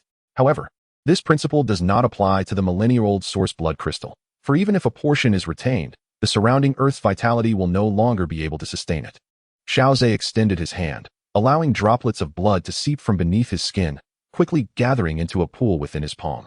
Young Master Xiao, what are you doing? Qinglin inquired. The millennia-old source blood crystal is easily tainted. If one were to hastily use their hands or any other tools to cut it, contamination could occur, diminishing its efficacy or even rendering it completely worthless. Generally, fresh blood is the ideal medium for interacting with the source blood crystal, Xiao Ze explained to Qinglin. With careful precision governed by his soul power, Xiao Ze gently peeled away the crystal along its edges. Although the crystal appeared vast, only the central blood-red core was the true source blood crystal. Successfully detaching a towering, blood-red crystal, Xiao Ze's face lit up with surprise. It has indeed nurtured a source heart. Noticing Qinglin's puzzled expression, Xiao Ze elaborated. The source heart can occasionally develop within the millennia-old source blood crystal. Unlike the crystal, which is particularly beneficial for magical beasts, the Source Heart holds immense value for human cultivators. Born from the essence of the Source Blood, the Source Heart possesses the transformative power to turn a mediocre individual into an extraordinary genius. For those who consume the Source Heart, cultivation becomes as simple as eating and drinking. Qinglin, upon hearing Xiao Ze's explanation, could not help but gaze at the heart-like crystal he had unearthed, marveling at its formidable potential. Xiao Ze once again condensed a pool of fresh blood, using it to seal away a crystal resembling a heart. Such a formidable treasure of heaven and earth sparked his thoughts of utilizing it for Xun'er in the future. Although mere consumption of the Source Blood Heart would yield significant effects, refining it into a pill could elevate its efficacy to extraordinary heights. Coupled with a tenfold feedback, Xiao Ze envisioned a splendid talent emerging from this endeavor. After securely storing both the Source Blood Heart and the Millennium Source Blood Crystal, he turned his gaze to a ring of pale red crystals, the accompanying treasure of the Millennium Source Blood Crystal. While it paled in comparison to the previous two, it remained an invaluable resource, the energy contained within sufficient to propel Xiao Ze to a breakthrough in his cultivation. After expending considerable effort to place it within his spatial ring, he surveyed the empty underground space, feeling a twinge of sentiment. It was indeed the ancient heavenly serpent that, despite being granted immense opportunities, failed to seize them, ultimately benefiting him instead. Not long after, an elder with an aura as vast as the ocean arrived in the southern mountain range. His hair and beard were completely white, yet his complexion remained smooth and youthful. He cleared his throat, his deep blue eyes scanning the southern mountain range. This branch hall lay within the domain of the Pill Tower, and its discovery and subsequent destruction were entirely predictable. Why then did he have to come personally? The elder's tone was laced with reluctance, yet he tore through the void, heading toward the Ghost Cry mountain range. Soon after, the elder appeared above the ruins of the Soul Hall branch in the Ghost Cry mountain range. Observing the collapsed black giant hall, his expression did not waver. However, as he drew closer to sense the surroundings, a note of surprise escaped him. The elder reached out a hand toward the empty space before him, and with a seemingly ordinary gesture, he gathered a portion of the vapor from the remnants of the black giant hall. Such a dense residue of water attributes. Could it be that the invader was a practitioner of water attributes? Practitioners of this element were not particularly numerous in the central continent, especially those capable of decisively eliminating two esteemed elders of the Soul Hall and obliterating its branch hall. It was rare to encounter another practitioner of water attributes like myself. Should I capture them, it would offer an opportunity for further discourse before their demise. The elder mused, searching for clues among the remaining ruins. At that moment, several strands of black mist emerged from nearby. Greetings, Celestial Lord. Several guardians of the Soul Hall approached respectfully to pay their respects to the elder. This elder was indeed a figure of great significance within the Soul Hall, revered as the Celestial Lord. You few are the last remaining guardians of this Soul Hall branch. Speak of what you know. Yes, the guardians replied, a touch of trepidation evident in their demeanor, fearing that the Celestial Lord might condemn them to accompany the branch hall in its demise. However, we were previously engaged in tasks assigned by the esteemed elders and are not well acquainted with the assault on the Soul Hall branch. Then what use do you serve? The Celestial Lord snorted coldly, causing the guardians to fall silent in fear. Celestial Lord, it seems the two esteemed elders had intentions to act against the newly appointed alchemist Xiao Ze from the Pill Tower. What sort of clue is this? A newly appointed alchemist can summon allies capable of annihilating this Soul Hall. The guardian of the Soul Hall, who had spoken, found himself at a loss for words. Alas, the assailants of the Soul Hall's branch left no trace of their presence. You few should investigate whether there are any water attribute practitioners accompanying Xiao Ze. Simultaneously, a substantial amount of soul energy remains, likely released by the assailants in the form of souls. Once the esteemed guardian of the Soul Hall confirmed the absence of leads at this branch, he could only dispatch his subordinates to investigate and capture those souls. The guardians of the Soul Hall let out a sigh of relief, grateful not to meet their end alongside the branch. It seems this esteemed guardian is somewhat reasonable. This branch of the Soul Hall is now deemed abandoned. It is puzzling how they once considered establishing a branch within the territory of the Alchemist Guild. The elder shook his head, recalling something as he glanced at the remaining guardians. If you manage to uncover any results, you may seek another branch to rejoin. However, if you yield no results, do what you must swiftly. With that, the elder departed, leaving the guardians of the Soul Hall trembling in fear. Initially, they believed the esteemed guardian was amicable, but it now appears he merely values their utility. Otherwise, they would be easily disposed of. What shall we do now? What else can we do? Let us assign tasks. Who will investigate? Who will capture the souls? I shall capture the souls. Do not even think of shirking your duty. For if we do, we face a dead end. Once you enter the Soul Hall, Do not harbor any thoughts of escape, one of the heavenly guardians declared, and the others nodded in agreement. Even if this branch has perished, this heavenly guardian remains the strongest among them. His word is law. He had no intention of confronting the Grand Elder and deemed it best to present matters directly to the three presidents for their judgment.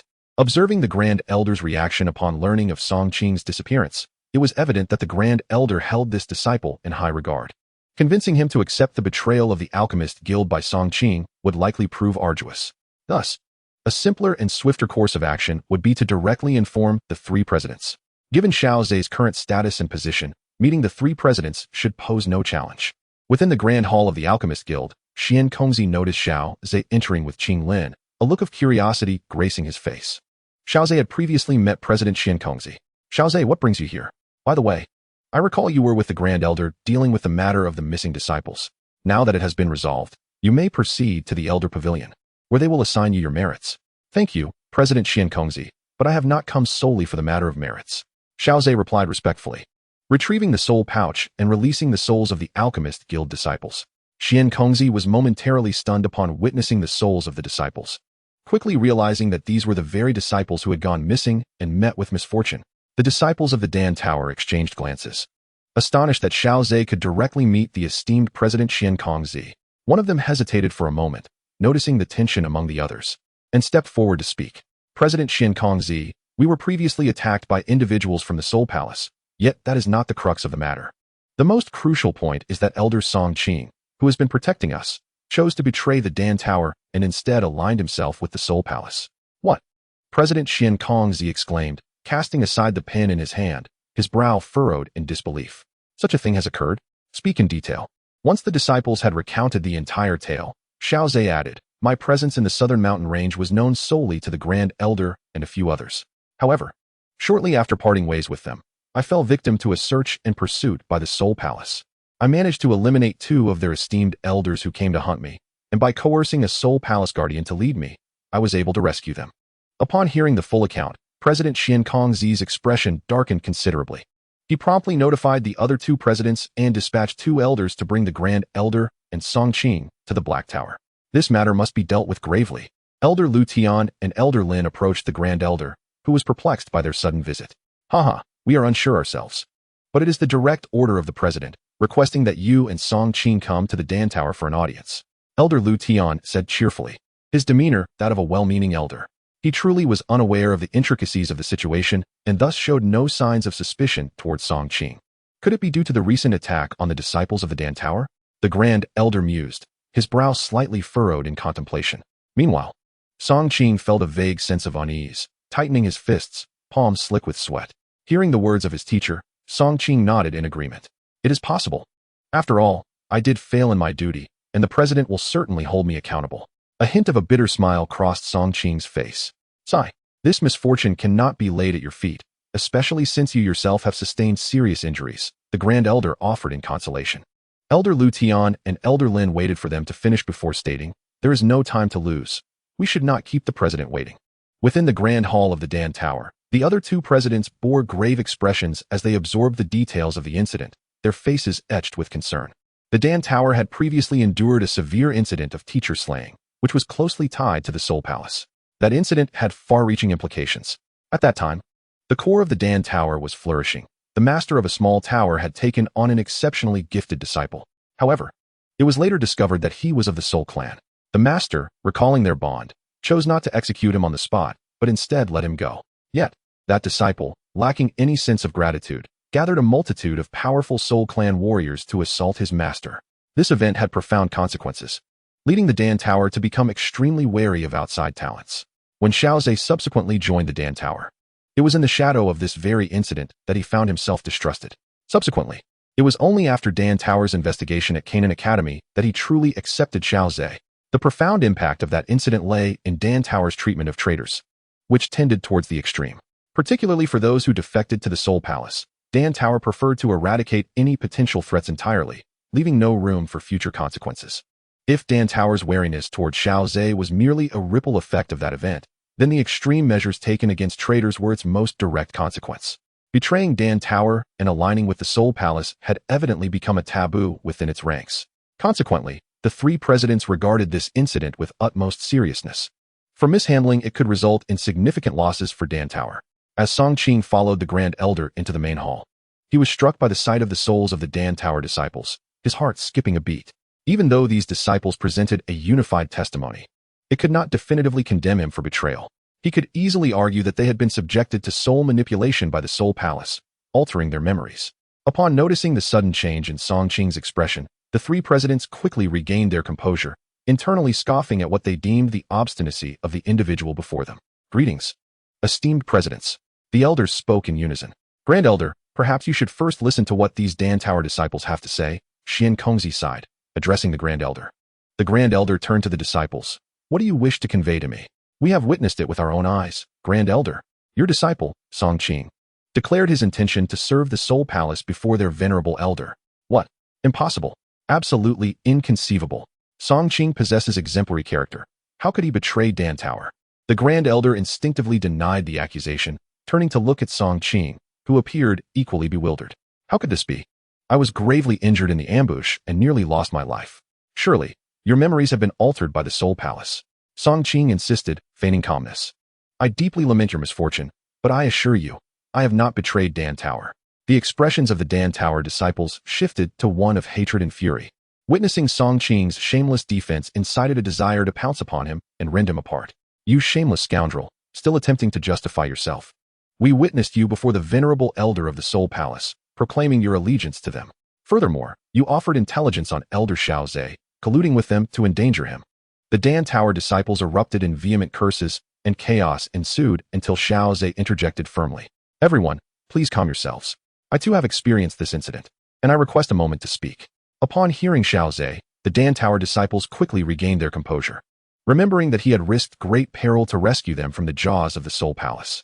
Grand Elder, after our parting, news of my sojourn in the southern mountains became scarce, yet shortly thereafter, I found myself pursued and hunted by the venerable elders of the Soul Palace. The Grand Elder's expression shifted, revealing the dawning of suspicion within him. If the disciples of the Dan Tower merely utter such words, one could still attribute it to Seongqing's excuses. However, the words of Xiao Ze compel him to take the matter seriously. Could it not be a coincidence? What evidence do you possess to assert that I am the one who leaked information? Seongqing scoffed. Perhaps it is because your figure was seen by the guardians of the Soul Palace. After all, we were ambushed there, which is likely a place of activity for the Soul Palace. It seems you remain undeterred. Your excuses are quite elaborate. Observing Seongqing's stubbornness, Xiao Ze realized that mere words would not suffice to elicit an admission from him. Unfortunately, those two elders perished at my hands, and from their storage rings. I unearthed tokens of your connection with them. Surely, within your own storage ring, there exists a corresponding token, does it not?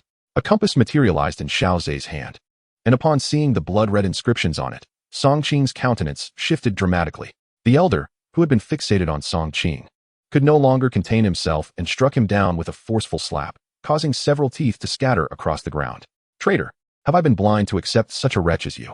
With both witnesses and evidence laid bare, do you still refuse to acknowledge your betrayal of the Dan Tower? Half of Seongqing's face had swollen, and as he spat out a mouthful of blood, realizing that his ruse had been completely unmasked, he abandoned any pretense. Indeed. I am afraid of death. Against the elders of the Soul Palace, I could never prevail.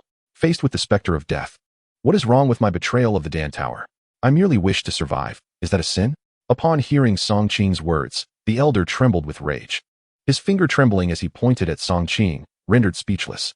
How had he failed to recognize Seongqing's true nature before?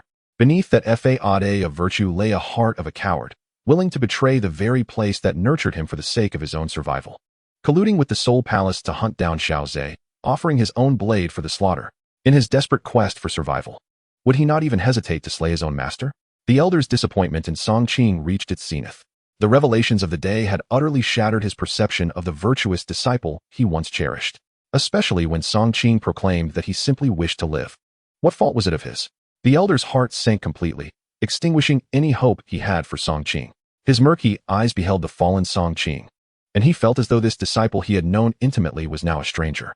It was as if all vitality had been siphoned from him, and he let out a weary sigh. Alas, esteemed president, it is my failing sight that has led me to misjudge character, allowing such a traitor to become my disciple. You need not consider my presence. Proceed to handle this matter according to the rules of the Dan Tower. The elder turned to Xiao Ze, his face reflecting shame. and presented him with a scroll. Regardless of the circumstances, I am ultimately Seongqing's mentor. While he did not directly strike, he nonetheless provided the Soul Palace with the means to harm you. This is my proud creation, the formula for the Heavenly Spirit Pill. Consider it a recompense for the injuries Seongqing has inflicted upon you. Xiao Ze observed the decrepit visage of the Grand Elder, whose vitality seemed to have aged by decades. Grand Elder, there is no need for this. I am of no substance, Xiao Ze began. Yet before he could finish his sentence, the Grand Elder thrust a scroll into his hands. Take it, he insisted. Esteemed presidents, I am unwell and must take my leave. With a heavy heart, the Grand Elder bowed to the three presidents and departed. At that moment, Seongqing realized that an unpleasant fate awaited him. Panic-stricken, he called out to the Grand Elder, who had reached the threshold, Master, I am your student. Are you truly going to abandon me in my time of need? Enough of your disgraceful display, traitor. The president in black robes retorted with disdain. Traitors of the Pill Tower are met with varying degrees of punishment, depending on the severity of their betrayal, while those who collude with the Soul Palace face even harsher consequences. With a flick of his hand, Xiankongzi produced a green jade vial. Seongqing, I will grant you a semblance of dignity. You shall consume this poison pill yourself. This is all your fault.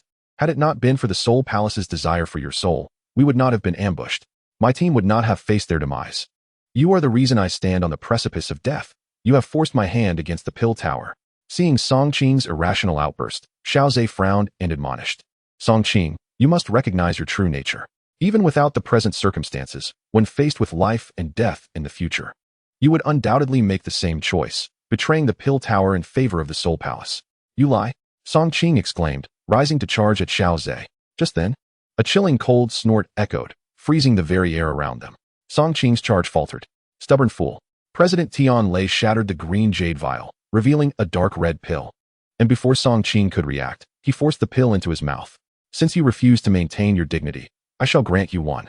As Seongqing clutched his throat, the last words he heard before consciousness slipped away were those of President Tianlei. Observing Seongqing's lifeless form on the ground, Xiao Ze shook his head. This fate was well-deserved. The souls of the Pill Tower disciples displayed expressions of relief and liberation. Xiankongzi sighed. Acknowledging Seongqing as a commendable disciple among the younger generation of the Pill Tower, albeit flawed by his excessive fear of death, his gaze fell upon the souls of the Pill Tower disciples. Rest assured, the Pill Tower will not forsake you. We shall arrange for you to undertake more leisurely tasks. We are grateful to President Xiankongzi. The disciples of the Pill Tower bowed, their faces brightening with joy. Wonderful. The Pill Tower has not abandoned us. Initially fearing that they would fall into the hands of the Soul Palace and face an eternal darkness, the best outcome they anticipated was being exploited to the very end, leading to their soul's complete dissolution. Thus, this farcical drama of betrayal concluded with Seongqing's demise and the souls of the Pill Tower disciples receiving proper care. The news of Seongqing's death sent ripples through the Pill Tower. Although his former glory had faded, he was still one of the most prominent figures of the younger generation before Xiao Ze. His death astonished many disciples and elders of the Dan Tower. However, upon understanding the circumstances, they vehemently cursed aloud. Damn it! Such cowardly wretches deserve the punishment of death. To ensure caution, Xiao Ze contemplated spending some time refining a high-quality condensation pill. During this period, he also delved into the Grand Elder's masterpiece, the Celestial Spirit Pill. This 8th-grade elixir, depending on the quality of its primary materials, could produce either 2-colored, 5-colored, or 8-colored pill thunder. The Celestial Spirit Pill's effect is straightforward. It enhances cultivation. A 2-colored pill thunder Celestial Spirit Pill is sufficient to spare ordinary Dou Qi practitioners decades, even a century, of arduous training. The most formidable aspect of the Celestial Spirit Pill lies in its ability to be taken alongside 3 different qualities of pills without any reduction in effect. Unlike the Huangji pill and Douling pill, where the second pill becomes ineffective after consuming the first, if a low-star Dou Qi consumes these 3 pills consecutively, they can at least elevate their rank by 1 star, while those of exceptional talent may ascend by 2 to 3 stars. Although it is not a pill capable of breaking through major realms, it is exceedingly precious. Ordinary Dou Qi would fiercely contend for it. The Grand Elder, surprisingly, bestowed such a high-grade pill upon me. If exchanged within the Dan Tower, only the Bodhi pill would surpass it in merit. Even in terms of practical value, the Celestial Spirit Pill holds the advantage, as Bodhi seeds are rare treasures that one can scarcely encounter, whereas the materials for the Celestial Spirit Pill, though rare, can be collected with some effort. As the 5-colored pill thunder's storm clouds gradually dissipated, Xiao Ze's right hand grasped the escaping pill under the control of the illusory sea domain. The condensation pill was completed, and everything was in place. It was time to break through to Dou Zun. If I do not advance soon, Xun'er might reach Dou Zun before I do. Xiao Ze glanced at Xun'er's tenfold feedback at the 9-star Dou Zun level, internally marveling at the profound heritage of the ancient clan. What special rewards might Xun'er receive at the Dou Zun level? After all, the rewards at the Dou Huang level, combined with Xun'er's Golden Emperor Burning Heaven Flame, directly granted me the Source Emperor Flame. Following the pattern of increasing rewards, could it be that the next one would be a Bodhi Heart, allowing me to disregard the tribulations of entering the sacred realm? Within the secret chamber of the Elder Tower, Xiao Ze pinched the condensation pill between his fingers and tossed it into his mouth, releasing a vast energy. However, it was swiftly suppressed by the golden light emanating from the source tree, as Xiao Ze fervently absorbed the medicinal power. An even more immense energy surged forth from Xiao Ze, causing the source tree to tremble slightly, seemingly on the verge of surpassing the 10,000-meter limit. Under the infusion of this tremendous energy, the source tree finally ascended a notch. With the breakthrough of the 10,000-meter limit, the growth of the source tree was no longer constrained, voraciously devouring the energy within the void. The 10,000-year source blood crystal companion substance, placed in the secret chamber in advance, was now being ravenously consumed for energy. Golden roots eagerly absorbed the vast energy contained within the companion substance, propelling the height of the source tree ever upward. Although the energy contained within the universe is seemingly inexhaustible, the efficiency of absorption remains painfully slow. If one were to rely solely on refining the energy of heaven and earth to ascend to the rank of Dou Zun, it would take Xiao Ze at least a year and a half. However, it appears that such an extensive duration is unnecessary at present. Besides the accompanying entity of the 10,000-year source blood crystal, the feedback from Xun'er and the energy concealed within the Ningzuan pill also harbor remarkably formidable power. Outside the secret chamber, Qinglin sensed the terrifying energy emanating from within and could not help but exclaim. In terms of Dou Qi realm, there is not much difference between myself and young Master Xiao Ze. We are both at the pinnacle of Dou Zun. Yet, when it comes to true strength, Xiao Ze could easily defeat me tenfold, for his foundation is extraordinarily profound. The energy required for young Master Xiao Ze to break through to Dou Zun, merely leaking out, is already astonishingly immense. Qinglin stroked the colorful little snake. As Xiao Ze's strength gradually ascended, he often entrusted the little creature to her care. After all, during Xiao Ze's elevation in rank or when confronting the tribulations of alchemy, the released energy could potentially harm the little snake. At that moment, the colorful little snake slowly opened its eyes, its once naive violet pupils now filled with clarity. As a burst of radiant hues flashed by, Qinglin felt a sudden absence in her hand, and before her stood a strikingly beautiful woman. Enchantingly alluring, the former beautiful serpent had now shed its serpentine tail, with two elegantly proportioned jade-like feet gracing the void. Medusa's gaze towards Qinglin lacked any chill, for she had thoroughly merged with the soul of the sky-devouring python. The python, having been cared for by Qinglin, held a certain reliance on her, making it difficult for Medusa to harbor hostility. Moreover, Qinglin was also Xiao Ze's exclusive maid. In terms of intimacy with him, she found herself even eclipsed by Qinglin. Qinglin furrowed her brow, sensing the presence of the colorful little snake within Medusa. Yet the cold beauty before her bore no trace of the former naivety. Are you the colorful little snake? Medusa observed Qinglin's cautious demeanor and chuckled lightly, realizing that Xiao Ze had not briefed her on the situation. Little girl, there is no need for such vigilance. The colorful little snake you once cared for was indeed me. And the one before you now is also me. Draped in a flowing pale purple robe, Medusa gracefully took a seat on a nearby chair, crossing one elegantly rounded leg over the other, revealing a glimpse of springtime beauty. Yet, Qinglin remained resolute. You still have not clarified your identity. If you refuse to explain, I will have no choice but to subdue you until young master emerges from his seclusion to make a decision. As she spoke, her eyes glimmered with a faint green light, even revealing the Bai Shi San Hua pupils.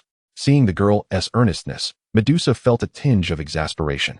Fortunately, the bloodline she possessed, belonging to the sky-devouring python, was that of the royal lineage among serpent beasts, rendering her not particularly concerned. However, Medusa did not wish to conflict with Qinglin and thus opted to elucidate.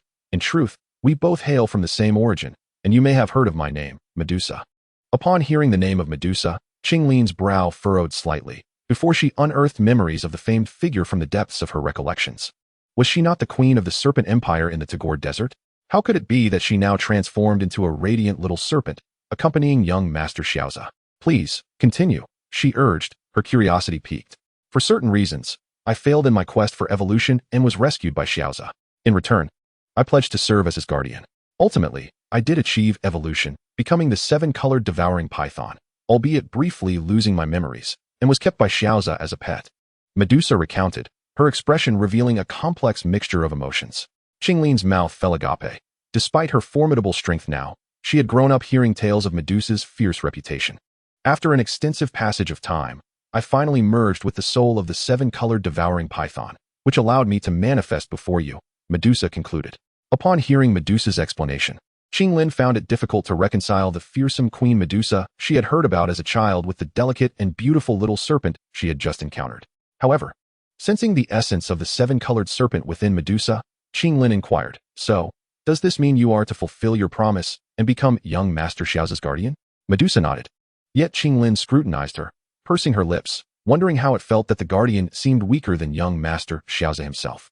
Medusa, too, sensed Qinglin's skeptical gaze, and found herself unable to refute it. Her own strength indeed paled in comparison to Xiao Ze's, making her role as a guardian rather questionable.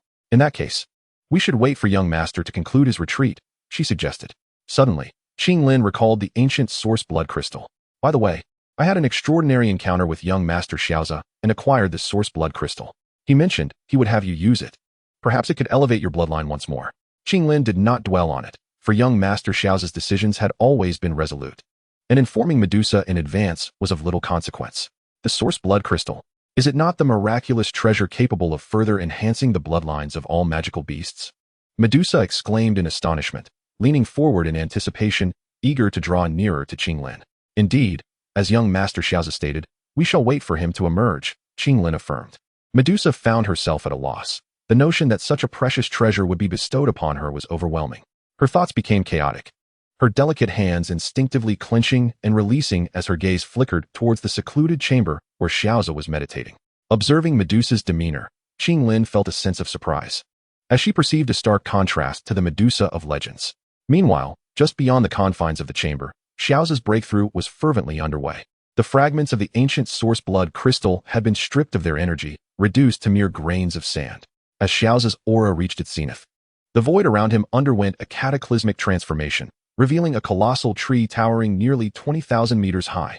Unlike the previous state of mere branches, this magnificent tree had undergone a remarkable metamorphosis, with the primordial flames extending into golden branches, forming resplendent sheets of fiery leaves.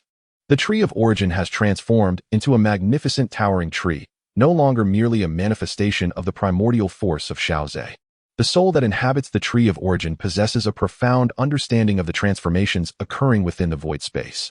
If the void space was previously considered merely a realm, it has now taken a significant step towards becoming a tangible world, transcending the ethereal. Furthermore, this extraordinary reward has substantially expanded the dimensions of the void space to rival that of an empire. The void space no longer merely expands in tandem with the growth of the tree of origin. Despite its vastness, comparable to an entire empire, the roots of the tree of origin remain capable of extending throughout the entire void space. This implies that the energy the tree of origin can extract from the void space has become significantly more substantial. After a careful contemplation, Xiao Ze realized that this reward appears to be even more bounteous than the origin emperor flame.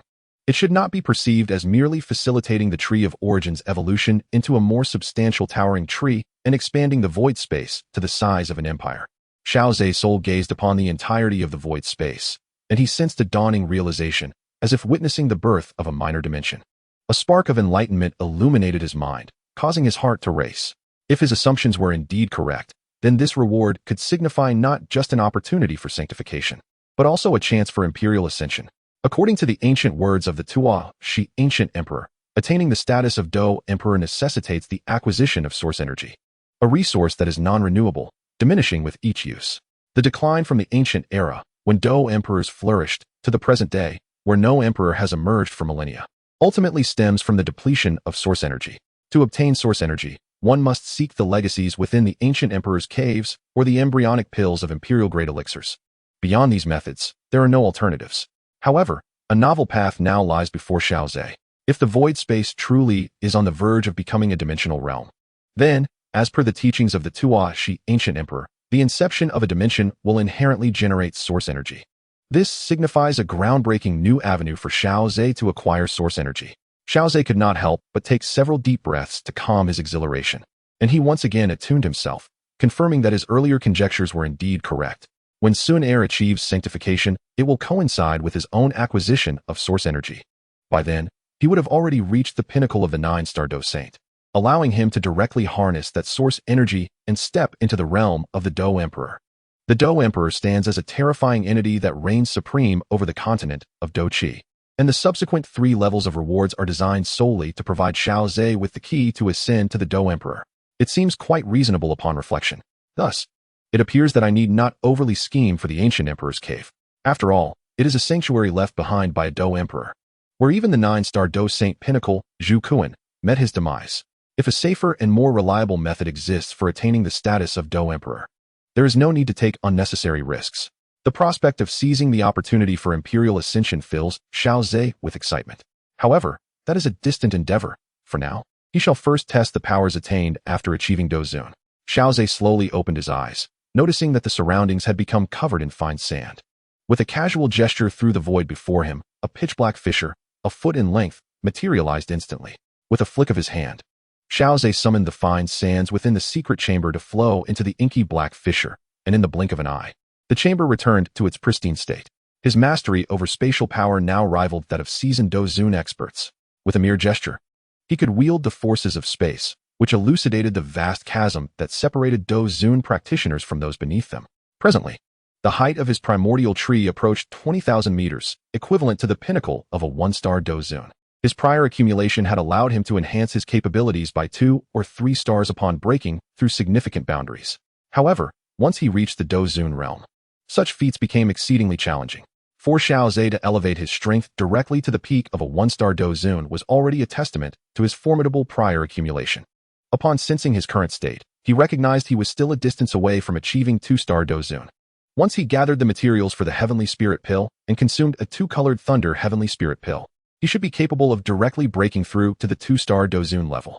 Xiao Ze further explored his various abilities, each exhibiting significant enhancement, particularly the illusory sea domain, which inherently evolved alongside his strength, saw a remarkable surge following his breakthrough. If, at the pinnacle of Dou Zun, he could temporarily disrupt the Dou Zun with the illusory sea domain, now, against low-star Dou Zun of the same rank, he could inflict injury or even severely wound them. After conducting a series of tests, Xiao Ze suddenly sensed something amiss. His Dou Qi appeared to be entirely intact.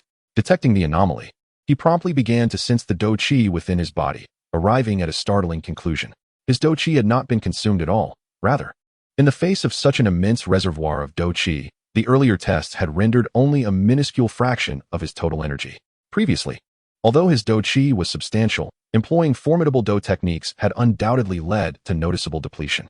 It seemed the metamorphosis of the void space, apart from the potential to achieve the status of Dou Emperor in the future, now presented the most terrifying aspect, an unfathomable abundance of Dou Qi. According to the primordial tree, it could seize energy equivalent to the vastness of the entire void space, which was nearly the size of an empire, an inexhaustible reservoir. Unable to contain his thoughts, Xiao Ze murmured to himself, then quickly formed seals with his hands. Among the Dou techniques he mastered, the one that consumed the most Dou Qi was undoubtedly the Emperor Seal technique bestowed by Xun'er, the Mountain Opening Seal, the Ocean Turning Seal, and the Earth Covering Seal, 3 seals combined. With dazzling speed, Xiao Ze executed the seals, and upon their convergence, a deep blue crystalline handprint materialized in his palm, emanating an overwhelming power. Even after employing the combined Emperor Seal technique, the consumption of his Dou Qi, in comparison to his total Dou Qi reserves, was nearly negligible. It appeared he had greatly underestimated the changes in the void space. The substantial enhancement of Dou Qi was both simple and exceptionally potent. Holding the Emperor Seal technique in his right hand, he gently carved a fissure in the void with his left, pulling it aside to reveal a black hole, into which he subsequently cast the Emperor Seal technique, determined to avoid the destruction of the Elder Tower. The space black hole unleashed a terrifying energy storm, prompting Xiao Ze to swiftly seal the spatial rift, halting the impending surge of energy. The Imperial Seal technique truly lives up to its reputation, comparable to the Celestial Tier combat skills. Once the 3 seals merged, using it within the Elder Tower would likely reduce it to ruins in an instant. As Xiao Ze opened the door to the secret chamber, he found Medusa seated in a chair, with Qinglin standing opposite her. Upon seeing Xiao Ze, Qinglin's face broke into a joyful smile. However, at that moment, Xiao Ze exuded a peculiar aura that bewildered Qinglin. Previously, although she could not discern the depths of Xiao Ze's strength, She sensed an unfathomable power within him. Yet now, facing him, that sensation had vanished. As if he were an ordinary person, devoid of any trace of danger. This extraordinary perception left Qinglin momentarily stunned. Noticing the unusual atmosphere between the two, Xiao Ze took the initiative, moving closer to Qinglin, gently ruffling her hair, and then turning his gaze towards Medusa. Queen Medusa, what brings you here? From your current state, it seems you have fully integrated with the soul of the sky-devouring python? Xiao Ze observed Medusa carefully, and upon hearing the commotion in the secret chamber, she immediately rose to her feet. After all, in terms of both identity and power, Xiao Ze did not warrant her pride. Acknowledging his inquiry, Medusa nodded. I have completely merged with the soul of the seven-colored sky-devouring python. She hesitated for a moment before continuing. Thanks to your earlier assistance, the strength of the seven-colored sky-devouring python has escalated rapidly. After our complete integration, my power has also progressed, now reaching the pinnacle of the 7th rank. Having you as my protector should not be seen as a disgrace, right? Xiao Ze was taken aback by Medusa's earnestness, surprised that she was so intent on being a competent protector. Indeed, a peak Dozong expert holds considerable prowess in the Central Plains. Nodding, he replied, however, with my current strength, having a peak Dozong guardian by my side holds little significance. Medusa could not help but clench her fists. Her gaze towards Xiao Ze tinged with a hint of reluctance. With her royal bloodline among serpent-like magical beasts, why did her powers still not surpass his? Especially upon hearing Xiao Ze's remark about her limited utility, Medusa felt a twinge of anxiety. What do you intend to do? She asked. Naturally, I aim to enhance your strength. The impact of a Dozong expert far exceeds that of a peak Dozong, Xiao Ze replied with a smile. Yet he did not continue conversing with Medusa, instead shifting his attention to Qinglin. Qinglin, you previously absorbed the soul power of the ancient celestial serpent. There should still be remnants sufficient for you to break through to Dozong, correct?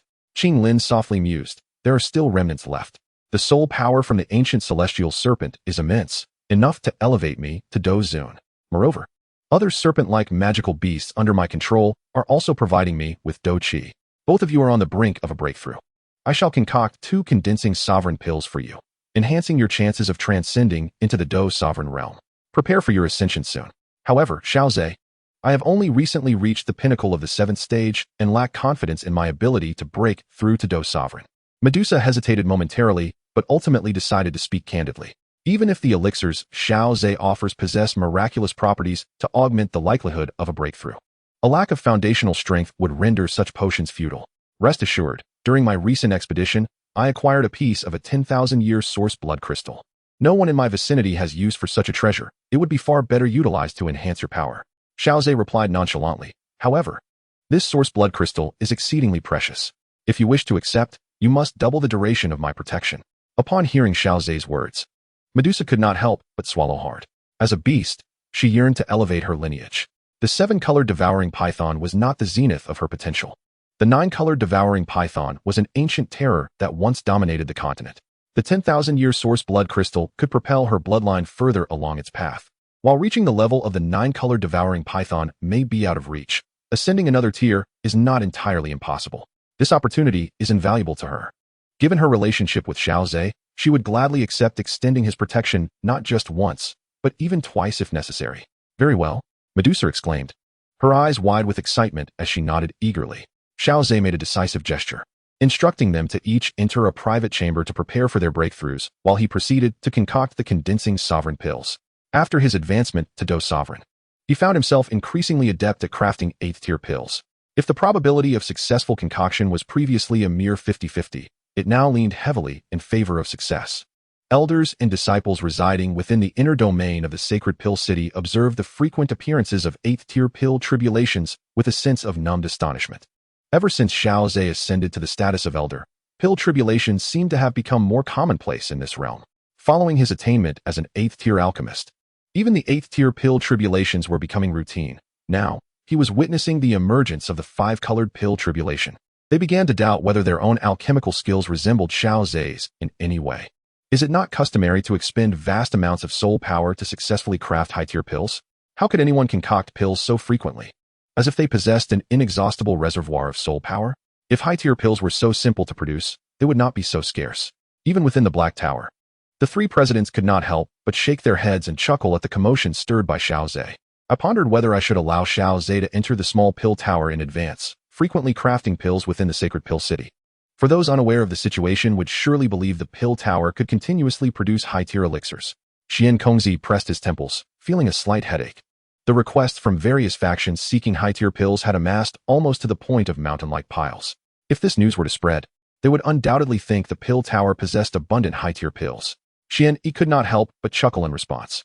In my view, we should take advantage of the upcoming Four Directions conference to allow Xiao Ze to make his public debut, while simultaneously resolving that particular matter to prevent him from becoming consumed by the alchemical arts.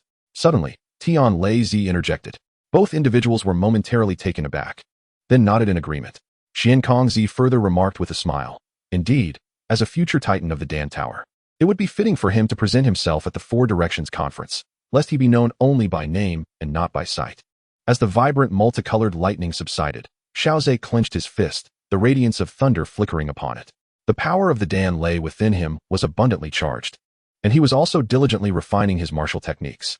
If he could seize an additional opportunity, it would elevate his skills further. With continuous contact with the Dan lay, perhaps one day, Xiao Ze could achieve enlightenment and successfully invent a celestial-level martial technique. The mere thought of a celestial-level martial technique stirred within him a wave of excitement. For this was not beyond his reach. This was not only due to his frequent interactions with the Dan lay, but also, more importantly, due to the feedback from Xun'er. The martial techniques practiced by Xun'er, amplified tenfold, would serve as the very foundation for his self-created techniques. After calming his emotions, Xiao Ze meticulously stored the Ningzun Dan and handed it to the patiently waiting Medusa behind him. Naturally, the first Ningzun Dan was to be given to Qinglin. Medusa, holding the vial, could feel the immense medicinal power radiating from within. Oh, this is a 10,000-year source blood crystal. Remember, do not touch it with bare hands. Xiao Ze retrieved a spatial ring and presented it to Medusa. Medusa, momentarily stunned, instinctively examined the contents, and upon seeing the enormous 10,000-year source blood crystal, her breath quickened. Gazing at Xiao Ze, who wore a gentle smile, Medusa bit her lip and suddenly knelt on one knee. Xiao Ze, I cannot fathom why you treat me with such kindness, bestowing upon me these precious rare materials and high-tier elixirs. Yet, I, Medusa, vow from this moment forth to serve you. Regardless of whether death looms or perilous flames and blades await, I shall stand before you. Seeing Medusa's solemn oath took Xiao Ze by surprise. He realized he had provided her with an abundance of resources, enough to leave her somewhat overwhelmed. He extended a hand to help her rise, chuckling. Does this mean you wish to extend your guardianship for a lifetime? At his words, Medusa smiled coyly, wrapping her arms around him and whispering in his ear, indeed. Before Xiao Ze could fully appreciate her graceful presence, she slithered away like a mesmerizing serpent. They exchanged glances, understanding that their relationship had progressed. No longer confined to a mere contractual bond, but evolving into a closer companionship, even a lifelong protective partnership. I shall retreat for now. With these two gifts you have bestowed upon me, I am certain I can break through to the Dozun level. At that moment, I will rightfully stand by your side and fight alongside you. Medusa softly declared, no longer desiring to surpass Xiao Ze, but rather looking forward to fighting beside him. Wait. Extend your hand. Xiao Ze suddenly called out to Medusa, who was momentarily perplexed. However, trusting Xiao Ze, she complied and extended her right hand. Xiao Ze placed his hand upon the back of Medusa's hand. As Medusa felt the warmth radiating from his palm, her cheeks flushed slightly. But soon she sensed an intense heat. Moments later, Xiao Ze lifted his hand, revealing a brand new mark on the back of Medusa's hand, a golden little tree. What is this? She inquired. It serves as a safeguard. This is my source of power, enabling long-distance communication with me. Should you find yourself in peril, I will be able to sense it and arrive swiftly, Xiao Ze explained briefly, without delving further into the significance of the golden tree. Medusa, sensing the power contained within, nodded in astonishment at its remarkable nature. I shall retreat for meditation now, she declared. As Xiao Ze watched her depart, he turned and remarked with a smile, You, my dear, have picked up the art of stealth. From another entrance leading to the tower's apex, Qinglin emerged, a little shy. Hee. I hesitated to interrupt upon witnessing you embrace Queen Medusa, young Master Xiao Ze. Xiao Ze rolled his eyes and beckoned her over. Extend your hand. Upon witnessing the earlier scene, Qinglin promptly extended her right hand. Xiao Ze similarly marked her hand with a golden little tree. Curiously examining her hand, she asked, With this, can I communicate with you over a distance? Xiao Ze nodded, and soon he heard Qinglin's voice through the golden tree. I wish to embrace you like Queen Medusa did. Xiao Ze chuckled, opening his arms, but Qinglin's face flushed crimson. I merely wished to try. I didn't realize you would hear me, young Master Xiao Ze. Upon seeing Xiao Ze nod, she felt momentarily flustered. Instinctively, she had connected with the golden tree using her spiritual power, unintentionally voicing her inner thoughts. Yet, as Xiao Ze opened his arms, she shyly approached and embraced him face to face. Although she had frequently served by his side and had been held by him during her weaker days, such an intimate embrace was indeed rare. In his embrace, Xiao Ze sensed the changes in Qinglin over the years, reflecting on how she had blossomed. He could feel the warmth emanating from her chest. Aware of how flushed her face must be, her body slightly trembling. Gently patting her back, he encouraged her to relax. As he did so, Qinglin gradually eased, her hands resting on Xiao Ze's shoulders, her delicate form yielding to his embrace. "All right, little one, it is time to prepare for your breakthrough." Qinglin jolted slightly, then withdrew from the embrace, covering her backside with her hands, casting a playful glare at Xiao Ze. "Young Master Xiao Ze." Upon hearing Qinglin's reproachful words, Xiao Ze shrugged nonchalantly. "I too have entered seclusion." Qinglin trotted down from the other side, while Xiao Ze rubbed his hands together, acknowledging that this little girl had indeed grown considerably over the years, soft yet resilient. The golden sapling left on the back of her hand was a manifestation of this recent transformation.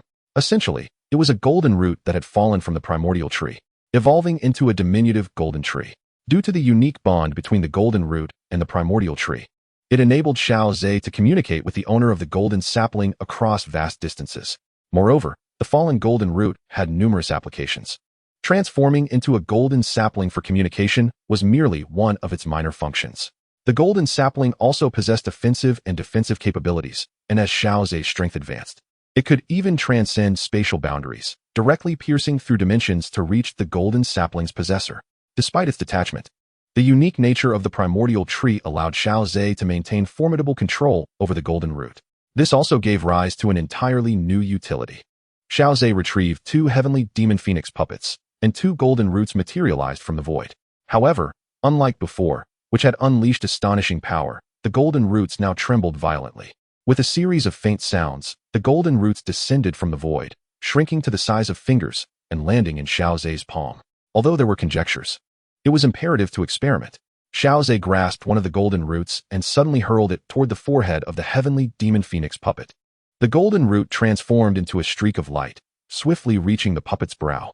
The golden root faced no obstruction and seamlessly embedded itself. Astonishingly, once the golden root was fully absorbed, no wound materialized on the puppet's forehead. However, upon closer inspection, a petite golden sapling emerged at the center of the puppet's brow. From the moment the golden sapling appeared, Xiao Ze felt a significant enhancement in his control over the heavenly demon phoenix puppet, no longer limited to issuing simple commands through the soul imprint inscribed within the puppet. He perceived a newfound depth of influence. Sensing this elevation in command, a spark flickered in Xiao Ze's eyes, igniting thoughts of possibilities that quickened his heartbeat. Under his guidance, the heavenly demon phoenix puppet raised its hands. Although the speed of its movements was not remarkable, it was capable of forming seals with precision. Should ancient clansmen be present, they would undoubtedly recognize that a mere puppet was executing their ancestral combat skills, the imperial seal technique. Indeed, under Xiao Ze's control, the puppet was capable of unleashing combat techniques. This, of course, was also due to the peculiar nature of these 2 puppets.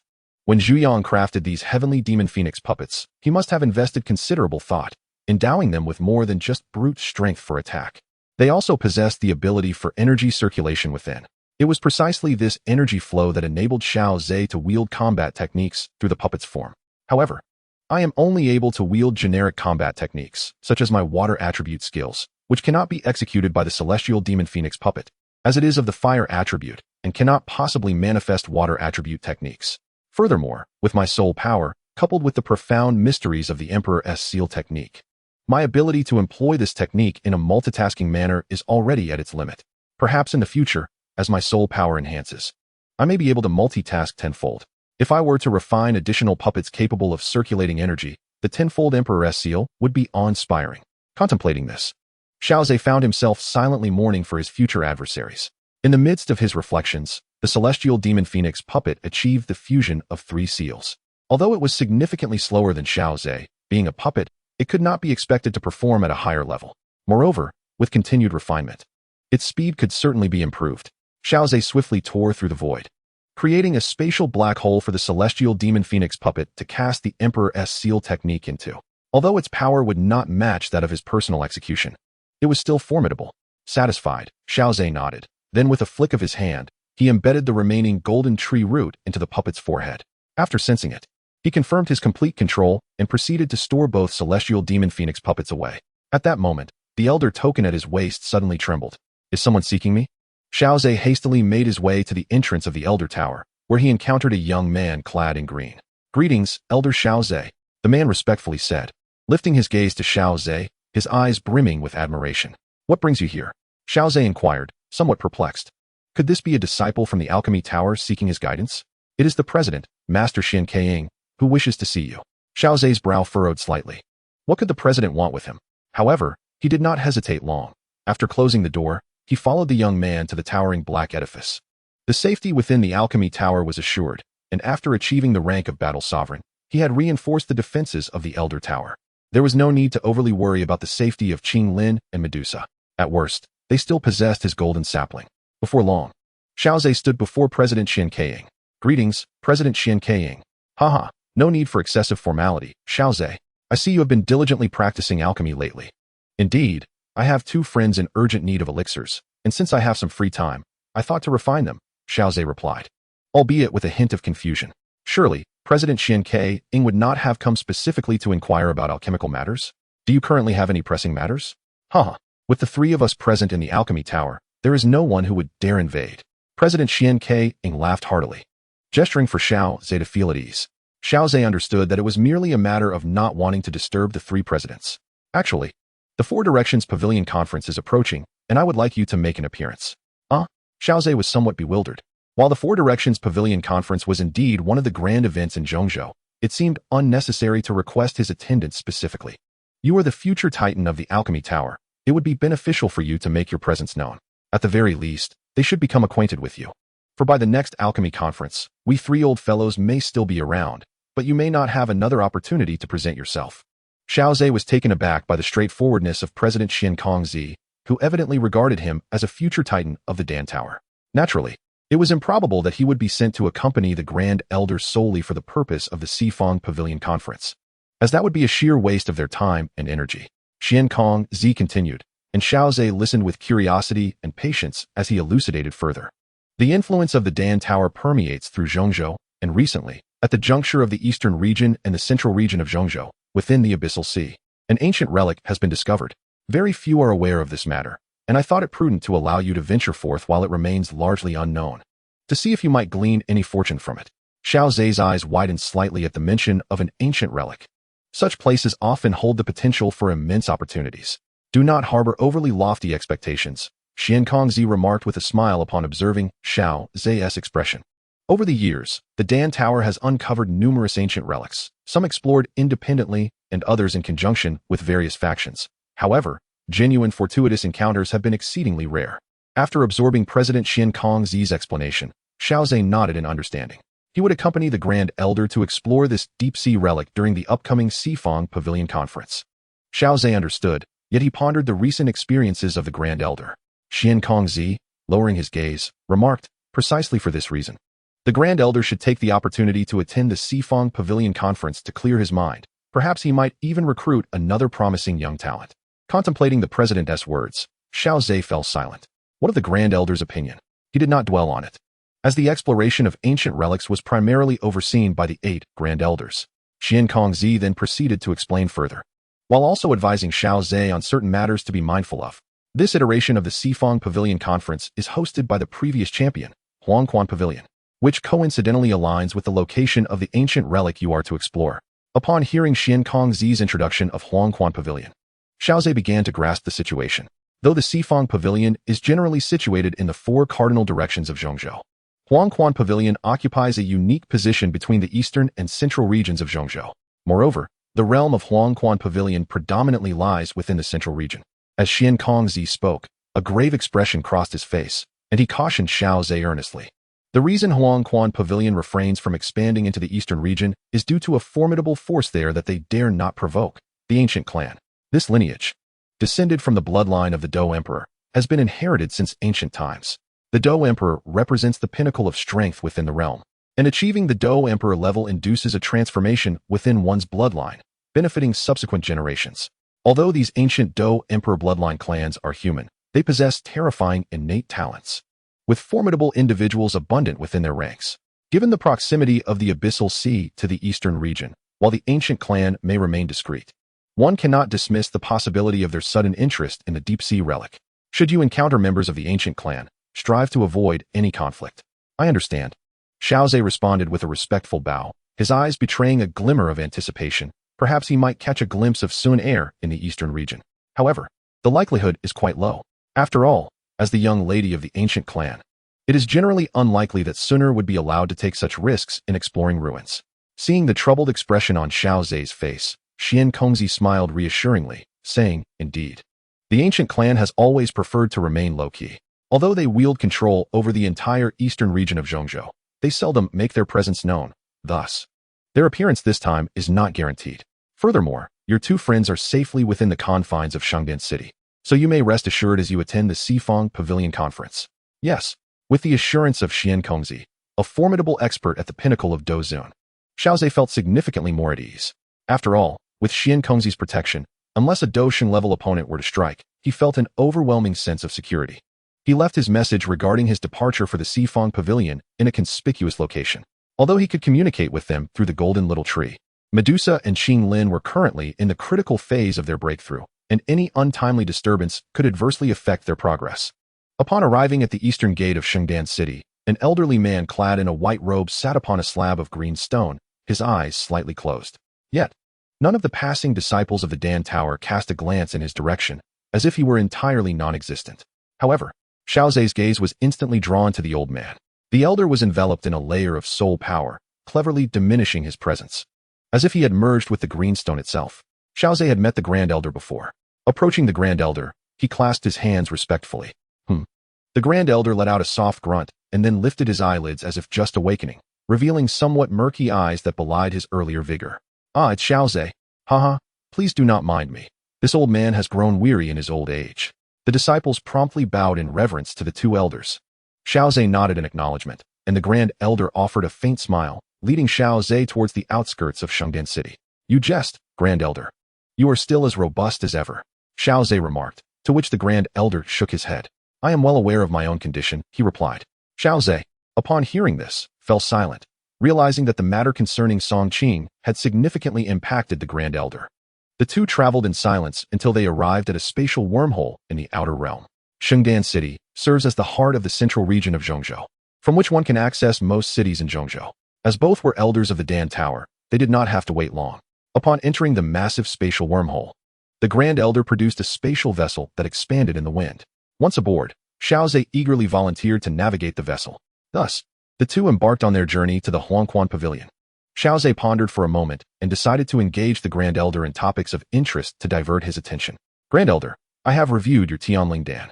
The conception is exceedingly ingenious." Hearing Xiao Ze broach the subject of alchemy, the Grand Elder's spirit visibly lifted, and they began an animated discussion.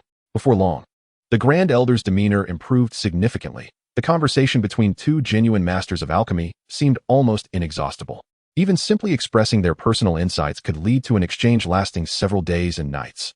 The exceedingly tedious journey passed swiftly amidst the discourse of the two alchemical masters.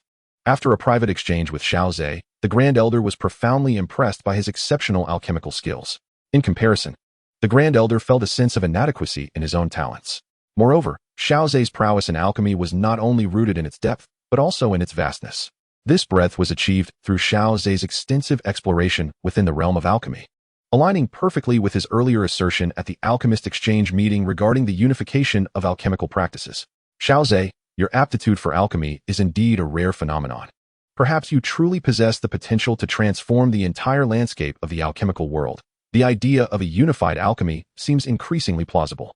After their exchange, the Grand Elder was deeply captivated by Xiao Ze's innate talent. Observing a notable improvement in the Grand Elder's spirits, Xiao Ze smiled, understanding that to uplift someone from melancholy, one must prevent them from wallowing in it. Clearly, for alchemists, the allure of alchemy is an irresistible temptation. Not far away, a silver halo emitted a soft glow, and Xiao Ze noticed numerous spatial vessels accompanying them. The Four Directions Pavilion Conference is indeed a rare event in Central State, attracting such a multitude of spatial vessels. However, upon hearing Xiao Ze's words, the Grand Elder furrowed his brow and shook his head slightly. Something felt amiss. I too have attended the Four Directions Pavilion Conference in the past. Although it is a grand event in Central State, it ultimately serves as a competition for the younger generation, unlikely to draw so many formidable figures. Xiao Ze's heart stirred at the Grand Elder's implication that these powerful individuals were not present for the conference, but had ulterior motives. It is likely that their objectives align with ours. The Grand Elder's expression grew serious. Xiao Ze, sensing the gravity of the situation, felt a similar weight upon him. The Grand Elder, with his wealth of experience, was unlikely to misjudge the situation. However, according to the president, wasn't this deep-sea relic discovered solely by the Alchemy Tower? It should be, yet given the current circumstances, it appears the information has leaked. The Grand Elder sighed and remarked, the emergence of ancient relics creates quite a stir. Even if the Alchemy Tower wishes to keep it under wraps, it is a formidable challenge. Previously, the Alchemy Tower has encountered numerous ancient relics, some intact, others fragmented, and many have been divulged. Yet, disseminating such news also complicates the pursuit of opportunities, does it not? Noticing the perplexed look on Xiao Ze's face, the Grand Elder chuckled. Xiao Ze, perhaps you underestimate the Alchemy Tower's might. As the foremost power in Central State, it is indeed a colossal entity. The leakers could be other factions or individual practitioners, aware that the Alchemy Tower was the initial discoverer, knowing they cannot seize opportunities from such a behemoth. Thus, they can only spread the news, drawing countless practitioners to muddy the waters, hoping to reap rewards amidst chaos. It is indeed a strategy that diverts the Alchemy Tower's attention. But how can they be so certain that they will secure the opportunity for themselves? It is inevitable that there are always individuals who consider themselves the rarest of fortunate souls, the Grand Elder remarked with a smile, as the spacecraft traversed the silvery portal. Before it even touched down, both the Grand Elder and Xiao Ze rose simultaneously, stepping upon the void. With a mere wave of his hand, the Grand Elder caused the spacecraft to shrink instantaneously, ultimately resting in the palm of his hand. Regardless, let us make our presence known at the Four Directions Pavilion gathering, where we may also glean some intelligence along the way. Xiao Ze nodded, his gaze fixed upon the city before them, which was designated on the map as Tianjiao City. This city fell under the dominion of the Yellow Spring Pavilion, established atop the Yellow Mist Marsh. The unique environment of the Yellow Mist Marsh is replete with heavenly materials and earthly treasures, thereby attracting a multitude of treasure seekers. These seekers, in turn, required a place to rest and exchange goods, and over time, a small marketplace evolved into what is now Tianjiao City. The bustling space square was teeming with activity, likely not solely due to the impending Four Directions Pavilion gathering. Among the crowd, one could sense formidable presences, presumably drawn by the allure of the deep-sea relics. Xiao Ze and his companion hovered in midair, attracting numerous envious and awed gazes. The city's administrators, upon recognizing that these two were at least of the combat sovereign caliber, dared not impede their passage, allowing them to depart unchallenged. Out in the world, Xiao Ze and his companion were not adorned in the attire of the Pill Tower. Thus the looks they received were filled with admiration and reverence rather than attempts at flattery. Were they to reveal that they were indeed genuine alchemical masters, there would surely be a throng clamoring to curry favor. Alchemical masters are exceedingly rare, even across the vast expanse of the Central Continent.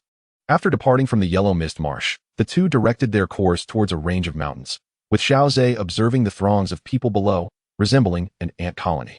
This Four Directions Pavilion gathering has indeed attracted a plethora of youthful talents.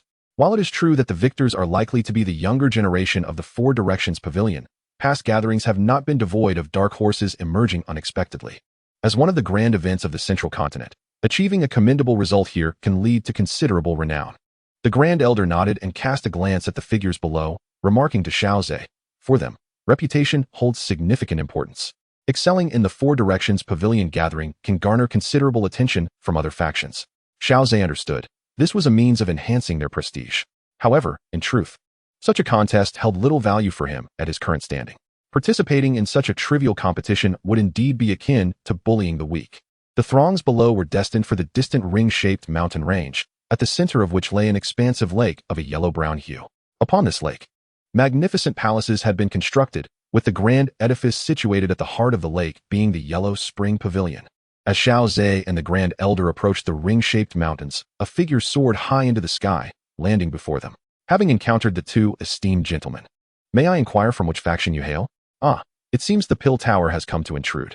The Grand Elder replied with a smile, revealing his Pill Tower insignia, causing the middle-aged man's demeanor to transform into one of utmost reverence. "It turns out you are esteemed guests from the Pill Tower. Please, do enter the pavilion with haste." The middle-aged man respectfully gestured with his hands, guiding Xiao Ze and his companions. I am an elder of the Huanquan Pavilion. It is truly an honor for our pavilion to host the esteemed elders of the Dan Tower at this gathering, he stated, his words dripping with flattery. The Grand Elder and Xiao Ze merely responded with faint smiles. Although the Grand Elder appeared amiable towards Xiao Ze, he bore an undeniable air of pride characteristic of an alchemist. Noticing the Grand Elder's lack of engagement with the elder from Huanquan Pavilion, Xiao Ze chose to remain silent as well. The elder from Huanquan Pavilion seemed unfazed by the awkwardness. Each elder from the Dan Tower was a master alchemist, and even the head of Huanquan Pavilion had to show respect in their presence. He speculated about the true intentions behind the visit of these two Dan Tower elders. It was likely that their presence extended beyond mere attendance at the gathering. Upon arriving at the palace situated in the heart of the lake, they found it filled to capacity with guests. The attendees, upon seeing the elder from Huanquan Pavilion leading the way, couldn't help but cast curious glances at the newcomers. Xiao Ze raised an eyebrow, recognizing a familiar face among them, the elder of the Burning Flame Valley, Qihua. Qihua had also spotted Xiao Ze and swiftly approached him. Greetings, Elder Xiao Ze. The elder of the Burning Flame Valley, already a figure of significant attention, drew gasps from the assembled guests with his actions. Upon hearing the elder's address, a spark of realization ignited in their minds. Wasn't Xiao Ze the renowned master alchemist of the Dan Tower? The presence of a living master alchemist stirred excitement among various factions, many of whom lacked even a master alchemist in their ranks.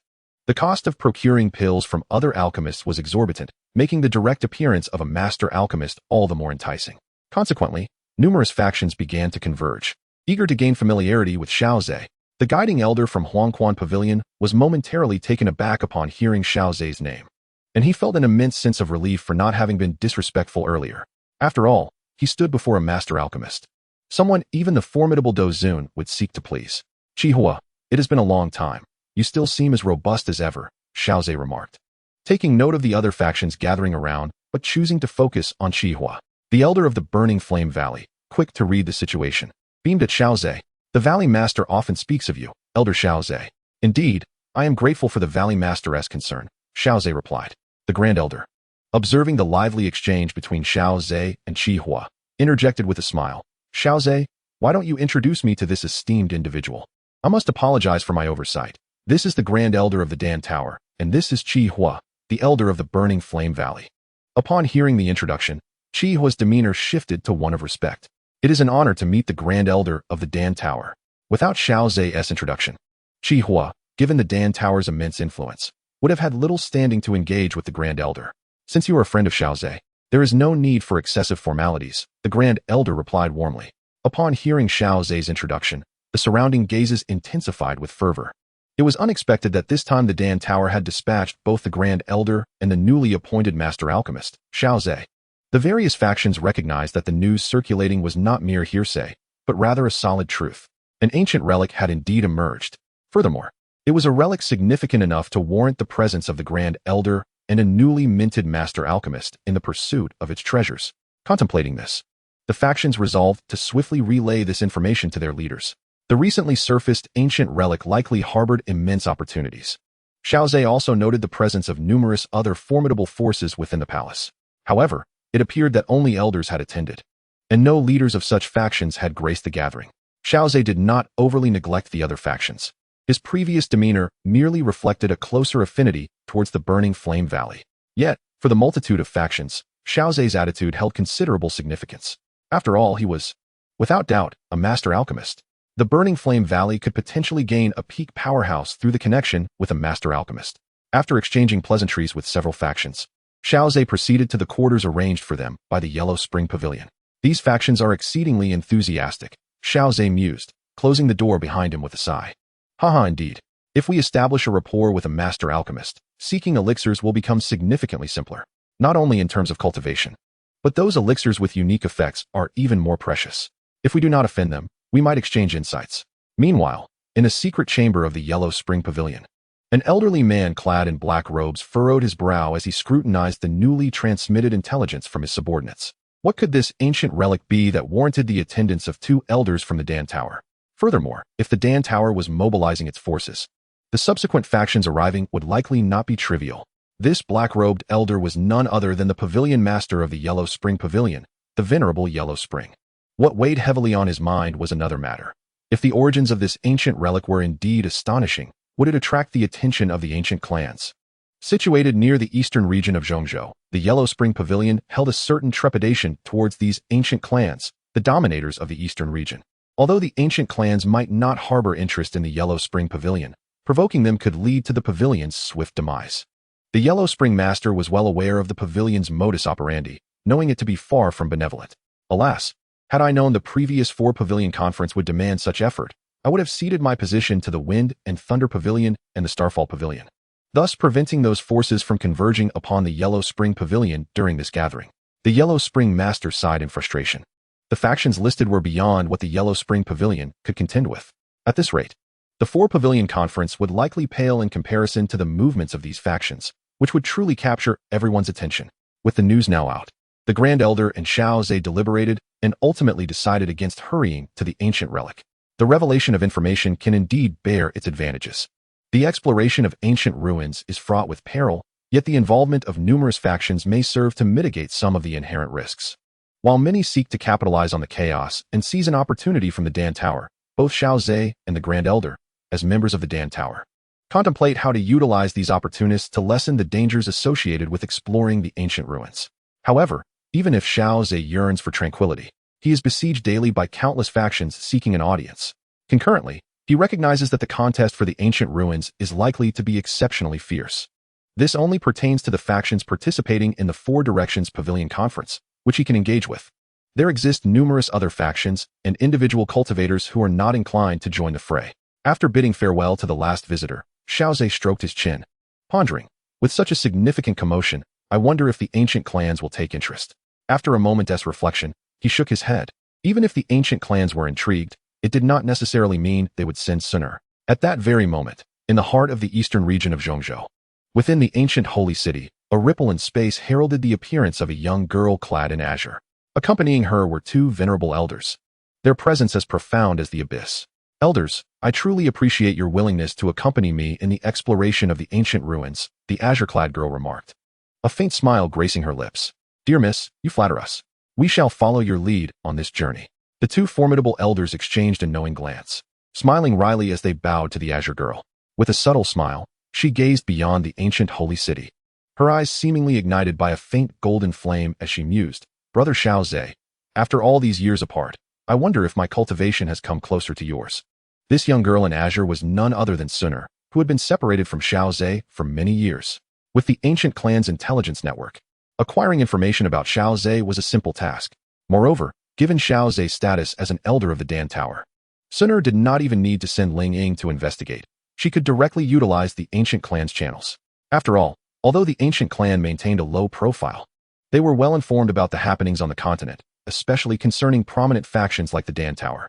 Inside the room, the Grand Elder sipped his tea, observing a hint of fatigue on Xiao Ze's face, and chuckled, you must realize how eagerly they flock to you. Handling so many who seek to curry favor will inevitably leave you utterly exhausted. Xiao Ze shook his head, a bemused smile forming. Didn't you, Grand Elder, suggest that I engage with them? I did not mean for you to be so amiable with them. Display some pride as an alchemist. Let them know you are not easily trifled with, the Grand Elder replied with a hint of exasperation. Let us not dwell on such matters. If you can manage, proceed as you have been. If not, adopt my demeanor, aloof and taciturn. Xiao Ze nodded and remarked, speaking of which, the 4 Directions Pavilion Conference is imminent, is it not? Indeed, it commences tomorrow. Before the Grand Elder could finish his words, a knock echoed through the door once more. Just as he assumed it was another visit concerning Xiao Ze, a venerable voice resonated from outside. The Honorable Yellow Springs of the Yellow Springs Pavilion requests an audience with the 2 masters of the Pill Tower. The Grand Elder raised an eyebrow, surprised to find it was the leader of the Yellow Springs Pavilion. He stood up, adjusted his attire, and waved his hand to open the door. Ah, Grand Elder. It has been many years since our last encounter. I have missed you dearly. The Yellow Springs Honorable exclaimed with a hearty laugh, exuding a familiar warmth. Your concern is much appreciated, but I have been occupied at the Pill Tower these past years and have not had the opportunity to visit the Yellow Springs Pavilion. I hope you do not take offense, the Grand Elder responded with a jovial smile. As the leader of a significant faction, he was mindful not to offend anyone on their own territory. Once the Yellow Springs Honorable was welcomed inside, and the 3 had taken their seats, he was the first to speak. It is truly an honor for the Yellow Springs Pavilion to host two esteemed alchemy masters from the Pill Tower at this Four Directions Pavilion Conference. The old man in the black robe also inclined his hands towards Xiao Ze in a gesture of respect. Though the Four Directions Pavilion Conference is a grand event in the Central State, the Yellow Springs Honorable noted that, despite being an elder of the Pill Tower, he was not originally from the Central State and thus sought to broaden his horizons.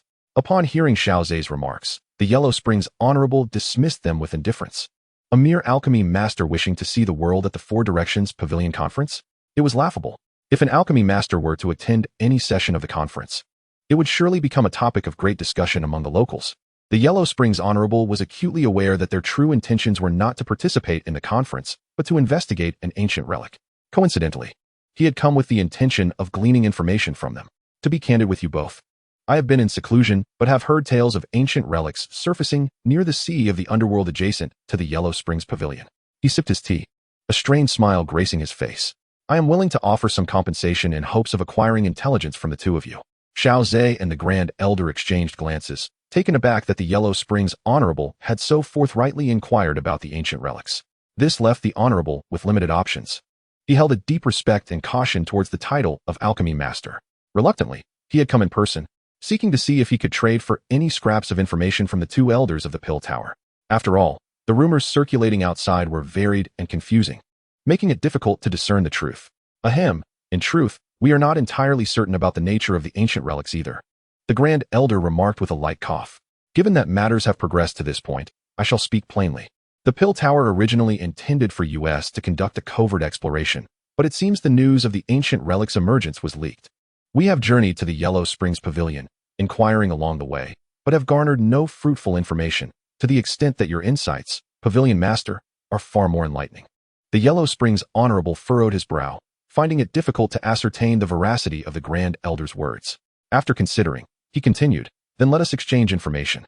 The sovereign of the underworld wished to ascertain whether he could glean any insights from the expressions of the two elders of the Alchemy Tower, and thus he spoke. The individuals or forces disseminating the information were indeed meticulous, shrouding their intentions in ambiguity with various narratives. Not only did they draw human factions toward them, but there was also a claim that the ancient relics were remnants left by fallen beastly titans, which prompted numerous beast clans to make their approach. As far as I am aware, among the prominent forces in the Central Continent, many have shown keen interest in this matter. Notably, from the beast clans, the Nine Nether Serpent and the Heavenly Demon Phoenix are worthy of attention. Have those two beast clans sent representatives as well? The Grand Elder exclaimed in astonishment.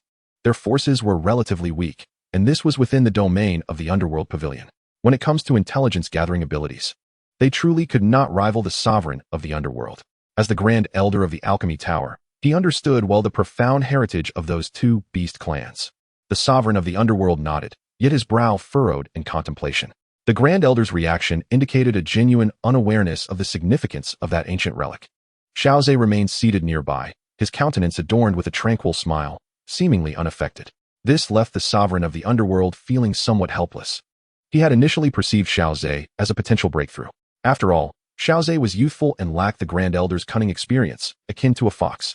Once they had escorted the sovereign of the Underworld away, the Grand Elder solemnly remarked, "It appears the situation is rather grim. Those two beast clans possess formidable foundations, and if they are genuinely interested, the powerful individuals they send will likely be exceptionally formidable. As for our course of action, we can only proceed step by step. Furthermore, it was the Alchemy Tower that first discovered this relic. Relinquishing it would leave an unsettling feeling of regret." Xiao Ze concurred with a brief remark. At the shoreline of the Nether Sea, a throng of people had already gathered, even more bustling than the Four Directions Pavilion Assembly. After all, the Four Directions Pavilion Assembly was merely a competition for the younger generation, lacking allure for the seasoned powerhouses. It was simply an opportunity to witness the more exceptional talents among the youth. In contrast, the ancient relics held far greater attraction for them. Additionally, they harbored ulterior motives, hoping to seize the opportunity to enter before the major powers arrived and claim the fortunes within. However, they were met with profound disappointment. For the Nether Sea was inherently a treacherous place. Otherwise, it would not bear such a foreboding name. The deeper one ventured, the more terrifying the malevolent energy of the Nether Sea became, to the extent that even Dou Zone experts treaded cautiously. At that moment, a contingent approached from the distance, shrouded in a chilling aura. Those well-versed in the ways of the world sensed the origins of this group, their hearts heavy with foreboding. The Nine Nether Serpent clan had indeed arrived. On the following day, Xiao Ze and the Grand Elder, under the guidance of the elders of the Underworld Pavilion, made their way to the VIP seats. Although the two alchemists had not come specifically for the Four Directions Pavilion assembly, the Underworld Pavilion did not dare to exhibit even a hint of negligence. Upon taking their seats, Xiao Ze noticed that his position was in close proximity to Elder Qihua. Upon spotting Xiao Ze, Elder Qihua shifted his position and settled beside him. Greetings, Elder Xiao Ze and Grand Elder. Elder Qihua respectfully addressed them. Is Elder Qihua also here for that ancient relic? Xiao Ze initiated the conversation, momentarily catching Elder Qihua off guard, who then nodded in response. Is it true that Finyango has little interest in this ancient site? Upon hearing Xiao Ze's query, a look of resigned amusement crossed Elder Chihua's face. We were previously unaware of the immense significance of this ancient relic, which has even compelled the Dan Tower to dispatch such formidable individuals. The Grand Elder sat nearby, meditating with closed eyes, while Xiao Ze engaged in casual conversation with Elder Qihua, all the while casting his gaze upon the competition venue.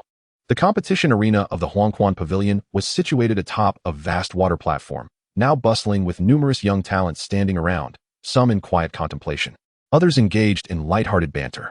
Regrettably, none of these promising youths exhibited the exceptional talents he sought. However, compared to the northwestern continent, the central state indeed boasted a deeper reservoir of talent. None of the youths present were below the rank of Dou Huang. High atop the platform, the Huanquan Venerable, clad in a dark robe, bore a somber expression. His gaze flickered towards the distinguished guests, many of whom represented factions far beyond the reach of the Huanquan Pavilion. Those attending the Four Directions Pavilion Conference were largely unfamiliar with the individuals occupying the VIP seats. Just then, a colossal sword, spanning 10 zhang, soared through the air from a distance, landing within the square amidst the astonished gazes of the crowd. As the giant sword dissipated, it revealed a group of individuals, among whom an elderly man stood out remarkably. Although of diminutive stature and dressed in humble linen garments, his presence exuded an ominous aura. He was the sword master of the Wanjian Pavilion. How many esteemed figures would this edition of the Four Directions Pavilion Conference attract? With news of the ancient relic, it seemed likely that all four sword masters would make their appearance together. Just when the crowd anticipated that the sword master would ascend to the high platform first, he glanced at the VIP section, his expression shifting slightly. He swiftly approached the Grand Elder and engaged him in pleasantries. The onlookers were taken aback to see the sword master neglecting the Huanquan Venerable on the high platform to exchange greetings with the elderly man in the VIP section. The Huanquan Venerable's expression darkened slightly. This was precisely what he had feared. The spotlight of the Four Directions Pavilion Conference was intended to shine on the four esteemed figures, serving as an opportunity for them to showcase their prowess and attract more young talents. Yet, due to the ancient relic's allure, the VIP section was teeming with hidden talents, compelling even the sword master to prioritize pleasantries there. This made the Huanquan Pavilion, the host of the event, appear rather diminished in stature. Contemplating the two remaining sessions, the Huanquan Venerable's countenance darkened further. As anticipated, accompanied by a thunderous roar akin to a tiger's roar and a dragon's chant, another group emerged in the square. With the leading figure clad in silver robes and bearing a stern expression, the Fenglei Pavilion's contingent had arrived. The Thunder Venerable also noticed the sword master engaging in conversation with someone in the VIP section, casting a curious glance in that direction. The expression of the esteemed Thunder Elder, who typically maintained a solemn demeanor, underwent a transformation upon this glance. With a flicker of lightning, he materialized before the Grand Elder, engaging in cordial exchanges reminiscent of old times. Observers, even the dim-witted, could not help but discern the presence of distinguished figures in the VIP section. They hastily inquired among one another about the notable attendees at this year's Four Directions Pavilion Conference. Eventually, some well-informed individuals divulged the news. Upon learning that two renowned alchemists from the Alchemy Tower were in attendance, the crowd erupted in astonishment. Surely, the Four Directions Pavilion Conference could not have attracted two alchemical masters, could it? Was there truly something remarkable to be found at that ancient relic site? The fact that two alchemical masters had come indicated that the Alchemy Tower must have invested significantly for this ancient site. My own curiosity was piqued. Regardless of the chances of fortune, I was determined to witness the battles among the powerful in the Nether Sea, deeming it a journey worth undertaking. Amidst the discussions, a colossal azure whirlwind approached from the distance, stirring the waters into tumultuous waves. An elderly figure clad in a cerulean robe descended onto the plaza, followed by a much smaller entourage than those of the other two esteemed elders. However, each member exuded a formidable aura. Though fewer in number, they were elite warriors. The arrival of the Wind Elder elevated the atmosphere of the Four Directions Pavilion Conference to a fever pitch. Indeed, as anticipated by the onlookers. The 4 revered elders had congregated at the Yellow Springs Pavilion due to this ancient relic. Some curious souls speculated whether the Wind Elder would also proceed directly to the VIP section.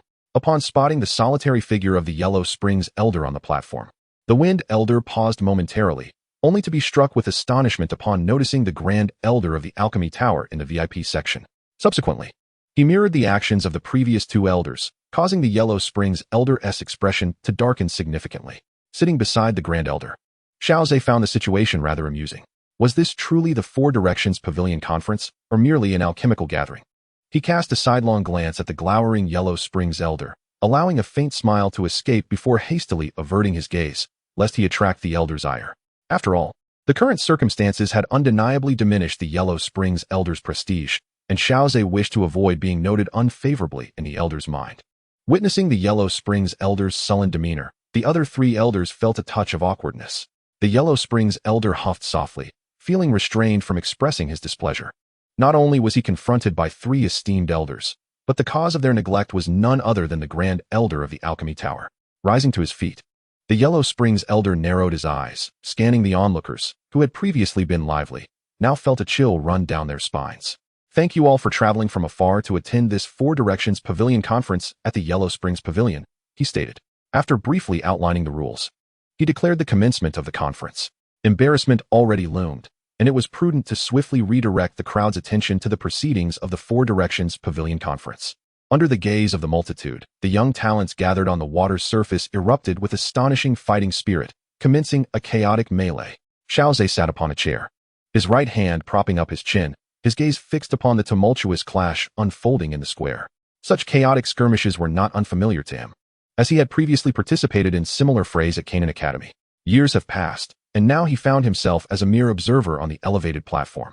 Yet, Xiao Ze felt little sentimentality. His journey had been smooth and untroubled, devoid of significant trials. To emerge victorious from this melee, one must possess not only requisite strength, but also a modicum of fortune to avoid becoming a target for others. The rules of the 4 Directions Pavilion Tournament have always been straightforward, a free-for-all until only the final 8 remain, who then engage in one-on-one duels. The disciples of the 4 Directions Pavilion were notably formidable, their hard-earned prowess surpassing that of many other talented youths. Indeed, numerous aspiring talents actively congregated around the disciples of the pavilion, assisting them in eliminating rivals. Although they were keenly aware of the slim chances of advancement, they were willing to gamble on this glimmer of hope. Xiao Ze did not spot Feng Qing'er or Mu Qingwan among the contestants. It would likely be several years before they participated in the next 4 Directions Pavilion Tournament. Presently, Feng Qing'er might still be within the ranks of the Tian Yaohuang clan, yet to become a disciple of the Wind Thunder Pavilion. The same could be said for Mu Qingwan. Xiao Ze's fingers lightly tapped against the armrest of his chair, and he could discern who the final 8 contenders would likely be.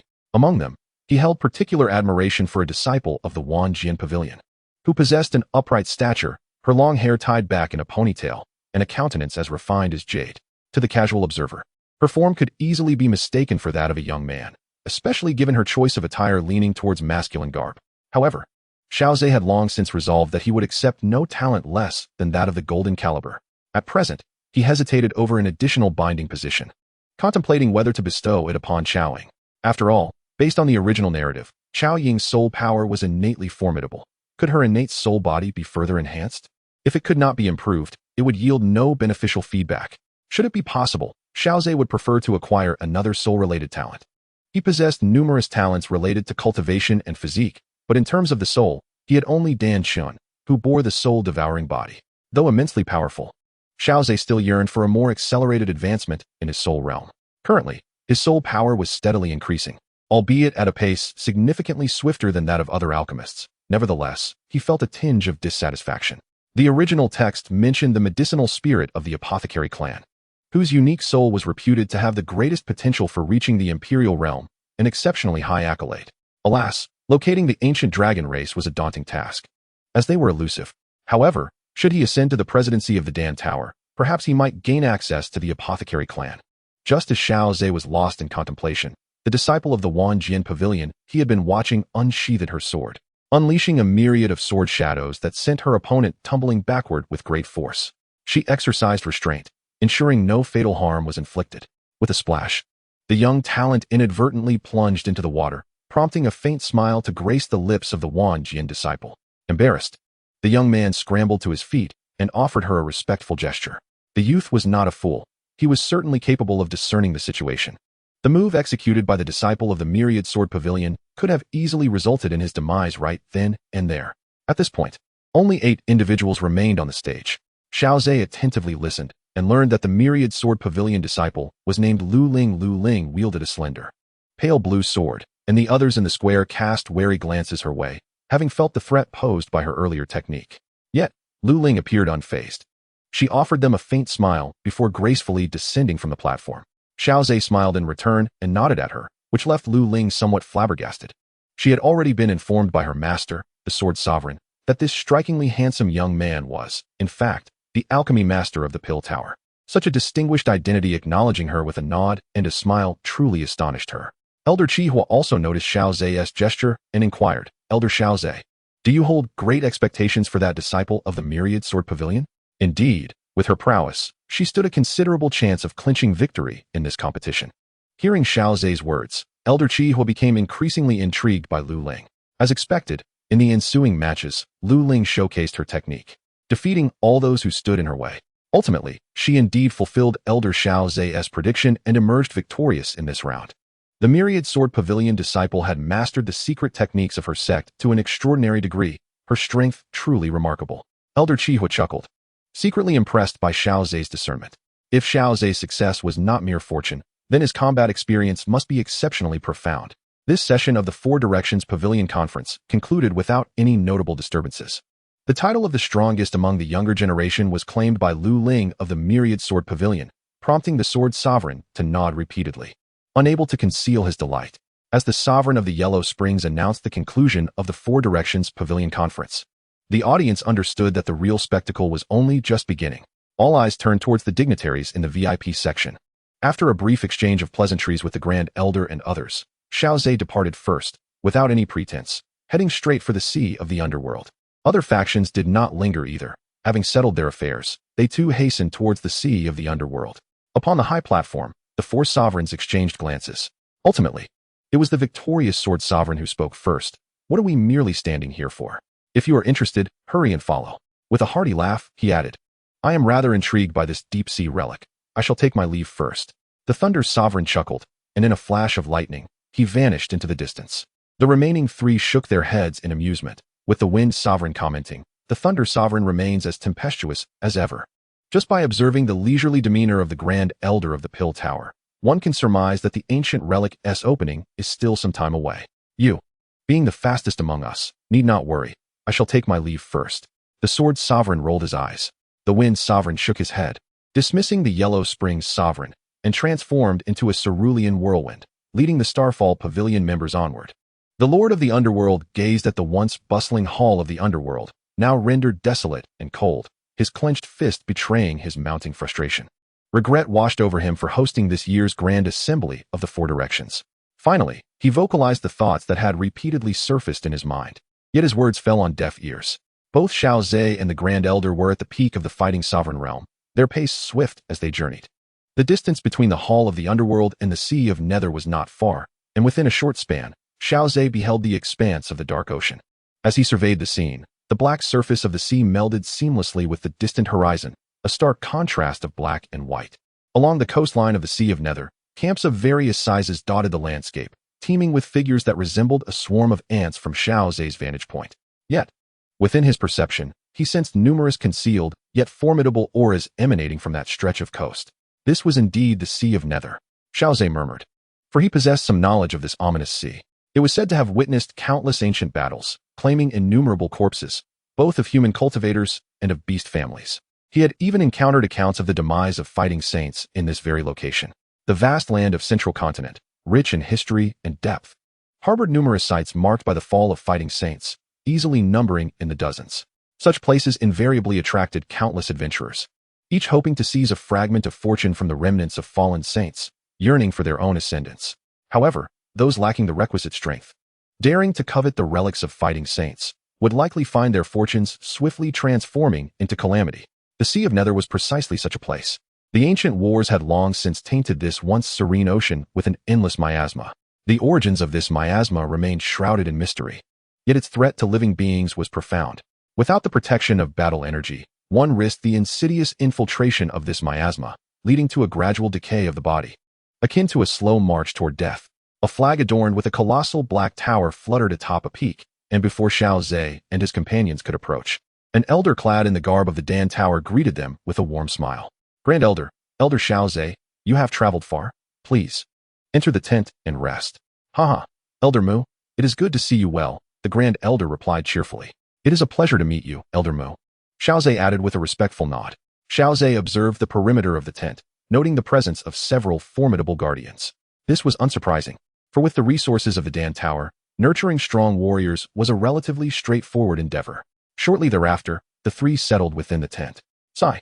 It is my fault for not ensuring adequate protection, leading to the leakage of information regarding this ancient relic, Elder Mu lamented. The Grand Elder offered solace, stating, such occurrences are unforeseeable. For now, we must focus on whether we can seize a modicum of opportunity amidst these numerous factions. Elder Mu, could you elaborate further on the matter of this ancient relic? Xiao Ze inquired, intrigued by the prospect of the ancient site. It was quite serendipitous that we stumbled upon this ancient relic. At that time, I was leading my team through the area when I sensed an unusual energy emanating from it, prompting me to investigate further. After Elder Mu's introduction, Xiao Ze began to grasp the situation. The vicinity of the Sea of Nether was suffused with ethereal mists, rendering it an exceedingly perilous domain for adventurers. Suddenly, a colossal whirlpool emerged from the seabed, harboring an immense energy that momentarily pierced the veil of the ethereal mists.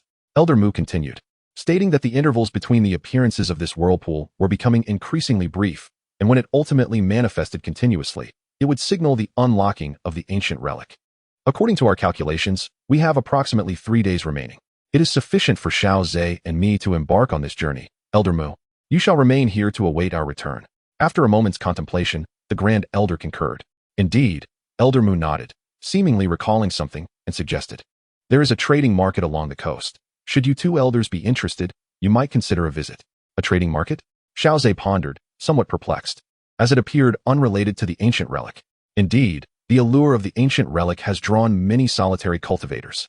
They usually dwell in secluded mountains, passionate about adventure, and have acquired numerous peculiar items. Seizing this opportunity, many powerful individuals have banded together to establish this trading market. Upon hearing Elder Mu's explanation, a glimmer of curiosity sparked in Xiao Ze's eyes. Perhaps he could unearth some treasures at the market. Haha, Xiao Ze, if you find it intriguing, do go. The Grand Elder remarked, noticing Xiao Ze's interest. I am too old to possess the same adventurous spirit as you youngsters. It holds little appeal for me. Then I shall venture forth and see if I can discover any treasures, Xiao Ze decided. As he arrived at the trading market, he observed several individuals with darkened patches on their skin, suggesting they had been afflicted by some malady. Xiao Ze contemplated this. It was likely the result of the ethereal mists infiltrating their bodies, leading to necrosis and decay. Such afflictions could only be remedied with high-grade elixirs, as they were otherwise intractable. Suddenly, the sound of a shattering water bottle captured Xiao Ze's attention. Not far away, a small adventuring team appeared to be embroiled in a conflict. He noticed one burly man exhibiting symptoms of the ethereal affliction in his right hand. Judging by the man's grim visage, it seemed he was responsible for the earlier noise of the broken bottle. Is there truly no remedy for this affliction? The man lamented bitterly, feeling as though his right hand had become foreign to him, entirely lifeless. His companions wore equally somber expressions, as they too exhibited varying degrees of the ethereal affliction. With a glance, Xiao Ze discerned that their survival was a stroke of luck. They must not have ventured too deeply into the Sea of Nether. Otherwise, given their average strength at the Emperor level, they would likely have perished beneath the waves, becoming mere sustenance for the fish.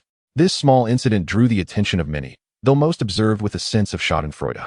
Simultaneously, there existed a profound trepidation, a fear of the shadowy sea that lay ahead. At the entrance of the marketplace, two formidable warriors of the Dou Zone realm stood guard, representatives of the solitary cultivators. Their presence served to intimidate any who might dare to cause a disturbance within this trading hub. The two elders cast a fleeting glance at Xiao Ze, finding nothing amiss, and permitted him entry. Shortly thereafter, a white-haired man arrived at the scene.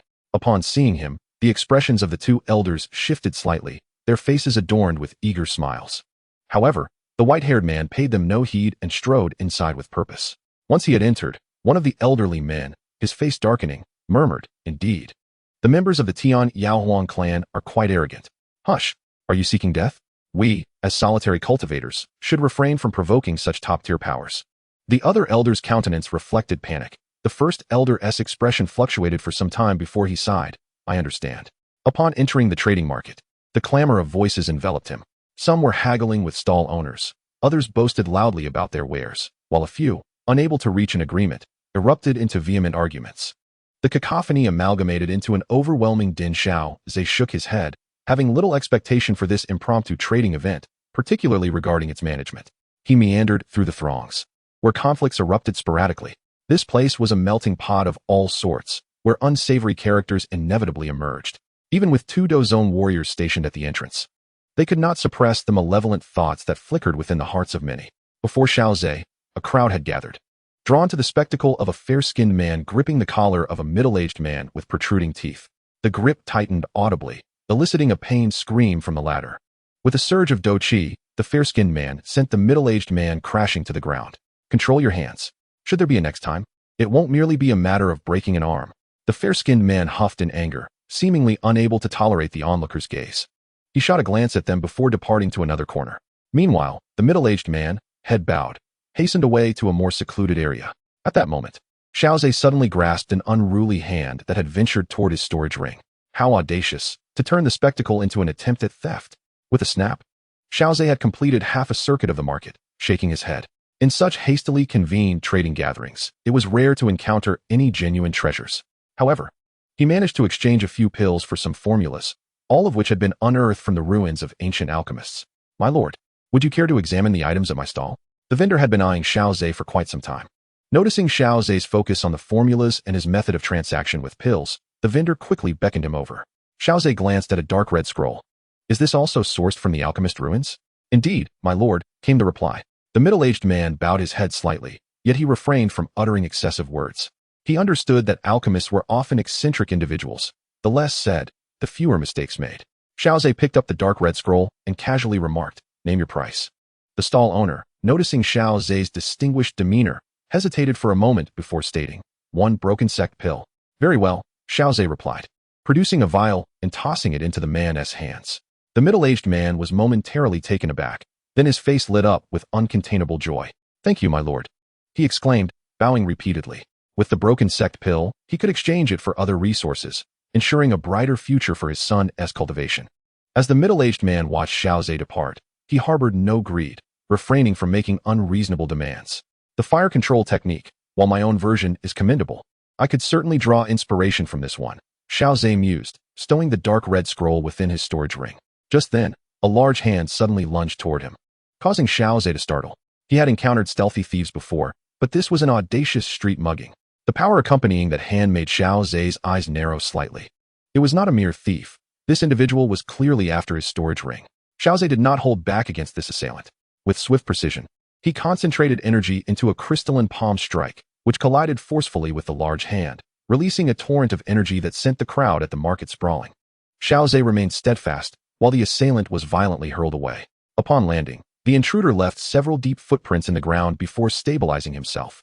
Seizing the opportunity, Xiao Ze scrutinized the assailant, noting his striking white hair and handsome features. The crowd, sensing the unleashed energy, dared not voice any complaints, hastily retreating from the area. From the intensity of the released energy, it was evident that both parties were of the esteemed rank of venerable. The white-haired man felt a sharp pain in his concealed right hand. Xiao Ze's previous strike had broken it. His gaze toward Xiao Ze brimmed with astonishment. How could one conjure such formidable combat skills in such a brief moment? Although the white-haired man had attempted to overestimate Xiao Ze, he still could not discern the full extent of Xiao Ze's capabilities. He had intended to ambush Xiao Ze and seize the storage ring, as he sensed the presence of his kin within it. Who are you? Xiao Ze inquired first. The white-haired man sneered. You possess some skill. In that sudden moment, you indeed managed to injure me. However, the aura of my Tion Yao Phoenix clan emanates from your storage ring. If you wish to avoid the pursuit of the Tion Yao Phoenix clan, it would be prudent to surrender it. At the white-haired man's declaration, the onlookers erupted in astonishment. So, he was indeed from the Tion Yao Phoenix clan, yet it seemed he was at a disadvantage. The Tion Yao Phoenix clan was known for their arrogance, believing they could dominate anyone they encountered. You claim it exists, so it must? The arrogance of the Tion Yao Phoenix clan was truly overwhelming. Xiao Ze stood with his hands casually behind his back, speaking nonchalantly. The previous encounter had undoubtedly inflicted injury upon this member of the Celestial Phoenix clan. Xiao Ze's mastery of the vast ocean palm was already unparalleled, for it was a fighting technique of his own creation, executed with remarkable speed. Moreover, since the transformation of the void space, his immense fighting spirit allowed him to wield it with abandon. Thus, he continuously activated the illusory sea domain, enabling him to draw upon its energy to perform the vast ocean palm. The combination of external energy and his own fighting spirit doubled the speed at which he could execute the technique. Even in an unexpected situation, he was capable of unleashing his fighting skill without fail. It was precisely for this reason that he was able to directly injure this Celestial Phoenix clan's Dou Qi. In their earlier clash, Xiao Ze had deliberately suppressed the dispersing energy within the illusory sea domain. Otherwise, at least half of the onlookers would have perished. You, the white-haired man, witnessing Xiao Ze's nonchalant demeanor, could not help but clench his fists. However, the sharp pain radiating from his hand brought him back to reality. He was certainly no match for the man before him. Fortunately, the earlier commotion would undoubtedly summon the elders from his clan, and then this fellow would surely face consequences. The two Dou Qi experts tasked with guarding the trading market, upon seeing the confrontation between the two esteemed figures, dared not show their faces. Both were Dou Qi powerhouses standing off against each other. If any Dou Qi dared to intervene, a mere flick of a wrist from either side could spell their doom. Whether your spatial ring contains any treasures of the Celestial Phoenix clan will soon be revealed, echoed an aged voice as a black-robed elder materialized before the white-haired man. Upon seeing the elder, the white-haired man displayed an expression of joy, promptly bowing and saying, "I pay my respects to Elder Huangxian." Xiao Ze, hearing the shameless words of the black-robed elder, could not suppress a cold laugh. "You old fool dare to speak so boldly. Once my spatial ring is in your hands, it is entirely up to you what you wish to extract from it, is it not?" The other onlookers nodded in agreement. At this level of prowess, it was indeed rather simple to manipulate such matters. If the Celestial Phoenix clan's individuals merely sought to slander him, then once the spatial ring was surrendered, its contents would be entirely at the discretion of the Celestial Phoenix clan. Hearing Xiao Ze refer to him as an old fool darkened Huangxian's countenance. His aura suddenly pressed down upon Xiao Ze. However, with the illusory sea domain acting as a barrier, Xiao Ze remained unfazed. "Our Celestial Phoenix clan's sensing abilities are infallible. You undoubtedly possess items belonging to our clan."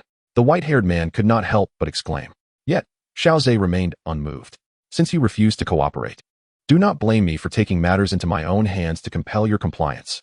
The black-robed elder squinted slightly, a glimmer of coldness flashing in his eyes, as he reached out across the space to strike Xiao Ze with a palm.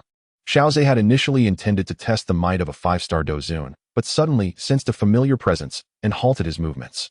"Humph, old man. Do you think a member of the Pill Tower can be so easily manipulated by you?" The figure of the Grand Elder appeared before Xiao Ze. With a swift motion of his sleeve, the Grand Elder unleashed a ferocious wave of spatial turbulence that collided violently with the palm of the Cloaked Elder. The terrifying spatial distortion proliferated, causing the onlookers to scramble and flee in panic.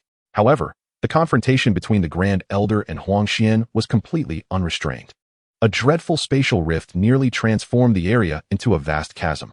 The once bustling marketplace vanished in an instant, leaving the stall owners, who had not yet packed their goods, in despair. Yet, upon witnessing the four formidable combatants, any grievances were swallowed down in silence.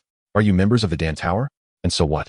the Grand Elder remarked casually, confident in his prowess to easily contend with Huangxian. In terms of influence, the Dan Tower would certainly not cower before the Celestial Phoenix clan. "You members of the Dan Tower have hidden our kin. Surely you owe us an explanation?" "What explanation?" "You accuse us of harboring the Celestial Phoenix clan, and thus we must comply?" The Grand Elder retorted without reservation. "If the Celestial Phoenix clan seeks to impose their will on the Dan Tower, they are sorely mistaken."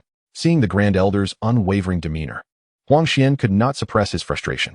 Yet, they could indeed sense the aura of the Celestial Phoenix within Xiao Ze's ring. However, circumstances were more powerful than individuals. Even in a 2-on-2 scenario, the Grand Elder and Xiao Ze were superior. "Dan Tower, I will remember you," Huangxian declared with a fierce tone, then turned to the white-haired man, saying, "Let us depart." The elder with white hair clearly did not wish to concede so easily. "Is this not humiliating enough?" Huangxian chided sharply, causing the elder's expression to stiffen as he cast a lingering glance at Xiao Ze. Currently, the ruins remained unopened, and all parties were still exercising restraint, avoiding outright conflict. Xiao Ze, however, offered a subtle smile, watching as the two retreated. From the moment he refined the two puppets of the Celestial Phoenix, He had anticipated a conflict with their clan, backed by the Dan Tower. Xiao Ze harbored no fear of the Celestial Phoenix, especially with the presence of Ziyin, the little princess of the ancient dragon clan. Xiao Ze, you do not truly possess kin of the Celestial Phoenix, do you? Indeed, during my exploration of the ancient ruins, I obtained 2 puppets of the Celestial Phoenix. Upon hearing Xiao Ze's words, the Grand Elder could not help but gasp in surprise. The audacity of the ancient ruins master to create 2 puppets of the Celestial Phoenix was remarkable. Since it is your fortune, it cannot be handed over to the Celestial Phoenix clan without a fight. Rest assured, with the strength of the Dan Tower, we need not fear the Celestial Phoenix. Xiao Ze nodded but expressed some concern. I fear they may oppose us in the deep sea ruins. Fear not. The situation within the deep sea ruins remains unclear to all. Perhaps it is complicated enough that they have no leisure to trouble us, and even if they did, we would not be intimidated. The Grand Elder stroked his beard with confidence. By the way, what is the strength of those 2 Celestial Phoenix puppets? Both are at the 5-star combat sovereign level, Xiao Ze replied honestly, causing the Grand Elder to pause momentarily in his grooming. Your fortune is indeed remarkably profound. The Grand Elder could not help but exclaim in admiration. After a moment of internal contemplation, he nodded. At his current level, there was no need for him to specially ignite a furnace for alchemy, as he could comprehend it with clarity. He then produced a dark red scroll, gradually unfurling it. Xiao Ze beheld the introduction left by its creator. The profound fire technique, a mastery of fire control, is extraordinarily profound. The flames possess formidable destructive power. I have devoted myself to the path of fire control and have finally achieved success. Whether in combat against foes or in the art of alchemy, it is immensely beneficial. Xiao Ze dedicated some time to mastering this profound fire technique, and soon a brilliant yellow flame coalesced in his hand. This was not the original imperial flame, yet he could still conjure ordinary flames through the branch of alchemy. This vibrant yellow flame transformed into myriad shapes at his command, shifting effortlessly into whatever form he desired. Indeed, the profound fire technique has its merits. My fire control skills have undoubtedly improved. Time slipped away as he immersed himself in his training. Suddenly, Xiao Ze was jolted by the uproar outside and rose to look. Positioned atop the peak, his vantage point was expansive, allowing him to see a colossal underwater vortex in the Underworld Sea, spanning several dozen miles in diameter. The commotion among the people along the coast was a direct result of this phenomenon. From it, Xiao Ze sensed a complex array of energies. No wonder the beast clans lingered after their arrival. They must have sensed the energies emanating from the vortex. Many powerful figures were stirred by this enormous underwater whirlpool, for it signified the impending opening of the underwater relics.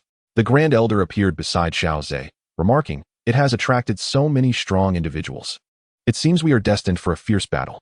Let us observe. Perhaps we will encounter unexpected gains." Xiao Ze gazed toward the center of the massive vortex, where space had begun to distort, and a torrent of ghostly energies surged forth. At that moment, anyone daring to approach would be instantly overwhelmed, their bodies filled with that vast energy, leading to immediate demise. The disturbance in the underworld sea lured forth numerous powerful beings.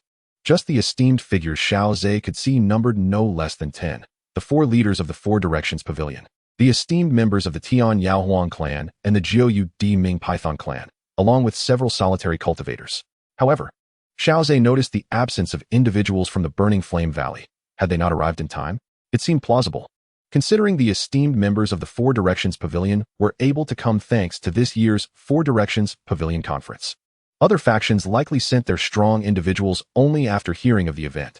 The Burning Flame Valley had only dispatched Elder Chihua, perhaps deeming the opportunities within the deep-sea relics unsuitable for their people and not placing significant importance on it.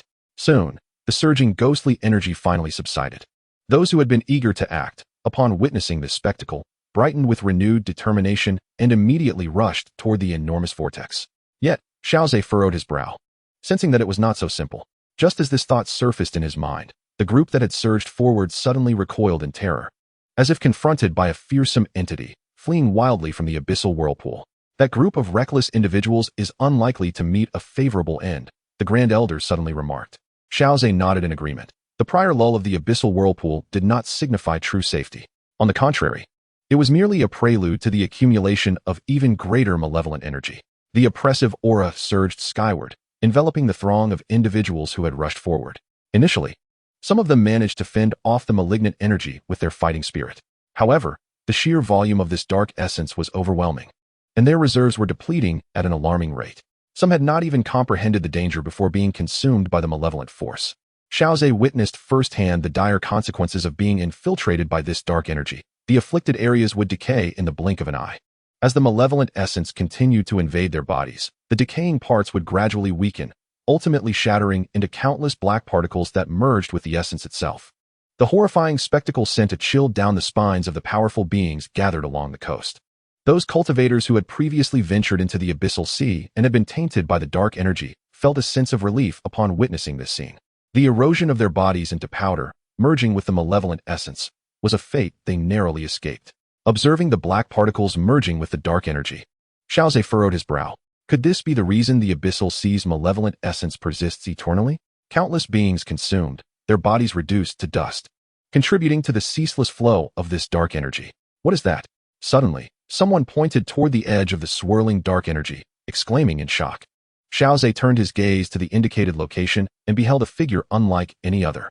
In stark contrast to the cultivators who had succumbed to the dark energy and crumbled into black ashes, this figure was entirely shrouded in darkness, clearly having been deeply infiltrated by the malevolent essence. Yet, unlike the others, this individual had not shattered but remained whole, emanating an aura reminiscent of the decaying energy surrounding it. Its eyes flickered with a blood-red light, reminiscent of a human's blink. This place, after all, gathered numerous cultivators from the Central Continent, some of whom had limited knowledge of the Abyssal Sea, while others were well-versed in its mysteries. The Grand Elder's expression turned grave as he remarked, "I never anticipated that the Abyssal Servants were formed in such a manner." Abyssal Servants? Xiao Ze, hearing this unfamiliar term, felt a wave of confusion wash over him. Although he had endeavored to absorb various knowledge about the Central Continent, he still fell short compared to the Grand Elder. Their bodies are like ink, their eyes blood-red, their forms enshrouded in ashes, feeding on malevolent essence, enslaved by the Abyssal Sea. These are the Abyssal Servants, the Grand Elder elucidated. These servants arise alongside the malevolent essence, and even the mightiest cultivators tremble at their mention. Today, I have gained insight, witnessing the birth of an Abyssal Servant with my own eyes. Xiao Ze gazed at the Abyssal Servant, who had unfolded its arms, drawing in the surrounding malevolent essence as if it were a vast ocean. Once it had absorbed the ambient dark energy, its aura surged from the realm of Dou Huang to that of Dou Zong. Witnessing this spectacle, Xiao Ze finally grasped the meaning of feeding on malevolent essence. However, esteemed elder, what do you mean by saying that the slave resides in the Sea of Nether? Does the Sea of Nether possess consciousness? Not at all. It merely indicates that the Nether slave can only manifest within the Sea of Nether. Once it departs from this realm, its form will disintegrate, and if it does not receive a replenishment of Nether Qi, it will ultimately face annihilation. It is akin to a caged slave, forever bound to the confines of the Sea of Nether, hence the name, Nether Slave. Fortunately, the Nether Slave is restricted to the Sea of Nether, otherwise, given the terrifying nature of this Nether Qi, it could unleash a calamity upon the Central Continent. Xiao Ze remarked thoughtfully, "Haha, there is no need for concern. Should such an event truly arise, a formidable being from the pinnacle of the continent will intervene," the elder reassured with a smile. A glimmer flashed in Xiao Ze's eyes. The powerful being the elder spoke of must be those revered saints of combat. As the two exchanged words, the onlookers on the shore began to take action. After all, if this Nether Slave were allowed to consume the Nether Qi and fully mature, even the great powers would find themselves in a precarious situation. A solitary esteemed practitioner executed a spatial strangulation technique, tearing open a massive black rift in the space. Before the Nether Slave could escape, it was cleaved in two. However, to the astonishment of all present, the wound of the Nether Slave gushed forth in abundance of Nether Qi, allowing the two halves to rejoin and, amidst the swirling Nether Qi, the injury vanished without a trace. This exemplifies the terrifying resilience of the Nether Slave. It possesses formidable regenerative capabilities. If one cannot harm the Nether core within, it will continuously recover. Upon receiving a reminder from others, the esteemed practitioner snorted dismissively. What if it can recover? Ultimately, it is merely a combat sovereign. I refuse to believe I cannot locate that Nether core if I shatter its entire body. The solitary practitioners gazed upon the esteemed practitioner with envy as he displayed his prowess. Those from the great powers merely observed with detached interest. The elder chuckled softly, noting that the combat sovereign was quite adept at feigning ignorance. "Elder, why do you say that?" Xiao Ze inquired, glancing at the Nether Slave, which was now reduced to only half its form, with a hint of curiosity. Xiao Ze, a solitary combat sovereign who has attained such a level must be shrewd as a fox. Do you think he would willingly stand at the forefront like a pawn? Are you suggesting he has ulterior motives? The elder patiently explained to Xiao Ze, "I believe the solitary combat sovereign's aim is the Nether Core. The Nether Core that can store Nether Qi? But isn't nether chi lethal to ordinary beings? Indeed, that is the case. However, what he covets is the nether core's unique ability to absorb nether chi. As the elder elucidated, a spark of understanding flickered in Xiao Ze's mind. He realized that he could exploit the nether core's capability to absorb nether chi in preparation for venturing into the Sea of Nether to explore ancient ruins. The Grand Elder nodded slightly. Despite his current smooth progress, once he acquires the nether core, those aware of the situation would undoubtedly not allow him to remain so untroubled. Should we compete for the nether core? Let us observe the developments for now. I have an unsettling feeling that another eruption of nether chi is imminent.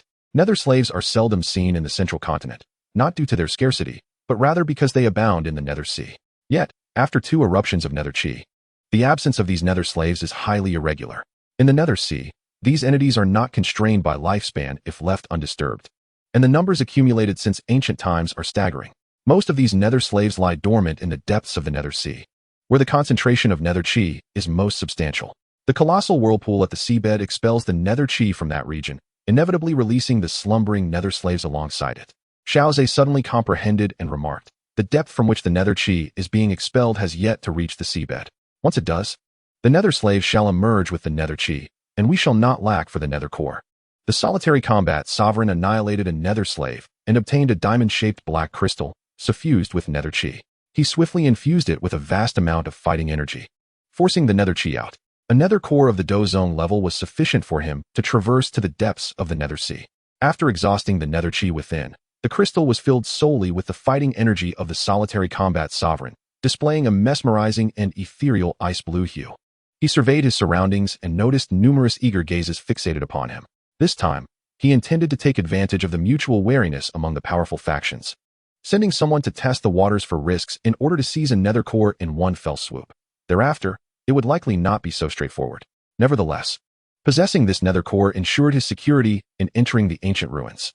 Although his own fighting energy could also facilitate entry, excessive consumption would leave him at a disadvantage in competing with other formidable beings once within. Securing a nether core now would grant him a significant edge in vying for opportunities within the ancient ruins.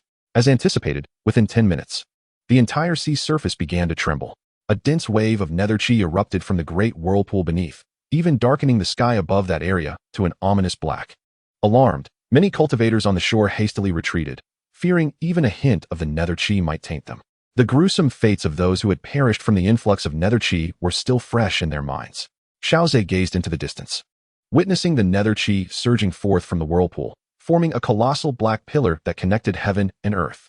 Within that swirling column of nether chi, flecks of red light flickered ominously, instilling dread in the hearts of onlookers. Roar!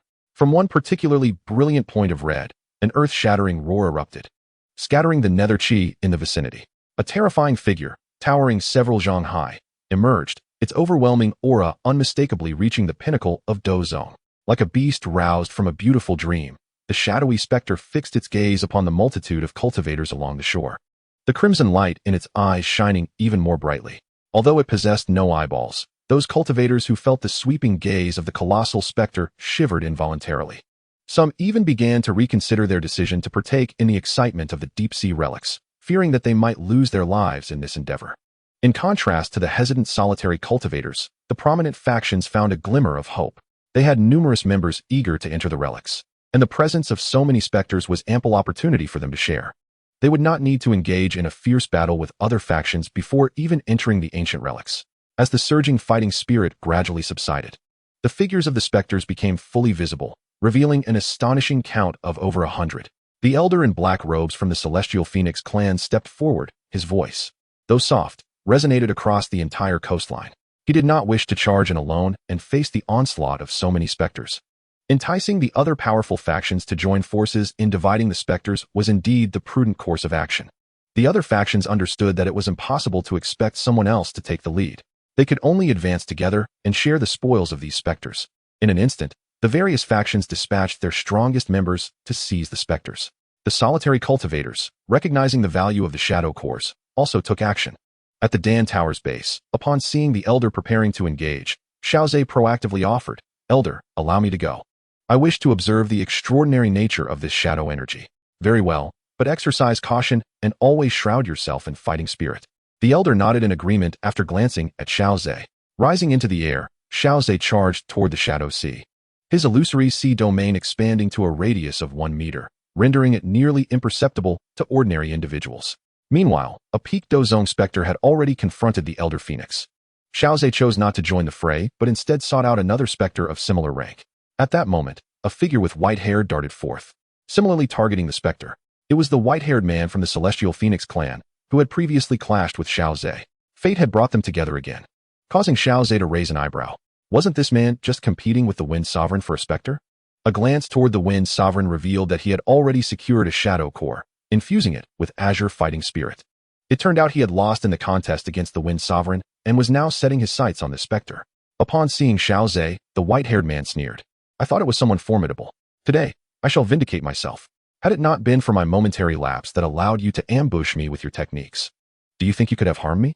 The white-haired man spoke with palpable resentment, pain still lingering from his injuries as he regarded Xiao Ze with a gaze full of bitterness and enmity. Since fate had brought them together once more, he was determined to reclaim his honor.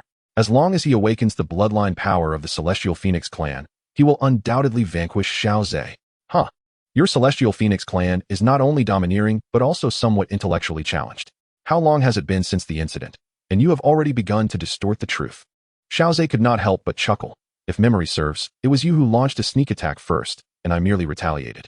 You initiated the ambush and were subsequently injured by my combat technique, which clearly indicates your inferiority in skill. Upon hearing Xiao Ze's words, the expression of the white-haired man darkened considerably. You can only boast with your words. Allow me to demonstrate the secret arts of the Celestial Phoenix clan. The white-haired man swiftly formed hand seals, and a colossal phantom of a phoenix materialized, seamlessly merging into his body in an instant. Xiao Ze had no intention of idly watching his opponent enhance their power. Lightning flickered around him as he rapidly condensed the Great Vast Sea Palm. The previous version of the Great Vast Sea Palm that had injured the white-haired man was hastily formed and lacked potency. Now, however, the Great Vast Sea Palm he was conjuring, though not yet unleashed, already caused ripples in the surrounding space, revealing dark fissures akin to strands of hair. Witnessing the phoenix phantom merge into the white-haired man's body, Xiao Ze hesitated no longer. He struck forth, sending a deep blue crystal handprint directly toward him. Wherever the crystal handprint passed, it left behind a trail of dark spatial rifts. The white-haired man felt the terrifying fighting spirit within him surge, a sense of overwhelming dominance rising within. Facing the previously injurious Great Vast Sea Palm, he let out a hearty laugh. His fist radiated with brilliant golden light, exuding an incredibly forceful intent. The white-haired man rapidly formed a golden fist imprint, roaring with intensity. Celestial Phoenix, dominant fist. Like the thunder from the heavens. Unyielding in its majesty, the golden fist imprint collided violently with the Great Vast Sea Palm. Boom.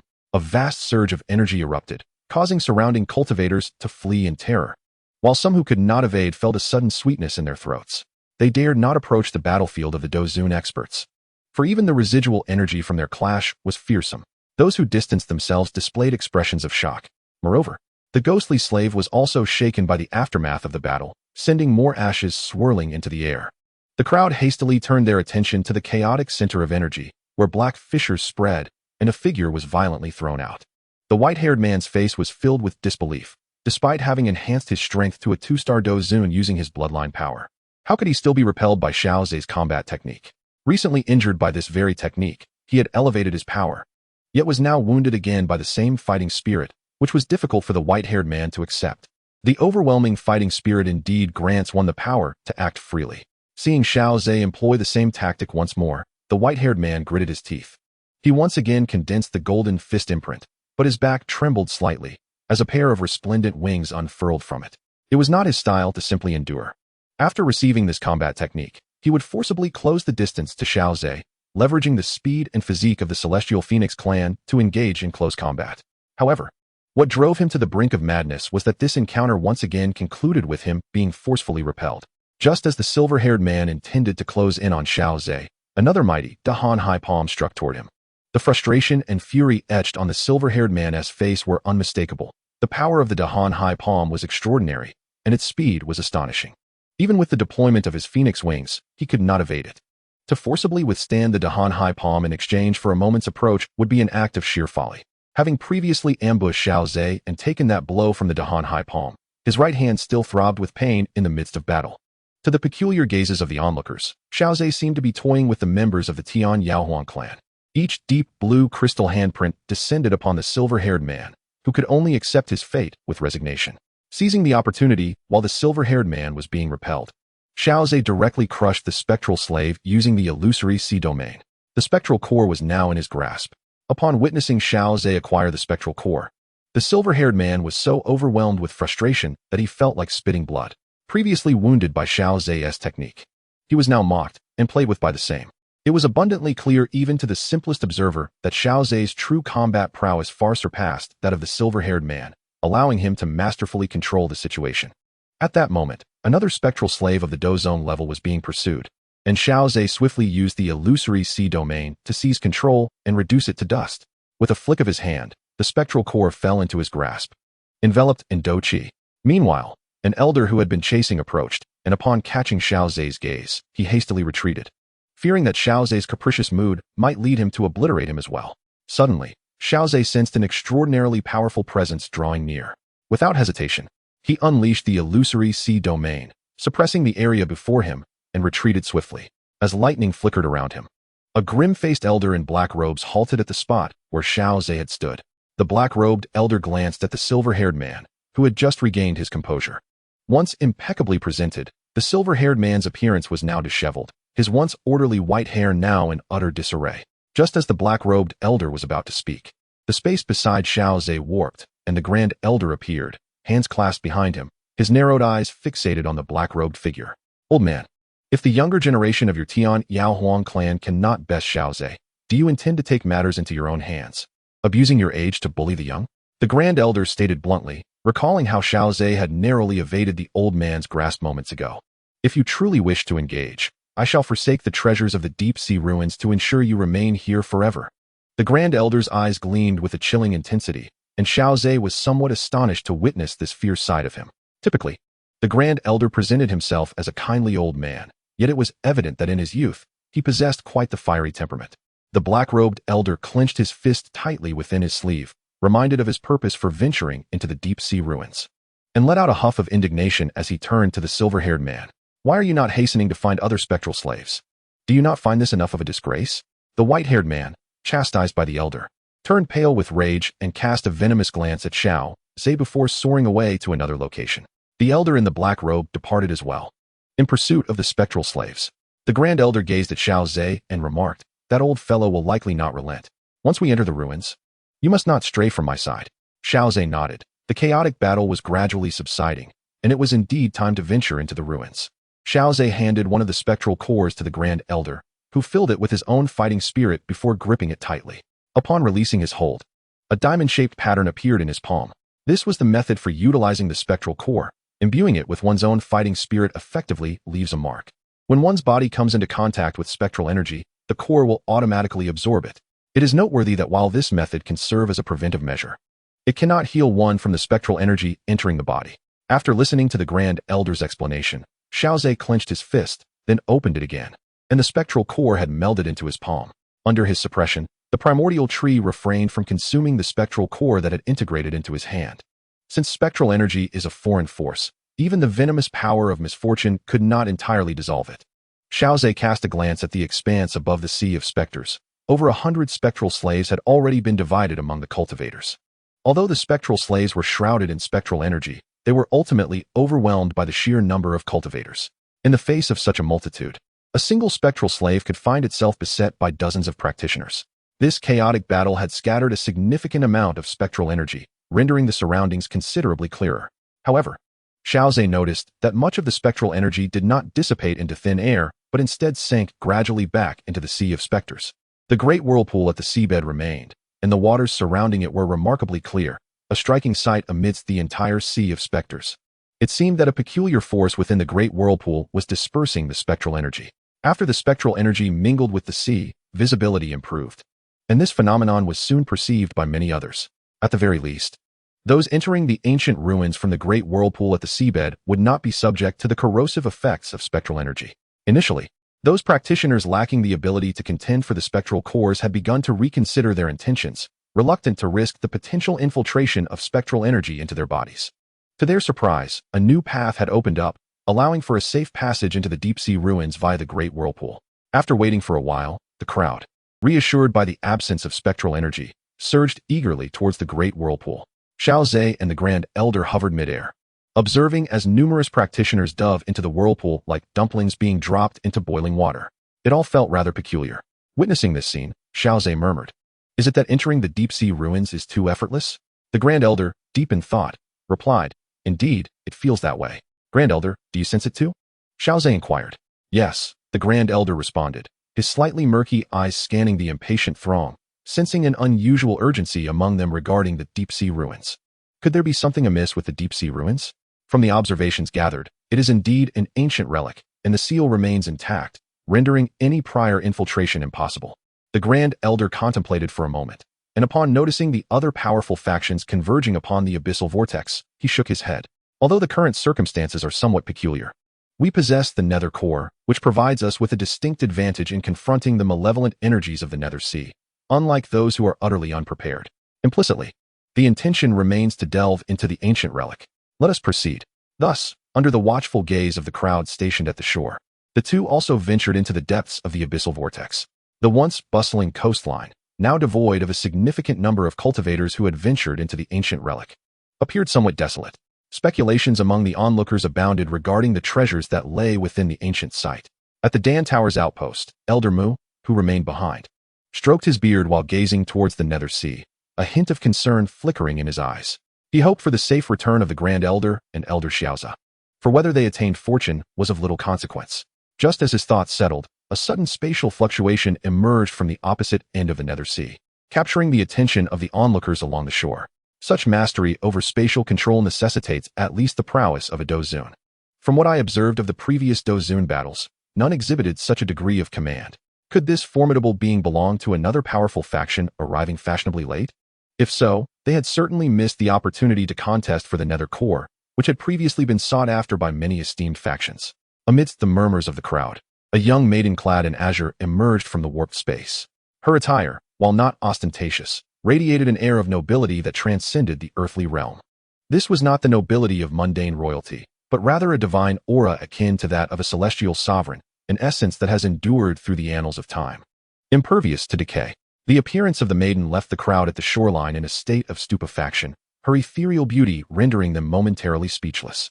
Her unassuming visage bore an otherworldly quality, evoking a sense of sanctity that felt irreverent to disturb. The maiden's gaze swept across the shore, seemingly in search of a familiar figure, yet there was none in sight.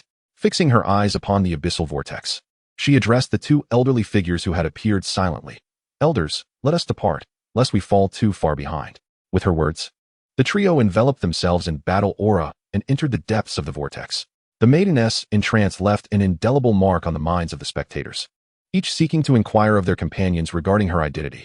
Alas, she seemed akin to a celestial being descended to the mortal realm, her identity shrouded in mystery. On the mountaintop, Elder Mu observed the two elders accompanying the maiden, his expression betraying a sense of incredulity. Elder Mu, having a long-standing tenure at the Dan Tower, had yet to ascend to the rank of the 8 great elders, primarily due to his focus on alchemical pursuits. In his youth, he had traversed the continent and encountered numerous individuals of profound lineage, and fortuitously, he recognized the two elders accompanying her. To his astonishment, even the dominant power of the Eastern Domain, the ancient clan, has chosen to partake in the contest for the relics. The involvement of such formidable entities significantly escalates the challenge of seizing opportunities. Elder Mu's expression grew grave, his trepidation further heightened by the identity of the young woman. The two elderly men possessed the might of Dou Zun, yet they still regarded the girl as their leader. The thoughts that surfaced in Elder Mu's mind elicited a sharp intake of breath. One could only hope that the young woman encounters no misfortune, otherwise it might embroil even the Grand Elder and Elder Xiao Ze in dire consequences. Meanwhile, Xiao Ze remained oblivious to the fact that Xun'er had brushed past him. Had he lingered any longer, their paths might have converged above the Abyssal Sea. At present, Xiao Ze narrowed his eyes, fortifying his spirit as he navigated the swirling currents of the great vortex. In the depths of the ocean, it was evidently unwise to oppose the colossal whirlpool with mere individual strength. One could only yield to its powerful flow and descend. As he followed the currents, Xiao Ze's form rose and fell with the tides. Shielded by the domain of the illusory sea, his spiritual awareness extended to sense his surroundings, revealing that many others had also chosen to comply with the swirling currents. However, Some individuals, undeterred by the dangers, relied on their vast reserves of fighting spirit, attempting to forge ahead and enter the deep-sea relics before others. Initially, they advanced without hindrance, but as they descended deeper, the ferocity of the underwater currents intensified alarmingly. Waves of formidable power battered against them, etching expressions of agony on their faces. After enduring considerable hardship, they finally acquiesced to the circumstances. At that moment, the Grand Elder transmitted a message, urging them to prepare as they were nearing their destination. Suddenly, Xiao Ze felt a weight upon his body. He managed to suspend himself in midair just in time, avoiding a direct crash to the ground like many others. As they descended the vortex, the disoriented individuals struggled to react to the abrupt changes. Xiao Ze surveyed the ocean floor. Only the area surrounding the great vortex was filled with crystalline waters, while the rest remained shrouded in darkness. At the base of the vortex lay a damaged spatial seal, which had begun to fracture, allowing the energies within to escape and giving rise to this colossal underwater whirlpool. Once the energy within the seal was entirely depleted, this passage to the ocean's depths would be irrevocably severed. Realizing the gravity of the situation, the others hastened toward the distant, massive palace. Within the confines of the spatial seal stood enormous palaces, resembling a miniature world beneath the sea. The ability to carve out such an expansive space underwater could only be attributed to a Dou Qi-level powerhouse, mused the Grand Elder as he approached Xiao Ze. Why would a Dou Qi choose to create such a realm deep within the Abyssal Sea? Upon hearing Xiao Ze's inquiry, the Grand Elder shook his head, indicating that the answer could only be uncovered within the depths of this underwater relic.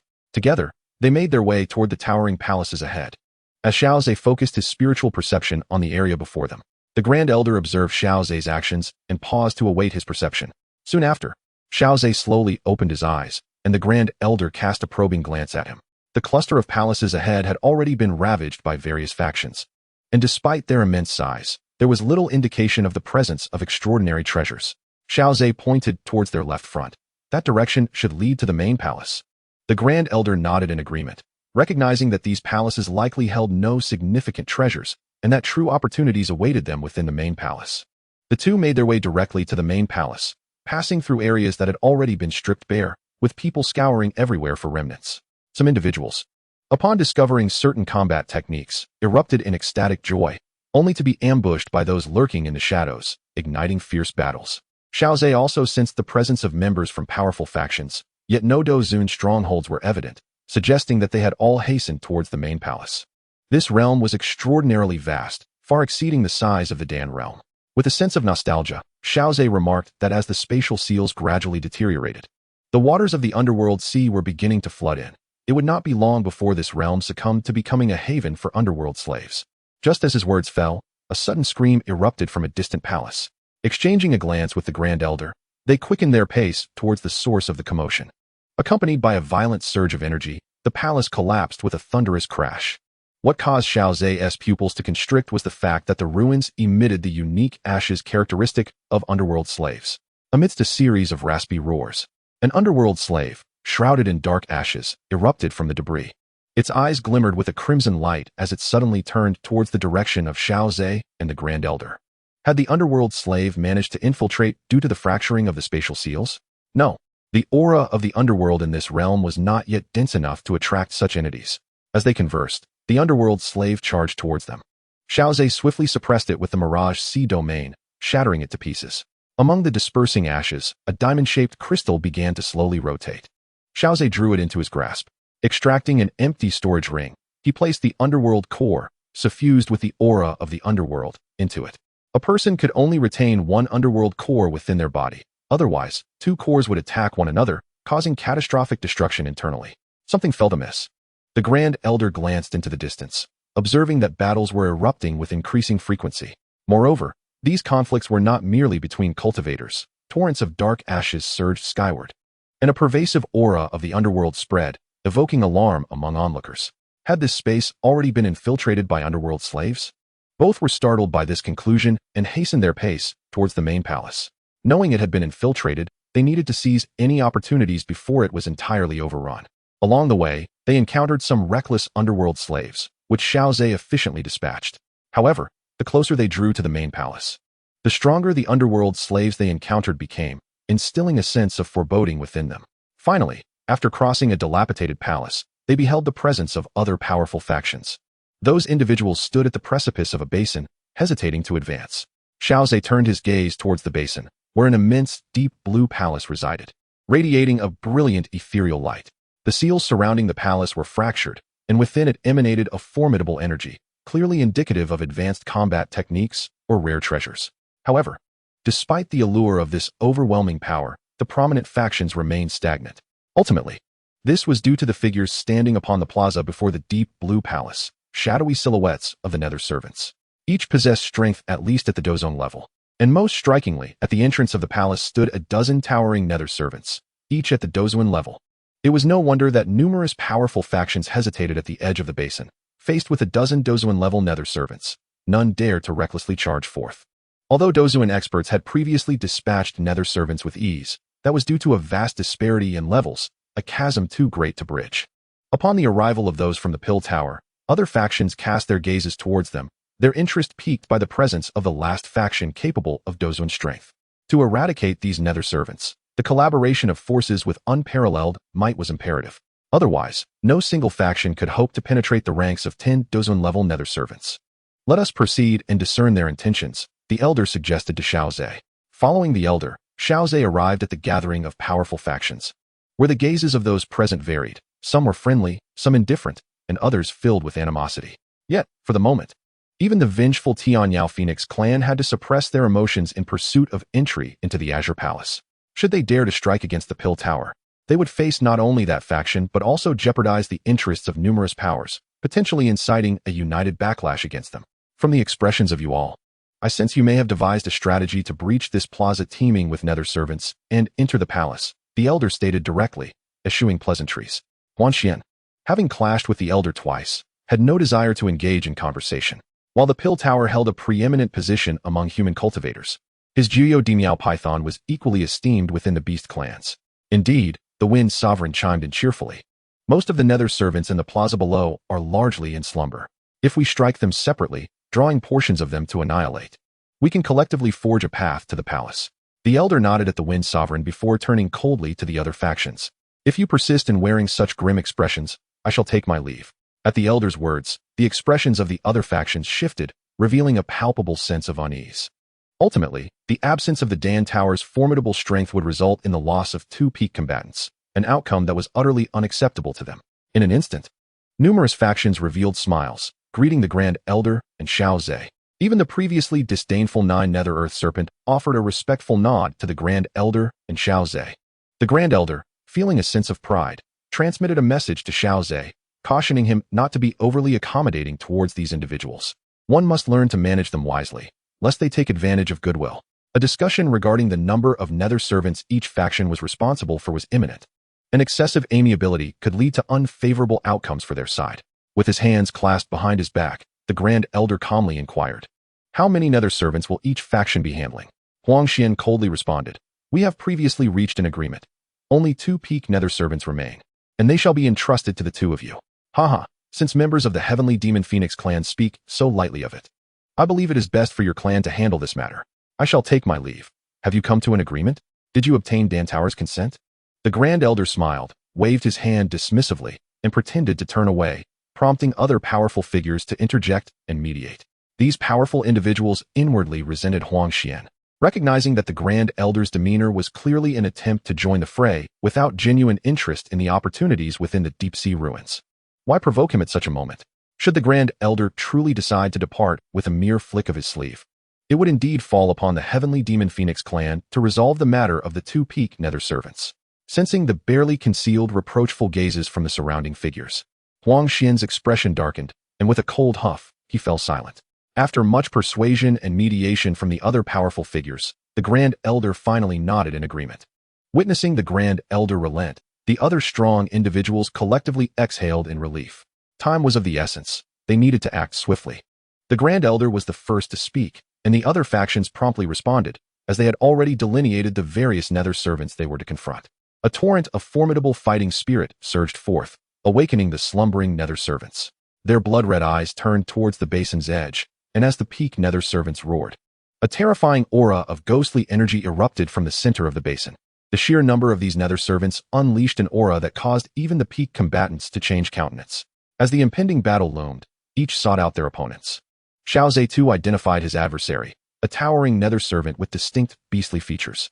The residual force from the clash between peak combatants was beyond the capability of those at the Dou Zone level of nether servants to withstand. Although numerous, none could approach the battlefield where the Dou Zone warriors fought. Xiao Ze summoned the illusory sea domain to counteract the ghostly energy emanating from the nether servants, simultaneously unleashing the Grand Ocean Palm in successive strikes. He had no desire to engage in close combat with such a formidable opponent. While uncertain whether the ghostly energy could directly corrode his physical strength, he preferred to err on the side of caution. Xiao Ze fought while retreating, gradually leading the nether servant away from the basin area. The other Dou Zone powerhouses observed in silence, for they too were reluctant to engage in close combat with the nether slave. It was evident that Xiao Ze, being of the water attribute, possessed slightly weaker combat prowess, which was understandable. Although Xiao Ze had previously fought against the white-haired man amidst the chaos, not every Dou Zone had the leisure to scrutinize the battles of others. Consequently, some Dou Zone remained unaware of Xiao Ze's true strength. The white-haired man, having truly faced off against Xiao Ze, couldn't help but snort derisively upon witnessing Xiao Ze's retreating posture.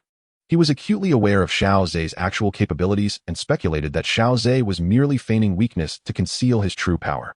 Once Xiao Ze distanced himself from the basin area, his hand movements for casting suddenly transformed. The mountain opening seal, the ocean turning seal, and the earth covering seal coalesced into a crystalline handprint, radiating an energy potent enough to rend the fabric of space. The nether slave sensed the imminent threat and charged at Xiao Ze in a frenzy, amused by the nether slave's reckless pursuit of its own demise. Xiao Ze lightly chuckled and thrust the deep blue crystalline handprint forward, with a sound akin to the tearing of space. The crystalline handprint struck the chest of the nether slave. Boom. The creature was obliterated, failing to utter even a final sound. Fortunately, the nether core of the vanquished slave survived the assault of the Imperial Seal technique. Upon seeing the fist-sized nether core and sensing the aura contained within, Xiao Ze could not help but nod in approval. As the nether energy seeped forth, a flash of inspiration struck him. Perhaps the shell of the nether core could be utilized for alchemical purposes. However, to create a formula from scratch, a substantial amount of materials would be necessary. Xiao Ze's gaze fell upon the basin, where the chaos continued to unfold. Yet, he had re-emerged before the eyes of the onlookers, now devoid of the Dou Zone level nether slave. While the crowd was still pondering his sudden reappearance, Xiao Ze plunged directly into the throng of Dou Zone nether slaves. Wherever he passed, the Dou Zone level nether slaves were crushed beneath the weight of the illusory sea domain, and one by one, the nether cores fell into his grasp. This display of ferocity left many powerful individuals in awe. Despite the considerable gap between Dou Zone and Dou Zone, it seemed outrageous to treat the latter as mere fodder for slaughter. Xiao Ze, what has sparked your sudden interest in the nether cores? The Grand Elder noted Xiao Ze's earlier actions. The only thing that could pique his interest among the nether slaves was undoubtedly the nether cores. I have a hypothesis. What if we could develop a brand new elixir, using the nether core as the primary material? Xiao Ze briefly articulated his thoughts, igniting a spark of intrigue in the Grand Elder's eyes.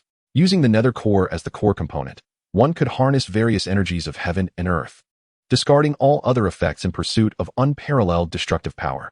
This concept bears a resemblance to the Extreme Yang pill you shared previously. Indeed, my inspiration was drawn from the Extreme Yang pill. However, its materials leaned towards ferocity. This time, I intend to experiment with a blend of diverse energies from heaven and earth. The Grand Elder nodded thoughtfully, affirming that using the core of the Netherworld as the focal point could indeed facilitate such an endeavor. This core possesses the remarkable ability to absorb energy from various attributes seamlessly. As the two engaged in their discourse, the chaotic battle among the factions gradually drew to a close. Unlike the Dan Tower, which was represented by only two esteemed elders, the other forces suffered inevitable casualties. Xiao Ze observed a lone Dou Zone whose pallor suggested excessive depletion of energy. After all, the Netherworld slaves wielded powers on par with Dou Zone. Without a significant disparity in strength, swiftly defeating an opponent of equal rank would undoubtedly be a taxing endeavor. The Dou Zone experts from other factions appeared far less vigorous than before, casting furtive glances at the composed Grand Elder of the Dan Tower and Xiao Ze, both of whom bore no visible injuries and exhibited little fatigue. It seemed evident that the Dan Tower would hold a strategic advantage in the upcoming contest for the treasures within the main hall.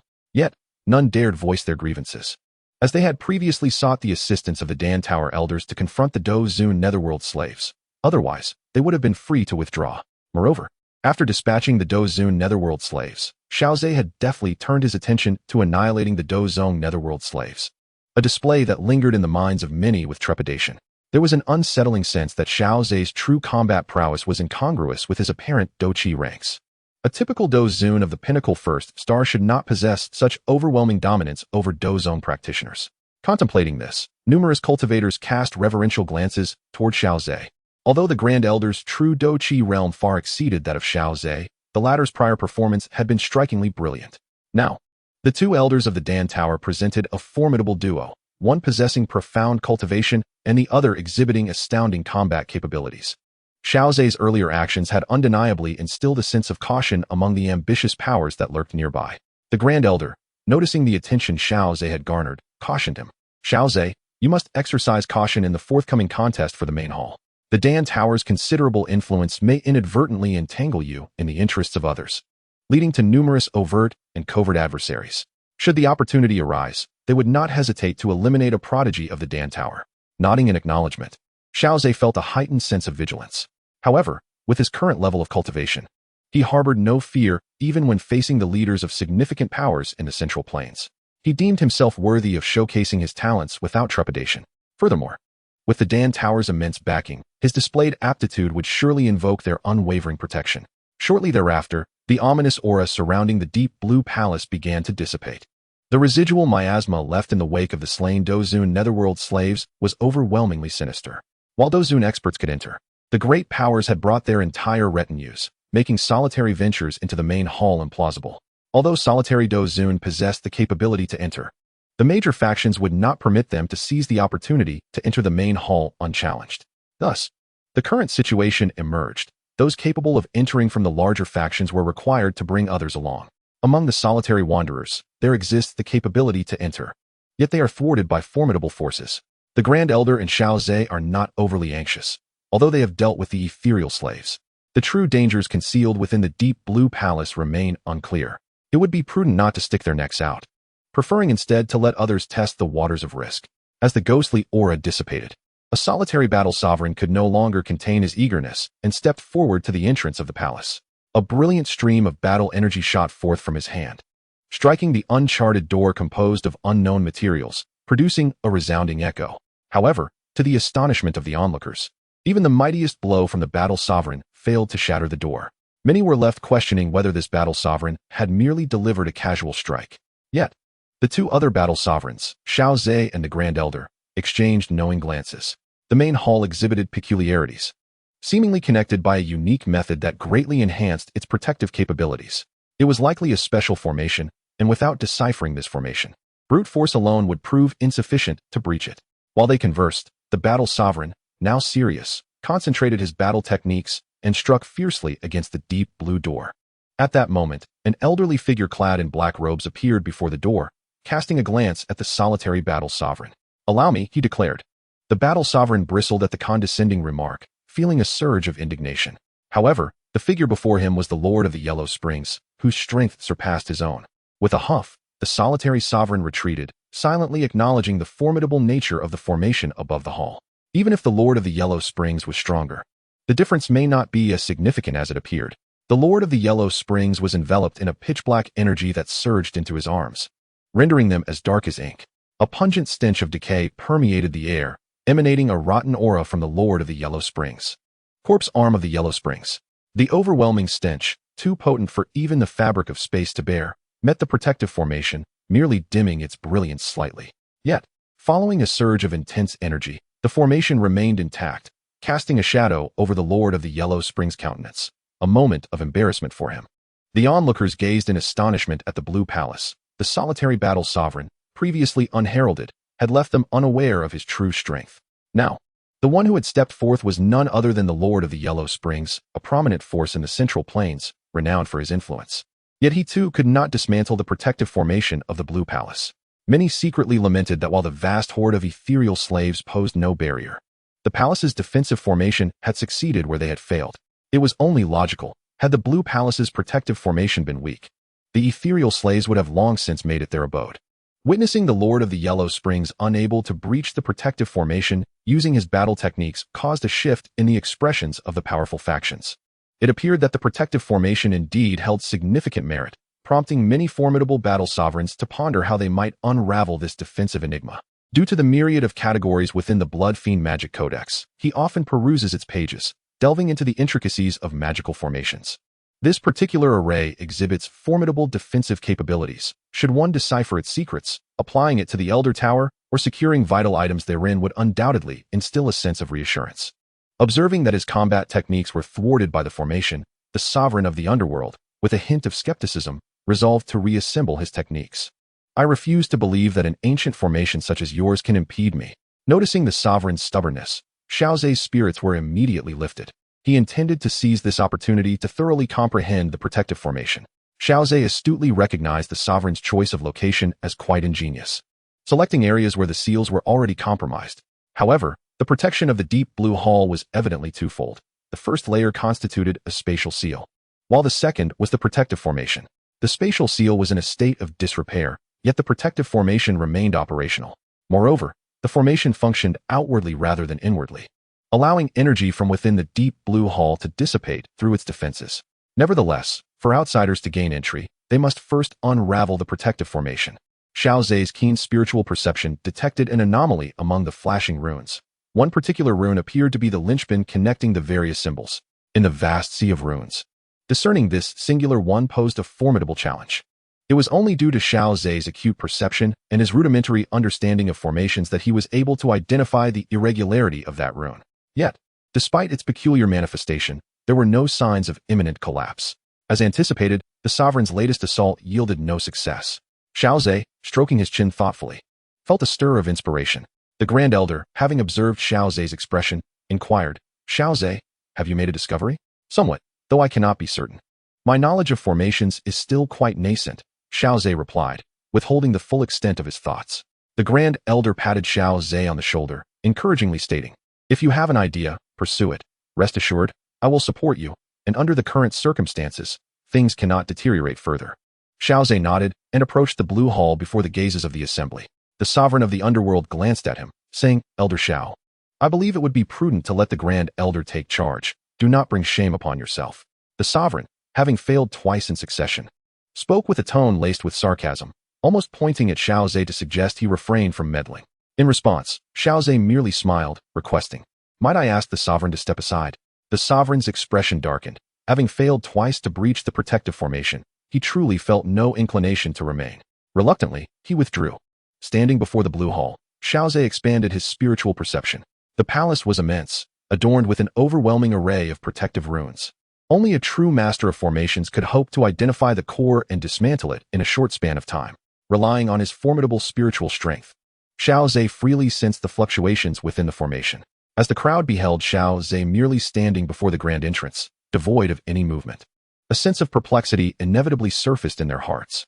However, the formidable prowess Xiao Ze had previously exhibited rendered the onlookers reticent, compelling them to await his subsequent actions in silence. Some of the more perceptive Dou Qi experts sensed a shift in Xiao Ze's soul energy. Huang Xian could not help but sneer, dismissing the notion as mere theatrics. After all, as a master alchemist, he surely lacked the capacity to delve into the intricacies of formations. A white-haired man nodded in agreement, acknowledging that despite his exceptional talent among the younger generation of the Tian clan, he had devoted a considerable amount of his energy to cultivation, recognizing that one's faculties were ultimately finite. To him, Xiao Ze's ability to maintain his status as a master alchemist while wielding formidable combat strength was nothing short of astonishing. He concurred wholeheartedly with Elder Huang Xian's assertion that Xiao Ze could not possibly have conducted research into formations. The attitudes of the other respected figures varied, oscillating between skepticism, anticipation, and awe.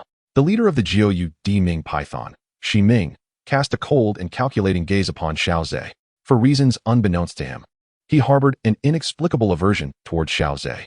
Logically, although the Jiu Di Ming Python was one of the 3 premier beast clans, it would be unwise to provoke the Dan Tower and create unnecessary enemies. Yet, Xiao Ze's very presence stirred in Shi Ming a persistent disdain for the Dan Tower, an attitude that had persisted even before his dealings with the Grand Elder of the Dan Tower.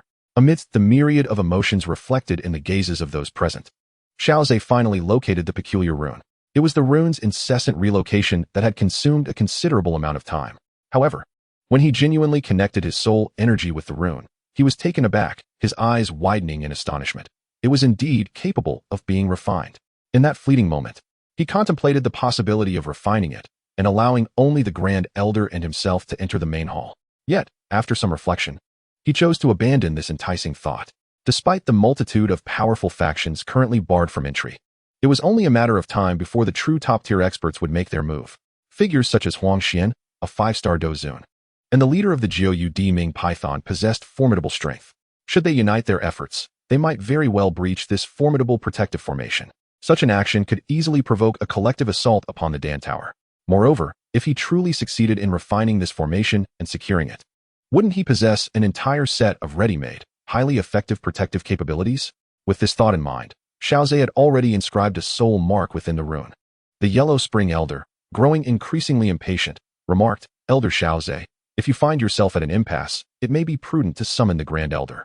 As soon as the Yellow Spring Elder's words fell, Xiao Ze extended his right hand, and a rune gently descended into his palm. Upon grasping the rune, it seemed to trigger a chain reaction. The runes covering the entire hall converged like fledgling swallows returning to their nest, flowing into the single rune in his hand. A torrent of vibrant colors coalesced into this one rune, a spectacle that left all present wide-eyed in astonishment. Such a phenomenon was truly unprecedented in their collective experience. The Grand Azure Hall looms impressively, its height stretching for hundreds of feet, adorned with an overwhelming multitude of runes. Otherwise, Xiao Ze would not have likened it to a boundless sea. The Grand Elder materialized beside Xiao Ze, his imposing presence silencing the restless gazes of onlookers. Observing this scene, even those of lesser strength understood that Xiao Ze had undoubtedly secured the protective array within his grasp.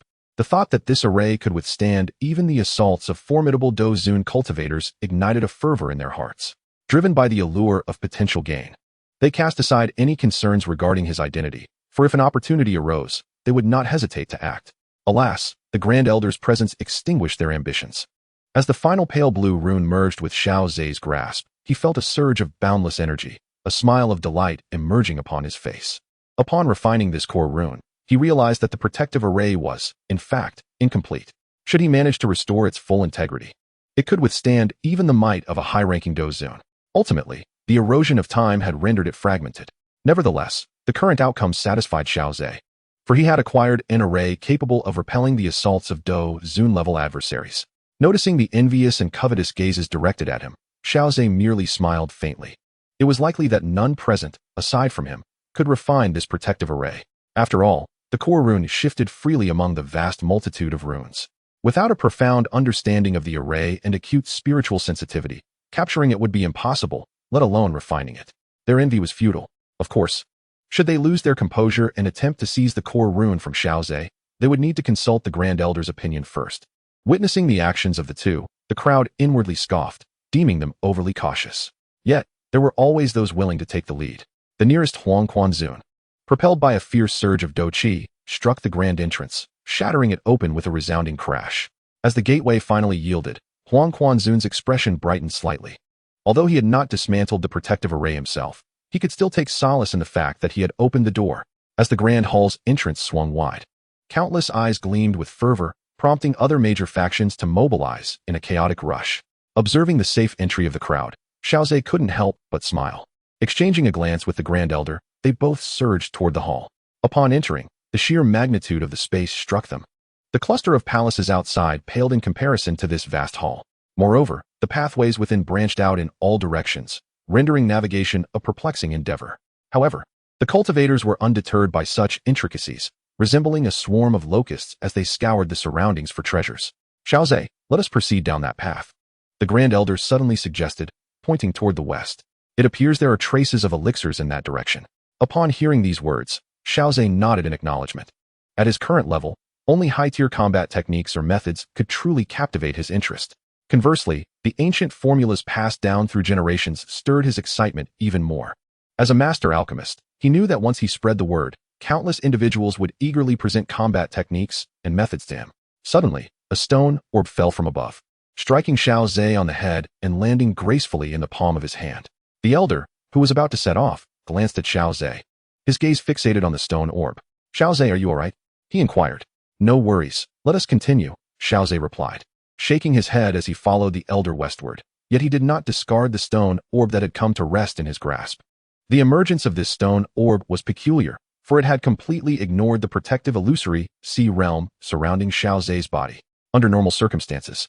Even if the orb had indeed descended upon his head, it would have been rebuffed by the illusory sea before nearing his form. Yet, this particular orb disregarded the illusory sea entirely. Xiao Ze ran his fingers over the orb, unable to discern any useful information. He attempted to penetrate it with his soul power, aided by the illusory sea, but was astonished to find that his soul power could not infiltrate it. This only heightened his curiosity regarding the enigmatic stone orb. Throughout the journey, Xiao Ze devoted a fragment of his consciousness to studying it. As they progressed, a faint aroma of medicinal herbs wafted through the air. Soon, Xiao Ze beheld a treasure tower, with a few individuals scattered about the square in front of it. Upon catching sight of Xiao Ze, the crowd instantly displayed expressions of delight, parting to allow him and the elder passage to the forefront. Xiao Ze cast a glance at them. Their faces were adorned with eager, flattering smiles. "There is no need for such flattery," he remarked. "The array above is not a protective one, but a selection array. The height you can ascend corresponds directly to your abilities." At that moment, someone from the crowd, unable to contain their discontent, interjected, "Then why were we unable to enter before? Surely this medicinal tower cannot require a combat sovereign to gain entry." "Naturally. It is because you have yet to activate the selection," Xiao Ze replied, shaking his head. As he spoke, energy cascaded from nearby, causing the entire treasure tower to radiate a brilliant light.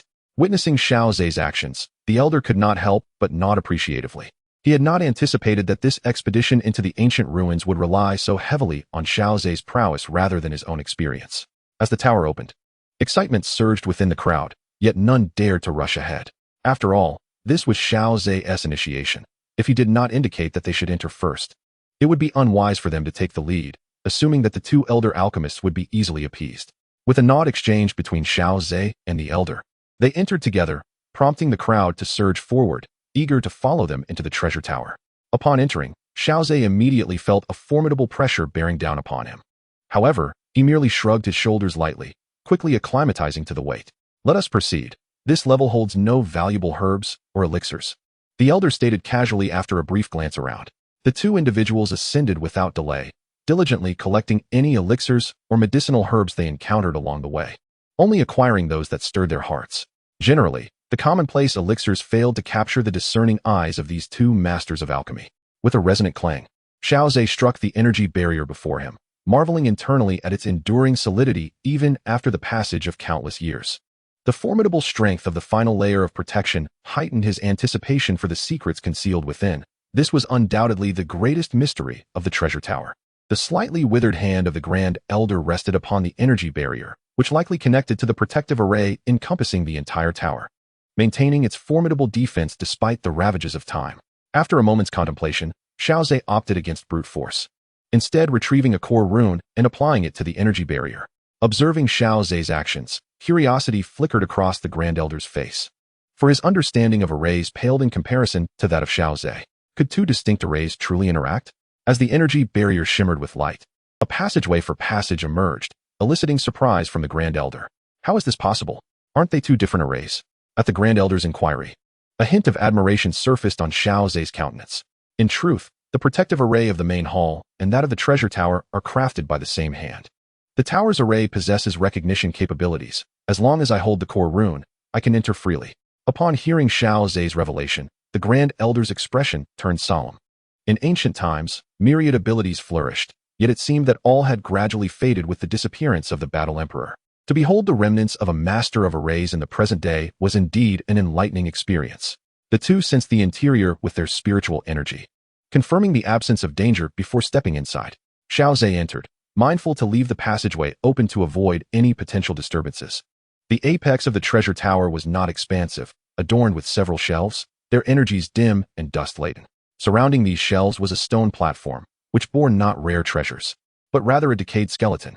"Let us not hastily search for valuables. We must first eliminate all hidden dangers before proceeding," the Grand Elder suggested. Fixing his gaze upon the skeleton upon the stone platform, the presence of a skeleton in such a tower, which was meant to house elixirs and herbs, was decidedly peculiar. Xiao Ze nodded, sensing with his spiritual energy that the skeleton was unremarkable, seemingly the remains of an ordinary human cultivator. Yet, to reach the pinnacle of the treasure tower, one could not possibly be an ordinary practitioner. The tower's filtering mechanism would have barred all but the exceptional from ascending past the initial levels. After all, the pressure intensified as one climbed higher, even making peak Dou Zone practitioners feel a certain strain. This is merely the residual power of the ancient array, having endured the passage of countless years. Were it a complete formation, it is likely that even a peak Dou Zone would be unable to withstand its might. When confronted with the unusual, one must suspect the presence of something sinister. Xiao Ze, accompanied by the Grand Elder, approached the desiccated bone, furrowing his brow as he scrutinized the remains. Suddenly, with a hint of astonishment, Xiao Ze remarked, "Grand Elder, have you noticed that although this bone appears withered, it bears not a single crack upon its surface?" The Grand Elder, taken aback by this observation, shared in Xiao Ze's unease, as the illogical circumstances began to breed apprehension within them. "Xiao Ze, I shall guard this bone. You take the opportunity to remove anything of value." The Grand Elder hesitated before instructing. "Should a disturbance arise, it would be prudent to secure the items within your spatial ring rather than risk damage during the ensuing conflict." "Understood," Xiao Ze replied, swiftly dismantling the ceiling array and collecting everything into his spatial ring for later examination. At that moment, as Xiao Ze was in motion, a faint, enigmatic glow emanated from the hollow eye sockets of the skeletal remains. The Grand Elder, possessing formidable strength and being a master alchemist with keen spiritual perception, was acutely aware of any subtle changes around him. The elusive glimmer did not escape his discerning gaze. "Xiao Ze, there is something amiss. Hurry." Upon hearing the Grand Elder's urgent call, Xiao Ze quickened his pace, reaching for the last item on the pedestal. The spectral light within the eye sockets of the bone flickered more frequently, heightening the Grand Elder's sense of unease. Despite the absence of any energy fluctuations, there lingered an unsettling impression of resurrection. Xiao Ze retrieved the final item from the pedestal and, simultaneously, hurled the core rune towards the energy barrier at the entrance. "Grand Elder, we can leave now." Upon hearing Xiao Ze's words, the Grand Elder immediately retreated, unleashing a torrent of Dou Qi in an attempt to stall the uncanny skeletal figure. A brilliant light erupted from the hollow eye sockets of the bone. Contrary to their expectations, as the Grand Elder's Dou Qi struck, the skeletal remains shattered into fragments, scattering in disarray. The skull, emanating a fierce glow, rolled off the stone platform. Yet, rather than granting them relief, the fragility of the bones sparked a chilling sense of imminent danger within both the Grand Elder and Xiao Ze. The scattered bones, akin to the skull, radiated a formidable light, each one marred with fissures from which the glow emanated. The source of the foreboding sensation felt by Xiao Ze and the Grand Elder was indeed the brilliance of those spectral lights. As the shattered remains were engulfed by the luminous power, they did not disintegrate into dust. Instead, they began to reform into a humanoid shape. The skeletal figure then fixed its gaze upon Xiao Ze, charging towards him with alarming speed. Witnessing this scene, both the Grand Elder and Xiao Ze, who had retreated to the threshold, changed color in shock, and Xiao Ze hastily activated the energy barrier. In that final moment, the skeletal figure abruptly halted. A faint soul energy, as delicate as a flickering candle in the wind, emanated from the energy barrier that had yet to close completely. The voice of the soul resonated in the ears of the Great Elder and Xiao Ze, urging them to flee, for great danger lurked nearby. Without a moment's hesitation, Xiao Ze removed the core runes above and, accompanied by the Great Elder, they hastened towards the base of the tower. The power displayed by the skeletal figure was terrifying beyond measure. Even in the presence of Xiankongzi, a peak Dou Zun, Xiao Ze had never felt such dread. The duo descended the treasure tower with remarkable speed, leaving the area without pause. Neither could guarantee that the energy barrier would contain the skeletal being. Those cultivators still searching within the tower caught sight of Xiao Ze and the Great Elder's hurried departure. A sense of unease gripped some, and as their gains from the tower were already substantial, they chose to leave as well. Yet, there were always those insatiable souls. After acquiring one elixir, they yearned for another. Thus, they merely glanced at Xiao Ze and the Great Elder before returning to their search, believing that the two had discovered something even more precious and abandoned the tower. Once Xiao Ze and the Great Elder exited the tower, they did not linger for a moment, making their way directly towards the Grand Hall's entrance. Meanwhile, the cultivators remaining inside suddenly felt the ground tremble. In such a forsaken place, where they struggled merely to withstand pressure, how could they muster the strength to fight? The tremor's origin was a mystery. Witnessing the panic-stricken throng fleeing, some joined the exodus, while others, overly optimistic, relished the thought that all that remained would be theirs. However, their jubilation was short-lived. A thunderous roar echoed in their ears as a skeletal figure, radiating a dark aura, landed before them. The mere pressure exuded by the skeleton rendered them breathless, and before they could react, the ominous energy pierced their bodies. In an instant, they were enveloped in darkness, their forms disintegrating into countless fragments of black dust. A formidable roar erupted from the skeletal figure, shattering the colossal tower into debris. The being, surrounded by dark energy, paid no heed to those who fled in panic. Its gaze was fixed eastward, towards the exit of the Grand Hall. Xiao Ze and the Great Elder, moving with unparalleled speed, reached the entrance in no time. The Great Elder, his expression grave, remarked, "This ancient ruin harbors grave dangers." The black sludge seeping from that skeletal figure bears a striking resemblance to the ghostly energy, yet the sense of threat it conveys is far greater. Xiao Ze furrowed his brow, responding, "Even in the presence of the ghostly energy possessed by the Dou Zun Yuming slave, I have never felt such a foreboding sense of danger." The Grand Elder nodded, acknowledging that the master of the Black Mud had undoubtedly reached the sacred realm. Otherwise, such a terrifying aura would not have manifested. The residual power of a Dou saint, enduring through the ages, could still unleash such might. Truly, Dou saints are the pinnacle of existence in this world. Xiao Ze, with a lingering sense of trepidation, remarked, "However, before the energy barrier sealed us, that soul force conveying a message to us, could it be the former master of the withered bones? It is highly probable," he mused. According to his account, this ancient relic harbors great danger. The manifestation of that withered skeleton suggests that the infiltration of the nether servants into this realm has certainly not occurred recently. The energy of the withered bones evidently contains remnants from ancient times. Otherwise, their revival would not have been so gradual. It is quite possible that the destruction of this realm is linked to the nether servants. As this thought crossed their minds, both felt a chill run down their spines. This ancient relic had long been permeated by the nether servants, devolving into their stronghold, and now, as cultivators, their intrusion was akin to seeking their own demise. Suddenly, Xiao Ze turned towards a nearby space, sensing a familiar presence, his expression shifting noticeably. The Grand Elder also noticed the change in that space, his demeanor growing more vigilant. Before the Grand Elder could caution Xiao Ze to be wary, Xiao Ze had already stepped forward towards the distorted space, arms outstretched. In the next moment, a young girl clad in green emerged from the distortion, landing heavily against Xiao Ze's chest. "Brother Xiao Ze, I missed you so much." Her gentle voice seemed capable of softening steel. "Xun'er, it has been quite a while," Xiao Ze replied, embracing her with a long-awaited smile, inhaling the familiar scent she carried. The two held each other tightly, savoring their shared existence. In contrast, the two elders who had followed behind Xun'er were taken aback by the scene, their expressions revealing astonishment and a subtle sharpness. They understood all too well that within the ancient clan, the young mistress treated those exceptionally gifted youths with a detached demeanor. When conversing with her, one could almost feel the icy barrier that kept others at bay. Yet now, she willingly threw herself into the arms of this young man, leaving the elders in a state of shock. "Isn't that the Grand Elder of the Pill Tower?" remarked one of the white-haired elders. His gaze, filled with astonishment, fell upon Xiao Ze, particularly noting his exceedingly youthful visage. To attain the status of a master alchemist at such a tender age is a remarkable feat, even within the ancient clan, where his talent could be deemed top-tier. Moreover, as far as I know, he is a descendant of Xiao Xian. Who could have imagined that after years of dormancy in the Xiao family's bloodline, another genius, rivaling or even surpassing Xiao Xian, would emerge? As the two elders conversed, the Grand Elder's attention shifted to them. He could clearly discern that Xiao Ze and the young girl were familiar, indeed, closely connected. What truly astonished him was that the two elderly men appeared to be of ancient lineage, and the status of those guardians was undoubtedly significant. The only question lingering in the Grand Elder's mind was how Xiao Ze had established a connection with these ancient beings. As far as he was aware, Xiao Ze hailed from the Canaan Academy in the northwestern continent. Could it be that the ancient lineage would send such a distinguished individual to study at Canaan Academy?